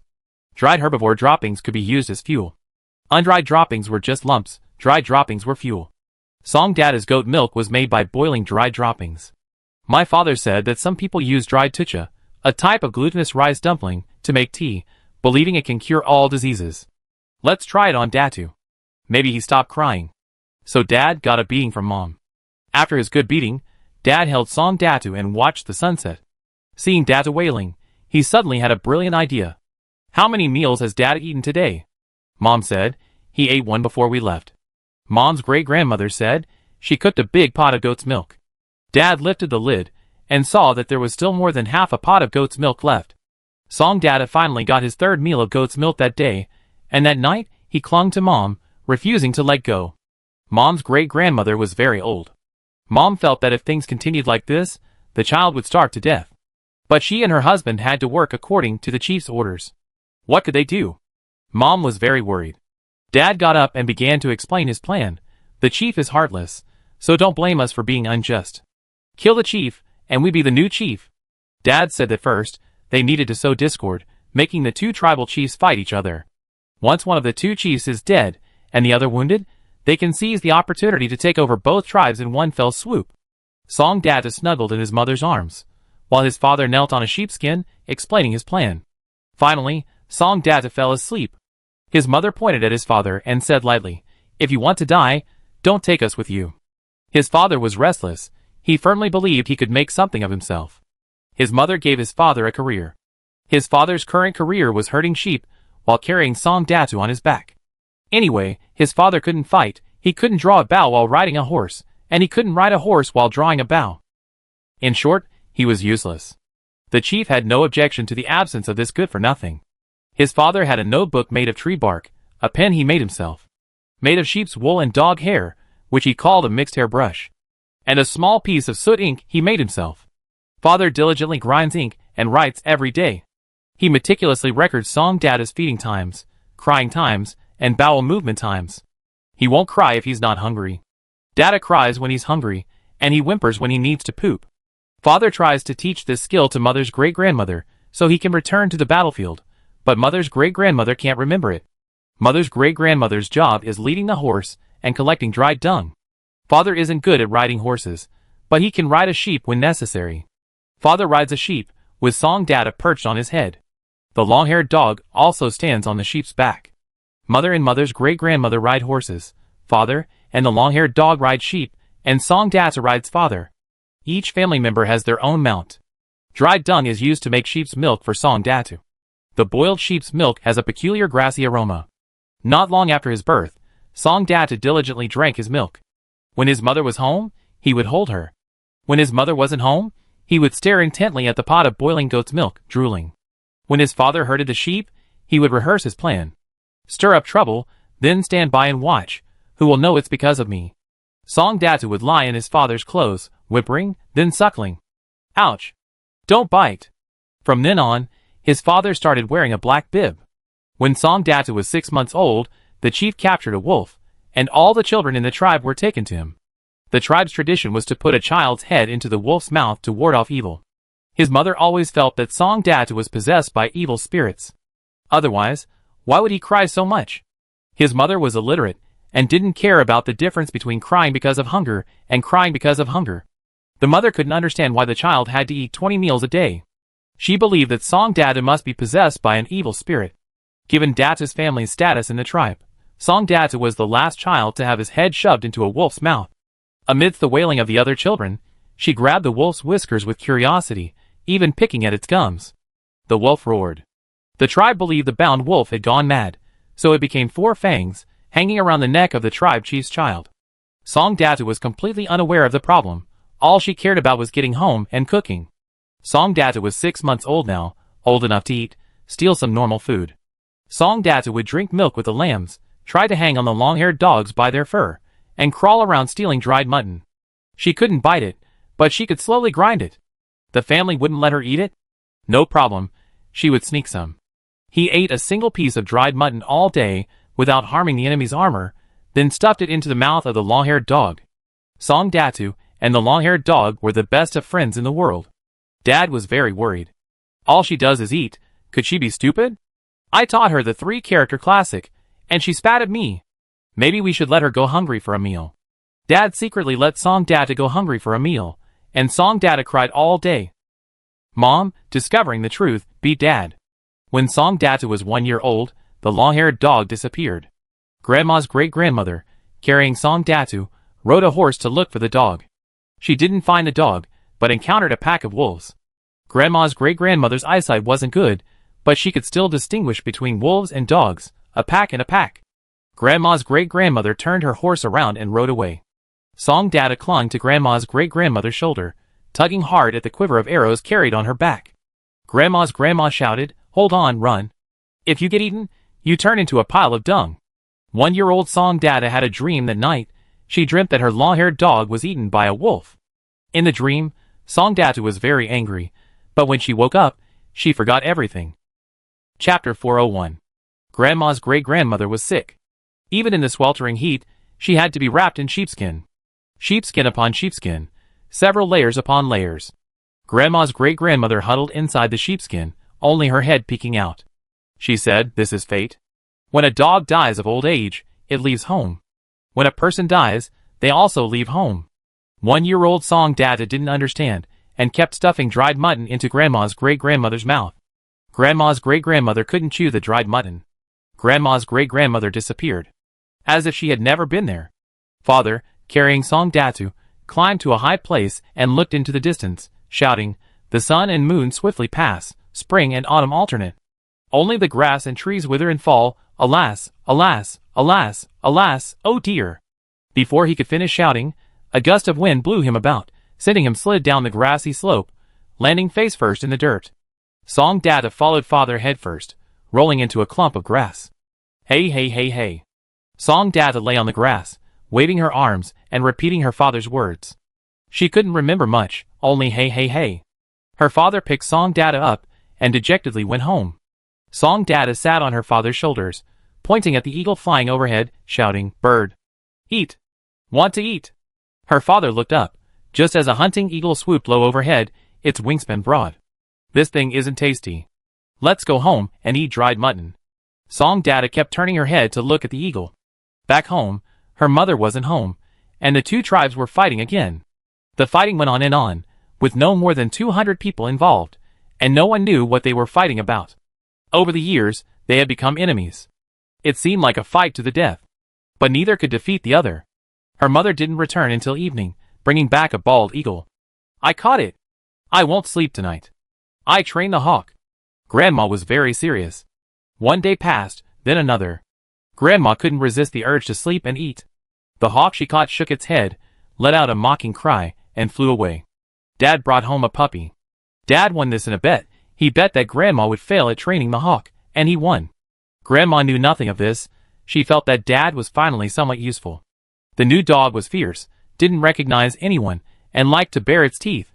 Grandma beat the dog, and it became obedient. Grandma said, "That's how dogs are. A dog is a wolf, and a wolf is a dog. You can't let a dog confuse its lord and queen. Big head, you come and slap it." Big Head Song staggered over and, smack, fell on the dog. "Ow!" With a pained cry, the dog finally understood the difference between lord and queen. The dog helped eat the drool-covered mutton jerky again, but her mother's great-grandmother hadn't returned. Song Data felt that one day her mother's great-grandmother would come back. Just like her mother brought back an eagle, and her father brought back a dog. Without warning, it would suddenly arrive. Song Data didn't know how to describe this feeling. She didn't say anything, but occasionally she would imagine what her mother's great-grandmother would look like upon returning. Returning on a sunny day, returning on a rainy day, returning on a cloudy day, returning on a windy day, returning on a calm day. Song Data waited and waited, but it never came. When Song Data was 5 years old, she was herding sheep while riding her dog when she encountered a lone spotted dog. She picked up a sheep leg bone, beat the dog, put a rope around it, hung it around the lead sheep's neck, and dragged it home. Her mother screamed, her father screamed. The people who came to argue with their father screamed, and the tribal chief, who came to mediate, screamed as well. Song Datu, tugging at the dog's tail, excitedly exclaimed, "I have a dog too, around your dog." "That's a jackal." Song Datu was beaten by her father.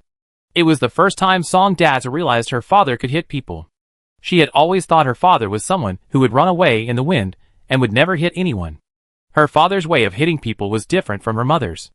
Her mother could use whatever was available, but her father needed a flat stick. Her father said it was called a ruler. Song Data protested, "That's a dog." Her father shouted, "That's a jackal." "A dog. A jackal. A dog. A jackal." The tribal chief wiped the sweat from his brow, staring in shock at Song Datu, whose neck was stiff with anger. The tribal chief tried to comfort himself. "We're going to the distant pastures. It's okay to offend one jackal now. It's okay." The father, embarrassed, earnestly offered the chief a scheme. His own plan. "You mean, we can frame them, and then annex them?" The chief was delighted, patting the father's shoulder forcefully. That night, the chief secretly took the jackal to the enemy tribe, slit its neck, and threw it into their territory. On the way back, the chief encountered a group of vengeful predators. The chief died, and the tribe was annexed by another tribe. The Big Head family became even more marginalized, assigned the worst pastures, and no one called upon them for group activities anymore. The father said, "That's called sitting on the sidelines." The mother said, "That's good too, no more fighting. A dead chief is a good chief." The mother believed fighting easily leads to injury, many injuries shorten life, and a short life means dying young.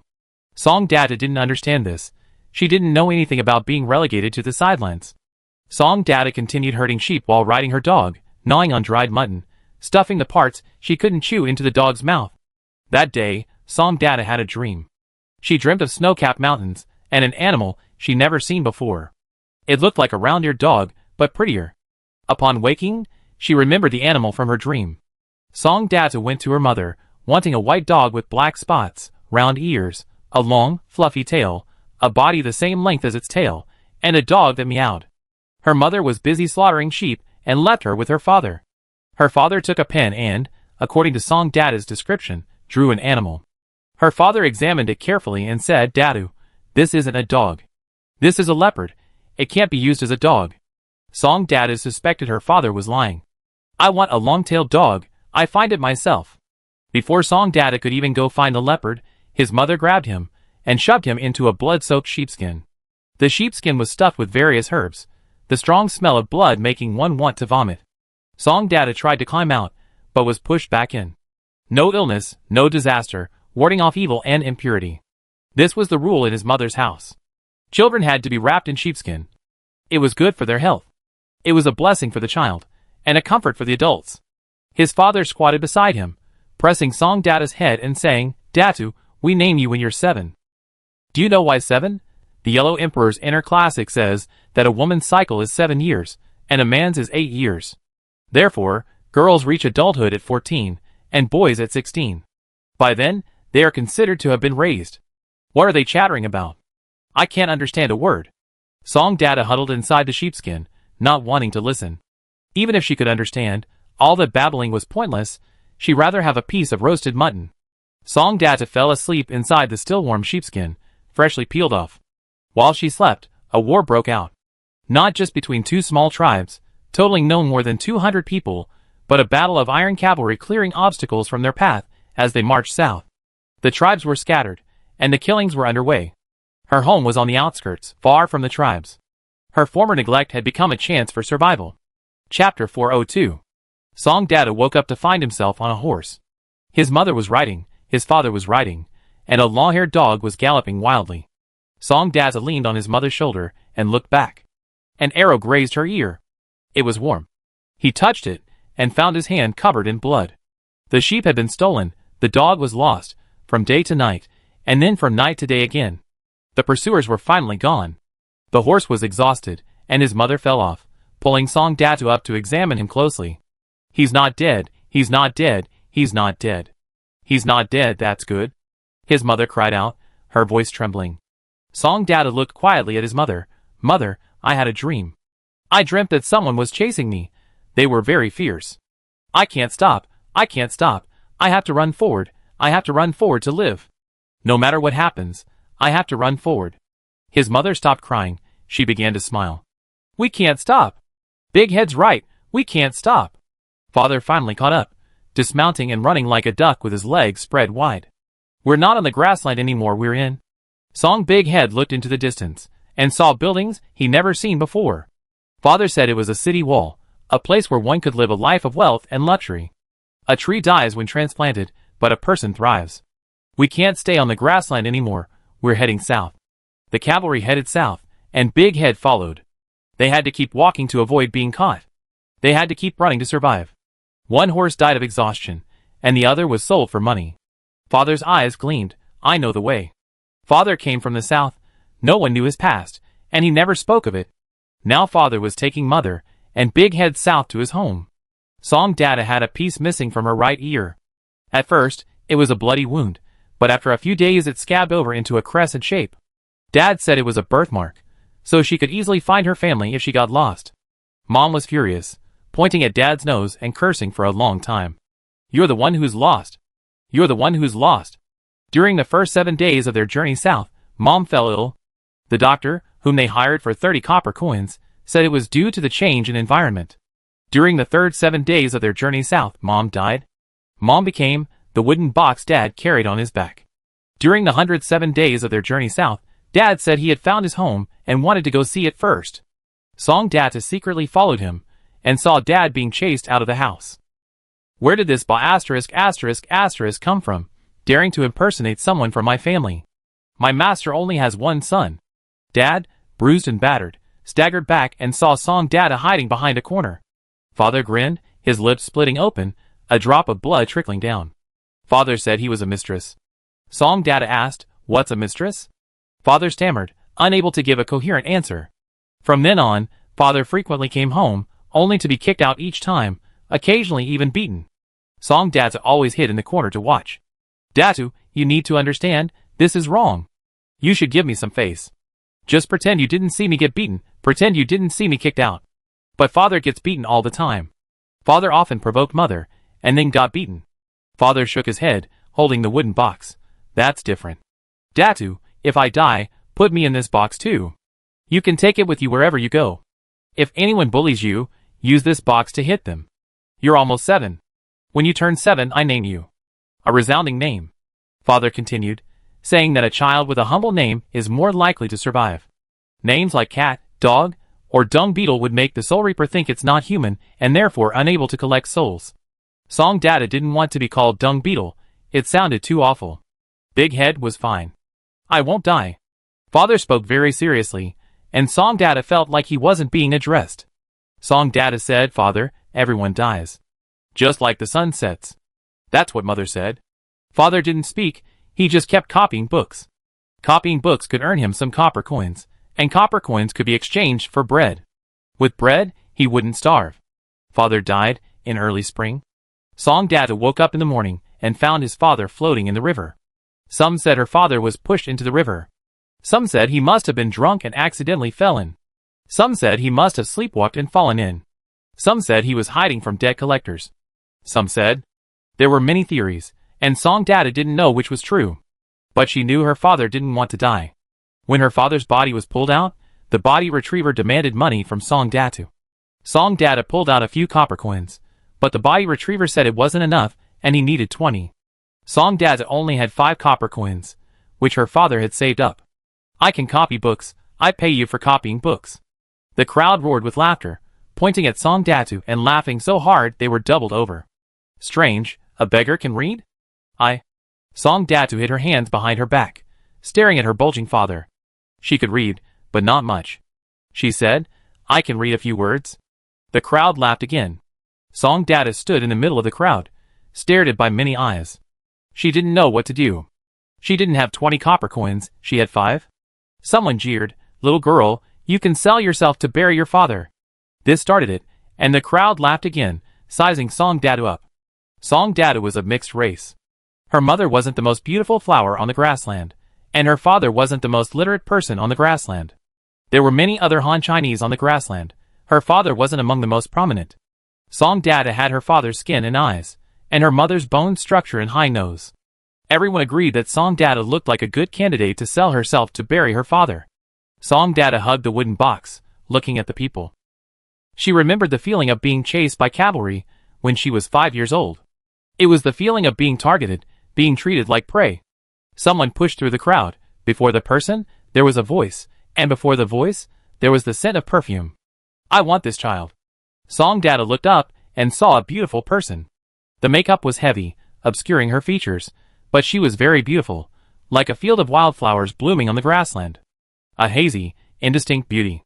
This person's eyes were different from the others. They didn't look like they were looking at prey. "I help you bury your father. Will you come with me?" Song Data shook his head. "My father doesn't need to be buried. He needs to be cremated." Song Data opened the wooden box he was holding, revealing his mother's remains inside. The crowd curiously peered in, then quickly retreated in fright. The beautiful woman asked, "Why put them in a box? Burial is the best way. If the dead can't rest in peace, how can the living find peace?" Song Data shook his head. "My father said he wanted to be put in a box too. Whoever bullies me, smash them with this box." The surrounding crowd burst into laughter again. They sized up Song Data, wondering what she was suited for. A little girl with exotic features is bound to attract attention, especially since she was a homeless girl. Song Data didn't like their stares. She wasn't prey, she was the hunter. She took the flower's hand. I go with you. Chapter 403. Song Data had a new place to go. The woman with the fragrant breeze introduced herself as Hishio. Upon hearing Song Data say his name was Datu, Hishio paused for a moment. The name was a bit strange, but it was still a name. Hishio took out 20 copper coins and gave them to the corpse retriever to redeem Song Data's father's body. The crowd dispersed at the sight. They had come to watch a show, but without a show, they were naturally bored. Hishio, following Song Data's instructions, called the people from the mortuary to cremate the body. 10 miles outside the city, in the spring breeze, Hishio, sleeves tucked in, quietly watched Song Data poking at the scalding bones with a wooden stick. Song Data carefully picked through the bones, his expression as if he were selecting jewelry from a dressing box, focused yet relaxed. Hishio, puzzled, went over and asked, Datu, aren't you sad? Song Datu shook his head. My mother said that life is inherently suffering. Dying early is a good thing. These were his mother's dying words. His father said his mother was right. Hishio had a belly full of comforting words, like quail eggs trapped in a teapot, impossible to pour out. Song Datu continued picking through the bones, complaining that the leg bones were too long, even wanting to smash them with stones, before carefully placing them into the wooden box, bit by bit, using 2 sticks. Unable to discern Song Datu's emotions, Hishio herself felt a lump in her throat, wanting to cry, wringing her handkerchief, wiping her eyes frequently. The wooden box couldn't hold all the bones, so the people at the mortuary suggested burying them. For just 2 taels of silver, they could dig a pit and bury him. The people at the mortuary said, in the end, it's best to be buried in the earth for peace. Otherwise, even in death, there's no peace. Song Datu thought for a long time and nodded. Hishio paid the money, and the people at the charitable institution got busy. They dug a pit, rolled up the remains with a tattered mat, and someone solemnly took out a compass and fiddled with it for a moment before giving Song Datu a stack of paper money and 3 incense sticks. They even placed a steamed bun as an offering.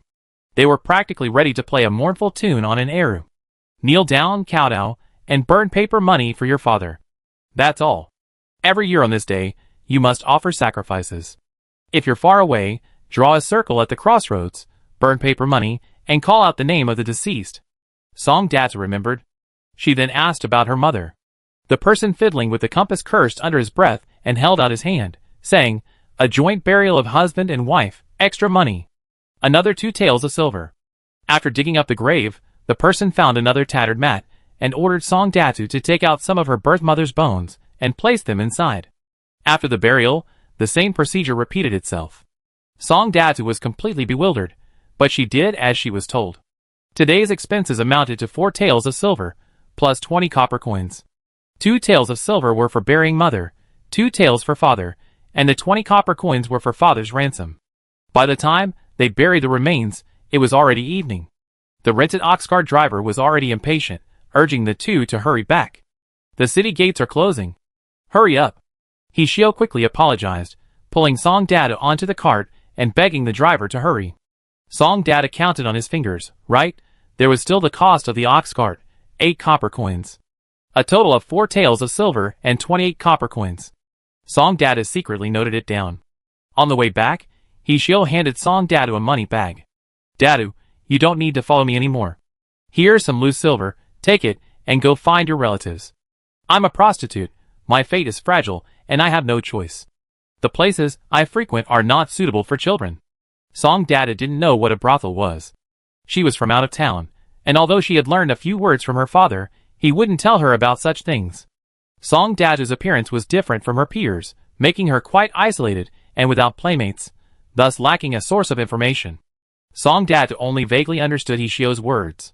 Song Data said, I owe you money, for taels of silver, 28 copper coins. I only have 5 copper coins now, I pay you back first. I pay you back later. Hishio was stunned, not expecting a child to be so persistent. I don't want your money, there's no need to pay it back. Do you have any distant relatives? You could rely on them. Song Data said, I have no distant relatives, but I can work at your house. I can start a fire, chop wood, and I can slaughter a sheep. Hishio thought the sheep slaughtering was just the child showing off. How could such a young child kill a sheep? Thinking of the child's orphanhood and lack of relatives, Hishio felt a pang of sympathy. Carefully observing the child's appearance, Hishio felt bitter and pondered deeply. Orphaned and without relatives, such a child was like meat in the jaws of wolves. If she took care of him, she, a courtesan, couldn't offer the child a good place. If she didn't, the situation would likely worsen. She considered finding a family for the child, but then she thought again and felt it wasn't right. A few days ago, several little girls were sold into this building. If this child were given up for adoption, who knows what the consequences would be? Hishio thought, and realized with a start that the outcome would be the same no matter what. Could she possibly expect anyone to care for her? Hishio smiled bitterly. This was something she wouldn't even dare to dream of. How many women thought this way, only to end up with nothing but bones? Saving courtesans was nothing but a dream. It was the dream of the talented scholar, and even more so, a dream of the courtesans. For the talented scholar, the dream ended when he woke up. For the courtesans, the dream ended when they stumbled, plunging them into an even deeper abyss. Song Datu was unaware of Hishio's inner turmoil, simply munching on his steamed bun. This steamed bun was an offering. His mother and father would eat it, and then Datu would eat it. The dry bun, moistened with saliva, had a sweet aroma. Song Datu ate half, reluctant to finish the rest, stuffing it into his small bag to save for the next meal. Once they entered the city, Hishio steeled herself, leading Song Datu through a maze of streets until they reached a small gate. Datu, remember, from now on, don't listen to anyone else, only listen to me. Understood? Song Datu nodded repeatedly. Hishio wanted to explain in detail, but then thought better of it and gave a bitter smile. She gritted her teeth, stepped forward, and knocked on the small door. A moment later, the door opened, and an old woman dressed in green with a red flower in her hair peeked out. Oh dear, you're back? Didn't Hawashio go to Master Qian's house? Why didn't you stay the night? Hishio's stage name was Hawashio, a common name in the industry, used by many famous courtesans, such as Zhu Lianxiu and Tian Renxiu. Hishio had thin eyebrows and eyes, a long, thin face, and a somewhat plain appearance. Thus, the stage name Hawashio came about, which was quite fitting. Hishio always appeared in heavy makeup, and with this name, she was praised by scholars for her refined taste. Hishio smiled apologetically. That's a different price then. What Hishio didn't say was that she had been kicked out of Master Qian's house by his wife. Coincidentally, she ran into Song Datu on the way. Hishio rubbed Song Datu's head and introduced him. This child is called Datu. He's a distant relative of mine. His family suffered a disaster, and he's trying to earn a living. Poor thing, at least it's a life, the old woman sighed. After entering the house, she shone the candlelight on Song Datu's face and exclaimed in surprise. What a promising child! What a promising child! This is truly a promising child. How old are you, little one? Can you read? Can you sing? Yes. Chapter 404. Song Datu saw that familiar gaze again, the predator's gaze looking down at him. Granny Zhou! Hishio shouted angrily. Granny Zhou fell silent, her gaze fixed on Song Datu. She held up the lampstand to examine his face, then took his hand to examine his knuckles, and finally scrutinized his figure. Hawashio, you know, a Siamese woman came to the Mingwet pavilion next door, and she's been all the rage ever. If this boy succeeds, he could easily earn this much. Granny Zhou gestured a number, laughing heartily. Hishio pulled Song Datu behind her, frowning, and said, Granny Zhou, are you too idle? You're not the owner of the pavilion. Why are you worrying about this? Granny Zhou left awkwardly, and Hishio directly led Song Datu to her room.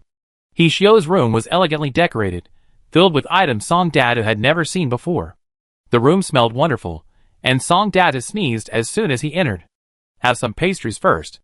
Hishio handed Song Datu a plate of cloud-shaped cakes. Song Datu took a bite, and his eyes lit up. Hishio left, and Song Datu took out a small notebook made of Xian paper from his pocket, turning to a new page. Using a bamboo pen, he dipped it in a little water, and, using the remaining dried ink, wrote 3 lines. 4 taels of silver, 28 copper coins. 2 plates of cloud-shaped cakes. Visit the graves on the 5th day of the 3rd lunar month every year. The remaining ink was scarce, and after dipping it in water twice, the writing was faint. Hearing footsteps, Song Datu immediately put the notebook away. There's only porridge in the kitchen, have some porridge. I had hot water prepared, you can take a bath later. Song Datu nodded. Hishio placed a bowl of porridge on the table, carefully examined her old clothes, found a needle and thread, rolled up the sleeves and hem, and began sewing. Song Data downed his porridge in one gulp, watching Hishio sew clothes with curiosity. Hishio ruffled Song Data's hair, sighed, and remained silent. A short while later, a young girl, barely out of school, struggled to carry a bucket of hot water. Song Data immediately took it. "This is heavy, you." The girl looked at Song Data in shock. Song Data asked, "Where should I pour the water? Where should I wash the dishes?"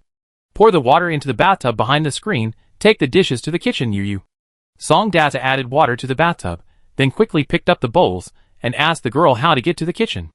Through this exchange, Song Data learned that the girl's name was Xiao Jin, her mother was dead, and she had been sold here by her father. Because of her ordinary appearance, 11-year-old Xiao Jin worked odd jobs at Chanfeng Tower. Xiao Jin was a talkative girl. In a short time of about 100 steps, she had amassed a wealth of information. Chanfeng Tower was one of the many brothels and entertainment venues in Limping City, considered a mid-range establishment. The madam's surname was Xu, and she was known as Granny Xu. Granny Xu wasn't just a brothel madam, she also worked as a broker. While Chanfeng Tower wasn't particularly famous, Granny Xu was well known. "I was bought by Granny Xu. She bought 50 girls and 20 boys from my neighborhood in one go. Besides me, the other girls went to other brothels after learning their trades. Some even went to the capital.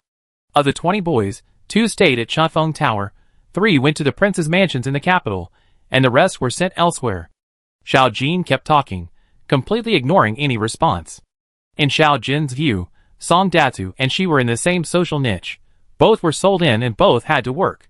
She, having arrived first, had to teach the newcomers the rules. Song Datu was completely confused. Xiao Jin rattled off a string of names, and she couldn't remember them all. The bathtub was filled with water. Hishio smiled and told Xiao Jin to leave, but the smile vanished as soon as she closed the door. "Datu, don't talk to Xiao Jin much in the future." Song Data didn't understand, but she knew Hishio meant well. That night, Song Data slept on the floor. Hishio laid out new bedding on the floor, and Song Datu, wearing Hishio's old clothes, rolled around on the soft cotton quilt. Hishio shook her head and sighed. She was still just a child. "Datu, go to sleep. There will be food tomorrow morning." "Okay." Song Datu had completely forgotten how to keep accounts. She felt she owed too much and had no idea how to write it down. Suddenly, a thought struck her. She sat up and said to Hishio, "I will protect you." This was something she heard from an old storyteller. Song Data thought it was a powerful statement. Hishio didn't speak, blew out the candle, pulled the covers over herself, and sobs came from under the covers. Song Data finally fell asleep after a long, long time, and dreamed again. She dreamed of wolves, of gunpowder smoke, of flesh and blood, of many things. In her hazy state, Song Data felt she should have a knife. Zhang Sanwen now had a new name, Zhang Sanya, female. She was a wild girl from Zhangjia village. Zhang Dia and Zhang Area were her older sisters, and Zhang Yaozu was her younger brother. Zhang Sanya was 7 years old this year, fast asleep in the livestock shed, when she was startled awake by a commotion. Her parents were cursing loudly. Zhang Sanya turned over and continued sleeping. She didn't care what was happening. She only knew that if she didn't sleep soon, she would die of exhaustion. Since her 2 older sisters got married, all the household chores, cooking, cutting pig feed, washing clothes, and so on, feeded Zhang Sanya. Zhang Sanya felt like she was going to die from exhaustion. She just couldn't understand why she was so miserable. Before dawn, Zhang Sanya was kicked awake. "All you do is sleep. You freeloader, why don't you just die?" Zhang Sanya rubbed her eyes, looking at the fierce-looking man, barely suppressing the urge to roll her eyes. "Hurry up and cook." To avoid a beating, Zhang Sanya immediately staggered to her feet and headed to the kitchen. She saw someone lying in the yard. It was Zhang Dia. Zhang Dia was dead. The Zhang Dia, who had married upright a year ago, had returned horizontally. Zhang Sanya tried to recall the past, but found there was nothing worth remembering. Zhang Dia was her older sister, who used to carry her while doing chores. Later, when she could walk, she worked alongside her 2 older sisters. Later, Zhang Yaozu was born, and the eldest sister carried him while working. When Zhang Dia died, Zhang Sanya felt a sense of relief, even though it wasn't her who died. Dead, no more hard work. How wonderful. What are you dawdling for? Go cook. After finishing cooking, Zhang Sanya discovered that Zhang Dia's body was gone. Her father was counting coins. She's dead. We raised her all these years, and she didn't even get to be filial to her parents before dying so young. Unfilial. Truly unfilial. Zhang Sanya held a kitchen knife in her hand. She wanted to do something, but she didn't know what to do. For 7 years, the education she received contained no word for resistance, only obedience. Be humble, be submissive. Of course, the people of Zongjia village wouldn't say these things, they only talked about filial piety. Being unfilial would be condemned behind one's back. Not working was unfilial. Eating an extra bite was unfilial. Disobedience is also unfilial. Unfilial piety is a grave matter. Even a spitting rebuke can kill. Zhang Sanya sensed something was wrong, but she couldn't quite put her finger on it. What exactly was wrong? What was wrong? Why was this happening? Chapter 405. Zhang Sanya had many questions she wanted to ask, but she didn't know who to ask. That afternoon, the most famous matchmaker in the surrounding area came to her door and grabbed Zhang Sanya, who was washing clothes. Sanya, do you want a husband? Her parents came out of the house, beaming with joy. Before Zhang Sanya could speak, the matchmaker was ushered into the house. A scolding voice came from inside. Sanya, hurry up and boil water to make tea. They didn't have any proper tea leaves, only dandelions and wild chrysanthemums they had dug up last year, good for clearing heat and detoxifying. Zhang Sanya quickly started a fire to boil tea, throwing a lot of wild chrysanthemums into the pot. Wild chrysanthemums have small, delicate flowers, but their medicinal properties are quite strong. Comparable to Hangzhou white chrysanthemums, surpassing tribute chrysanthemums, stronger than any other pretty chrysanthemum tea, best at drawing heat downwards. Drinking too much can harm the spleen and stomach. Zhang Sanya grabbed handful after handful. These are the wild chrysanthemums she picked last year, and the dandelions she dug up last year. Zhang Sanya didn't care. While brewing tea, Zhang Sanya went to eavesdrop. At home, obey your father. After marriage, obey your husband. After your husband's death, obey your son. That's the way. The matchmaker's voice was loud and full of energy. The Wei family is a good family. I seen that boy, he has thick eyebrows and big eyes, and is an upright person. Sanya, in 10 years or so, we'll be ready to get married. They're willing to offer 5 taels of silver as a bride price, no dowry required. What? 5 taels? Zhang Sanya looked at her worn-out cloth shoes, which were now too big for her feet, and thought for a moment, but couldn't figure it out. Back in the kitchen, she grabbed a few more handfuls of wild chrysanthemums, and threw them into the pot. The tea that came out was a yellowish-green color. Zhang Sanya ladled out 3 bowls of tea, added cold water to dilute it, and carried them into the house. The tea was warm, just right for drinking, and the matchmaker drank it all in one gulp. Zhang Sanya, ever observant, refilled her cup. The matchmaker was extremely satisfied. He's capable. Very capable indeed. Sanya is the most capable woman in the surrounding area. Zhang Sanya lowered her head, remaining silent, looking shy. Her parents agreed, and the matchmaker immediately gave her 5 taels of silver, drew up a contract, and took Zhang Sanya away. It was already late at night when they arrived at the Wei family's house. As soon as Zhang Sanya entered, she heard the cry of a baby. The matchmaker led Sanya to the bedside. Lying on the bed was a woman with a headscarf wrapped around her head, holding a swaddled infant in her arms. The matchmaker pointed to the baby in the swaddling clothes and said with a smile, Sanya, this will be your husband from now on. Zhang Sanya stared, stunned, at the wrinkled, clearly newborn child. The matchmaker winked mischievously. When he grows up, you two will get married. When he grows up. Why? Zhang Sanya, looking at the wailing newborn, finally understood what the saying meant. Sanya will be here in 10 years, just in time to get married. Ouch, my stomach hurts. Where's the outhouse? Where's the outhouse? The matchmaker clutched her stomach, looking distressed. The matchmaker went to relieve her diarrhea. The newborn's mother, the woman from the Wei family, coldly sized up Zhang Sanya. Remember, you were bought by my family. Whether you can get married in the future depends on whether my son will accept you. If you can't take good care of my son, you can just wait to die. Go wash the diapers now. This wasn't what was agreed upon. Zhang Sanya was filled with questions. The matchmaker finished relieving her diarrhea, clutching her stomach, and left. Zhang Sanya, unfamiliar with the place, looked at the smelly diapers in the wooden basin, feeling somewhat worried. The Wei family didn't have a well, so she needed to go to the river to wash diapers, but she didn't know the way, and didn't even know where the river was.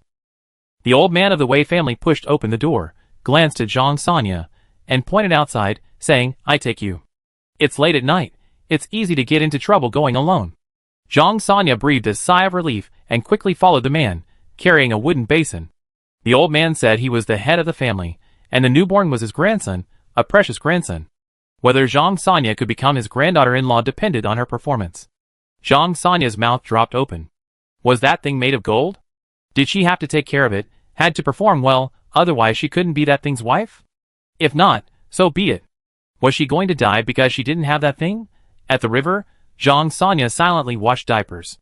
When Zhang Yaozu was little, she often saw her older sisters washing diapers. After her older sisters got married, she didn't have to wash diapers, she had to wash bed sheets. That damn Zhang Yaozu wets the bed. How old is he, and still wets the bed? What a waste! Zhang Sanya swung a wooden mallet, slapping it against the diaper. Suddenly, someone grabbed her from behind, groping her. A wet, sticky sound came from behind. Your name is Sanya. You have to listen to me, or you never have a good life again. The wooden mallet in Zhang Sanya's hand, which had been slapping the clothes, drew a smooth arc in the air and smashed directly onto the person's head. Thump! The hand inside her clothes lost its strength. Zhang Sanya lowered her body, turned to the side, and the person behind her fell straight into the water. The moon was bright, illuminating the water's surface. The person bobbed in the river, and the wooden mallet in Zhang Sanya's hand rose and fell with the tide. The person sank to the bottom, the moon disappeared, and Zhang Sanya's diapers were washed. She carried the basin back, and just as she hung the diapers to dry, a shout came from behind. Sanya, cook! I'm hungry. I want brown sugar and eggs, 3 eggs. You're not allowed to eat any. Zhang Sanya went to the kitchen to cook, boiled water, poached eggs, and added brown sugar. The poached eggs floated in the pot, 3 white spheres, quite beautiful. The brown sugar smelled sweet, and Zhang Sanya's mouth watered. Zhang Sanya took a bite, it was sweet. A slap as big as a fan landed on Zhang Sanya's head, and she fell to the ground with a thud. This is something you can steal? Wei Sun, aggressive, took the bowl and left. Zhang Sanya sat on the ground, seeing stars, her nose hot, and her hand covered in blood. Zhang Sanya thought, she felt like she was going to die. This was how her second sister had died. Zhang Dia died, and Zhang Sanya didn't know how she died. Zhang Arya died, but Zhang Sanya knew how she died. That day, she was assigned to borrow money from her second sister's in-laws. As soon as she entered, she saw her second sister's husband slap her across the face. Her second sister's nose was bleeding, but she wiped her tears and said she was fine. Her brother-in-law refused to lend her money, and her second sister had no money. Zhang Sanya could only give her the wild fruit she had picked on the roadside, then went home alone. Back home, Zhang Sanya was beaten for not being able to borrow money. 2 days later, Zhang Arya died. Zhang Sanya knew that her second sister had been beaten to death. Looking at the blood on her hands, Zhang Sanya felt that she was going to die too. She was beaten at home too, but never on the head. Her second sister had been hit on the head, and she died. Zhang Sanya realized that she was going to die. She was going to die, but she didn't want to die. But she was going to die. What to do? Right, someone died today, drowned. Someone will find the body tomorrow. Will she be arrested? Will she be beheaded? Zhang Sanya, knife in hand, walked out of the kitchen, pushed open a door. The Wei family's son was asleep, not in the same room as the woman. The room was quiet, except for the man snoring. The sounds rose and fell, like pigs in a sty. Zhang Sanya recalled her older sister killing a chicken, then brought the knife down. Next and next. Covered in blood, Zhang Sanya sat on the doorstep, pondering. Who would be next? Finally, she understood, and she walked home. The first morning after Zhang Sanya left, the Wei family finally let out a scream. Someone's dead. Chapter 406. Zhang Sanya discovered that killing someone was an easy thing. As simple as her eldest sister killing a chicken.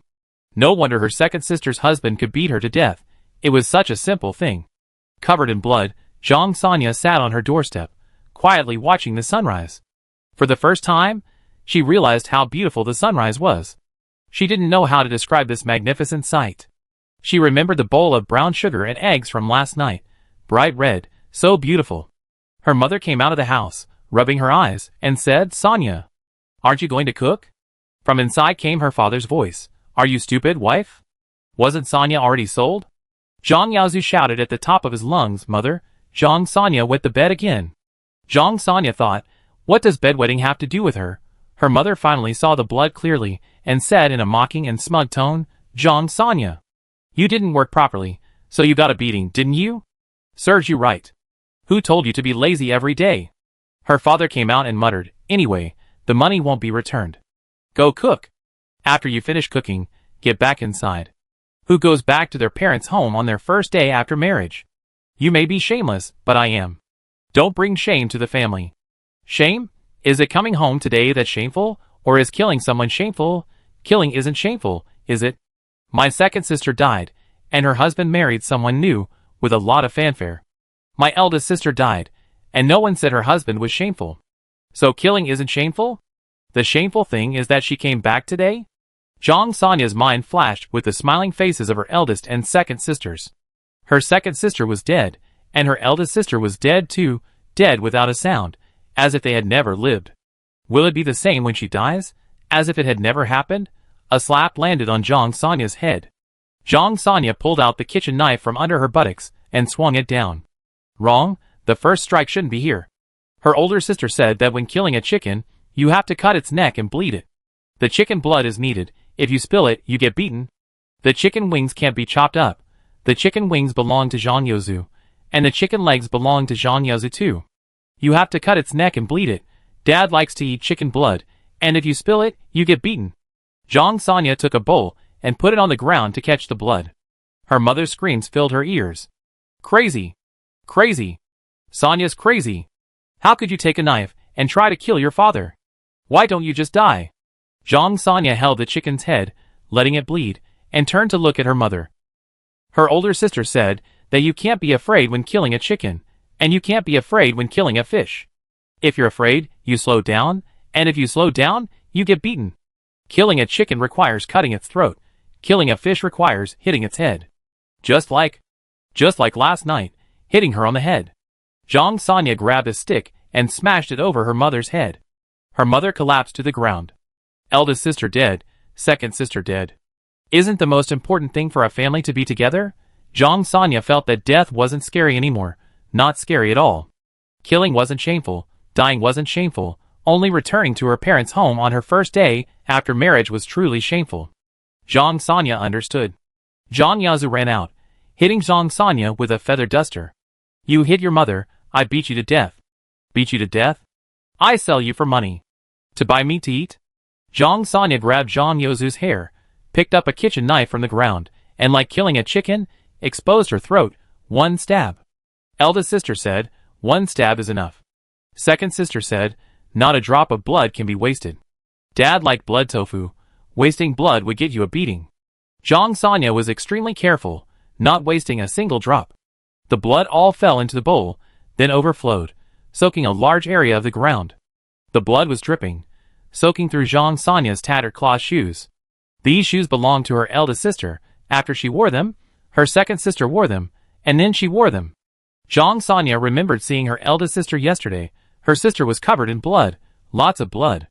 It was all blood, the same thing, nothing to be alarmed about. The most important thing for a family is to be together. Everyone was there, but Zhang Sanya felt something was missing. What was missing? Zhang Sanya pondered deeply. Finally, she understood. Her eldest and second brothers-in-law were as close as family to her, of course, they were family. The most important thing for a family is to be together. Zhang Sanwen appeared on the chessboard, crouching on the ground, clutching his head, his face blank. Wu Shuai rushed over. Sanner, how did you die? Tell me. Sanner, do you eat spicy blood curd? This is vegetarian. It tastes pretty good. Sanner, why aren't you saying anything? Are you out of your mind? Do you eat grilled gluten? I just grilled a super delicious, insanely spicy skewer. Lucky Zhang Sanwen. Zhang Sanya, you were born. When your parents wanted to throw you into the ditch, Zhang Dia and Zhang Arya knelt on the ground and begged, and you survived. At 4 years old, your younger brother Zhang Yuzu was born. At 6 years old, your two older sisters got married one after the other. At 7 years old, your older sister Zhang Arya died from domestic violence. After your sister Zhang Dia died under mysterious circumstances, and was sold by your parents, you seemed to go mad. You became a child bride in the Wei family. Your nominal husband's grandfather tried to sexually assault you, and he died. You killed your nominal husband's father with a kitchen knife. You killed your parents.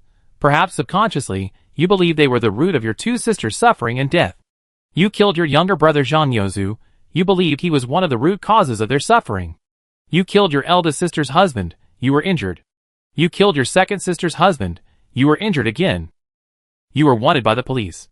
You died from your injuries. Zhang Sanwen covered his head and squatted on the ground. A memory was forcibly shoved into his mind, leaving him momentarily confused about what was real and what was fake. Was he Zhang Sanwen or Zhang Sanya? Where was he? What had happened? Zhang Sanwen slowly pieced together everything.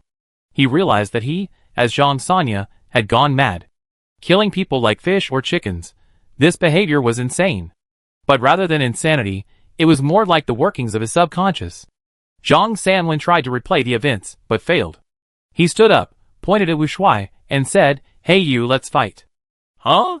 Zhang Sanwen picked up a chopstick and manipulated Wu Shuai according to the scene in his memory.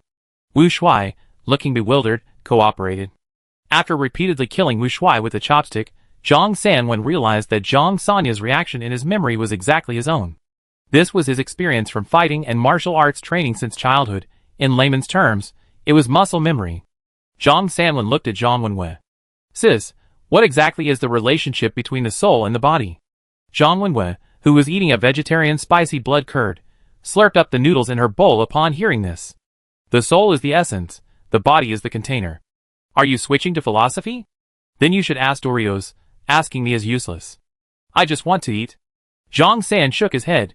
"Even without my memory, I seem to still be myself." "It's strange. Why is that? Didn't those people say that people are made up of memories? Why do instincts still exist?" A 7-year-old girl who doesn't eat or sleep well has very poor physical development. Killing an adult is no easy task. Chapter 407. Zhang Sanya did it, but Zhang Sanwen couldn't understand. Zhang Wenwei leaned over and stuffed a cucumber into Zhang Sanwen's mouth, sincerely saying, "Brother, tell me about your new life." "I start with mine. I starved to death.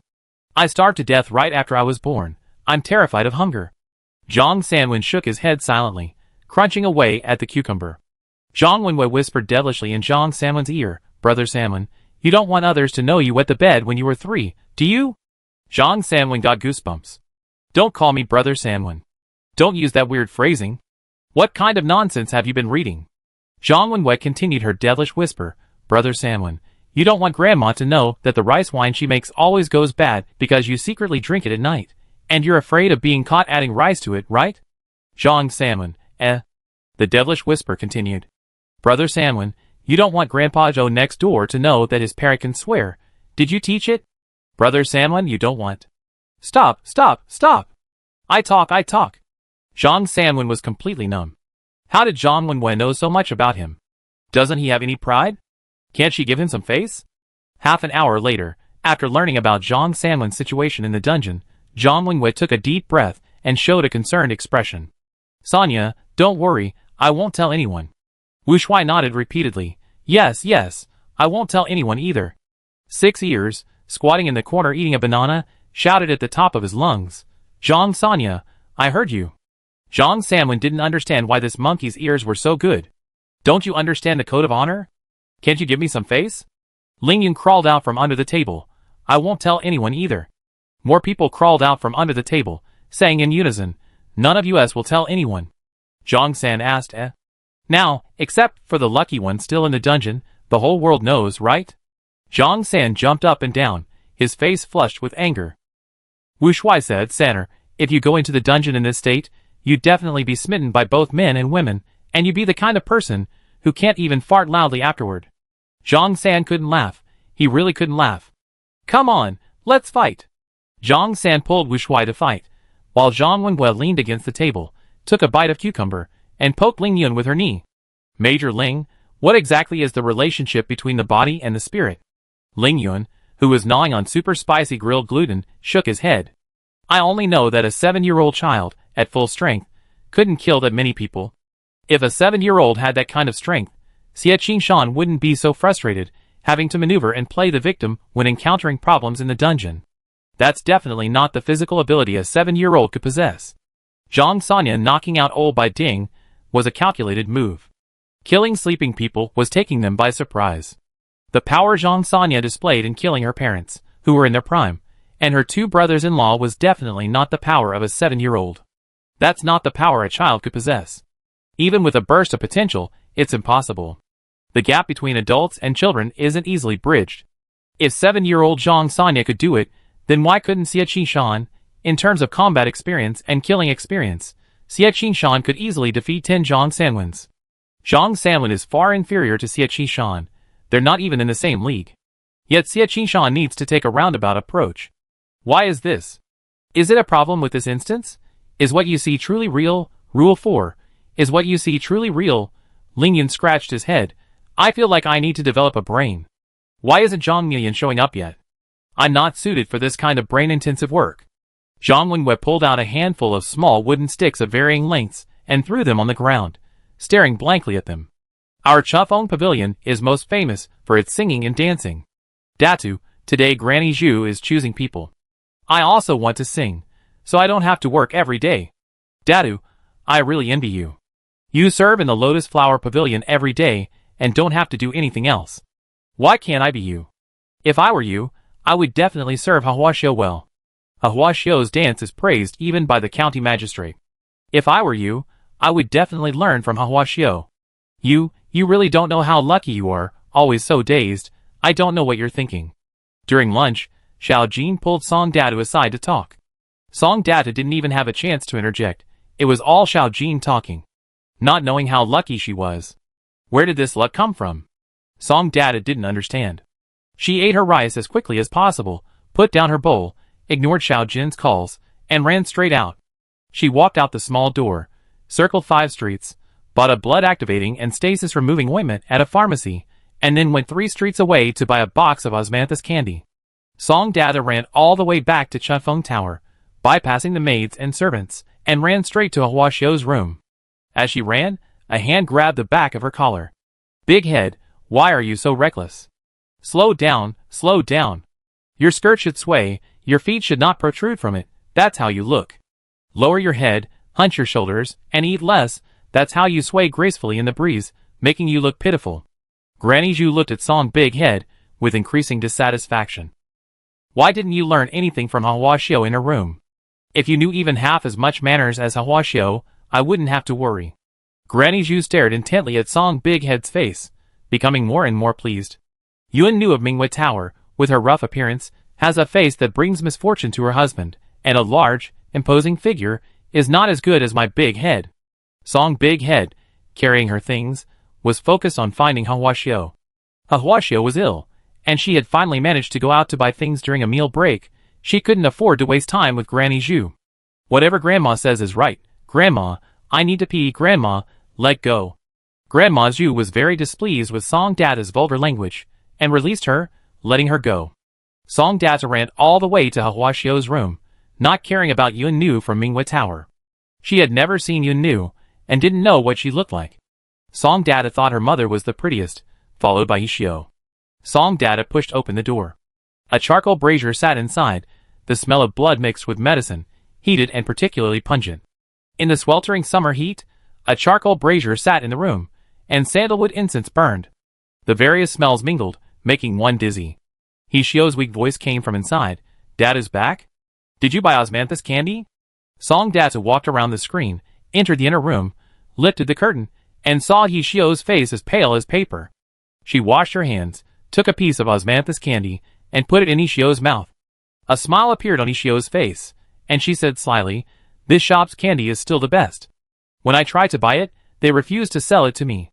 I still have to rely on it too. Otherwise, I wouldn't even get any candy." A few days ago, Yixiu had fallen seriously ill after entertaining guests, suffering from persistent vaginal bleeding. The matrons had prescribed strong medicine, making Yixiu drink 3 bowls a day.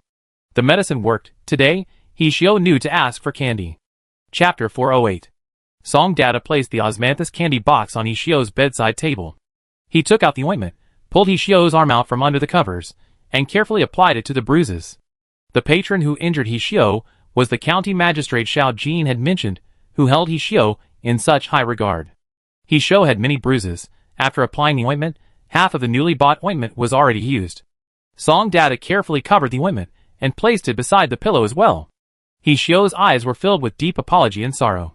She said weakly, "Datu, you haven't been talking much lately." Is it because you resent me for bringing you to Chufeng brothel? Song Datu shook his head. I can't get enough to eat on my own outside. Without you, I might have starved to death. I'm not talking because I'm thinking. There are some things I can't understand. What is it? Just as Song Datu was about to speak, there was a rapid knocking at the door. After 2 knocks, before anyone could open it, Xiao Jin pushed the door open forcefully and rushed in like a gust of wind. Datu. Mom wants you to practice your singing. Mom says you're good looking, you'd definitely be the top courtesan someday. From now on, you have your own room, and you won't have to do chores anymore. I'm so envious of you. He Xiao's eyelids twitched. Before she could speak, Song Datu was pulled outside by Xiao Jin. Sister He Xiao, I'll be back in a bit. Song Data called out, barely managing to close the wide-open door. He Xiao got out of bed, her face pale, leaning against the bedpost, her expression sorrowful. Perhaps I made a mistake from the beginning. I shouldn't have brought Data back. Xiao Jin pulled Song Data along, running, her hand gripping Song Data's tightly, refusing to let go. Song Data tried several times, but couldn't break free from Xiao Jin's grip, so she quickened her pace, and now it was she pulling Xiao Jin along. As Song Data ran past the pillar, almost crashing into it, Xiao Jin finally let go. Datu, why are you running so fast? Are you looking forward to it? Xiao Jin's voice came from behind, high-pitched, and with an indescribable charm. Song Data stopped and turned around. A dozen paces away, Xiao Jin stood by the lattice window. The window had a begonia-patterned lattice, the wooden partitions inlaid with thin pieces of seashell, adorned with various colored mica flakes. On a midsummer afternoon, sunlight streamed in, shimmering and otherworldly. Literati and scholars were never stingy with their spending in brothels. Although Chufeng Tower was a common second-class brothel in Limping City, its decor lived up to the expectations of the elite for a place of entertainment. The den of iniquity was never short of extravagance. Outside the window, planted with xiangfei bamboo, purchased by the old women through intermediaries, catered to the literati's pursuit of elegance. At this moment, the bamboo shadows, filtering through the window, combined with the light reflected from the dreamlike mica flakes, all fell upon Xiao Jin. In Song Data's eyes, Xiao Jin stood amidst the iridescent light, her features blurred, like a fleeting, illusory dream. Xiao Jin constantly complained that she wasn't pretty enough to be a top courtesan, unable to achieve anything. Song Data often didn't understand this. She didn't quite grasp Xiao Jin's aspirations. Song Data's childhood experiences led her to believe that the number of sheep in a flock was the ultimate pursuit in life. Song Data was actually somewhat face-blind. Having seen so many cattle and sheep as a child, she could distinguish every lamb, but she couldn't differentiate between people. Everyone seemed to wear a mask, different every day, every hour. For example, Xiao Jin's attitude towards Song Data could change more than 10 times a day. Amidst the dreamlike light and shadow, Xiao Jin murmured, "If I were you, I'd do chores every day, while you wouldn't have to do anything. You could even go out and play. With that face, you'd be set for life." A breeze blew through the corridor, the leaves of the xiangfei bamboo rustling against each other. This should have been a rare cool breeze in the height of summer, but instead, a chill ran down Song Data's spine. This chill traveled up her spine, to the top of her head, then down to every part of her body. Song Data got goosebumps. She felt she should retort, but she didn't know what to say. She knew Xiao Jin was wrong, but she didn't know what was right. Grandma Zhu came over herself, and, seeing Song Data lost in thought under the eaves, immediately rolled up her sleeves. "What are you standing there for? Hurry up. I spent a fortune to hire Master Su. That little girl's been acting all silly and clueless all day. I don't know what she's thinking." Granny Zhu was furious. She gave Xiao Jin a cold glance, and grabbed Song Data by the back of his collar. "You're the only one left. Perform well, or you won't get any dinner tonight." Granny Zhu had figured it out. Data was a simpleton, not afraid of being hit or scolded, but when it came to food, she could control him. They walked through a long corridor, crossed a small bridge, and arrived at a waterside pavilion. Before even entering, Song Data could hear the lively music and singing inside. Song Data couldn't make heads or tails of it, but Granny Zhu shoved him into the pavilion and dragged him to listen to the music. The person sitting at the head of the table playing the zither was none other than Master Su, the renowned musician Granny Zhu had mentioned, whom she had hired at a high price. After the piece ended, Master Su asked, "What did you hear? Sing it again." "Huh?" Song Data froze. Why was she supposed to sing? She hadn't heard a thing. Su Dejia had another girl, a year younger than Song Data, sing. The girl actually hummed the tune. Song Data was completely stunned. Was this even a human ability? Su Dejia frowned slightly, then sang a poem herself, forcing Song Data to learn. Song Data reluctantly tried. A moment later, Su Dejia, her elegance gone, stood up and pointed at Song Datu, launching into a tirade. Blockhead. A blockhead with nothing but a pretty face. You can't even distinguish the 5 notes of the pentatonic scale. You can't even understand the sounds of a zither. You want to learn music? Keep dreaming. Song Data was kicked out by the enraged Su Dejia. Song Data left, munching on a red bean cake she'd taken from the table, slowly walking back, shaking her head and sighing. Ding ling wong long, who knows what she was singing? Song Data felt utterly innocent. Back in Ishio's room, she shared the pastry she'd taken with her. Ishio had no appetite, only politely breaking off a small piece of red bean cake and putting it in her mouth. Hearing Song Data mention Su Dejia's anger, Ishio couldn't help but laugh. Su Dejia is usually very good-tempered. It's quite remarkable that you could make her this angry. It's impressive that you could come up with such a subtle way of handling things, but it's not a long-term solution. Song Data was stunned. Subtle? Did she have that? She truly didn't understand. Seeing Song Data's bewildered expression, Ishio was extremely pleased. Grandma Zhu is a woman of her word. Data won't have any food tonight, and these pastries probably won't be enough. Why don't you go out and eat wontons? And bring me a bowl of wontons without dried shrimp when you come back? Song Data nodded repeatedly. Ishio pulled open a small drawer under the bed, took out a box containing money, grabbed a handful of copper coins, and stuffed them into Song Data's hand. Go on, be sure to come back late today. Ishio smiled as she watched Song Data leave, but as his footsteps faded into the distance, her smile turned into a deep sigh. Chapter 409.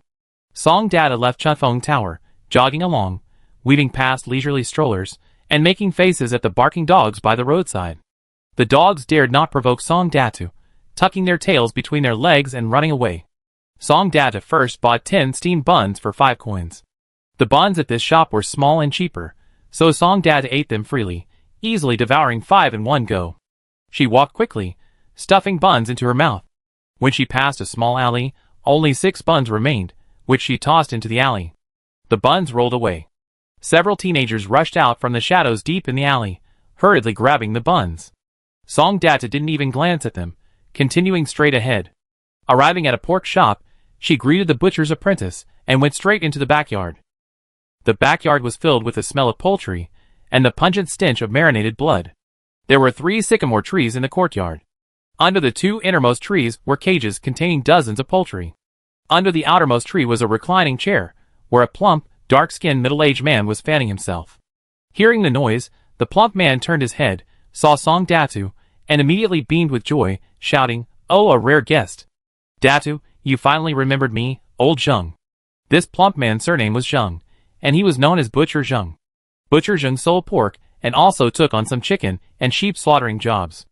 According to Butcher Zheng, having more skills is never a bad thing. Slaughtering pigs is slaughtering sheep is slaughtering chickens, ducks, geese, and quails is slaughtering. It's all the same. Since it's all business that's considered immoral, might as well do it all. Butcher Zheng slaughtered 1 pig every morning, and once it was sold, that was it.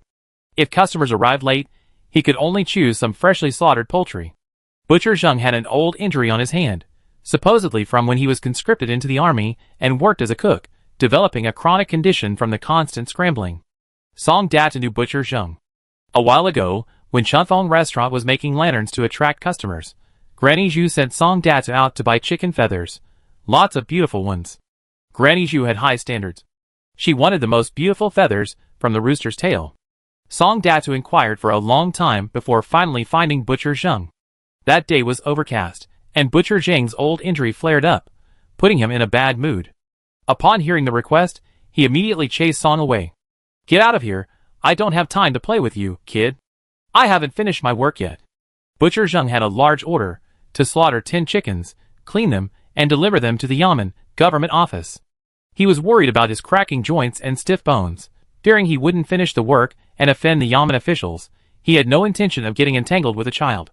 Song Data didn't want to leave, enduring her old injury, as the Butcher Zheng stubbornly continued killing chickens, ignoring her pain. Song Data watched for a while, then picked up the Butcher Zheng's spare knife and joined the chicken-killing team. The butcher Zheng was astonished. You can kill chickens? Song Data didn't answer, only focused on killing the chickens, stuffing the rooster's most beautiful tail feathers into her bosom. In the end, the butcher Zheng had to stop her, telling her to kill fewer. That's enough, that's enough. You want chicken feathers, right? Wang Xiaolu, bring all your shuttlecocks. There weren't many individual chicken feathers, but plenty of shuttlecocks made from them. Wang Xiaolu brought out the shuttlecocks while crying. The butcher Zheng couldn't understand how a child could kill chickens so efficiently. But these days, no one has it easy. Butcher Zheng wanted to do some good deeds, so he said to Song Datu, if you have time, come and help me with my work. Kill a chicken and clean it, and I give you a coin. I pay that day. And so, Song Data gained a new part-time job with flexible hours. However, Song Data didn't come every day.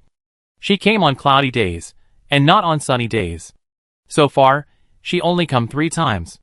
Today was a bright sunny day, and Zheng the butcher knew Song Data wouldn't come, so he was prepared to bite the bullet and do it himself.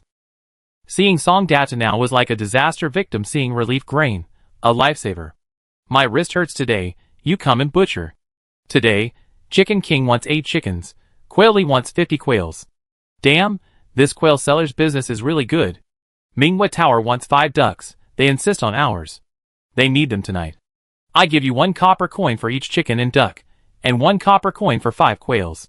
Those who sell roast chicken and fried quail need to marinate and prepare their ingredients in advance, so they always deliver in the afternoon. 8 chickens, 50 quails, 5 ducks. That's a total of 23 copper coins. Song Data remained silent, secretly noting the quantity. He first glanced at the hot water in the large iron pot on the stove, then added a few more pieces of firewood to the stove and a few ladles of water to the pot. Then he took 8 chickens from the cage, tying their feet with rope. He slit their throats, bled them, scalded them, plucked their feathers, peeled off a layer of skin from their feet, cut off any excess nails, and cleaned them thoroughly. Then he gutted them, removing the internal organs and throwing them into a bucket. Song Data wasn't fast, but his movements were fluid and efficient, without a single wasted motion. Soon, the 8 chickens were cleaned and hung on a rope between 2 trees. Butcher Zheng called out, Wang Xiaolu. Once the meat is sold out, come in and get to work. The young apprentice named Wang Xiaolu entered, looking bitter and resentful, yet expertly cleaning the internal organs. 50 quails were a tedious task. The quails were small and difficult to handle. Fortunately, Quaily wanted quails that didn't require gutting, just removing the innards. Song Data patiently processed the quails, and Wang Xiaolu immediately volunteered to deliver them. By the time Song Data finished slaughtering 5 ducks, it was almost dark.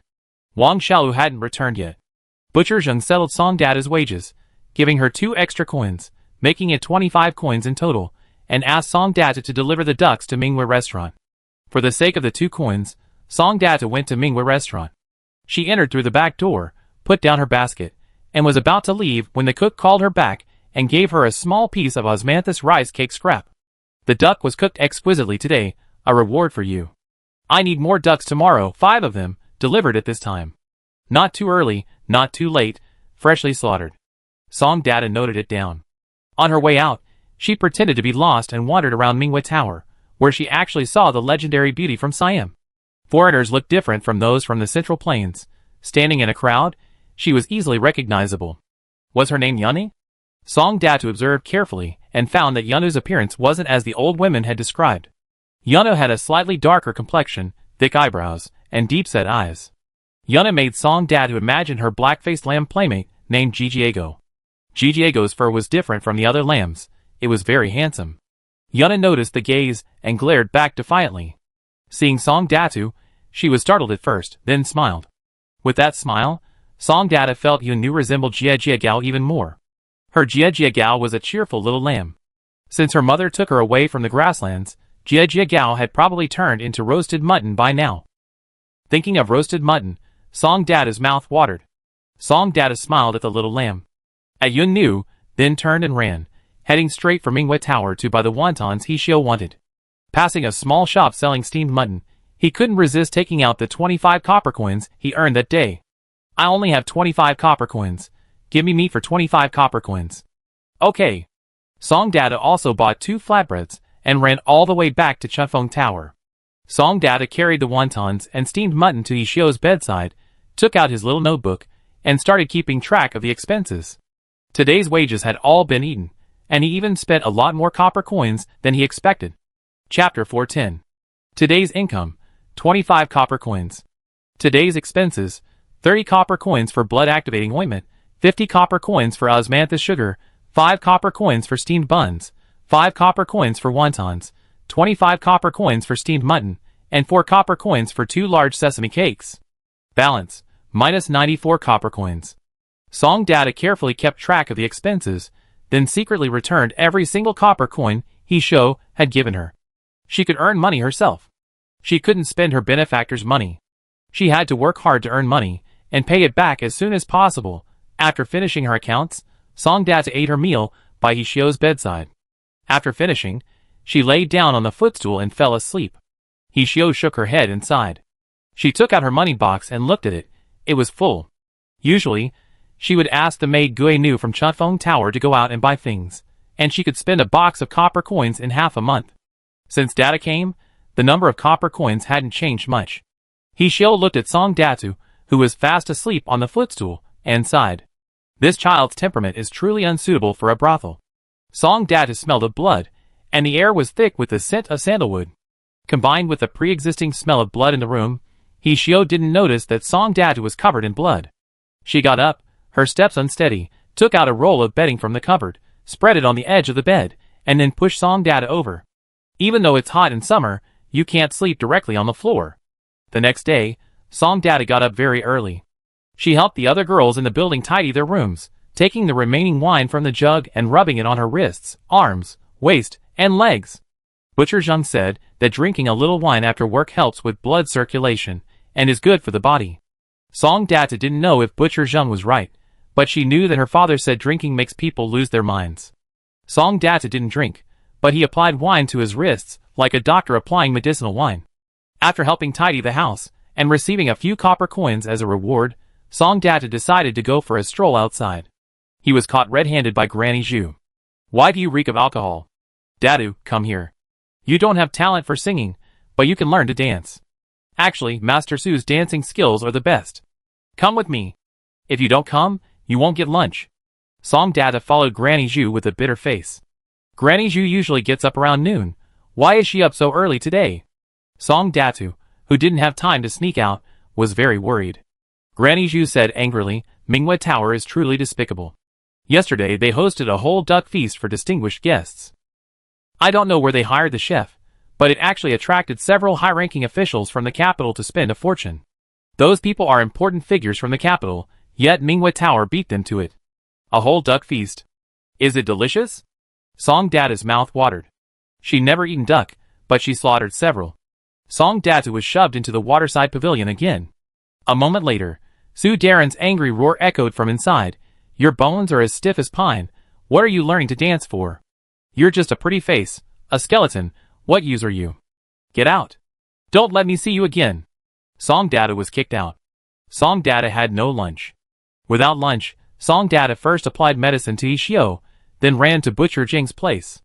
Butcher Zheng was overjoyed to learn that he had to deliver ducks to Minghua Tower that evening. Great, deliver right on time, whenever they want it delivered. Song Data drooled. "Old Zheng, is the duck delicious?" Butcher Zheng's large, fan-like hand ruffled Song Data's hair. "Still a little girl, huh? Luckily, I have a skinny duck. I show off my skills at lunchtime and treat you to duck. Big Head, kill the duck." Song Big Head, full of energy, started working. Wang Xiaolu, who sold pork up front, heard Zheng the butcher's words and practically rushed in 3 times in the time it takes for an incense stick to burn. Zheng the butcher was getting annoyed by this apprentice. He waved his hand and said, "Xiaolu, go sell meat up front. Cut a small piece of fat, we need it later." Song Big Head killed the duck, cleaned the innards, and looked expectantly at Zheng the butcher. Zheng the butcher directed Song Big Head to chop the duck meat into pieces, soak it in peppercorn water, and then cut the fat. The fat was put into the pot, the peppercorns were removed and drained, then added to the pot and stir-fried until the oil was released, then the duck meat was added. Zheng the butcher stood behind Song Big Head, and just as it was about to be taken out of the pot, he picked up the vinegar bottle and poured vinegar around the edge. The fragrant vinegar heated, released a strong aroma. "Little girl, remember this. Vinegar comes in 2 types, raw and cooked. Cooked vinegar is fragrant and mellow when added to a hot pan. Raw vinegar is bitter and astringent when added to a cold pan with cold vegetables. Huh? What huh? My skill is something others can't learn. Go buy some steamed buns and flatbreads. Let's eat. It was said that Butcher Zheng was cooking, but in reality, he only talked the whole time, only lifting his hands when adding salt and vinegar. That's what I call an expert. I don't need to do any work myself, understand? Song Data nodded, and then shook her head. Expert or not, it doesn't matter, as long as there's food to eat. She ate a large and small lunch, sweating profusely, and explained how satisfying it was. After eating her fill, Song Data continued working. Today, she needed to slaughter more chickens and ducks than yesterday. For some reason, the cooked food shops and some wealthy households in the city had been spending extra lavishly these past few days. Butcher Zheng said it was good luck this year. As evening approached, Song Data finished slaughtering and cleaning the 5 ducks Minghua Tower had ordered. Zheng the butcher was delivering the goods today, and she went to settle the bill on the way. Song Data had earned 30 coins today. She washed her hands, tore off her oiled paper apron, washed her hands and face again, and ran towards Chunfeng Tower. As she passed a dark alley, a beggar rushed out. Datu. Song Data said to the disheveled beggar, no steamed buns today. The beggar clutched his rumbling stomach, swallowing hard. I don't want steamed buns. Something terrible has happened. What terrible thing? Song Data thought carefully, not believing there could be anything terrible in the world. For her, hunger was the most important thing. You know Minghua Tower, right? Something happened at Minghua Tower. Several high-ranking officials died. I saw you go there yesterday. You better hide quickly. Those officials have gone mad, they arrested so many people. Song Data was shocked. If the officials arrested her, it would be practically the same as going to the underworld. As the saying goes, the punishment is unpredictable, therefore its power is unfathomable. Song Data often heard her father say this, but she didn't understand the reasoning. Her father had told her this a few times, but Song Data couldn't remember exactly. Song Data only remembered that her father said not to deal with the government. They were a bunch of beasts in human skin. Those without power or influence should stay away from the government. Her mother said not to get close to those in armor. They were a bunch of greedy creatures. Young Song Data didn't really understand, but she knew her mother was never wrong, and her father was sometimes wrong but mostly right. Although she didn't know exactly what had happened, Song Data knew she couldn't go back to Chunfeng Tower today. One must take responsibility for one's actions. She didn't know what wrong she had done, but she couldn't implicate He Xiao. Song Data grabbed a few copper coins from her pocket and stuffed them into the beggar's hand. Go buy some food. I haven't been to any Minghua Tower. Did you understand? Song Data brandished her fist. The little beggar, clutching the coins, hurriedly said, I didn't see anything. Chapter 411. Song Data bought some sesame seed cakes, then took a long detour back to the vicinity of Zheng the butcher's house. She squatted in an inconspicuous corner, munching on the cakes, waiting for Zheng the butcher to return. She waited and waited, until late at night, but Zheng the butcher still hadn't returned. Wang Xiaolu, the butcher's apprentice, was pacing anxiously, but he had to watch the house, so he could only pace around the door. Around midnight, the sound of the night watchman's clapper reached Song Data's ears. Song Data woke up with a start, rubbing her ears and patting her head. What kind of crazy dream is this? So many delicious things in my dream, things I could actually eat? Song Data wiped the drool from her mouth, took out a sesame seed cake, and muttered as she ate it, Rigiamo, Chinese hamburger, tornado potatoes, black pepper sausage with big chunks of meat, snail rice noodles, durian, coconut juice. I never eaten any of those things. How could I dream about them? Song Data finished her sesame seed cake. Her stomach was full, but her mouth wasn't. She wiped the drool from her mouth, filled with mixed emotions. Could those llamas be right, that people really have past lives? Did I dream about things I ate in a past life? Song Data waited until the next morning, but Zheng the butcher didn't return. She walked towards Chunfeng Tower, buying some pine nut candy along the way.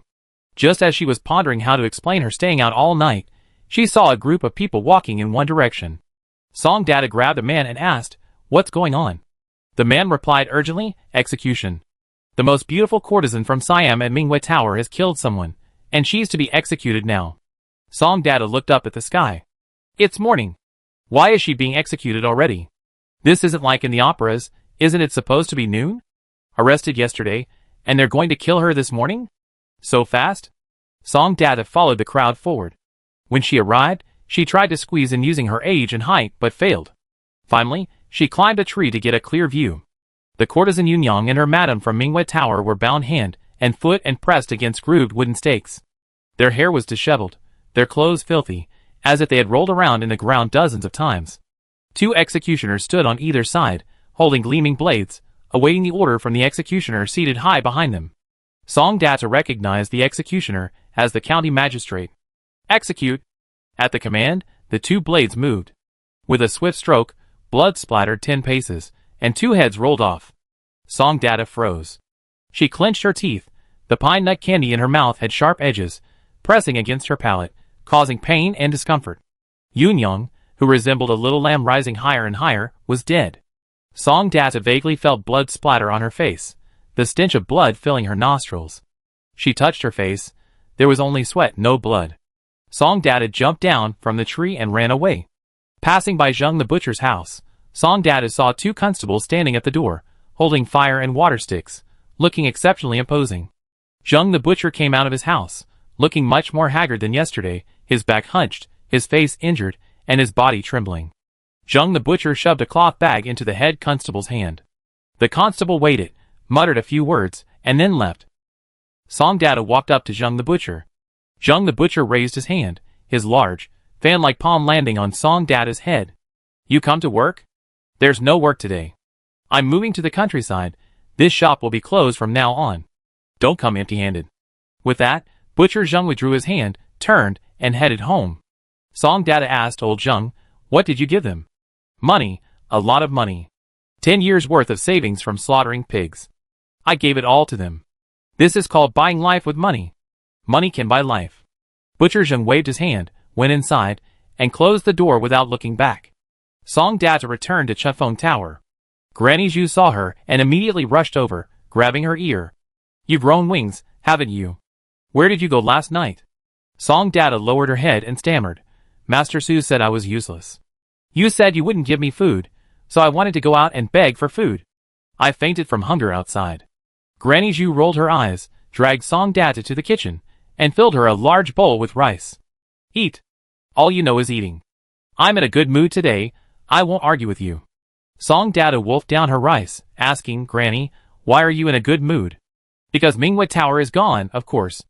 Minghui Tower got into big trouble, and there will be no more Minghui Tower. Chefeng Tower will no longer be overshadowed by Minghui Tower. Granny Zhu beamed triumphantly, finding everyone agreeable. Song Data added, on my way back, I saw 2 old patrons, and I overheard them discussing that they won't be visiting brothels lately, but will instead enjoy themselves in their own backyard. They have several concubines they can exchange. What happened? Granny Zhu exclaimed, slapping her thigh hard. That wretched Minghui Tower. They caused trouble themselves, someone died, and now they're dragging their competitors down with them. All you know is eating. If you eat this much, you become an ugly monster. Granny Zhu snatched the rice bowl from Song Data's hand, slammed it on the table, and stormed off. After she left, Song Data picked up her bowl of rice again. Xiao Jin rushed in from outside.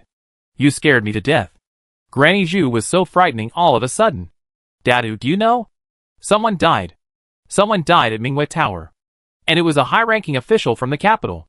Everyone at Minghui Tower has been arrested, and they're going to be executed today. Song Data ate in silence, even though there were no side dishes, just plain rice. She ate with relish. Hey, stop eating. Didn't Granny say? Eating too much will make you ugly. Xiao Jin grabbed Song Data's hand, her eyes sparkling. Do you want to see a beheading? I never seen one. It must be exciting. Song Data shook her head. Let go, don't disturb my eating. I just want to eat my way to fatness. Xiao Jin withdrew her hand, and leaned over the table to carefully examine Song Data. I haven't met Yunyang yet, but I've seen a Siamese person. He looks a bit strange. No, I must go see him. Datu, help me wash the pots and pans, chop the firewood, and I bring you candy when I get back. Song Data had heard this many times. Xiao Jin had never given her candy, and she didn't expect Xiao Jin to give her any. After finishing her meal, Song Data went to He Xiu's room first, gave her a few pine nut candies, and then went back to the kitchen to work. Working in the kitchen was great. She could find opportunities to sneak snacks. The cooks, seeing Song Data constantly scraping rice from the rice bucket with a spoon, immediately laughed. Datu, what if you really become a big fat man? Being fat is great. I want to be a cook, working in the kitchen every day. The two cooks were overjoyed. They watched Song Data chop firewood with a small axe while preparing vegetables. They called it chopping firewood, but it was really just cutting down the dry branches that Granny Zhu had bought cheaply, piling them up for easy access. Song Data wasn't old, but she was stronger than most children her age. As a child, she was fed goat's milk and mutton. Later, when they arrived in the Central Plains, her father spent almost all the copper coins he earned copying books on food. Song Data was taller and stronger than her peers. At first glance, she didn't look like a 7-year-old, but more like a 9 or 10-year-old. Song Data didn't work quickly, but she was methodical, as if she had done these things 1,000 times before. After finishing her work, Song Data sat down to rest next to the cook, who handed her a bowl of water. Datu, you can't let Xiao Jin trick you like that again. Chapter 412. Song Data remained silent, only smiling. The two cooks exchanged a glance. The older one said, Data's probably a fool. He's always being tricked by Xiao Jin. In their eyes, Song Data was a complete sucker, constantly being tricked into doing chores by Xiao Jin. So foolish. They couldn't stand it anymore. Song Data rested for a while, then found a whetstone, took his rarely used kitchen knife, and sat down by the well to sharpen it. He learned to sharpen knives from his mother, who said there was a proper way to do it. Knives used for chopping people and bones shouldn't be too sharp, as they're prone to chipping. Sheep bones are very hard, and human bones are also very hard. Knives used for cutting meat, especially skin, need to be sharpened to be easy to work with. Song Data sat by the well, scooped up some water, and began sharpening the kitchen knife with a laborious effort. She didn't know why she was sharpening knives. She simply felt she should do something. Seeing that she sharpened the knives quite well, the cook brought her a few more to sharpen. Grandma Zhu passed by, rolled her eyes, and had all the scissors in the building brought out. If the two liked sharpening knives, then sharpen them properly. A lazy bum like that, he never understand life. Not only he Xiao thought Song Datu was hiding his true abilities, but even Grandma Zhu thought Song Datu was dishonest. He was tone deaf when learning to sing, and his limbs were stiff when learning to dance. He's clearly only 7 or 8 years old. How could he be so stiff? And he eats so much. He'd definitely become a big fatso. He really doesn't know what's good for him. Grandma Zhu was genuinely angry. She had thought she had found a rough gem, and with a little polishing, she could create a beautiful piece, one day making Chunfeng Tower famous throughout Limping City. If her reputation could spread to the capital, that would be even better. Grandma Zhu was an ambitious woman, but unfortunately, she had poor judgment, mistaking a rough stone for a gem. The more she looked at Song Datu, the more she disliked him, wishing she could sell him off somewhere else. However, Grandma Zhu had no official documents or household registration. Song Data wasn't sold into a brothel by his family, he was a free man. Earlier, Song Data's father had painstakingly managed to register him. Although there were heavy taxes, at least he wasn't an unregistered resident, and others would have to think twice before trying to take advantage of him. Grandma Zhu's calculations were meticulous. She had even planned how to deceive Song Datu, and how to change his household registration at the government office. But she hadn't anticipated that Song Datu was such a blockhead, driving the tutor she had hired to the brink of quitting. You're a useless piece of trash. What good are you? You never amount to anything. These words were like a passing breeze to Song Datu. Song Data knew she wasn't useless. She wasn't incompetent. She could eat and drink, talk and walk, kill chickens and slaughter quails, sharpen knives and chop wood. Her mother said she could eat a large piece of meat in one go, which was impressive. Her father said she could ride a dog when she was 1 year old, which was impressive. Butcher Zheng said she was a born butcher. The cook at Minghua Tower praised her for the cleanliness of the ducks she killed. She could always find the snacks he Xiao wanted. How could she be incompetent? Song Data was very useful.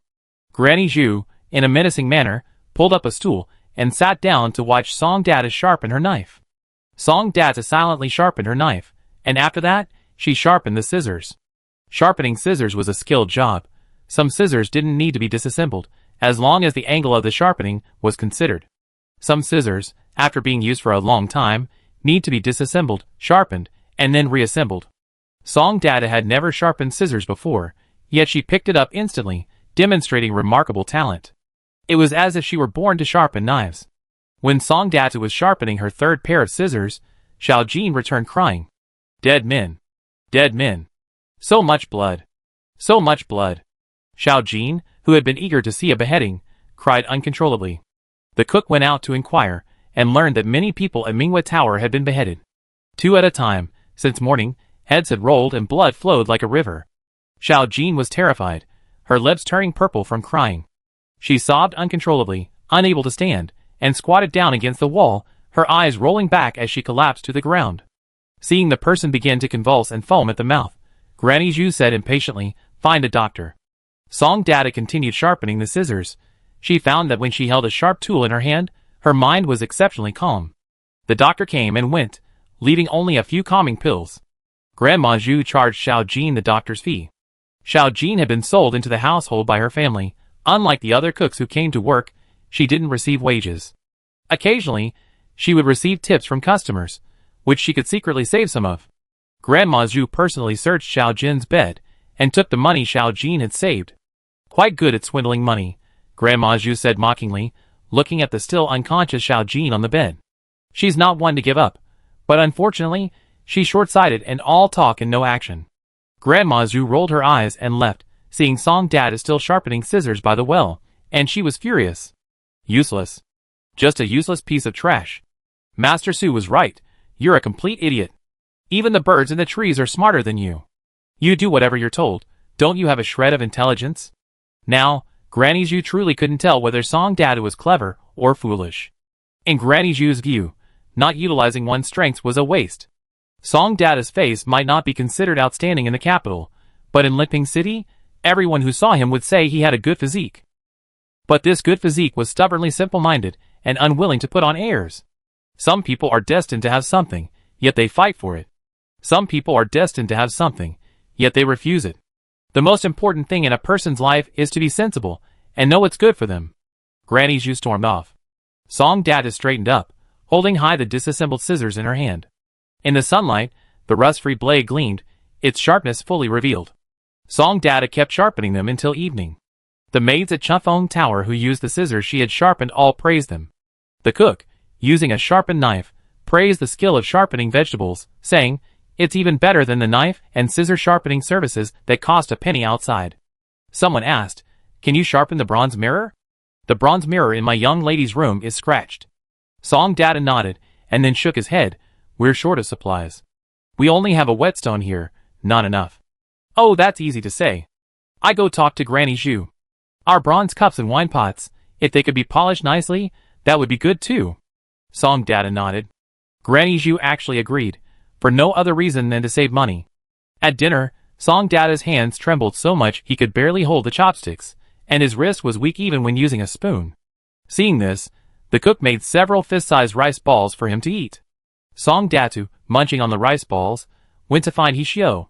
He was stopped just as he reached the door. The guard holding the knife was a respectable-looking man, with a stern expression. He said coldly, "There are guests inside." Song Data stood beside the guard, munching on a rice ball. This guard was tall, and the knife he held was different from the ones the executioners carried during the day. Song Data swallowed hard. She wanted to touch it. She wanted it. She liked knives. Chapter 413. The executioner's blade was wide and heavy, without a scabbard. The guard's knife, however, had a scabbard. Even without seeing the blade, Song Data thought it was a beautiful knife. Song Data looked up at the guard and said, "My name is Datu, and I'm good at sharpening scissors and knives. Your knife seems to need sharpening." The guard ignored her. Song Data held up the last rice ball, expectantly saying, "Are you hungry? Here, have something to eat." The guard still ignored her. Song Data simply squatted down and continued eating the rice ball. The guard nudged Song Data's knee with his toe and asked, "Little boy, what does he show to you?" Song Data looked up, grinning broadly. "How do you know my mother's name?" The guard froze, scrutinizing Song Datu. After a moment, he looked as if he had lost his parents, and his whole body deflated. Courtesans often use stage names. Hishio's stage name was Lotus Shio. Most people only knew Lotus Shio, not Hishio. Song Data's eyes darted around. "Let me see your knife, and I tell you about my mother." Even a godmother is still a mother, whether Hishio acknowledged it or not. Song Data had already given himself a godmother. The guard's previous cold expression vanished, replaced by expectant eyes, as he looked at Song Datu. "How old are you this year?" "Guess? Are you 6 years old?" Song Data grinned. Wrong, a little over 6 years old. 13 months over. Upon hearing this, the guard actually counted on his fingers, then exclaimed happily, yes, yes. Song Data didn't understand what he was counting, he just stared intently at the knife. Beautiful, truly beautiful. You like it? Here you go. The guard shoved the knife directly into Song Data's hand. Its heavy weight almost made Song Data lose his grip. It's heavy. Of course, this isn't like scissors or a kitchen knife. This is a knife forged from fine steel, and the scabbard is made of the best wood. The guard went on and on about the craftsmanship, but Song Data didn't understand. But she could tell it was a good knife. I can't accept something for nothing. Why are you giving me a knife? Because? The guard scratched his head, thought for a long time, and finally managed to say, I think you look familiar, you resemble me. Song Data found this man strange. His change of expression was even faster than Xiao Jin's. Song Data pressed her ear to the crack in the door, trying to hear what was going on inside and figure out when it would end, when the guard suddenly lifted her up. Child, go play somewhere else. How could Ishio raise a child at a place like this? The guard pulled out a 10-tael silver ingot and stuffed it into Song Data's hand. Take this and buy some good food. I come pick you up again when I have the chance. What kind of nonsense is this? Song Datu, clutching her knife, struggled to free one hand to hold the silver ingot. The heavy silver coin made her eyes light up. Sir, is this a reward for me? The guard frowned.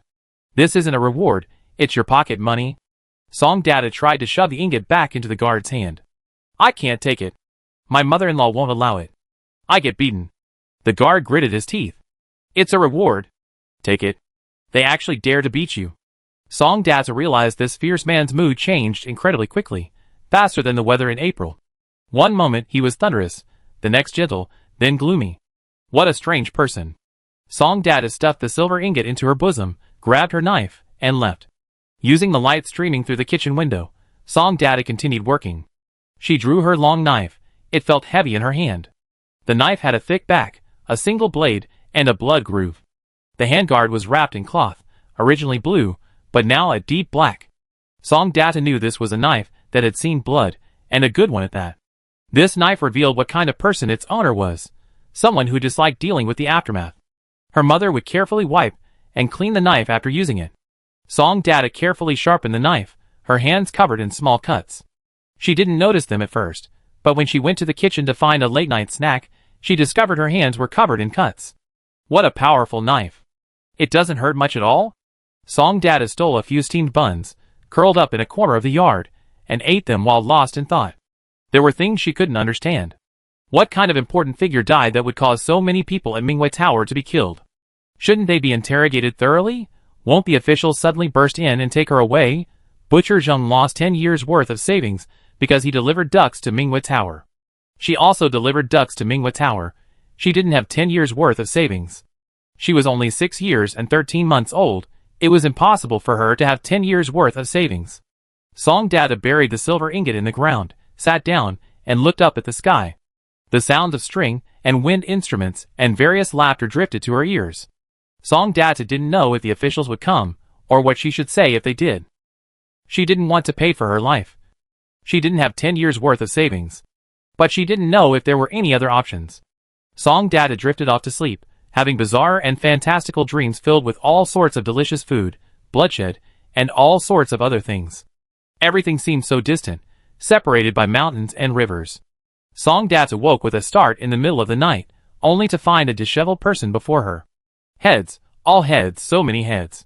It was Xiao Jin, wandering in the backyard, muttering to herself. Song Datu, clutching her knife, silently watched Xiao Jin.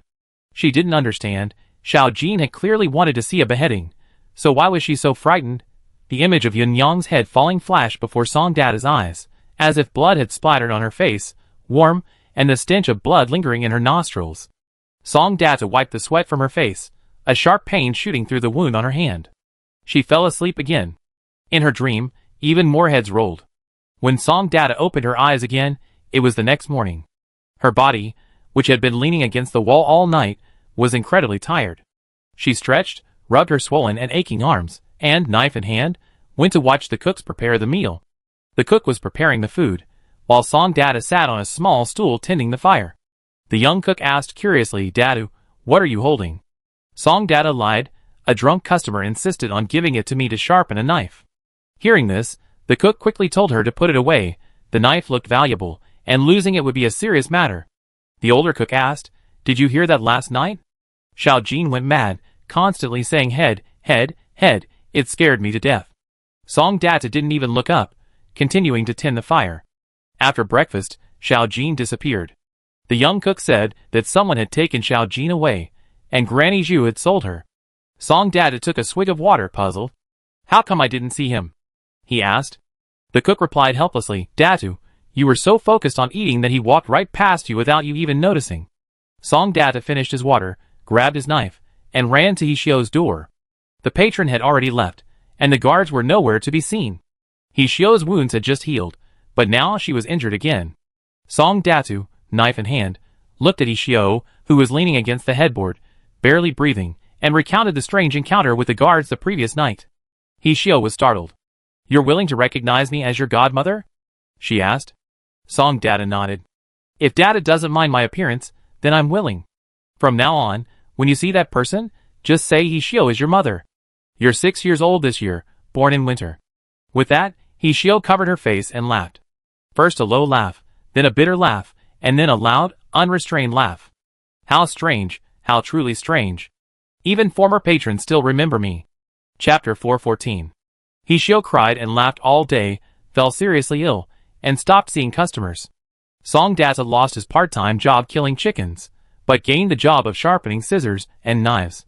All the knives, scissors, bronze mirrors, and bronze kettles in Chufeng Tower were meticulously maintained by him. Perhaps he truly had talent, as he did these tasks very well. Even the customers, who came to seek pleasure, couldn't help but praise how brightly the bronze mirrors in Chufeng Tower were polished. Grandma Zhu gritted her teeth in anger, only regretting that Song Data's talent wasn't being used properly. She disliked Song Data's unseemly skills, but since the customers were amazed, Grandma Zhu arranged for a pimp named Xiao Bao to work with Song Datu, taking on takeout business. It was a small extra service for regular customers. In other brothels, the girls mostly provided singing and dancing services outside.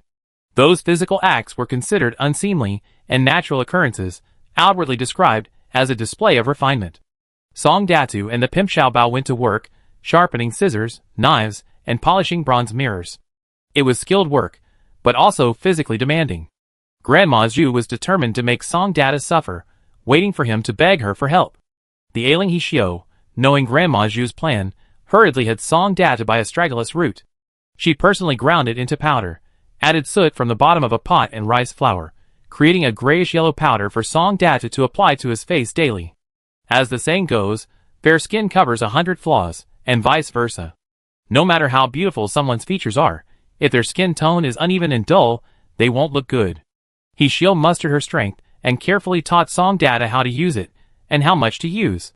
Too much would look fake. Too little would be ineffective. The weather was getting hotter every day, and sweat would easily cause patchy blemishes. Hishio devised a method, adding lard to the paste to create a convenient ointment. She had Song Data carry it with her every day, applying it to all exposed skin. Hishio instructed Song Data that if anyone asked about her skin tone, she should say she had gotten a tan. Autumn arrived quickly, and Song Data's skin grew darker and yellower each day. Standing next to Guinu Xiao Bao appeared fair and lovely. One day, Song Datu and Guinu Xiao Bao went to the county magistrate's house to have a bronze mirror polished. When they left, Guinu Xiao Bao was nowhere to be found. The guard only told Song Data to go back first.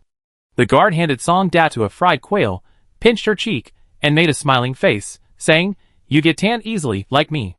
Why are you always running around outside? It's fine for boys, but it's not pretty for girls to get tanned."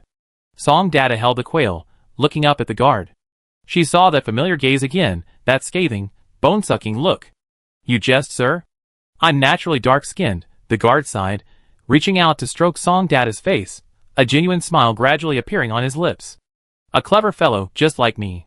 Song Data returned to Chufeng Tower alone, and told Hishio about his encounter with the guard that day. Hishio laughed for a full quarter of an hour. "I don't want the quail. You eat it yourself. I want osmanthus cake." Song Datu, ignoring the quail, gave it to the cook and ran outside to buy osmanthus cake.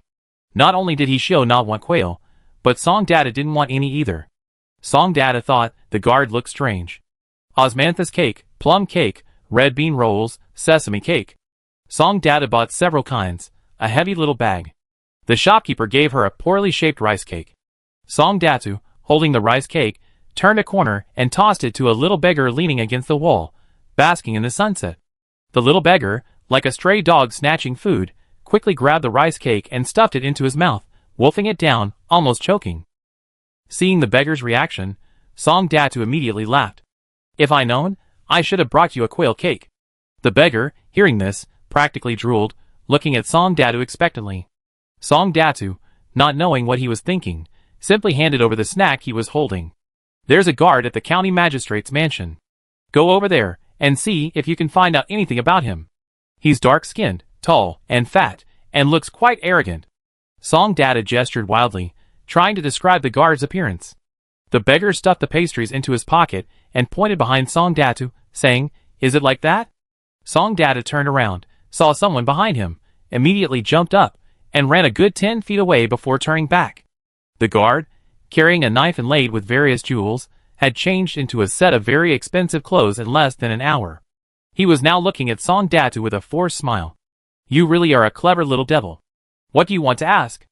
Ask yourself. Letting others inquire won't get you killed. Song Data shrank back and ran. The little beggar was even more clever, and had already disappeared. Song Data hadn't run far when he was pulled back. The guard tucked him under his arm, and returned to the pastry shop. Besides rice cakes, he ordered half a pound of each type of pastry, buying 6 packages of pastries. He also added the same pastries Song Data had just bought, paying an extra half pound for each. Song Data peered over the counter, her heart pounding with alarm. This person had been following her all along. This person knew she hadn't eaten the rice cake, and knew what pastries she had chosen. Even the order in which she ordered the pastries was exactly the same. 8 packets of pastries, tied together with rope, were hung directly around Song Data's neck by the guard. The rough rope stung her skin, and soaked in sweat, it was both painful and itchy. The guard walked in front, Song Data behind, all the way back to Chufeng Tower. It was Song Data's first time entering Chufeng Tower through the main entrance. As soon as she entered, she noticed the surroundings had become quiet. Grandma Zhu greeted her, first giving Song Data a disapproving look, then fawningly saying to the guard, I didn't know our distinguished guest had arrived. Datu is a fool. I've been rude to our honored guest. Grandma Zhu shoved Song Data aside, and immediately another hand pulled her away. Song Data felt dizzy and disoriented. Before he could understand what was happening, he was kicked like a football to the backyard. In the kitchen, 2 cooks were busy preparing, saying that distinguished guests had arrived, and they needed to do their best to entertain them. Hearing the word distinguished guest, Song Data felt a pang of unease. Minghua Tower used to have distinguished guests, who needed to be treated well. Now, Minghua Tower didn't even have a signboard, only an empty shell remained. Anyone of Minghua Tower's rank, regardless of status, was killed. Even now, many people dared not pass by the former site of Minghua Tower. The once bustling street was deserted. Song Datu unwrapped some pastries, and took the osmanthus cake Hishio had requested, placing it on a plate. I go take the pastries to Hwashio. The older cook immediately grabbed her. Are you out of your mind? Hishio is entertaining distinguished guests. You stay here. The cooks were busy preparing food, telling Song Data to start a fire. Even Granny Zhou, who was usually lazy, went into the kitchen to prepare vegetables.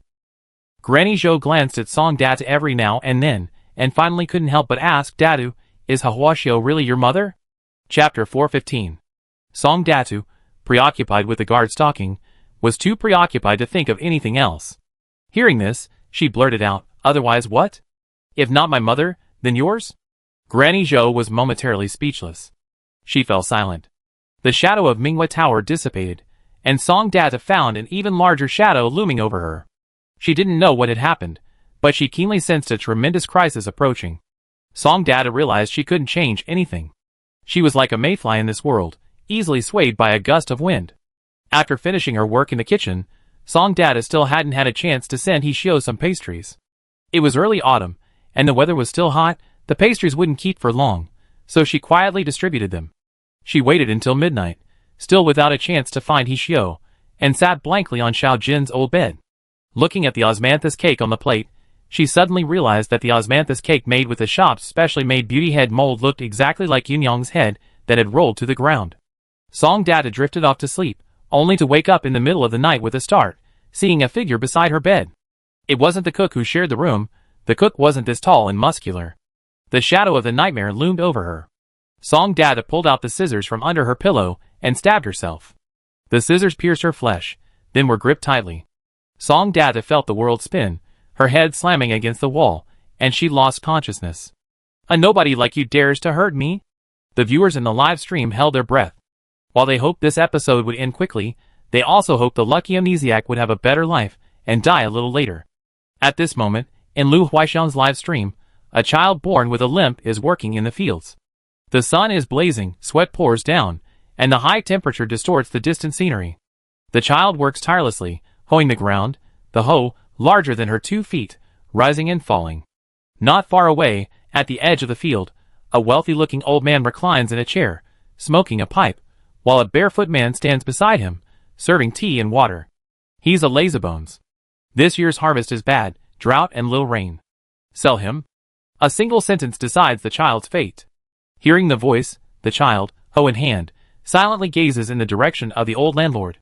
She sees her nominal father bowing and scraping before the old landlord, praising him repeatedly. A surge of anger rises within the child, an anger without reason, without a destination. She doesn't even know why she's angry. But she is angry. She was illiterate, physically disabled, eccentric, and incapable of charming others. Born into a tenant farmer's family, she was unloved by her parents. Now she was to be sold. She was furious. She felt this was wrong. It shouldn't be like this. But what should it be like? She didn't know. She only knew that in her dream last night, she seemed to have eaten her fill. She felt she had to do something. What exactly had to do to make this life worthwhile? In the backyard of a noble family in the capital, a little girl sat on a swing, her ears filled with the admonitions of her nanny. When you get to the princess's place, third miss, don't be temperamental.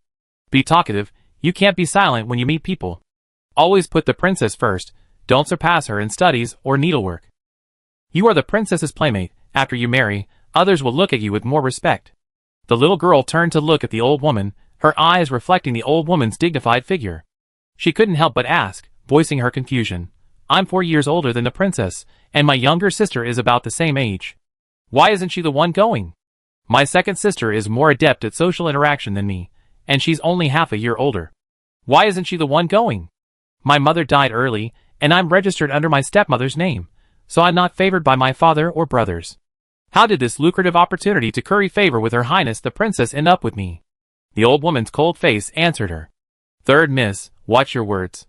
The third young lady suddenly laughed. The emperor is weak, the scholars are content to live, and the generals cherish their lives. The country is no longer a country. Now, are you hoping to use your beauty to seduce all the countries? The emperor barely showed a hint of interest, and my father rushed over like a dog. He's really good at reading people. No wonder he's a close advisor to the emperor.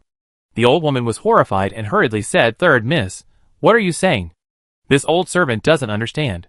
Third miss, please be careful what you say. He's just after my face. My eldest sister is already married, my second sister is from the legal wife's family, and my younger sister has a favored mother. Only I can be abandoned. Under the astonished gazes of those around her, the third miss lowered her head. I will comply. The moon is cold, the sun is warm, yet it all shortens life. Life is nothing more than this. Humans are born to suffer. The third miss smiled brightly, but the surrounding servants felt a chill run down their spines. The third miss stood up, tiptoed, and cupped the old woman's face in her hands, softly saying, We're all human, what's the difference? It's just a matter of time. Do you think that's true, old woman? The old woman felt a chill run down her spine. When the mistress of the house learned of the third young lady's remarks, she immediately ordered people to keep a close watch on her to prevent her from doing anything that might harm herself. The death of a person is not the main concern, the main issue is that the list has already been finalized and cannot be easily changed. This would incur the emperor's wrath. The third miss returned to her room and began grinding ink to copy a book. A maidservant stood guard nearby. The third miss's father sent someone with a copy of the admonitions for women, replacing the book of changes that the third miss had copied. The admonitions for women said, One should be humble, obedient to one's husband, respectful and cautious, virtuous in conduct, focused, submissive, and harmonious with others. The messenger said, Third miss, master says you don't need to leave the house before going to the palace. The third miss looked at the admonitions for women, which had been blown open by the wind, and saw the words respect and obedience. She said softly, "Last year, I prayed at Fuyun Temple for peace in my home and for my father's official career to flourish. Now that my family is at peace and my father has been promoted, I must fulfill my vow. Otherwise, all the gods and Buddhas will be angry." The third miss smiled sweetly, as if the words spoken in the garden were not her own. "I will obey father's arrangements. After all, my name is Hishuan, meaning harmonious." The servants were greatly relieved upon hearing this. The third miss's smile grew even brighter. She wouldn't commit suicide, she wouldn't harm herself. These people used her life as a pawn, planning 10 steps ahead. Then she would repay them. Her bargaining chip was her life. She would try to hasten the demise of this dynasty. Before she died, she would do as much as she could.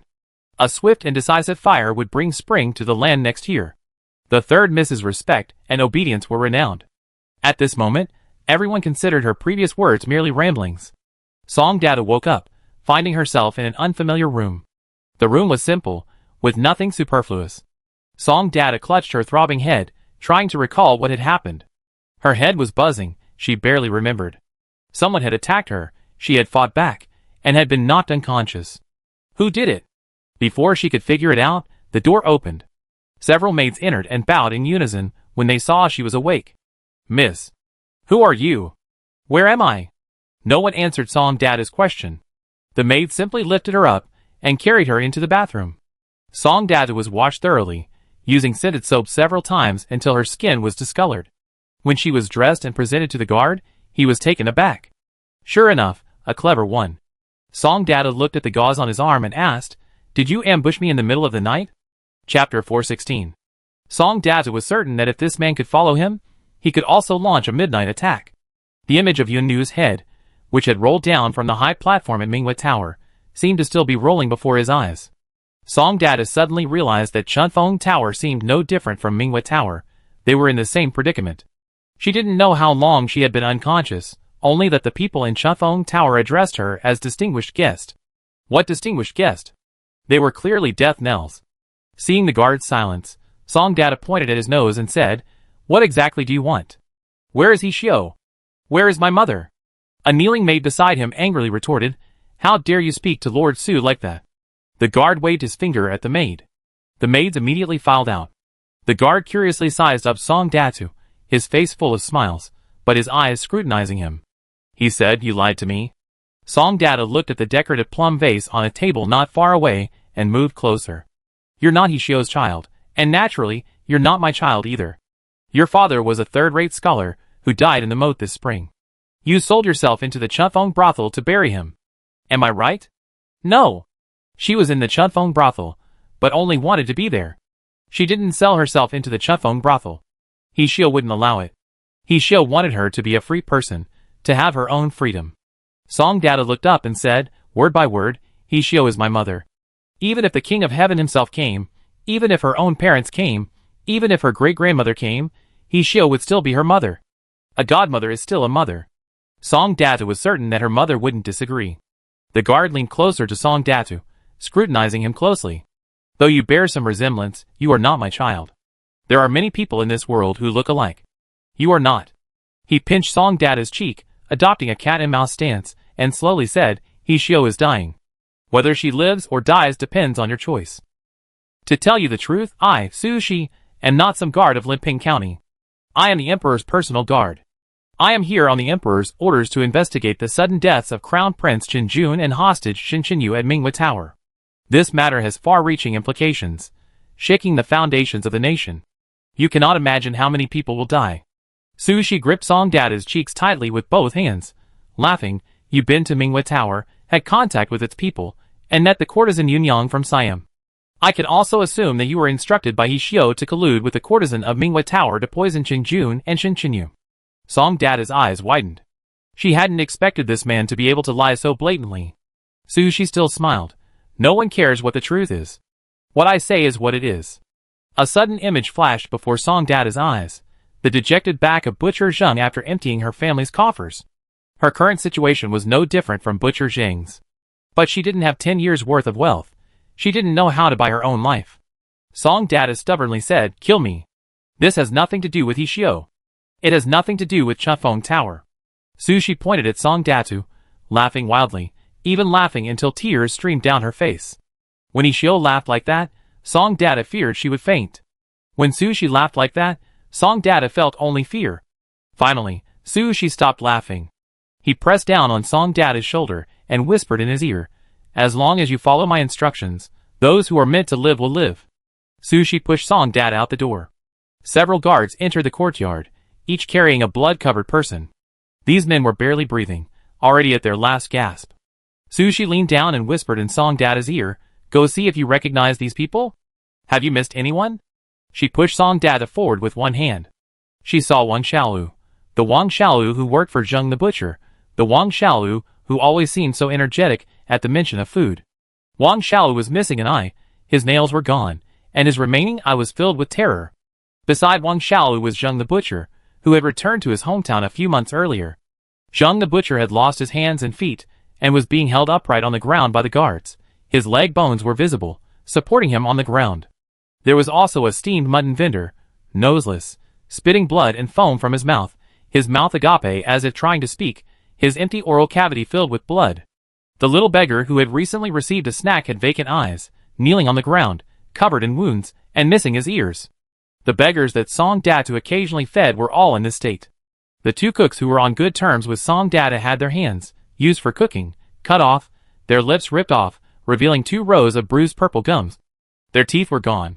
Looking at these people, something seemed to explode in Song Data's mind, and she briefly lost the ability to think.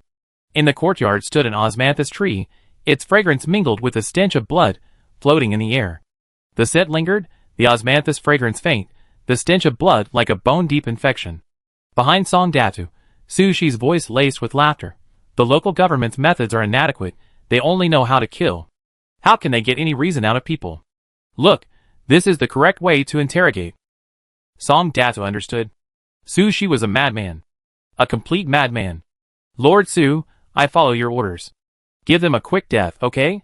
Sushi smiled again, pressing his palm against Song Data's head and rubbing it vigorously. Alright, he said. You do it. Whether they get a quick death or not depends on you. Sushi clapped his hands, and immediately someone brought Song Datu a knife. The same knife Sushi had given her before. Song Data gripped the knife, her hands trembling. She tried to draw the knife, but failed. Her arm span wasn't long enough, her strength insufficient, she couldn't perfectly draw a long knife. Sushi drew the knife for her, the heavy scabbard falling to the ground. Go. Hishio is still waiting for you. Whether she lives or dies depends on you. This shouldn't be happening. This shouldn't be happening. Song Data gripped the knife with both hands, took a step forward, a voice echoing in her mind. This shouldn't be happening. This shouldn't be happening. Kill them, Hishio-shing. If you don't kill them, Hishio-shing dies. Is that how it is? No, this shouldn't be happening. Song Data gripped the knife tightly, the voice in her head repeating the same words. This shouldn't be happening. Butcher Zheng waved his arm at her. Datu, if you can kill chickens and ducks, you can kill pigs and sheep. If you can kill pigs and sheep, you can kill people. Stab them in the heart, that's the fastest. That's how the world is, dying is better than living. I can't live anymore, hurry up and do it. Song Data's hands trembled as she looked at Butcher Zheng, who was standing on the ground. No, this shouldn't be happening. The one who deserves to die the most isn't Butcher Zheng. Big head, come here. Do you remember what I taught you? Wang Xiaolu, you tell me. Wang Xiaolu trembled. The doctor said I have a reverse pulse. My heart isn't on the left, it's on the right. Big head, don't get it wrong, I don't want the pain. The cook broke free from the guard's hand, and banged her head against the artificial hill not far away. Once wasn't enough, twice. As devout as if praying to a god, she cowed out again and again. Chapter 417. The mutton stall owner shook his head at Song Datu, opened his mouth wide, pointed to his own mouth, and gestured upwards, indicating the correct way to cut. This stall owner, skilled at dissecting sheep heads, had a different perspective from Butcher Zheng. Insert the knife diagonally into the mouth, piercing the brain. Easier than stabbing the heart, with less bone obstruction, requiring little skill. This method is best suited for beginners. Several beggars writhed on the ground in agony, blood pooling around them. Sushi leaned close to Song Data's ear and whispered, Look, they're begging you. They're begging you to kill them. Song Data held the knife, looking at the people before her, feeling as if her soul had been ripped from her body. She saw the expressions on everyone's faces, the malicious gazes of the guards, and Sushi's smile. Sushi said that whether she acted or not, these people would die. Sushi said that if she didn't act, Hishio and she would be the ones to die. Sushi said, trading someone else's life for your own is worth it. Song Data looked at the knife in her hand. It was long and heavy. The knife was over 3 feet long, and she needed both hands to barely hold it steady. She had sharpened it to a fine point and cleaned it thoroughly. She sharpened the knife according to her mother's habits, and cleaned the bloodstains from it according to her mother's habits. Her mother said, "People are all born of me. When you're fighting over pastures or water sources, just injure them, you don't have to kill them." Her mother said, "There are 2 kinds of enemies, those who want you dead and those who don't." Song Data took 3 steps forward, leaning on the knife with both hands, took a deep breath, and turned to thrust. The one who deserved to die was someone else. Clang! Sushi kicked the knife out of Song Data's hand. Something that can't even be drawn from its sheath. How dare it swing a knife at me? Something rolled to Song Data's feet. She looked down and saw Wang Xiaoyo's face contorted in pain. "Look closely, they all died because of you." Song Data turned her head. She saw clearly, seeing heads rolling everywhere, no different from the execution of the people at Minghua Tower that day. Song Data looked at the knife on the ground. Her mother didn't have an enemy she absolutely had to kill, but she did. She had an enemy she absolutely had to kill. She would learn from those jackals, waiting for her chance, slowly but surely, until death. Just like those jackals, killing their leader. She said, "Sushi, what exactly do you want me to do?" "I agree." Sushi wanted to assassinate the emperor. The emperor favored young girls. Sushi had arranged for many assassinations, but all had failed. He set his sights on Song Datu. Soon, the emperor will arrive in Linping. Do you know why? Because he's afraid those iron cavalry will storm the capital. Sushi wore a strange smile. He really did look a lot like Song Datu. Or rather, he resembled Song Datu's mother. Sushi wasn't a pure-blooded Han Chinese, nor was Song Datu. Similar bloodlines created their striking resemblance. Song Data didn't want to know the reason. She only wanted to kill Sushi. She dreamed of killing Sushi. From that day on, Song Data lived in the mansion Sushi had prepared. Sushi publicly declared that Song Data was his daughter. Sushi tried to cultivate Song Data's talents: poetry, wine, flowers, tea, music, chess, calligraphy, and painting. The one who came to teach her was Master Su. When Master Su saw Song Datu, his nose twisted with anger, and he roared, "A pretty skeleton, a blockhead. It's useless, you can't learn it." Song Data lowered his head, remaining silent. Su Dejia asked, "Is Sushi your father?" "No, my father is dead." Su Dejia asked again, "Is Hishio your mother?" "Yes, a mother who gave me a second life." Su Dejia pondered for a long time, then said, "The people of Chunfeng Tower are dead, or rather, most of the people in Limping City who had dealings with you are dead." "What do you want to say?" Song Data said, "The fault isn't mine, it's Sushi's fault." Su Dejia sighed, "The problems are deeply entrenched and difficult to reverse, now no one can change the tide. The court doesn't have time to deal with these things. Even if people knew what Sushi did, it would be useless. He's an official, we're commoners. Commoners don't fight against officials, because they can't bear the consequences. Datu, I have nothing to teach you, and you don't need to think too much about it." Su Dejia already knew that Song Datu was a blockhead, with no talent for singing, let alone dancing. In Su Dejia's view, Song Datu was unteachable. No need to waste time. Song Data looked at Su Dejia and said solemnly, "I want Sushi dead. If you, Su Dejia, want to tip me off, I'd be waiting with my neck clean." Su Dejia was taken aback, looking at Song Data seriously for the first time. Su Dejia said, "I won't tell Sushi. There are many who want Sushi dead. One more won't make a difference." "Why are you telling me this?" "Su Dejia recognizes me and is still alive, which means you are useful. The fact that you came to see me means you hold a significant place in Sushi's heart. Whatever Sushi is wary of, you are different. Everyone has moments when they let slip. Rather than being cautious in front of Su Dejia later, it's better to lay your cards on the table now." Su Dejia looked at Song Datu and realized that this stubborn little girl had suddenly grown up. However, the price of this growth was quite high. Song Data said, "Please teach me, Su Dejia." Su Dejia gave it her all, but it turned out that Song Data had absolutely no talent in poetry, song, or dance. However, she did have some talent in chess. Where does this ruthlessness come from? You can see the excessive killing in your chess moves. That's not good. You need to hide your true feelings. Sudejia touched Song Data's face and said, "This face is the best mask. Whether it's playing chess or killing, treat it as ordinary things. Would you get emotional over drinking a glass of water? No. Take the same attitude as eating and drinking a meal.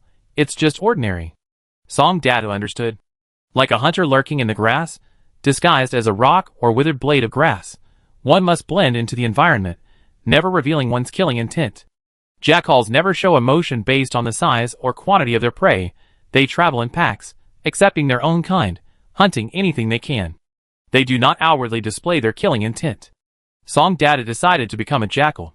The following March, the capital was moved to Limping. Song Data lay prone on the city wall, quietly watching the emperor's carriage rush into the city, his appearance as if chased by jackals and tigers, a sight that made one laugh. Sushi smiled and said, "Get ready, I arranged some poison for you, you administer it." The emperor, weary from his journey, found himself quite bored. Local officials arranged for numerous performers to entertain the guests with songs and dances. Sushi, accompanied by Song Datu, attended the banquet. Song Data noticed the dancing pimp Xiao Bao. It had been half a year since he last saw Xiao Bao. Xiao Bao had been presented by the magistrate of Limping County. Song Data sat obediently beside Sushi, pouring him wine. On the first day, the emperor paid no attention to Song Datu, his gaze completely captivated by Xiao Bao. On the second day, the emperor still ignored Song Datu. The music from the Su family drew his attention. The third day, the fourth day, the fifth day. The emperor's gaze never fell on Song Datu, or rather, he didn't even look at Sushi. Sushi panicked. Had the intelligence been wrong? Chapter 418. Sushi had plotted for many days, expending much effort and killing many people to confirm that Song Data was his daughter, but he had never anticipated this outcome. Sushi couldn't understand where things had gone wrong. He sensed the emperor's growing distance from him, and the gift he had prepared for the emperor remained unpresented. Finally, Sushi presented Hishio. Song Data hadn't seen Hishio in a long time. She poured wine for Sushi from below the stage, while Hishio danced on a large drum as tall as a person. Song Data noticed that Hishio had lost weight. Hishio had always been thin, and Song Data had always run back and forth buying various snacks and treats, diligently feeding her. The few pounds Hishio had painstakingly gained were now all gone. Sudejia played the zither, and Hishio danced, her gossamer thin robes undulating on the stage, tracing beautiful arcs. Hishio's figure was slender, and Sudejia's zither music was ethereal. The fluttering sleeves were like a flock of birds soaring into the sky, appearing and disappearing amidst the clouds. Hishio's face was flushed, half makeup, half her natural complexion. Master Su said Song Data lacked talent, but Song Data had never really grasped the meaning of lacking talent. Until today. She realized that she truly lacked talent. For the first time, Song Data genuinely understood what Master Su meant by a demeanor as ethereal as floating clouds, a face as frosty as autumn. She held the wine pot, quietly gazing at Hishio. Sushi's face was grim. He slapped the table, signaling Song Data to pour more wine. Cup after cup, Sushi finished a whole pot of wine in one gulp. He grabbed the wine pot from his colleague, flipped the lid, and poured himself a drink. Song Data looked at Sushi's flushed face from the alcohol, then turned to look at Hishio again. Hishio is still the prettiest. Suddenly, Song Data noticed a gaze. She looked over and found it came from the emperor, who sat on the throne. According to Sushi, the emperor was corrupted by wine and women, and terrified by the southward-bound iron cavalry. He was the most incompetent person in the world. Through the gauze curtain, Song Data couldn't see the emperor's face. She moved sideways to Sushi's side, pretending to be acting on Sushi's orders, and carefully retreated until she reached a pillar before standing up. After going out for a while, Song Data returned and found the emperor's gaze still on Sushi. He was looking at Sushi, not at her. Song Data thought that Sushi's information was very problematic, possibly completely wrong. After the banquet, Sushi went to see a eunuch, said something, and then walked back with a livid face. While he was talking to the eunuch, Song Data found Sudejia and Hishio. Hishio gave her a piece of candy and said, "Datu, you should run away. Limping is a dangerous place now." Song Datu shook her head and then nodded. She did want to run away, but before she did, she had things to do. Song Datu followed Sushi back, while Hishio was kept on. Sushi's face was gloomy on the way. Back at his lodgings, Sushi dismissed everyone and went straight to the bathhouse. He didn't like anyone around him when he was angry. Song Datu returned to her room, slung her long sword over her shoulder, and went to the room where Su Dejia used to rest during his lectures.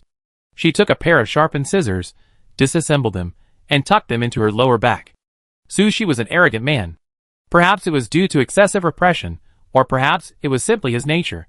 He never held back his malice towards Song Datu. Strangely enough, Su Shi never hid anything from Song Datu. He unleashed his malice without restraint, malice towards ordinary people, malice towards officials, malice towards the emperor. Su Shi told Song Data everything. Song Data couldn't understand where this malice came from. Song Datu, carrying a knife, went to find Su Shi. Su Shi was dozing in the bathtub, his jaw still clenched. No one knew what he was angry about. The sound of Song Data opening the door startled Su Shi, who roared, "Get out!" Song Data continued walking in. Su Shi put on his clothes, walked around the screen, and saw Song Datu with a knife on his back. He suddenly laughed. "You want to kill me? A piece of trash like you wants to kill me? Can you even draw your knife?"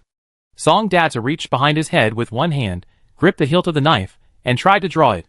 The excessively long blade had only been drawn half a foot when it jammed. Su Shi burst into laughter. He pointed at Song Datu and sneered, "You're a piece of trash, the worst of the worst, a piece of trash, who can't even draw a knife."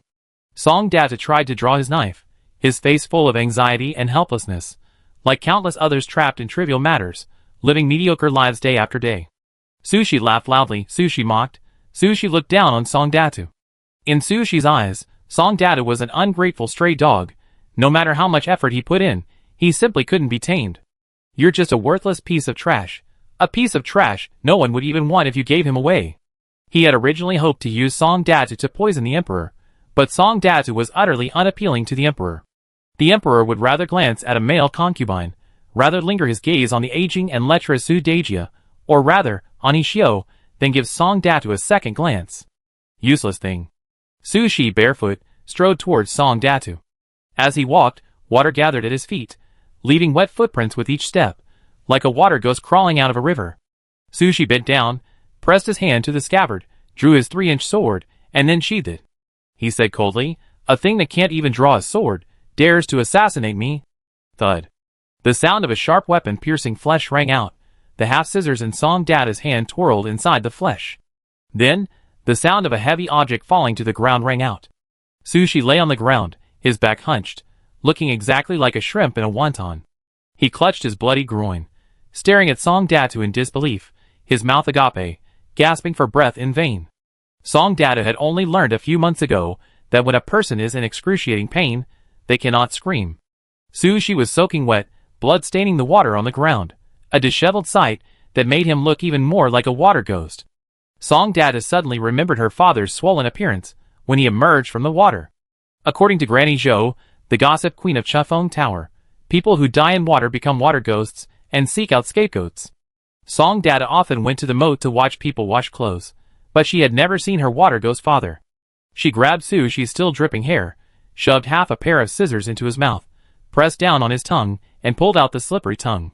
Song Datu had heard Butcher Zheng tell stories, and knew that some wealthy families specialized in eating chicken tongues. Song Datu had tried cutting off the tongue while the chicken was bleeding from its neck. At first, she was clumsy and awkward, but later she mastered it. Song Datu smoothly cut off a piece of tongue, severing it cleanly at the root. A lump of meat fell to the ground, bouncing a few times, like a mutton meatball made by a cook. The older cook secretly told her that beef meatballs were much tastier, and that she knew how to make them. The beef meatball, tossed onto the cutting board, bounced several times, more chewy than a mutton meatball. Unfortunately, the imperial court openly forbade the slaughter of cattle, so they weren't qualified to eat beef. Song Datu looked at her tongue and thought, this is probably what beef meatballs are like, chewy? Chapter 419. The older cook's mutton meatballs were round and bouncy. The younger cook, from a water town, was skilled at making fish balls. The fish balls weren't very bouncy or round. The two cooks often argued about which was tastier, the mutton or the fish balls. At this time, Song Datu would always squat nearby, tending the fire, and sneaking bites. A bite of a mutton ball, a bite of a fish ball, both delicious. She wasn't picky. Su Shi, stabbed in a vital spot and without her tongue, stared at Song Datu in terror, as if seeing a monstrous beast. Song Datu, holding half a pair of scissors, sharpened the blade and tested it against Su Shi's wrist. She tried, only severing Sushi's tendons, barely leaving a mark on the bone. Song Datu examined it carefully and sighed. She wasn't strong enough to cut it cleanly at the root, what a pity. She stepped on Sushi's foot, severing his Achilles tendon. A flash of image crossed her mind. A vendor selling steamed mutton, preparing a cold salad of tendon meat. The vendor said that meat with tendons would shorten when cooked. Raw tendon meat is hard to chew. Children should eat it cooked long enough for better flavor and easier digestion. This kind of meat, steamed, chopped, and sandwiched in flatbread with pepper, is tender and chewy, delicious. Song Data pulled out 3 inches of tendon. Sushi tried to struggle, but she pulled a long knife from behind her and smashed it against his forehead. Don't move. I never killed anyone before. Cooperate. Sushi's eyes were bloodshot. He tried to struggle, but Song Data's initial strike was too brutal. It had pierced diagonally 3 inches below his navel, directly into his kidney, and with a twist, severely injured several internal organs. In one fell swoop, Song Data severed Sushi's Achilles tendon, pulled it out, cut off a section, and threw it on the ground. The tendon rolled to the side of the tongue, looking strangely neat. Song Data racked her brains. What else? Right, the eyes. She held half a pair of scissors in one hand, one foot on Sushi's collarbone, the other on his hair, forcing eye contact with him. Wang Xiaolu was missing an eye. She figured it should be a buy one get one free deal. Soon, both eyeballs rolled to the ground. Song Data realized that Sushi's eyeballs were no different from those of pigs or sheep. What else? Song Data frowned, thinking as she looked at Sushi's empty eye sockets. Right, the mouth. The young cook said that fish lips were the best part of the fish. She hoped Song Data would learn to fish, catch a big fish, so she could cook it however she wanted, without having to follow a recipe. Song Data continued her efforts. Pig snouts are delicious. Butcher Zheng likes to eat them with his drinks, and the mutton stall owner also likes them, occasionally asking her to tell Butcher Zheng for fresh ones.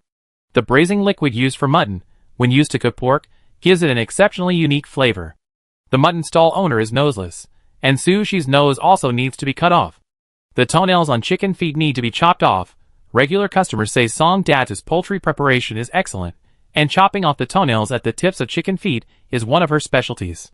There's no cleaver nearby, but luckily there's a 3-foot-long knife. Song Data doesn't draw the knife, she holds the scabbard, pulls the blade forcefully to one side, the hemp rope breaks, and the knife comes out. This is a method Song Data has pondered for a long time. Grind off one side of the scabbard, stuff it with sheepskin, leave the scabbard at the tip intact, and tie a hemp rope near the hilt. A predator that cannot reveal its claws will die a horrible death. Some losses, she only needed to suffer once. Song Data stepped on Sushi's palm and began chopping off her nails. Actually, she should have pulled them out, like Wang Xiaoyu's bare, nail-less hands. Song Data couldn't find a suitable tool, so she had to use the techniques for butchering chickens. Sushi began to struggle again, like a pig struggling in its death throes. Butcher Zheng said that butchering a pig must be done in one stroke, otherwise a crazed pig can be deadly. Although Butcher Zheng said this, he himself would sometimes make mistakes. Song Data had heard from Wang Xiaolu that Butcher Zheng used to not butcher a pig cleanly enough, and he broke his hand, so his wrist often ached. It wasn't from tossing the wok too much. Song Data sighed. She was in a dilemma, truly in a dilemma. How could she finish it in one stroke? This wasn't right. How could she quell her anger with a single stroke?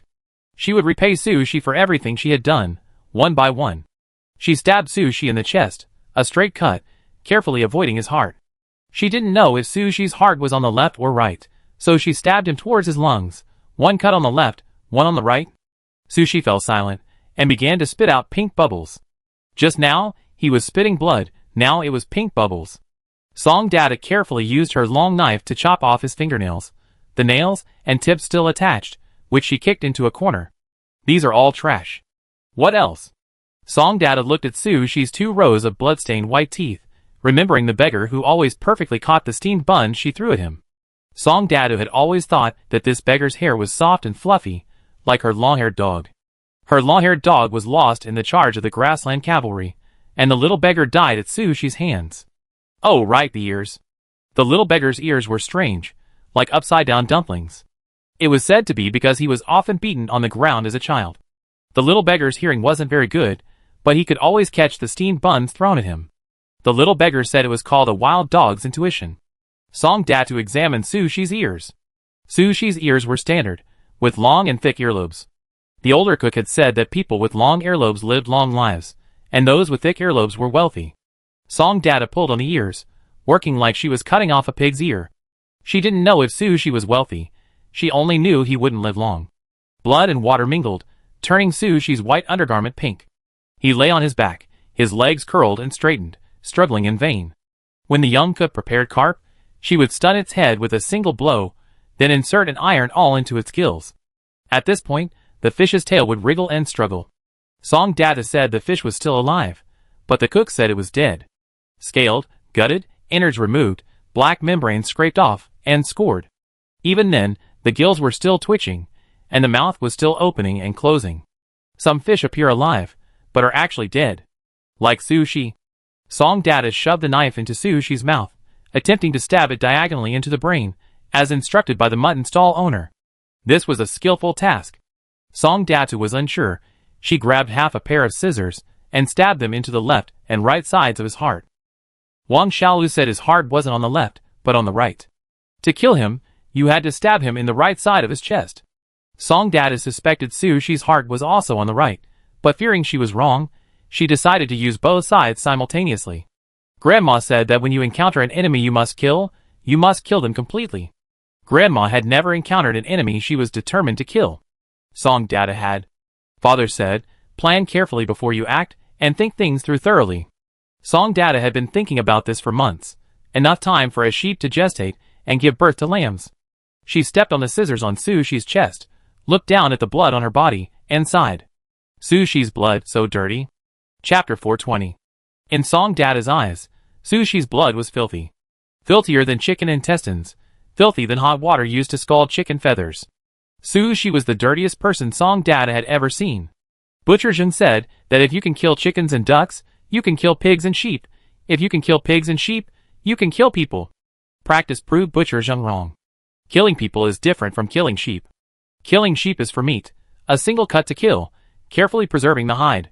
Killing people is different. Killing is killing, not for meat, but for peace of mind. The chickens, ducks, and quails Song Data handled were always clean. Only Sushi, whom he had processed, was filthy. Too much blood, not clean at all. Song Data went behind the screen, scooped a ladle of spare cold water, and poured it on himself. Limping in March was still cold. Song Data sneezed, and quickly washed the blood off his body with the cold water. She returned to Sushi's side, carefully avoiding the blood on the ground, and forcefully pulled the knife from Sushi's mouth. The 3-foot-long knife was quite heavy, its tip stained with a pinkish-white paste. Song Data knew what it was. People would buy pig brains specifically to supplement the brains of their school-aged children. She dragged the heavy knife with one hand and pushed open the door with the other. The stench of blood outside was just as strong as inside. A dozen armored soldiers stood in the courtyard, with Sushi's guards at their feet. Sudejia stood among the soldiers, smiling at Song Data. Sudejia asked, "Was it fun?" Song Data didn't answer, walking straight past Sudejia. She was somewhat dazed, gazing up at the waning crescent moon on the horizon. Today was the 5th day of the 3rd month, the anniversary of her father's death. Song Data stopped and turned to Sudejia, saying, "Lend me some money. I pay you back." With the borrowed money, Song Data knocked on the door of the funeral parlor. The old man, who had just gone to bed, opened the door angrily, but his face immediately softened upon seeing the silver. "I need incense, candles, and paper money, lots and lots." The old man hawked various paper offerings: houses, horses, maids, servants. Sudejia gave Song Data 2 silver ingots, totaling 20 taels of silver. Song Data asked, "I need a lot. Is this enough?" "Enough. Enough." The old man took a bite of the silver ingot to check the goods, then eagerly brought out a large bag to pack Song Data's things. Learning that Song Data was unfamiliar with the customs of burning paper money, the old man immediately patted his chest and said, "Leave it to me." The old man put on a robe, held a handbell in one hand, and a copper coin sword in the other, and walked out with strange steps. Song Data tried to imitate his gait, nearly tripping over her own feet. "You said your father died in the moat, so go burn his ashes by the river first. Your mother should be burned at the crossroads. The market you mentioned isn't suitable because of our incompatible horoscopes. You can burn them at Mingwei Tower. You can burn them at Chufeng Tower too. Since you're giving me a lot of money, I sneak in and grab some things, and maybe even perform a ritual for those people." The old man talked a lot, and Song Datu was only vaguely aware of what he was told. She did whatever he was asked. Drawing circles, arranging offerings, burning paper money, offering sacrifices to the 4 directions of spirits, chanting the names of the deceased. Song Datu was very cooperative. The old man and the young girl wandered through Limping City in the dead of night. The old man, for the sake of money, completely disregarded the curfew, and Song Data had forgotten about it. They walked and stopped, dodging the patrolling constables. Burning paper money swirled and rose into the night air. Song Data muttered about people she knew and didn't know. She burned so much paper money that she bought it all from the funeral parlor, ensuring that even wandering ghosts received a share. The old man muttered incantations as his hands flew across paper, folding and stamping documents. Both were very busy. Song Data carried paper money several times, burning it until dawn when the city gates opened. The two then went 10 miles outside the city to find the burial mound and continued burning paper money. Song Data gave a detailed report of everything she had done over the past year, how much money she had spent, and how much debt she had incurred. Initially, Song Data had earned money. The old women at Chunfeng Tower didn't pay her wages, but she could earn a few copper coins cleaning rooms for the girls, who were short-handed, running errands for them, and even slaughtering chickens for Zheng the butcher. As long as she worked hard, she had income. Later, when Minghua Tower was involved in an incident, Butcher Zheng was implicated and sent back to his hometown, leaving Song Datu without a part-time job. After that, Chunfeng Tower also closed down. Song Data carefully calculated his accounts and found that he was spending more than he earned. He owed He Xiu and Su Dejia a total of over 40 taels of silver. Song Datu, burdened with a huge debt, knelt at the grave and pulled at his hair. "Making money is so hard," the old man said, shaking his head as he ate a steamed bun. He found the child quite amusing, the blood-soaked little devil, like a vengeful ghost, kneeling before the grave counting copper coins on his fingers. Fine. Extremely interesting. How many people must he have killed to possess such a murderous aura? Instead of killing and robbing, he's counting copper coins on his fingers. Song Data didn't know if she could ever repay the debt in her lifetime. She didn't even know if she would die. A life for a life. It's a simple truth. Song Data felt he understood this perfectly. Song Data asked, "Old man, can I burn paper money for myself in advance?" The old man spat out a mouthful of wine, almost unable to believe his ears. "What did you say?" "Burn paper money for yourself in advance, so you have money to spend after you die, and won't have to rely on others to burn paper money." The old man was stunned. In all his years in the profession, he had never heard such a request. Burning paper money for a living person in advance? Wasn't that cursing them to die? If an adult had asked this, he would have already cursed them out. But this was a child. A little kid, so ignorant and naive. The old man thought seriously for a moment and said, "Burn more paper money for your parents, so you can ask them for money after you die." Song Data shook his head. Granny Zhou said that people are reincarnated after they die. What if my mother has already been reincarnated when I die? Won't I have no money to spend? Do ghosts starve to death? That. He's thinking quite far ahead. The old man clicked his tongue. Song Data decided to build herself a cenotaph, but she didn't have the money to buy land. So she dug up the grave, took off her blood-stained outer clothes, put them in the tomb, and covered it with soil again. The old man was stunned by this. Relocating graves and collecting the remains of ancestors has existed since ancient times, but Song Data digging up her parents' graves, forcibly stuffing her own clothes inside, and building a cenotaph was something the old man had never seen before. After finishing her work, Song Data lay on the grave mound, panting heavily. She said, "I want a name. I'm 7 years old now. In a little over a month, Song Data would be 8. If calculated according to the traditional Chinese age reckoning, she would be 9. Her father had said he would name her when she was 7. It's said that children who have formal names too early are prone to death. They should be given formal names after 7. Song Data scratched her head, unable to think of a good name for herself. She couldn't very well hope her father would appear in her dreams. Her father had never appeared in her dreams. It was almost noon, and the old man's stomach was growling with hunger. He had only brought a few steamed buns with him, which he had long since eaten. Eager to get back quickly, the old man pointed to the sun in the sky and said, "The weather is fine today. Why don't you be named Zhao?" Zhao means clear and bright. Before Song Data could speak, the old man continued, "Youth fades, the sun shines brightly. Spring energy flourishes, all things rush forth. The soul returns. No distance is too far." Song Data realized that this old man, like her father, liked to say things that were difficult to understand. She asked, "What does that mean?" Chapter 421. Song Data suspected the old man was fooling him. This man spoke in a cryptic, rambling way, just like his father. Perhaps he was reliable. The old man said, "It means don't go east, west, south, or north. All directions are dangerous. Only here is there light and warmth, freedom and leisure. Want to come? I treat you to fried quail when we get back to town." Song Data swallowed hard. Let's go. People should look forward, and Song Data wanted to eat her fill. She pulled out the last stack of paper money and threw it into the brazier. Song Datu, this is your future wealth. I burn it again later. From now on, she wouldn't be called Datu anymore. She had a formal name, Song Zhao. Zhao means light.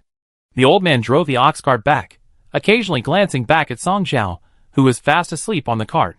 He realized this little girl was very unusual.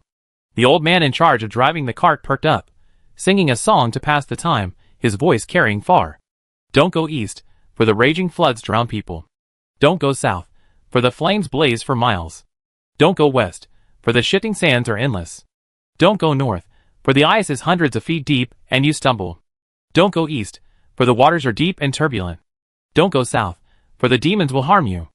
Don't go west, for you encounter monsters and your heart will be filled with fear. Don't go north, for the black waters flow beneath your feet. Go back to your homeland, where you can live a peaceful and healthy life. Return. Be at peace. Return. Don't go to that distant place. Song Datu, now with a new name, pressed her arm to her forehead, squinting, and saw a patch of blue sky and white clouds through the gaps in her eyes. She didn't know what the future held, only that her life had a new beginning. Her name is Song Zhao, which probably means dawn. Back in Limping City, the old man, feigning reluctance, wouldn't treat Song Zhao to fried quail, so they each ended up with a sesame flatbread. The old man said, "Kid, where are you going from here? Why don't you come work for me? I think you're tough. You're suited for my line of work." Song Zhao shook her head. She saw Su Dejia standing at the crossroads, waved to the old man, and quickly ran over.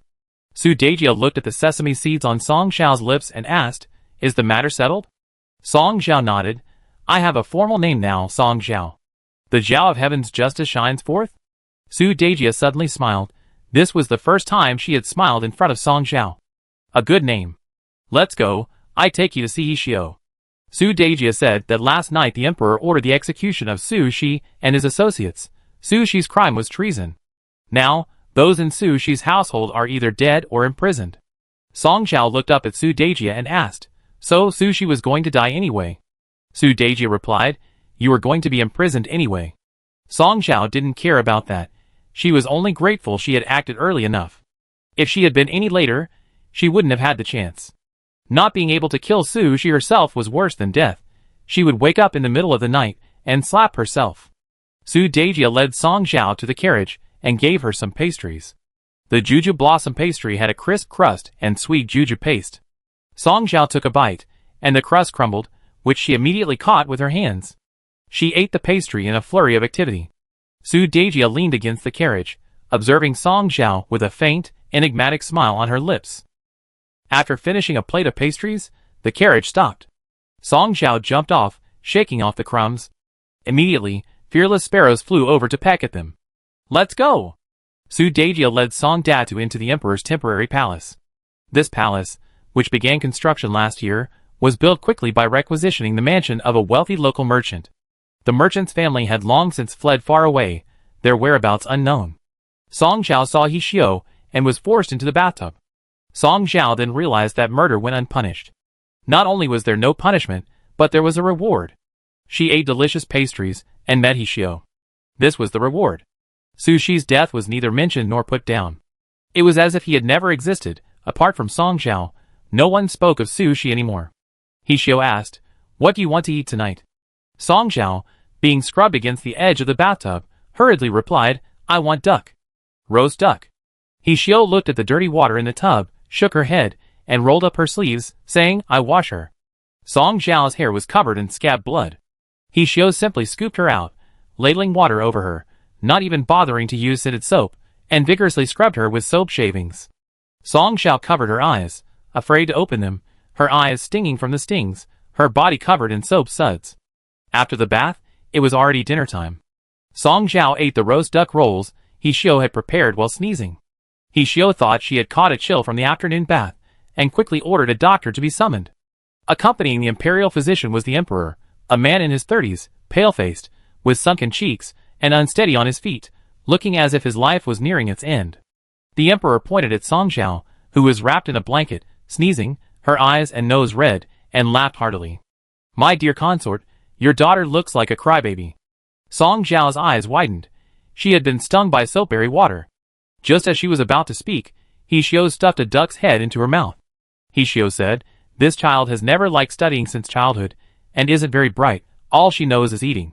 Your Majesty, please forgive her." The emperor clapped his hands and laughed heartily.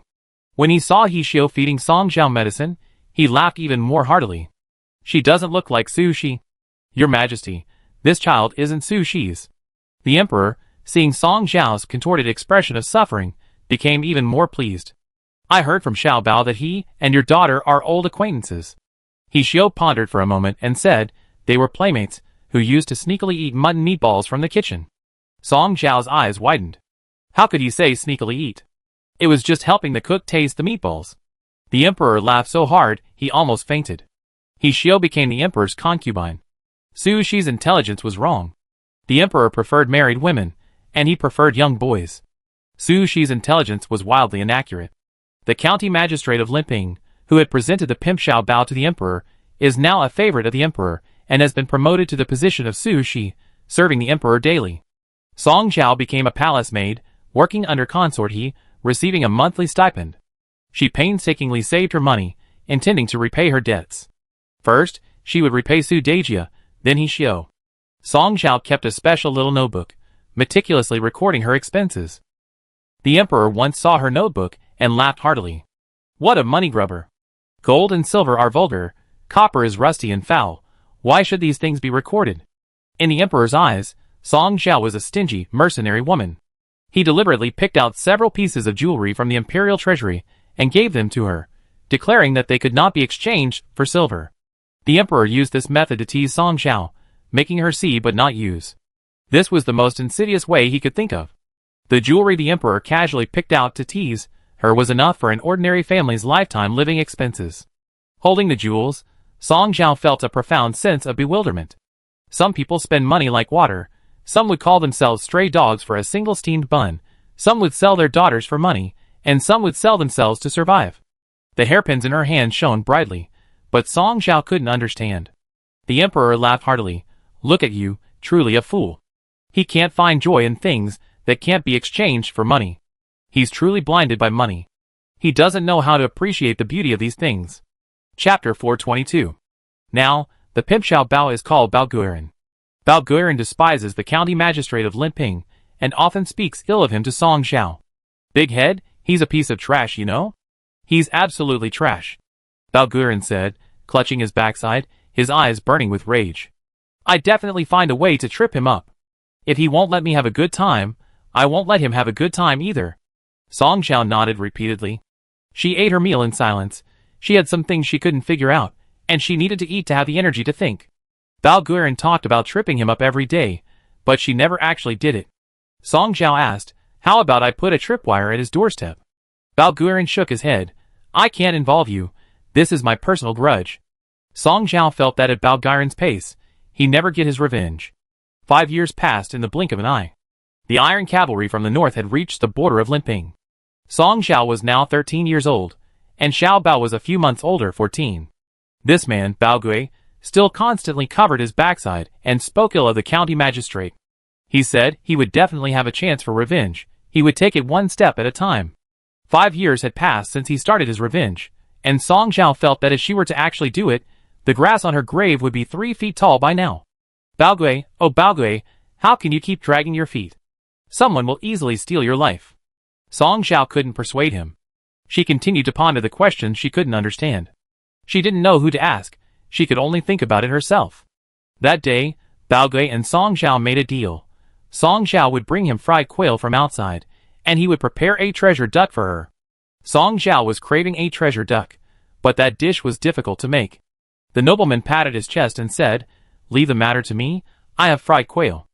He handed over the 8-treasure duck in one hand, and the fried quail in the other. Song Zhao returned to the palace with the freshly cooked quail, and found the nobleman hanging from the eaves, swaying back and forth like a wind chime on a temple roof. The palace servants formed a circle, but no one dared to approach. Song Zhao dropped the fried quail and rushed over, using a stool to lift the nobleman down. There were 2 marks on the nobleman's neck, both from being strangled with rope. The emperor was furious and ordered a thorough investigation. The results came out in half an hour. The nobleman, unable to bear the pain, had chosen suicide. Unable to bear the pain? Aside from constipation and anal pain, the nobleman had no other ailments. Suicide? The nobleman was waiting to eat fried quail. How could he commit suicide?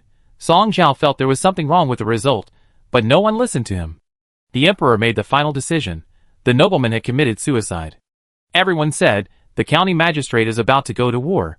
There can't be any changes before he sets off. Baogui must commit suicide. Baogui's words over the past 5 years have already reached the ears of those who care.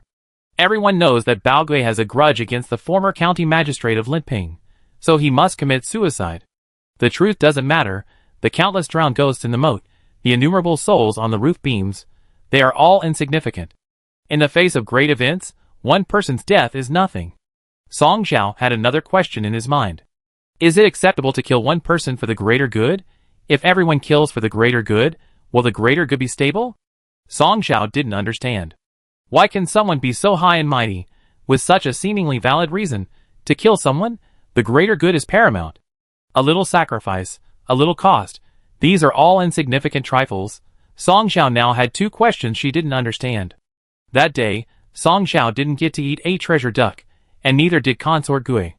She returned to Yishio's palace, squatted in a corner gnawing on a quail, and looked at the emperor laughing heartily inside. She noticed that Su Shi's appearance overlapped with this emperor's. The emperor suddenly said, "Big head, come here, play chess." The emperor always called Song Zhao big head, his tone like teasing a cat or dog. Song Zhao put down the quail, pulled out a handkerchief, vigorously wiped her hands, and went over. "What's that smell on you?" Fried quail from Quail Li's family." The emperor waved his hand and said, "Go buy me one." Song Zhao reached out for money. The emperor laughed in exasperation. "The whole world belongs to me, and I need money to eat a quail." The surrounding palace servants burst into laughter, while Yishio looked worried, fearing that Song Zhao would continue to ask the emperor for money. "Here, have some silver melon seeds." Yishio grabbed a handful of silver melon seeds and stuffed them into Song Zhao's hand, pinching her arm. Song Zhao knew what Yishio meant, but she was still furious. She went out of the palace to buy quail. When she returned with the quail that evening, the emperor hadn't eaten them. Urgent news arrived. The first battle had resulted in heavy casualties. The emperor trembled with rage, killing several people in succession, finding fault with everyone. Song Zhao continued to gnaw on the quail she had intended for the emperor's concubine, giving the newly bought one to Yishio. For the next few months, the battles were consistently lost. The emperor was unhappy, and everyone in the palace was on edge. Yishio instructed Song Zhao to keep a low profile. Yishio felt that Song Zhao was capable of anything, and she had to be careful. Song Zhao felt wronged. She had 2 questions she couldn't understand, and she would sit in a corner pondering them. Yishio sent Song Zhao to buy things, specifically requesting various snacks and treats. Song Zhao ran in and out every day, but the snacks Yishio wanted became increasingly difficult to find. It wasn't that Yishio had picky tastes, it was that fewer and fewer shops were still open in Linping City. Every few days, people would come to collect taxes under various pretexts, with shops along the street being the first targets. Patrols, street sweeping, the clothing and food of the officials. Each government office had its own justification for collecting taxes, and they all sounded quite reasonable. Even the flags hanging outside the shops were subject to criticism. They insisted on being arranged by the government offices, and all the signs of every business were completely replaced, even the interior furnishings were standardized. Every change cost a large sum of money, leaving shopkeepers in dire straits. Shopkeepers with low profit margins and small businesses were forced to close down. Song Zhao now had to wander around the city for a long time to buy snacks, only to find that either the shops had closed or had changed businesses. In contrast, the funeral parlor was thriving, the old man there was always on the go. Song Zhao occasionally passed by the funeral parlor, and would give the stingy old man a few pastries. The old man said, "The dynasty is nearing its end." Song Xiao didn't understand. The old man continued, eat when you're hungry, drink when you're thirsty. Run away when things look bad. Song Xiao nodded. She thought it made a lot of sense. Another year passed in the blink of an eye, and Liping City was unusually desolate, lacking its former liveliness. Now Song Xiao no longer went out to buy snacks. Those fancy snacks were no longer available. The old man had also moved away, muttering, a tree dies when transplanted, but a person thrives. Song Xiao thought this made a lot of sense. That's how she left the grasslands. Recently, the emperor favored He Xiu, and Song Xiao's status rose accordingly. She was still just a lowly palace maid, but the way others looked at her was different now. Within the palace, everyone with connections knew that Song Xiao was Consort He's illegitimate daughter. While the reputation was unpleasant, it was a testament to the unbreakable bond of blood. Song Xiao received over a dozen small gifts a day, all asking for her help. Some inquired how many times the emperor needed water at night. Others asked what the emperor's favorite foods were. Chapter 423. Some asked what consort he liked. Others asked what the emperor said while dining at Consort He's place yesterday. How could Song Xiao know any of this? She spent her days in this small kitchen, and she hated the emperor who toyed with her. She avoided contact with him whenever possible. As for what He Xiu liked, what did it have to do with him? He Xiu liked to gnaw on pig's trotters and eat Sichuan peppercorn powder. They wouldn't believe her even if she told them. Song Xiao refused those things. Things that couldn't be eaten or exchanged for money were practically worthless in her eyes. Keeping them was just taking up space. Since Song Xiao refused them, others said she looked down on them. Song Xiao simply stopped going out, spending her days holed up in a corner, lost in thought. Gradually, others said Song Xiao was arrogant and rude, that she was just an illegitimate daughter, yet she looked down on everyone. Song Xiao was dumbfounded. When did she become arrogant? Song Xiao suspected those people were sick and needed to see a doctor. Su Dejia delivered some things to He Xiu and, while doing so, found Song Xiao tending the fire in the small kitchen, asking her why she hadn't been going out lately. Song Xiao explained, and Su Dejia shook her head and smiled. Song Xiao, there are gentlemen and villains in this world, but ultimately there are more villains. It's a good thing not to associate with them. Song Xiao nodded, lifted the pot lid, and asked Su Dejia if she wanted some meatballs. Meatballs made of mutton and fish.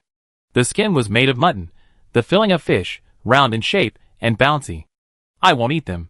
Song Xiao, the most important thing when serving the emperor is to be careful with your words and actions, remember that. Song Xiao nodded. Su Dejia left, and Song Xiao, carrying a bowl of meatballs, went to find He Xiu. He Xiu took a bite of the meatball, and said it was delicious, but there was too much salt. Then she vomited. Song Xiao felt like the sky had fallen. Were the meatballs she made really that bad? The palace servants hurriedly summoned the imperial physician, who arrived shortly after the emperor.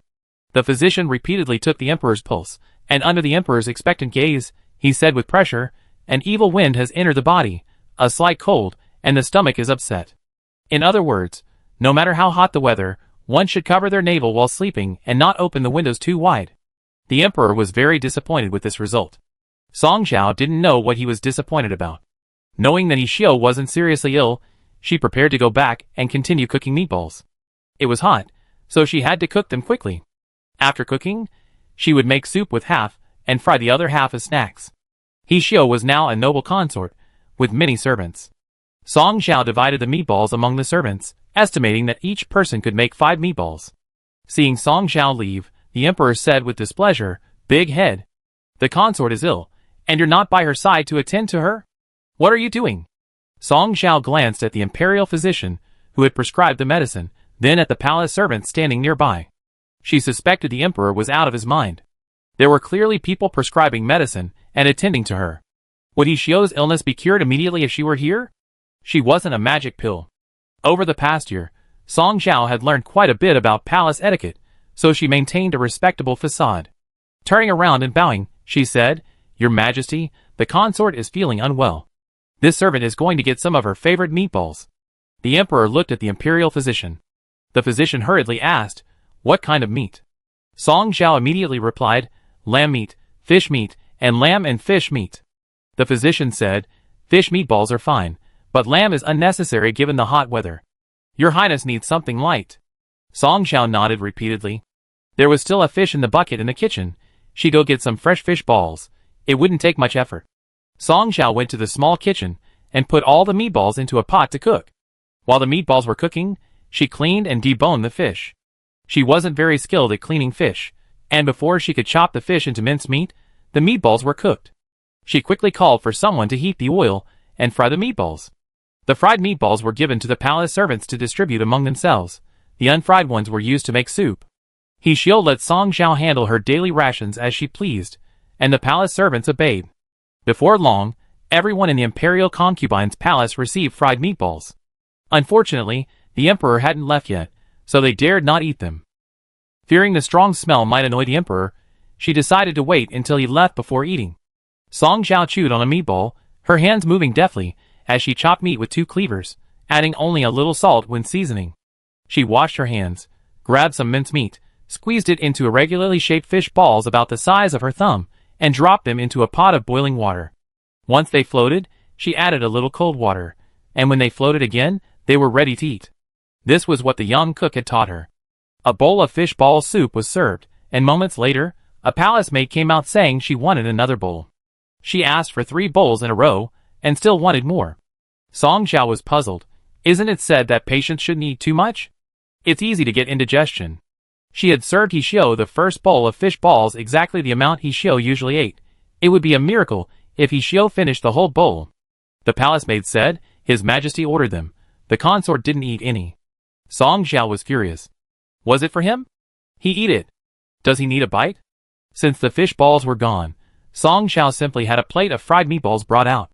Soon, a palace maid came to report that they would be coming again tomorrow for meatballs and fish balls. Eat my foot. Song Xiao thought this person was crazy. It was so hard for her to make meatballs. The lambs were chosen from a pile of lambs, and the fish were ordered from fishermen outside. The lambs were slaughtered just an hour ago, and the fish were also freshly killed. She had worked so hard to make the taste the cook had described. This kind of food was enough for one meal. Why did they want a second? Song Xiao gritted her teeth in anger. A short while later, a palace maid presented Song Xiao with a piece of gold. This is a reward from His Majesty. Money! Why didn't you say so earlier? Song Xiao immediately stopped grimacing and became cheerful. I go choose the lamb tomorrow morning, and I go buy the fish now. Song Xiao weighed the 10 taels of gold in her hand, delighted. This was the first time she had received such a proper reward. To Song Xiao, those unsold hairpins and ornaments were useless things. Only the gold and silver were real. Song Xiao left the palace, exchanging the gold for 40 taels of silver, and the rest for copper coins. The heavy copper coins gave her a sense of security. At the fisherman's stall, she carefully selected 3 fish, placing them directly in a bucket and carrying them back. Upon returning, she learned that He Xiao hadn't eaten a single fish ball that day. Song Xiao thought the emperor was insane, showing no concern for the sick. Yet, the other palace servants said the emperor doted on consort He, coming immediately upon hearing of her illness. Song Xiao thought those palace servants were also insane.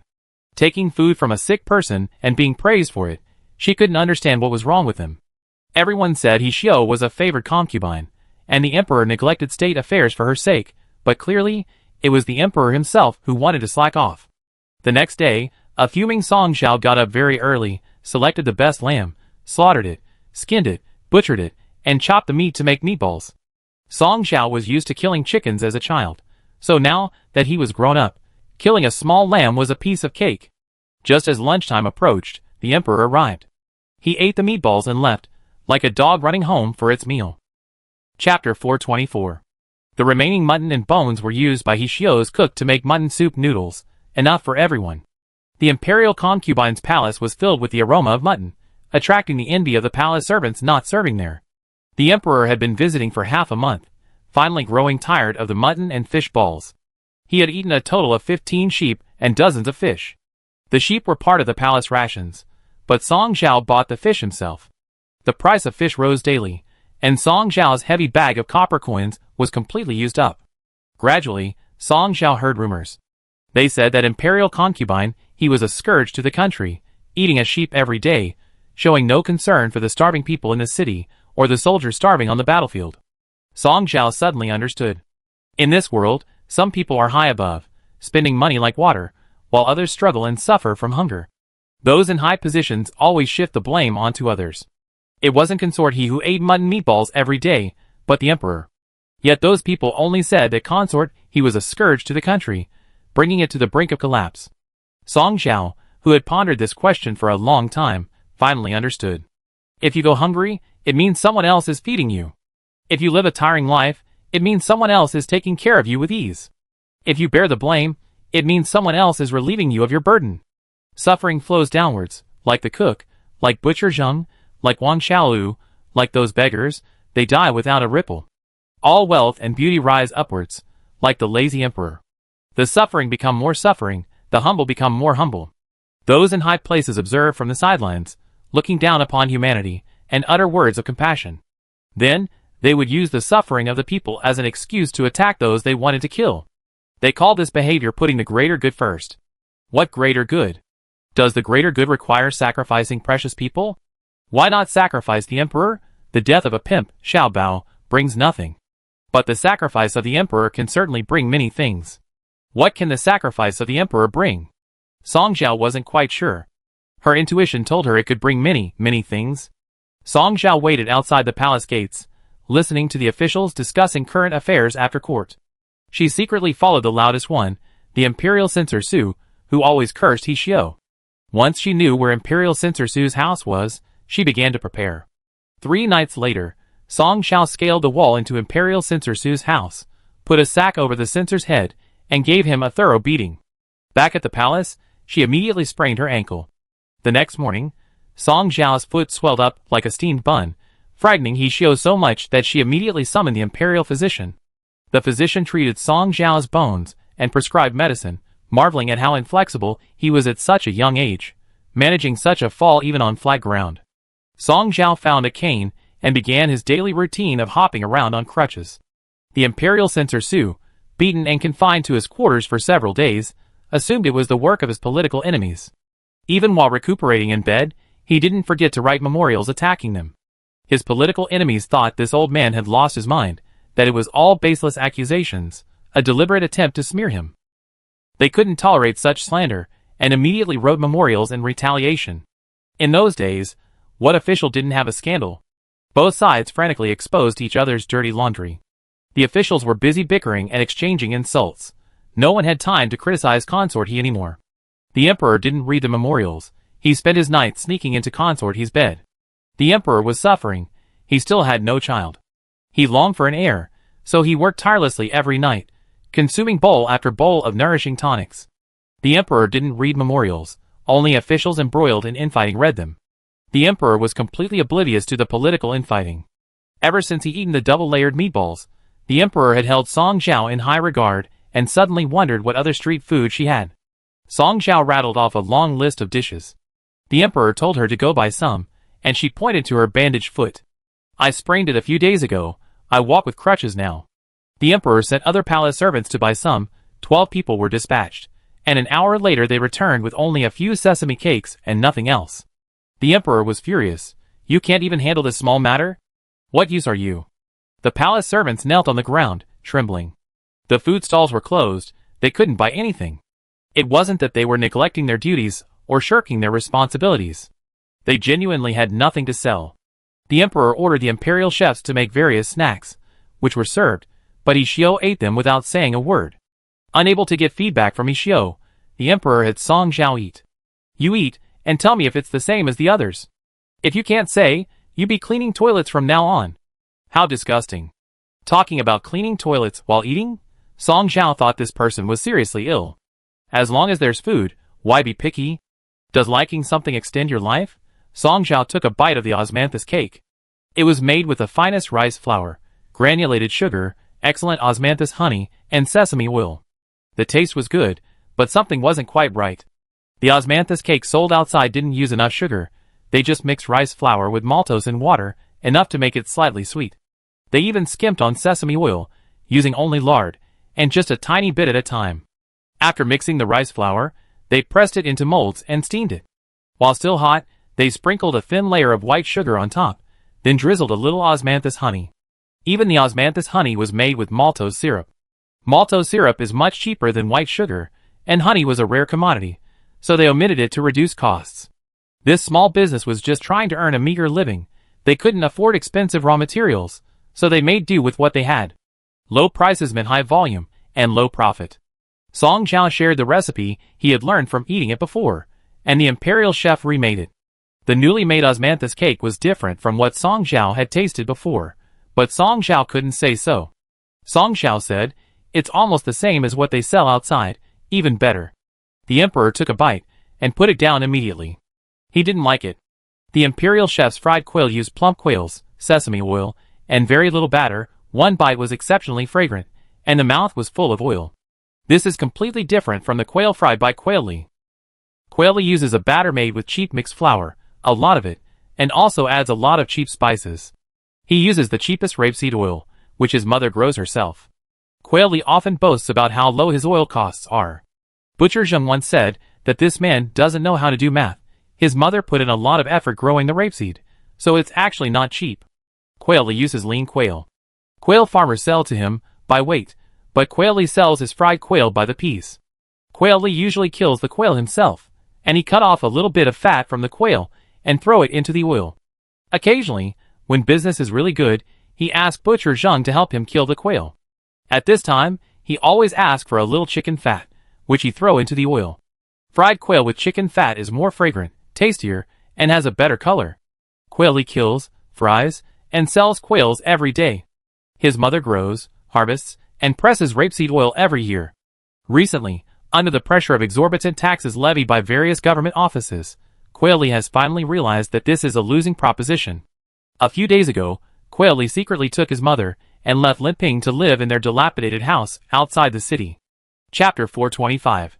Song Zhao said, "Use rapeseed oil, with a small piece of chicken fat. Make the batter thicker, and the quail leaner." The imperial chef glared at Song Zhao and said, "That's how poor people eat." Song Zhao retorted confidently, "But it's delicious. The batter is crispy, the quail is fried to the bone, oily but not greasy, fragrant. I could eat a whole one in one go." "Interesting, go make it." The emperor was very interested, so the imperial chef had no choice but to go and do it. In one day, they made the dishes twice, nearly 100 different kinds in total. The imperial chefs were angry whenever they saw Song Zhao. For them, the most important thing was to be reliable.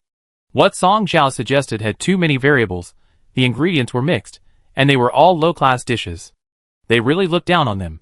After the emperor had tried everything, he only liked the fried quail. The food in the countryside is nothing special, except for this fried quail, which is somewhat interesting. "Big head, why doesn't this man sell quail anymore?" "Your Majesty, this servant doesn't know." Song Zhao knew why, but she wouldn't say. She knew perfectly well that the last time she went to buy quail, Quail Li had given her an apricot from his own garden. But Song Zhao wouldn't say. She didn't know if this was a good thing. She feared Quail Li would suffer the same fate as Butcher Zheng, the mutton stall owner, and the cook. The emperor, lacking interest, ordered music and dance to be played. As night approached, Song Zhao went to her small room, took out some medicated oil, applied it to her feet, and rubbed them vigorously. She winced in pain, but continued rubbing.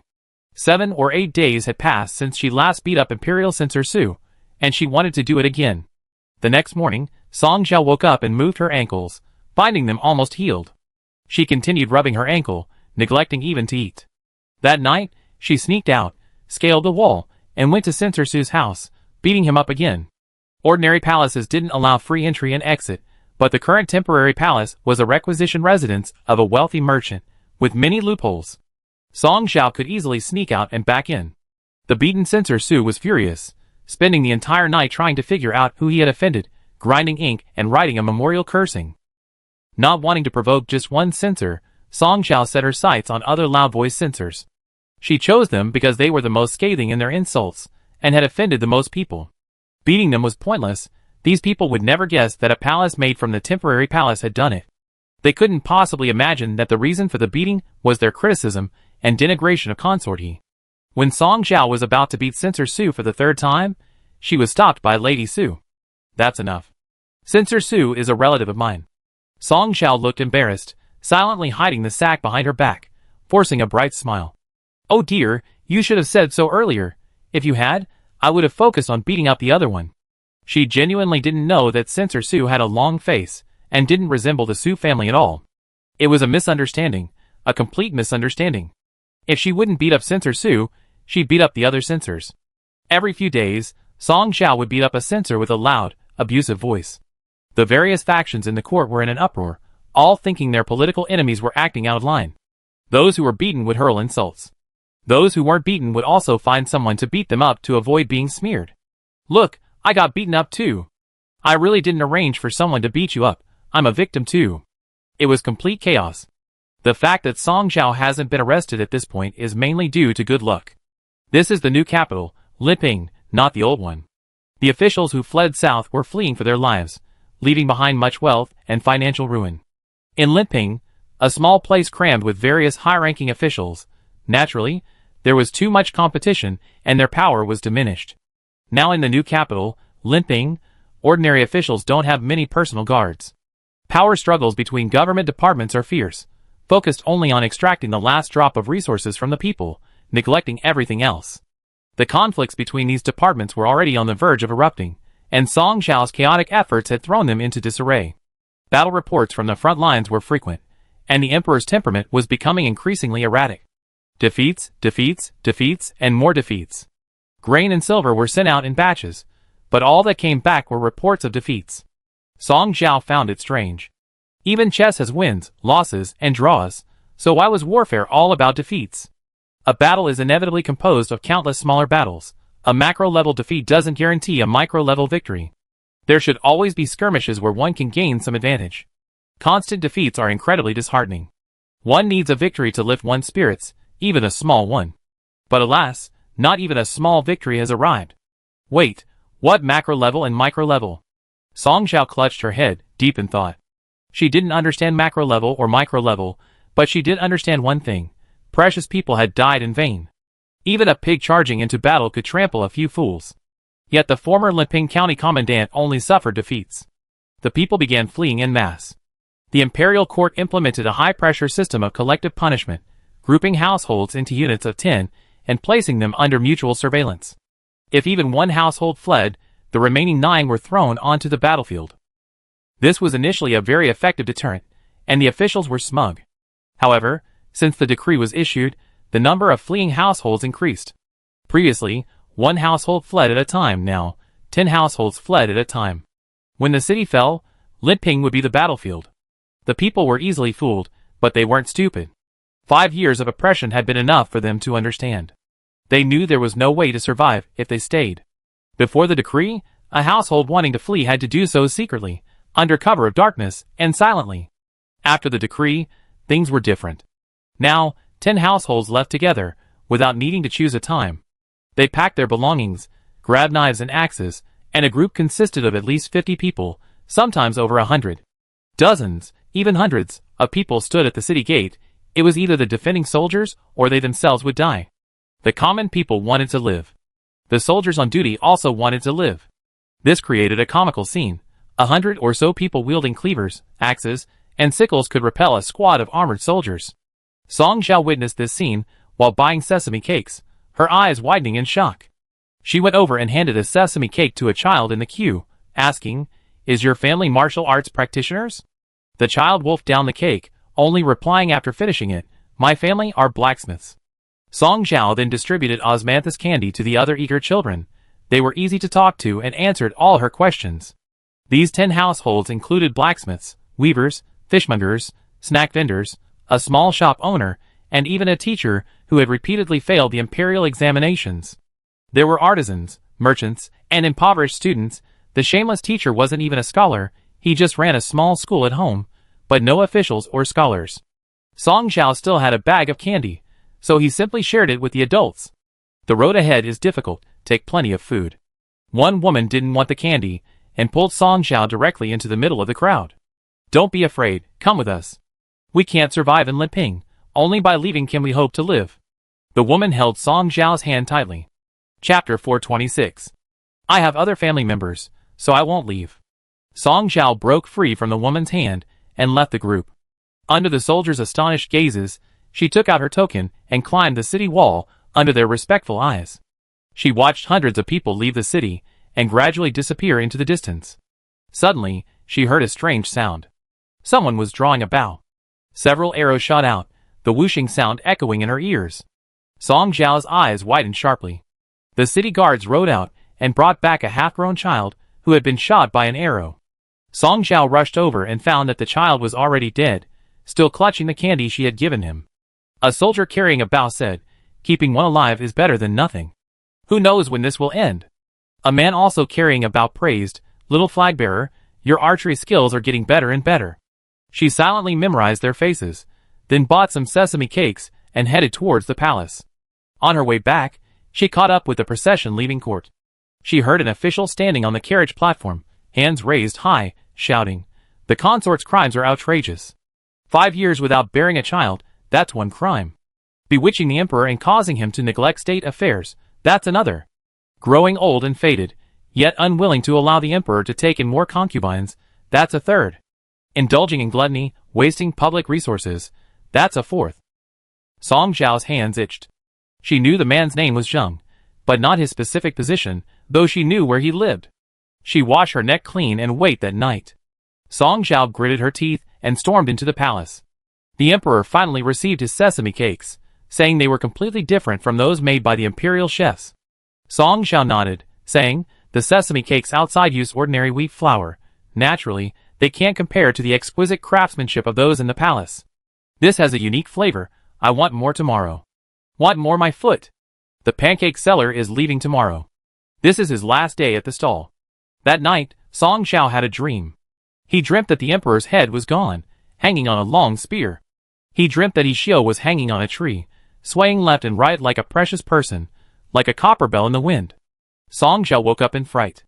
It was a nightmare. It was only midnight, still a long time until dawn.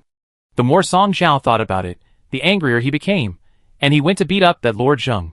Not many officials had criticized He Xiao recently, most of it was just factional infighting. But this Lord Zheng insisted on targeting He Xiao. Song Zhao thought this man was out of his mind. Did He Xiao eat his food? He was completely insane. No children? What does that have to do with He Xiao? Isn't that because the emperor is impotent? Go ahead and criticize the emperor if you dare. He has no offspring, yet he's clearly the emperor. Song Zhao scaled the wall and entered Lord Zheng's house. Masked and carrying a stick, she headed towards the main room.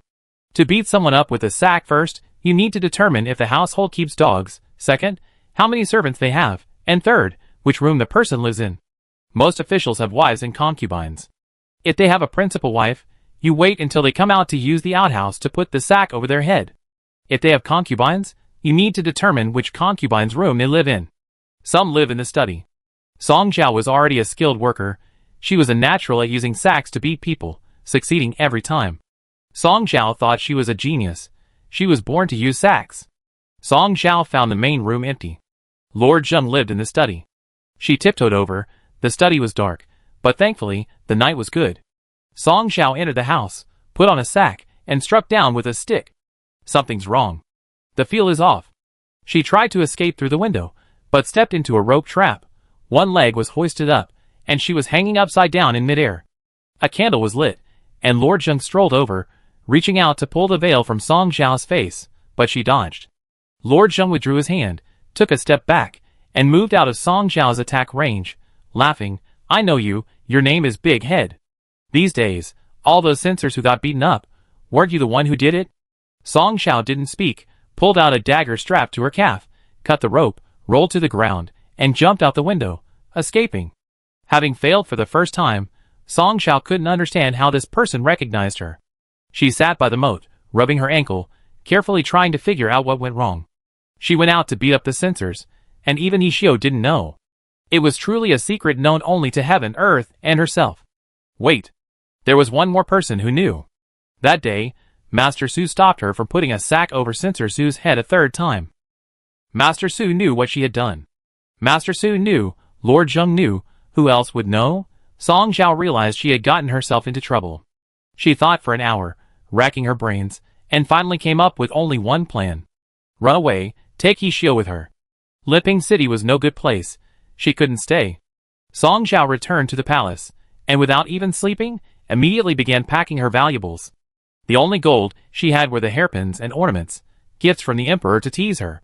Song Zhao still remembered the emperor's mocking expression. Exquisitely crafted hairpins and ornaments, bearing the imperial mark, couldn't be directly exchanged for copper coins. Song Zhao stuffed the hairpins into her bundle, firmly believing that even the most beautiful hairpins would melt if thrown into a fire. Melted gold is good gold. The silver was 40 taels, the money Song Xiao needed to repay.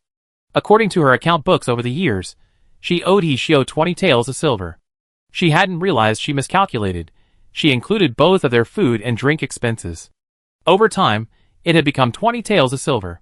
She also owed Su Dejia 20 taels of silver. But this money couldn't be repaid directly, at least not in this way. Song Xiao remembered what the stingy old man had said. What was owed wasn't money, but a favor. Those who haggle over every penny weren't showing favor. If it were an ordinary family, they would naturally repay the principal and interest, along with a suitable gift. If it weren't an ordinary family, they wouldn't be short of a few measly coins, so they couldn't repay directly. What they needed wasn't that small amount of money. Song Xiao felt something was amiss. Debts should be repaid, and debts of gratitude are separate from debts of interest. When she returned the money to He Xiao smacked her head several times. I don't want it. Keep it for your own snacks. This little bit of money doesn't need to be repaid. And don't mention the money you owe Su Dejia. It's unnecessary. Song Xiao stuffed 40 taels of silver into her bundle. Even though 40 taels of silver could buy several Xiao jeans or several pimps, He Xiao still didn't think it needed to be repaid. Just as Song Xiao finished packing, Su Dejia entered with a half smile. Did you get caught last night? Song Xiao didn't answer, but took out 20 taels of silver, presented it to Su Dejia, and then added 5 more taels after a moment's thought. Su Dejia asked in surprise, "What's this for?" 5 years ago, I borrowed 20 taels of silver from you, Su Dejia, and haven't paid it back. 25 taels, including interest, is the money I owe. Su Dejia smiled and asked, "Do you think I'm short of this money?" Song Xiao said, "You're not short of it, Su Dejia, but I can't not pay it back. Paying back debts is a matter of course." Su Dejia stared at Song Xiao, scrutinizing her carefully, and suddenly laughed. "After all these years, you're still so stupid. A blockhead, you can't learn anything except chess. What use are you?" Chapter 427. In Su Dejia's eyes, Song Xiao was a blockhead who had only learned to play chess. In the emperor's eyes, Song Xiao was a palace-maid serving consort someone who only knew how to eat and could be teased like a cat or dog. Song Xiao felt that their judgment was flawed. She wasn't just good at chess. She learned to make fish balls from the cook, to fish from the fisherman, to effectively butcher livestock from Butcher Zheng. Her mother taught her archery, her father taught her to read. She learned many things, but none of these were what Su Dejia expected, nor what the emperor wanted to see. Su Dejia left, looking very disappointed. Song Xiao continued packing her bundle, stuffing in a lot of copper coins. While others' valuables were genuine, Song Xiao's valuables were a heavy pile of copper coins. The palace maid's monthly allowances were sometimes absent, but Song Xiao's was different. Song Xiao received a monthly allowance. She had saved a lot of money. Song Xiao packed some cakes for provisions, took a jar of maltose, and filled her water pouch with water. After packing her things, Song Xiao went to find He Xiao. The emperor had gone to court to be a decorative figure. He Xiao was lying on her chaise longue, lost in thought, her long hair falling to the ground like a stream. He Xiao was very thin now, even thinner than 5 years ago. Her thin wrists rested on the windowsill, a withered plum branch clutched in her hand. Song Xiao leaned closer and whispered in He Xiao's ear, "Let's go." He Xiao turned her head to look at her, lifelessly asking, "Where to?" "Anywhere is fine." Song Xiao pointed haphazardly in all directions. "Anywhere is fine, all 4 directions are good places, only this place is not a good place. This place eats people. Liping City is cannibalistic." Song Xiao watched helplessly as many people were devoured, skinned, and marrow extracted, leaving only bones behind. 5 years ago, Liping wasn't like this. 5 years ago, although life was hard, there was hope. Now, Liping only holds despair. He Xiao smiled bitterly. "Where can we go?"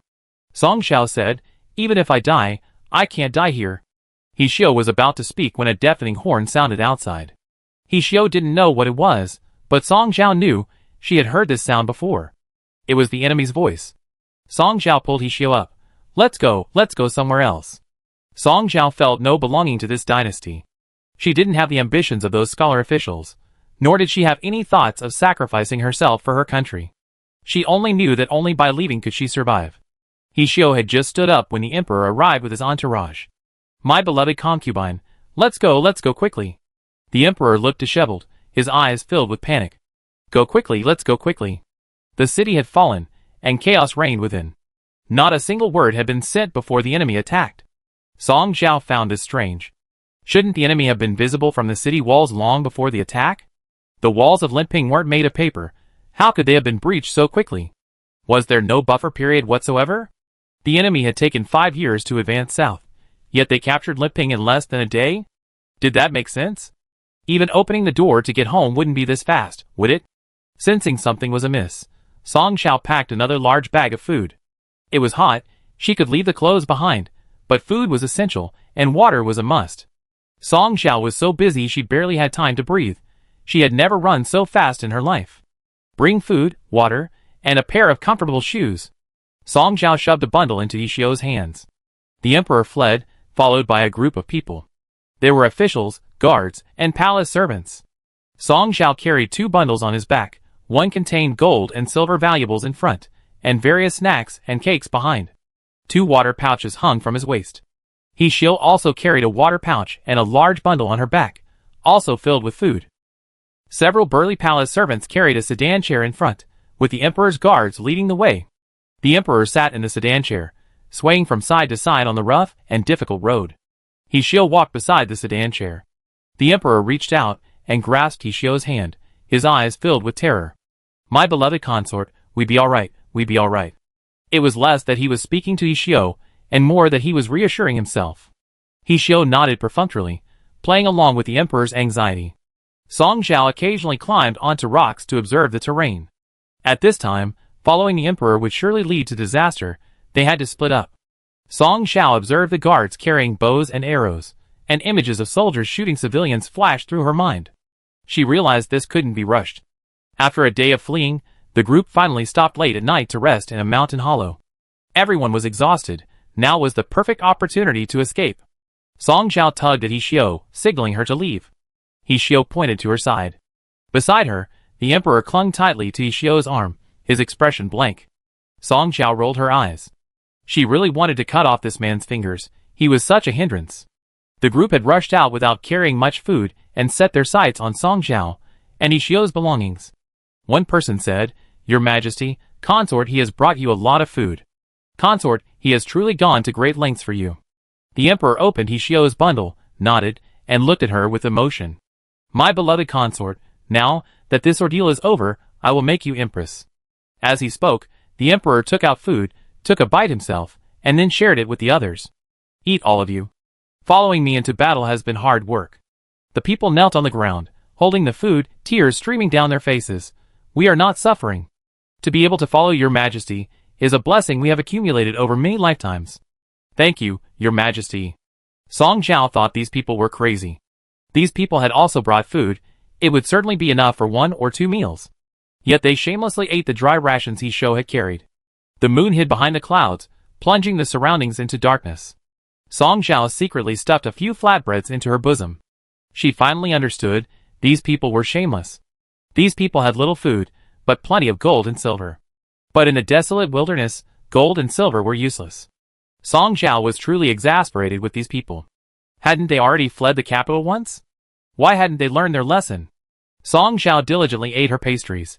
She understood now that if she didn't eat quickly, her food would be stolen. The group dared not light a fire. After eating their provisions, they quickly went to sleep. Lord Zheng volunteered to keep watch. He led his men to guard the first half of the night, while Lady Su and several guards guarded the second half. Song Zhao lay down on a rock and slept soundly. When she woke up, she found the water bag she had been pressing down with her leg was empty. Song Zhao got up, trying to figure out who had stolen her water. Everyone looked away from where she looked. However, the bundle containing gold, silver, and valuables was heavy and contained many more items. Song Zhao's eyes darted around. He walked to Yishio's side and whispered, "I go find water." Yishio looked worried and said, "Are you going alone? Won't it be dangerous?" "I go with you." Song Zhao had been waiting for this. He reached out to pull Yishio up. They had to leave. They had to get far away from these people. "Big head, what do you need my beloved concubine for if you're going to find water? Hurry up and find water." Chapter 428. The emperor held onto Yishio tightly. Song Zhao pulled Yishio's right hand, while the emperor gripped her left. Yishio swayed between them. Song Zhao, determined to take her along, cried out, "I'm timid. I'm scared. I want my mother with me." The shocked gazes of the dozen or so ministers around them swept over He Xiao and Song Zhao. This was actually Consort He's daughter? So the rumors were true? The consort had been childless for 5 years. Was it really because His Majesty was impotent? The emperor roared. "When you tortured and killed Su Shi, why didn't you say you were timid? I order you to fetch water." Many ministers, unaware of the true situation, looked at Song Zhao in shock. Torture and murder Su Shi? Is that even possible? Su Shi died 5 years ago? How old was this palace maid then? A guard carrying a bow and arrows and wielding a knife approached, drew his sword, and held it to Song Zhao's neck, shouting, "Those who disobey orders die." Seeing Song Zhao remain unmoved, another guard, at the emperor's signal, pressed his knife against He Xiao's neck. Outnumbered and vulnerable, Song Zhao could only shoulder her valuables, take her and He Xiao's water bags, and angrily walk away. She was going to find water herself. Su Dejia wanted to send someone to follow Song Zhao, but the emperor stopped her. The emperor said, "She can manage alone." He Xiao watched Song Zhao's departing figure, and breathed a sigh of relief. She had personally witnessed those people taking Song Zhao's water bags and stealing her provisions. Not just one person, but a group. He Xiao hoped Song Zhao wouldn't return. These people were all bad news, and it was best to stay far away. Keep going, there'll always be a way out. Leaving these people won't be any harder than it is now. The emperor is a target. He Xiao knows that only by staying away from the emperor can he hope to survive. She was in despair, but Song Zhao still had a chance to live. An armored soldier stepped forward and handed her a scroll. Unfolding it, the layout of mountains and rivers was remarkably clear. "Your Majesty, we are here now." That palace maid went in this direction. Knowing the enemy's habits, once they find her, they will definitely track her. The enemy is a pack of jackals. They will relentlessly pursue their prey. With her buying us time, we can escape. It seemed this soldier was well versed in the enemy's tactics and character. But for some reason, he used this ability to scheme against his own people. He sure felt like she'd been struck by lightning. How could this be? How could this be? The emperor smiled and said, "With the two drawing the enemy away, our chances of survival are much greater." He Xiao looked in the direction Song Zhao had left, wanting to rush over, but was held down. Pressed to the ground, He Xiao was utterly bewildered. If they could think of all this, why were they suffering defeat after defeat? Is this right? The emperor clapped his hands and laughed, then sat back in his sedan chair. He Xiao's hands were bound with ropes, the other end of which was tied to the sedan chair, dragging her forward. He Xiao felt a chill run through her body. She struggled to remove the bracelet from her wrist, and threw it to the ground.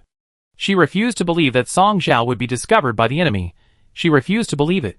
On the other side, Song Zhao lay on the ground, listening for any sounds, observing the mountains and vegetation, trying to find a water source. In her childhood, her family was forced to leave the grasslands, and it took them more than a year to reach Linping. They often endured wind and rain, sleeping in the open, searching for water everywhere. That was commonplace. Often, her father carried her mother's box, and she carried a gourd filled with water. Everyone carried dry rations and copper coins, and her father would also carry a rope, the other end of which was tied to her. The rope was tied to prevent the child from getting lost in crowds. Both women carried dry rations and coins to prevent getting separated. Clean water and enough dry rations were not always available. Therefore, finding food and water became essential skills. Song Zhao searched for water based on her experience, walking quite a distance, when she suddenly heard the sound of horses' hooves. She immediately hid in the grass, drawing a dagger strapped to her calf. After a short while, a troop of enemy soldiers on horseback passed by. Song Zhao curled up on the ground, dagger in hand, staring at the grass before her, observing the enemy out of the corner of her eye. Song Zhao always felt that directly observing the enemy would make her easily discovered.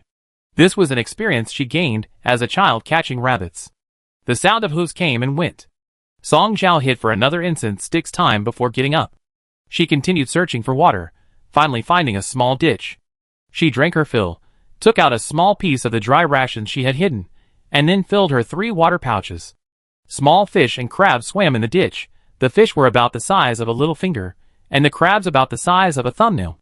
Song Zhao tried to catch the fish but failed. The small fish and crabs in the shallow ditch were exceptionally agile. After resting, Song Zhao carried her heavy water bag back, avoiding the horse's hooves and choosing an alternate path. Past experience told her that horses prefer to follow paths they already trod. A horse's legs are very fragile. A misstep, and a broken leg would almost certainly be fatal. Therefore, neither wild horses nor cavalry would easily tread paths without tracks. Avoiding the horse's hooves would minimize the chance of encountering returning cavalry. Song Zhao walked and stopped frequently, returning to the ravine where she had rested earlier by evening.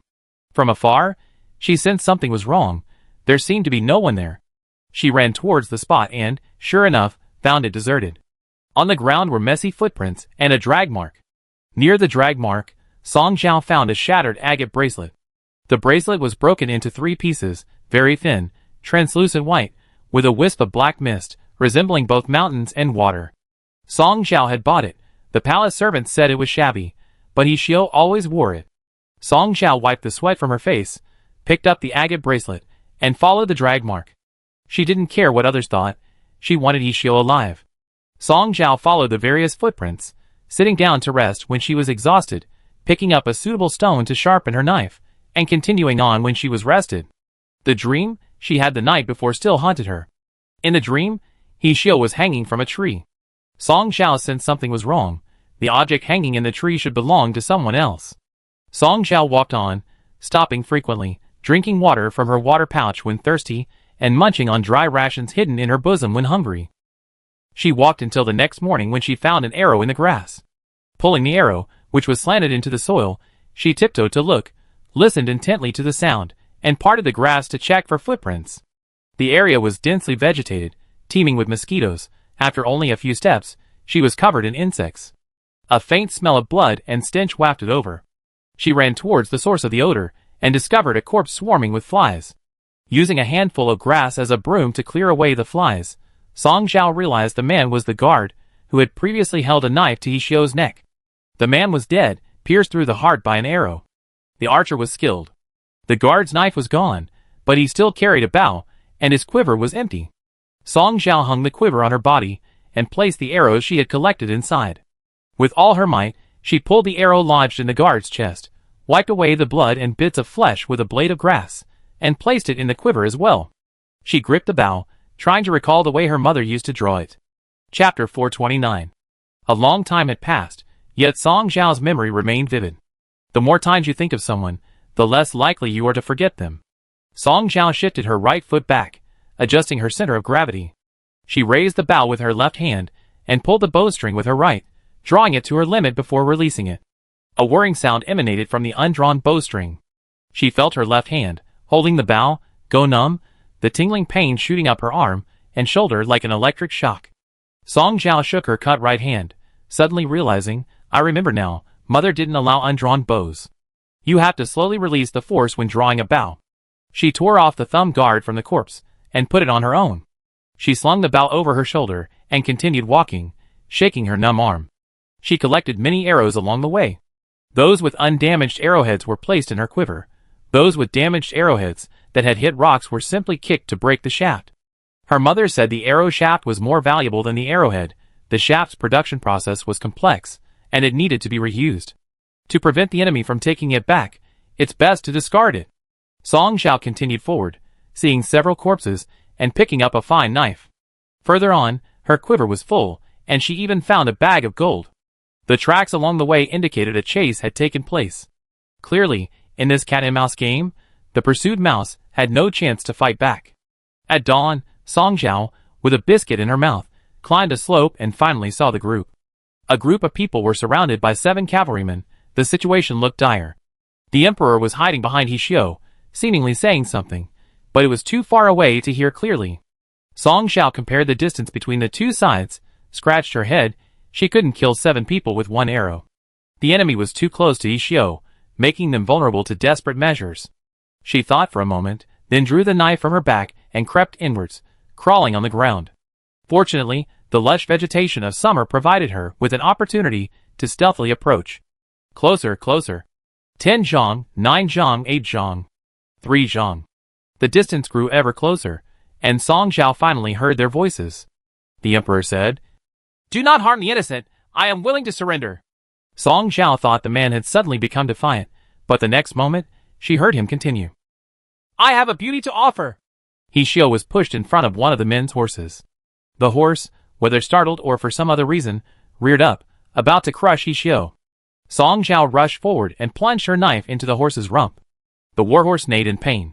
Song Zhao twirled the knife in her hand, pulled hard, and as she pulled the horse's rump away, its tail fell to the ground. The horse, already frightened, reared up in pain, catching the cavalryman, who had been chasing rats all day, off guard. Without thinking, Song Zhao charged past the horse to Yishio's side, taking several steps forward. The next instant, a horse's hoof struck the fallen cavalryman, the sound of breaking bones echoing. Big head, run. Yishio hadn't expected Song Zhao to find their way here. She tried to pull him back. Run! The guards and officials around the emperor stared at Song Zhao in disbelief, and Su Dejia was also horrified. Su Dejia knew about Su Shi's death 5 years ago. She had always believed it was due to Su Shi's drunken carelessness, that he hadn't had time to resist, and was fatally wounded. Now, Su Dejia truly realized how ruthless Song Zhao had been. This was a ruthless recklessness, completely disregarding the consequences. It was a naive ruthlessness and cruelty. It lacked any adult considerations. For the first time, everyone realized they had misjudged Song Zhao. The cavalry was also horrified. They had charged forward, encountering some resistance, but this was the first time they had faced such a counterattack, resulting in the immediate loss of 1 man and 1 horse. Kill her! 6 cavalrymen, 3 with bows drawn and 3 with swords, charged forward. Song Zhao pulled Yishio directly behind the emperor, pressing a dagger against the emperor's lower back, and whispered, "Your Majesty, shall we die together?" The emperor was terrified, completely speechless. Song Zhao pulled Yishio's hand, making her grasp the dagger. "Yes, Your Majesty." Song Zhao's tone shifted abruptly, her voice sharp. "His Majesty has decreed that whoever slays the enemy will be promoted 3 ranks and rewarded with 10,000 taels of gold. 6 mere enemy soldiers? Kill them! Today, it's either them or us who die. If you want to live, kill them!" An arrow flew past Song Zhao and pierced Lord Jing's shoulder. Song Zhao retreated, shouting, "Lord Zheng is wounded. Avenge Lord Zheng." Lord Zheng clutched his shoulder and collapsed to the ground, staring at Song Zhao in shock. Avenge him? So this palace maid is so loyal? Song Zhao drew her bow. Her arrow grazed the ear of an enemy horse, enraging the enemy soldiers. She then shouted, "Kill! Kill them! You be promoted 3 ranks? A reward of 10,000 taels of gold. The emperor will fight alongside you against the enemy." While the 3 cavalrymen were entangled in a fight with the guards, Song Zhao, enraged by her, had the other 3 archers ride over and kick the emperor in the buttocks. She then grabbed Yishio and ran away. The emperor kicked the ball half a zhang away. The guards, seeing this, thought it was truly the emperor charging into battle, and were deeply moved. The emperor scrambled back, hurriedly following Song Zhao, and Yishio in their escape. Lord Zheng, seeing this, also quickly followed. Song Zhao didn't have time to look back. Experience told her that hesitation meant death. The enemy's archery skills were superior to hers. She grabbed Yishio and ran for her life. An arrow frequently landed beside Song Zhao, but she never dared to look back. Only when she reached her absolute limit did she stop, hands on her knees, gasping for breath. They were now far from the battlefield, beyond the range of arrows. She could barely see a group of people attacking each other, and a few others fleeing the battlefield with her. Song Zhao grinned, "Deserters." Yishio, breathless, supported herself with her hands on the ground, trying to catch her breath.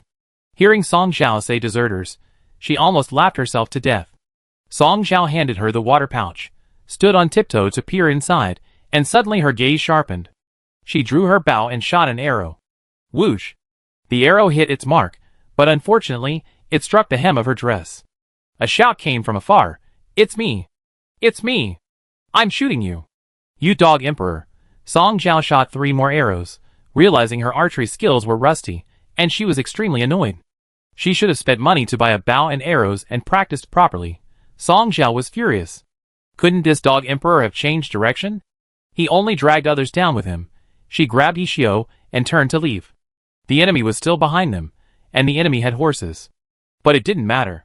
As long as they could outrun those behind them, there was a glimmer of hope. Song Zhao only had 2 pancakes left. She took one, and Yishio took the other. The 2 of them continued forward. They had no strength left to speak, only the will to keep going. Forward, keep going forward. Only by moving forward could they survive. As night deepened, they were too exhausted to walk any further. Entering a dense forest, Song Zhao chose a tree, pulled Yishio up, and the 2 rested, clinging to the trunk. Neither spoke a word, not even daring to swat away mosquitoes when bitten. Their provisions were gone. Song Zhao clutched her rumbling stomach, cursing the emperor inwardly. The provisions she had brought were enough for the two of them to eat sparingly for half a month. Even if they went moldy, they could still make do.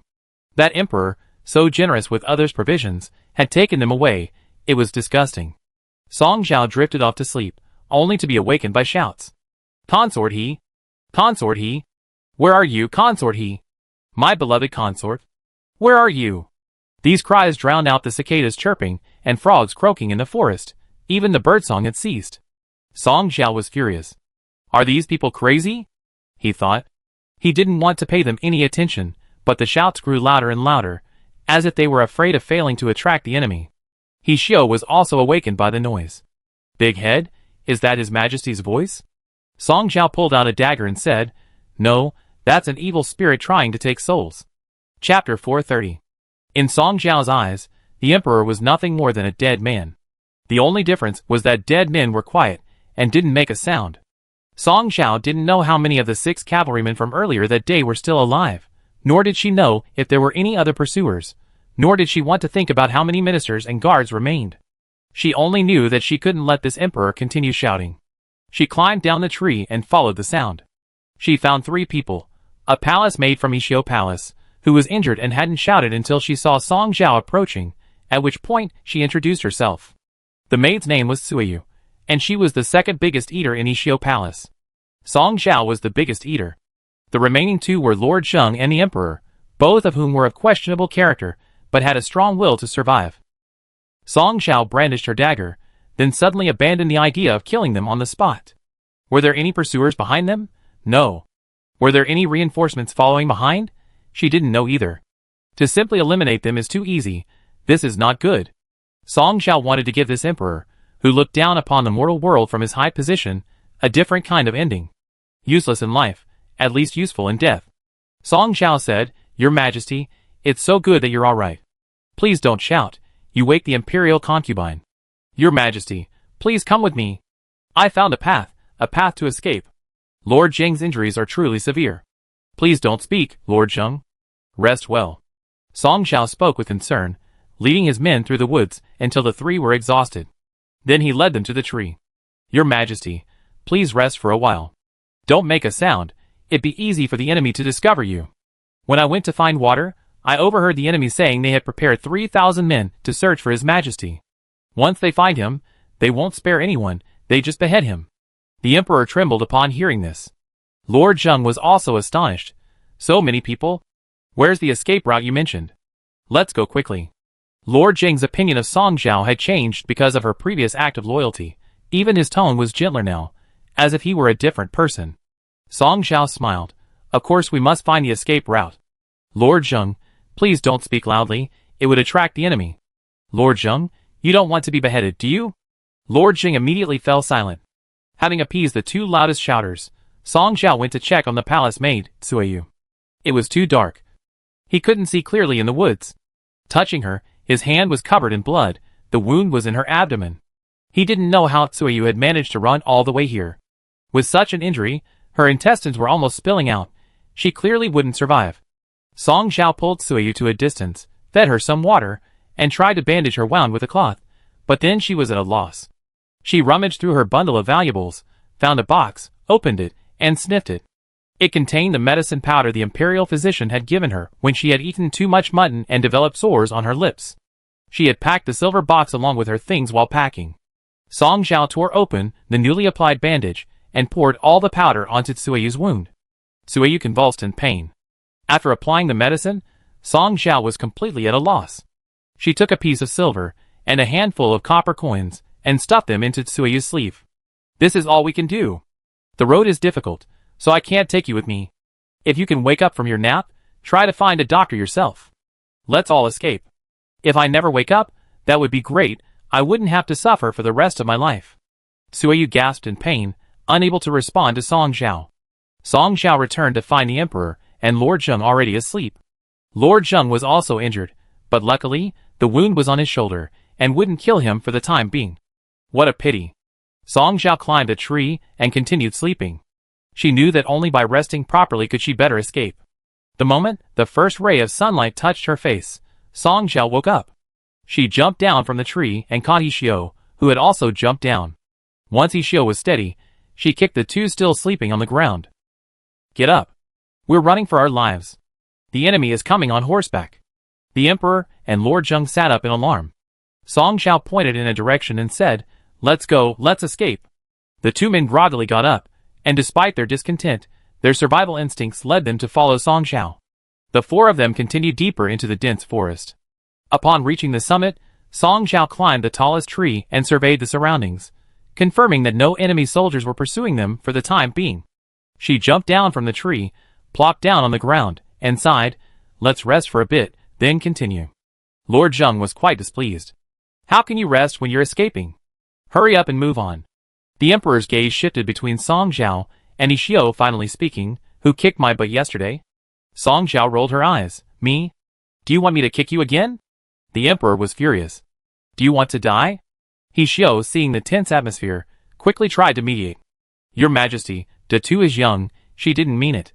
Lord Zheng, upon hearing this, flew into a rage. "You vile woman, shut up. If it weren't for you, things wouldn't be like this." Song Xiao's eyes widened. What kind of logic was this? Were officials these days so dim-witted? What did Hishio's current predicament have to do with it? Clearly, the war was lost. Clearly, the Emperor was incompetent, and the officials were incompetent. Lord Zheng said, "I'm not afraid to tell you. Another 5,000 troops are coming to the Emperor's aid. If you serve His Majesty well now, you might be spared. If you make any further moves, you'd be dead." So he had some backing, huh?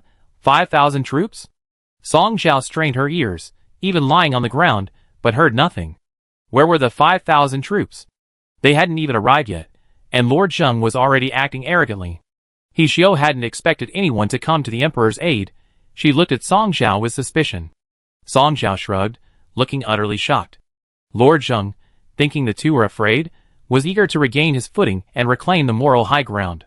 He pointed at Hishio and launched into a tirade. "Consort, he is the most ominous person in the world. Consort, he had an affair with Su Shi, which led to Su Shi's sudden death. Consort, he is connected to the former county magistrate, causing him to suffer repeated defeats. Since Consort he entered the palace, the Emperor's health has deteriorated day by day. The people of Limping City used to live in peace and prosperity, but since Consort he entered the palace, they have frequently rebelled. This is damaging the fortune of our dynasty. Consort, he came from a brothel. She seduced the Emperor, causing the country to fall apart." Lord Zheng stood up, looking utterly righteous. Song Xiao could hardly believe her ears. What utter nonsense! Even if they gave her 2 pieces of gold, she didn't want to hear it. Song Xiao took the bow from his back, nocked an arrow, and fired. This time, the distance was close, and his aim was good. The arrow struck Lord Zheng in the thigh. Lord Zheng immediately fell to the ground, clutching his leg and groaning in pain. The Emperor was furious. "You scoundrel! How dare you injure a court official? What's wrong? Is it not allowed?" Song Xiao looked puzzled. "When I killed Su Shi, no one told me it wasn't allowed. Or should I help Lord Zheng pull the arrow out?"